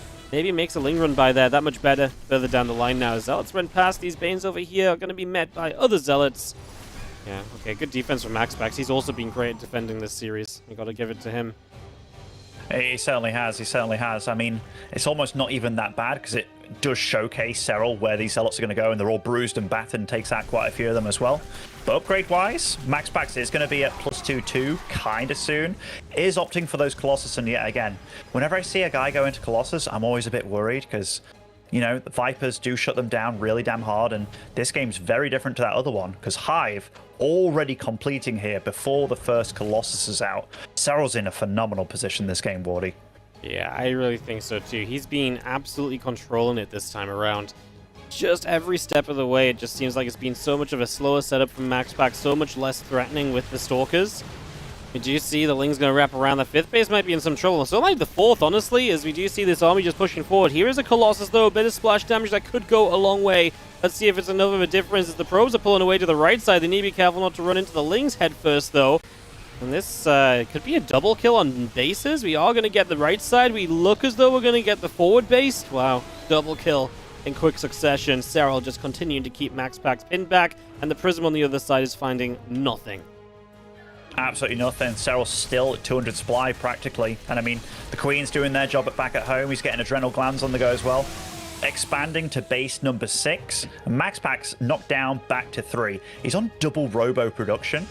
Really putting all his eggs in this one basket, isn't he? But oh man, it's feeling rough if you're MaxPax. Like the map, it's no longer his oyster. Like he's totally shelled in on his side. And he's taking a bit of a beating every which way it comes. You know, as we see adrenal glands finishing up, there is Hive, right? So we can build Vipers at a moment's notice if you feel like that's what you need, which against the Colossi last time were great, and against the Colossi here will probably be great. Unless Serral really believes he's done enough to just go and keep attacking in the single Stay Sword here. You know, for sometimes he's been so good against the Stay Sword, sometimes he's just not been as great. That one kind of maybe you could have sent a couple links forward initially. It's going to let the Banes roll through, but not the greatest of fights because of the Archons, but I guess you're denying the 4th, and if you're denying the 4th, you're still very happy. It ain't pretty, but when you're so far ahead, yeah. And I mean, like, let's look at the main base and the natural base of MaxPax. He's got to be close to mining out on these. Yeah, he is. Even his 3rd base, the mineral counts are starting to get pretty low. Serral knows, man. And look, he just backs off very patiently after taking that out. And he techs up. Viper's on the go. The 2nd Evo also pumping out nice upgrades. Lurkaden on the go. Just really clean play. And, you know, map point on the line for him. Shouldn't really risk it, should he? I think he just knows. He's so good at reading the situation, so he just knows, back it up. There was a lot of Colossi. You know, the previous attack, what did it do? It killed a base, which is nice, but it was kind of an expensive base kill. to the point where next time he probably wants to try and get some units, so he's getting the lurkers available to him as well, and that's something which right now I don't think MaxPax has enough money to really truly deal with. You can fight lurkers with the Colossi and the Storms for an extent, but eventually against lurkers you kind of want to go into Sky Toss, and that's extremely difficult to deal off of what's been a very subdued 4-base setup. Obviously we're trying to double expand up to 4 and 5 bases now for MaxPax, but I mean, we'll see if Serral has something to say about that. Likely some of his attacks will happen well before they come into play. I mean, MaxPax has to go extreme one way or the other, doesn't he? He's getting the Storm up, getting some Archons out. His army's fairly chunky, boy, but he's against 53 Banelings with +3 melee on the go. And I mean, these stasises, they have to work wonders. The first one, that ain't it, and a few Archons getting pulled in. I mean, the Storms, I mean, decent micro as well. These stasis are keeping these... Oh, they were keeping them alive, but my goodness, the Flood. And look at those Archons. That is not where they want to be on the other side of that army. But Serral, MaxPax does hold on. He didn't lose any pros with this. He didn't handled. Yeah, he didn't lose any pros, but he lost a lot of the tech. He lost all of his High Templar, all of his Archons. And this time around, Serral, he should be able to get the Vipers back full of energy nice and quickly, whereas last time he had to fully build the Vipers, right? So, not feeling like MaxPax is out of the woods just yet, but I mean, this was a better moment for him for sure. I mean, only losing army instead of losing army and economy is the first time he's going to actually sit on this 4th base and mine from it for any extended period of time. Danes from a couple different directions are not really finding a way in. They're probably going to bust a cannon, and one does go in for 8 probes. All it takes is for one of these Banelings to get in and deal the damage, and yeah, these Lings, they do not mess around now. They've got Adrenal. They run in. If they get on your probe line, they are going to melt. I mean, that +2 armor that MaxPax has does mean that these probes will stay alive for a little bit of time against these Lings. Better than they normally would, but he's going to be dealing with the absolute full tech of the Zerg arsenal here. Like, Aspire's coming on the way. Lurker's coming on the way. Big upgrades coming down as well. I mean, even Hydralisk range at this point, because Serral's like, why not? These stasis, by the way, they are big for slowing things down and just being like widow mines around the map, just being able to get you scouting information. Those same 3 oracles still alive, by the way. Yeah, they are still just cruising around. Serral has units kind of just caught in stasis all over the place. The stasis wards really have been, I mean, throughout the series, such a big deal for MaxPax. We talked about, you know, Serral sometimes dodging them well, but there's definitely been ones he's just wandered straight headfirst into. Stasis wards might just be the, you know, if this series was made into a movie, it could have been called the Stasis wards, because it really has been about that. Banes on the right side are going to find a very low probe count, so there's not even much for them to hit here, but they will take down what is possible. There are some drones dropping at the same time. Bottom left, Zealots find the newer base of Serral. MaxPax's army is looking very good. Like, this is the best he's looked all game. He's survived, he's weathered the storm, he's used the storm. And Serral's going to have lurkers, yes, but I mean, this army of MaxPax cannot be discounted. It can't, but that is a big amount of lurkers, and even getting transfusions off on these lurkers just to make sure that they do not die. MaxPax, he's relentless though, man. He really is. Like, he was down to 3 bases against like 6. He somehow got up to 5 bases, taking his 4th and 5th simultaneously, and he's out on the map again, Wardy. Like, this is no longer him being super bullied around. Granted, it can all come down to one moment here. Like, if he lands the feedbacks on those Vipers, he has a shot. So he has to use those Oracles for vision so damn well. He also has to deflect all these counterattacks as good as possible, and he's doing a damn good job, but Serral's also, he knows how to keep MaxPax back and also keep his attention here, there, and everywhere. Some disruptors popping out, shield back. They're both playing so good. Corruptor's now on the way. We're heading to a 2nd Spire, Greater Spire. Just saying, hey, look, this is the kind of game we're getting to these later stages. Disruptors are going to try and find lurkers. They find one of the 2 that were there. The other got unburrowed and got away. The Spire nearly finds the Disruptor. Doesn't quite make it in the end, though, as a few Hydras are going to come poke the Oracles back as well. The Corruptor's obviously good against the Colossi, but I think the big thing is just we do not have an answer to Broodlords right now. So if Serral gets up to a chunk of Broods, like, Stalkers and Archons can get under them, sure, but that's a very difficult ask at the moment. It's just, yeah, it's unbelievably hard, and that is one place, that is one way I could see him maybe getting a bit too ahead of himself. I mean, if he moves over a bit to the left there, okay, lurkers are back here to join, but decent disruptor shots. MaxPax is making a real game out of this, man. Like, he really is. I've been down and out on MaxPax the whole time, but he is fighting tooth and nail. He's doing a great job bottom side as well against a bunch of units that were down there. His run by is looking decent. There's not really many lurkers there. Here are the Broodlords. I really have a lot of faith in them. This army of MaxPax does not have even enough Stalkers, I really feel, to go. Like, there's 9 Stalkers and 6 Archons. That's the anti-air, plus a couple Storms. Obviously, you can warp in Stalkers quickly, though, but MaxPax doesn't have a ton of bank. So this is going to push him back, and that's one thing that Serral kind of just needed in the first place, just a bit of space again, and now he gets a good catch on a lot of the Archons down south, so that's actually a lot of this anti-air, and we warp in a bunch of High Templars to follow up.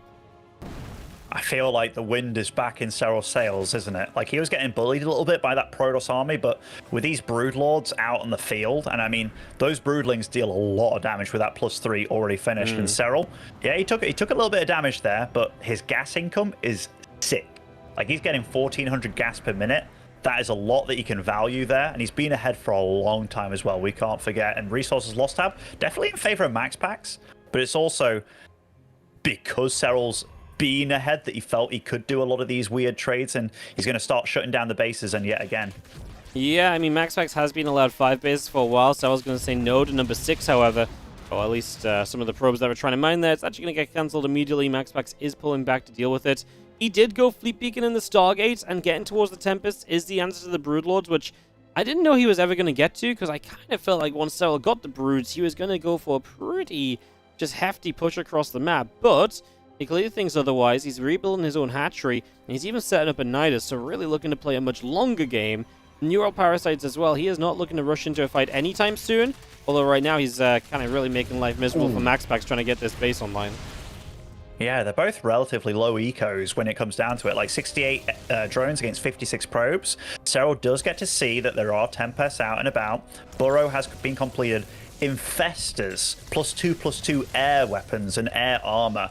I mean, they're really pulling out all the stops here in this matchup, and we're getting a good old-fashioned late-game PvZ between them, but Niduses are going to start to begin. What's he going to pop into them, do you reckon? Just Lings. Honestly, Lings Just drop the Lings main. cause havoc? Yeah. Yeah. And Lings easily dealt with, but I mean, I would say maybe Lurkers as well, but I just feel like Lings are so expendable right now as well for Serral. And Lings just will shred these buildings, and yeah, I think Lings would be the one. If he ever gets a chance, obviously this will shut down pretty quickly. Lings are going to go top right and find some static defense here. Again, the power of +3 and Adrenal is going to mean they shred through, even with battery healing. And they're going to go straight back onto canceling that Nexus. MaxPax, even his 5th base, is definitely going to be on the way, down very soon in terms of what it can mine. So the 6th becomes more and more important given time. As Serral builds up more and more of just this super late game army, he's clearly feeling comfortable the longer the game goes. He is the absolute scariest player when it comes to micro in this army. Like, this is a lot of spellcasters, Vipers, Infestors. It's a lot of Queens in the mix as well. And yeah, they are just saving up energy. Like, time, I don't want to say it's against MaxPax, but we have seen Serral time and time again display phenomenal micro with this. And really, ever since like all those Protoss air nerfs and what have you, it's so hard to beat this army. And MaxPax, he's got a juicy army himself, and he's going to start poking and prodding these Tempests with the Tectonic Stabilizers as well. Going to start dealing a lot of damage to these spores. I mean, Serral's definitely under pressure. Yep. No, he is. He's still going to have to be the responder. He's got a fair amount of Corruptors now. 9 of them. 6 Infestors, with Neural Parasites available too, by the way. And the Infestors are just going to go. Fungal Growth. Okay, it's a decent start. Now we're going to Parasitic Bomb combo. Can we get another Fungal off to keep those units stacked up? Yes, we will. It's a lot of damage being done. And now the Corruptors are going to fly in for the follow-up. And uh-oh, MaxPax. That is how you get your army wiped. I mean, obviously not wiped, I guess is the wrong word, but the air units get kind of wiped out very swiftly. Wow. And using the Nidus there to pick off that 6th base, and yet again. What a position, mate. Too. Ooh, Yeah, this is as just... well. Like, Serral's playing freaking 4D chess here, man. Like, he's got MaxPax right where he wants him. And, I mean, even though he's right outside his base, and he'd prefer him with far less an army than he has. But look at this, he's just bouncing between the bases here. Lovely use of that Nidus, lovely use of these Lurkers. And back at home, he's sitting so damn pretty here, Wardy. More Corruptors as well, so he's just getting the perfect army out. Yeah, absolutely. He's just progressing really, really well. MaxPax, originally when he was pushing in the first, we were first starting to see the idea of Broodlords, it was scary, but now, even when he got kind of up in towards Skytoss, so a few Skytoss units, Serral had already made the adjustments to really start dealing with that as well, and that obviously goes a big way to helping out, as we are having now a couple extra Stargates continuing up, a couple of carriers still building. +2 air weapons is also going to start on the cybernetics course. Just bringing that up right now as well. Yeah, it's just that's +2 air weapons, but Serral's starting up +3/+3 air. Like, those carriers, it gets to a point, if they're on equal upgrades, then it's really bad for the carriers, but normally the carriers get their upgrades a little bit faster than the air upgrades of the Zerg, right? And then you're having to deal with all this air AoE as well, like fungal, parasitic bomb. Granted, you have storms, but these corruptors, they are bulky boys. They start off with like 2 base armor, and like it's going to be so hard to batter all this down from Serral, and I love how he's utilizing this Nidus here. Yep, just really using it to reposition multiple times over. These lurks are genuinely scary, and if you can get them out alive every time, it forces such a reaction only to then, not have any follow-up. Overlord gets denied, probably trying Nidus over here, but even just Nidusing up on the top, just getting close to the bases. The reposition close to bases is big, and Serral on a Broodlord push, that's how confident he's feeling. He's been very passive up until now. Even more lurkers this time. We're going to dive back into that Nidus. One goes down, but, I mean, it's just allowing him to put all the focus on this forward base, and that's going to die.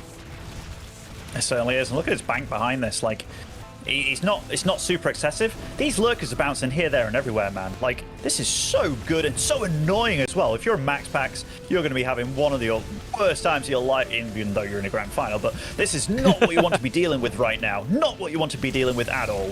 What if Serral just going to tuck these lurkers further behind the base as well? So it kind of forces MaxPax further up to deal with it, and that maybe is the jump Serral's waiting for. Does dodge away from the first storm. He actually kind of eats it on the Corruptors. So that's a little bit painful. Broodlord's taking some shots off the Tempests.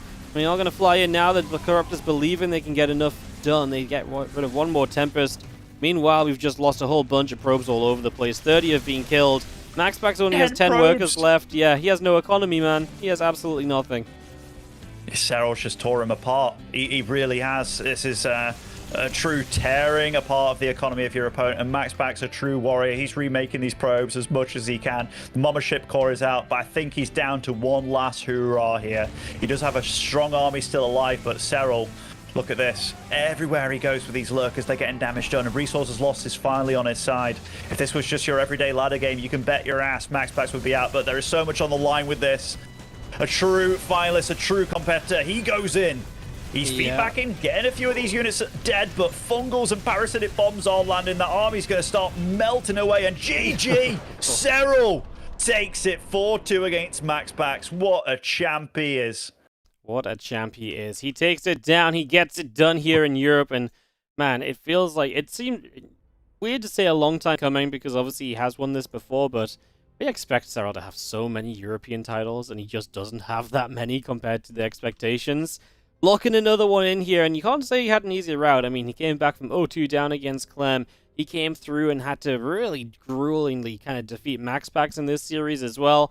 Yeah, I mean, just awesome stuff from Serral. But I think the real story to take away from this as well, on top of Serral's win, is that MaxPax, we knew he meant business. We knew he was freaking good coming in, but he does it on every level. Like, this was his first EU finals, and he looked like he belonged here. He looked like he'd been here before. He stood up against one of the very best in the best of 7 for a very long time. It didn't quite close it out, no, but even when in this final game, kind of, he had his moments again after he got bullied for the first 10 minutes or so. Yeah, just, I think an awesome finals, and just good to see that Europe is in as good a shape as ever. I like what you say there, because even though, like, massive kudos to Serral for, again, just displaying that he is one of the finest players on the planet, but to display how good he is, it took another great player just to go at him, and you really got to see that both these players are phenomenal, and Europe is beating very good Terran hands with Clem and Hero Marine, very good Zerg hands with Serral and Raynor, and now you can bet your ass there's a Protoss on the block that can push these boys to the absolute limit. And yeah, for Protoss fans out there, that's a beautiful thing to behold.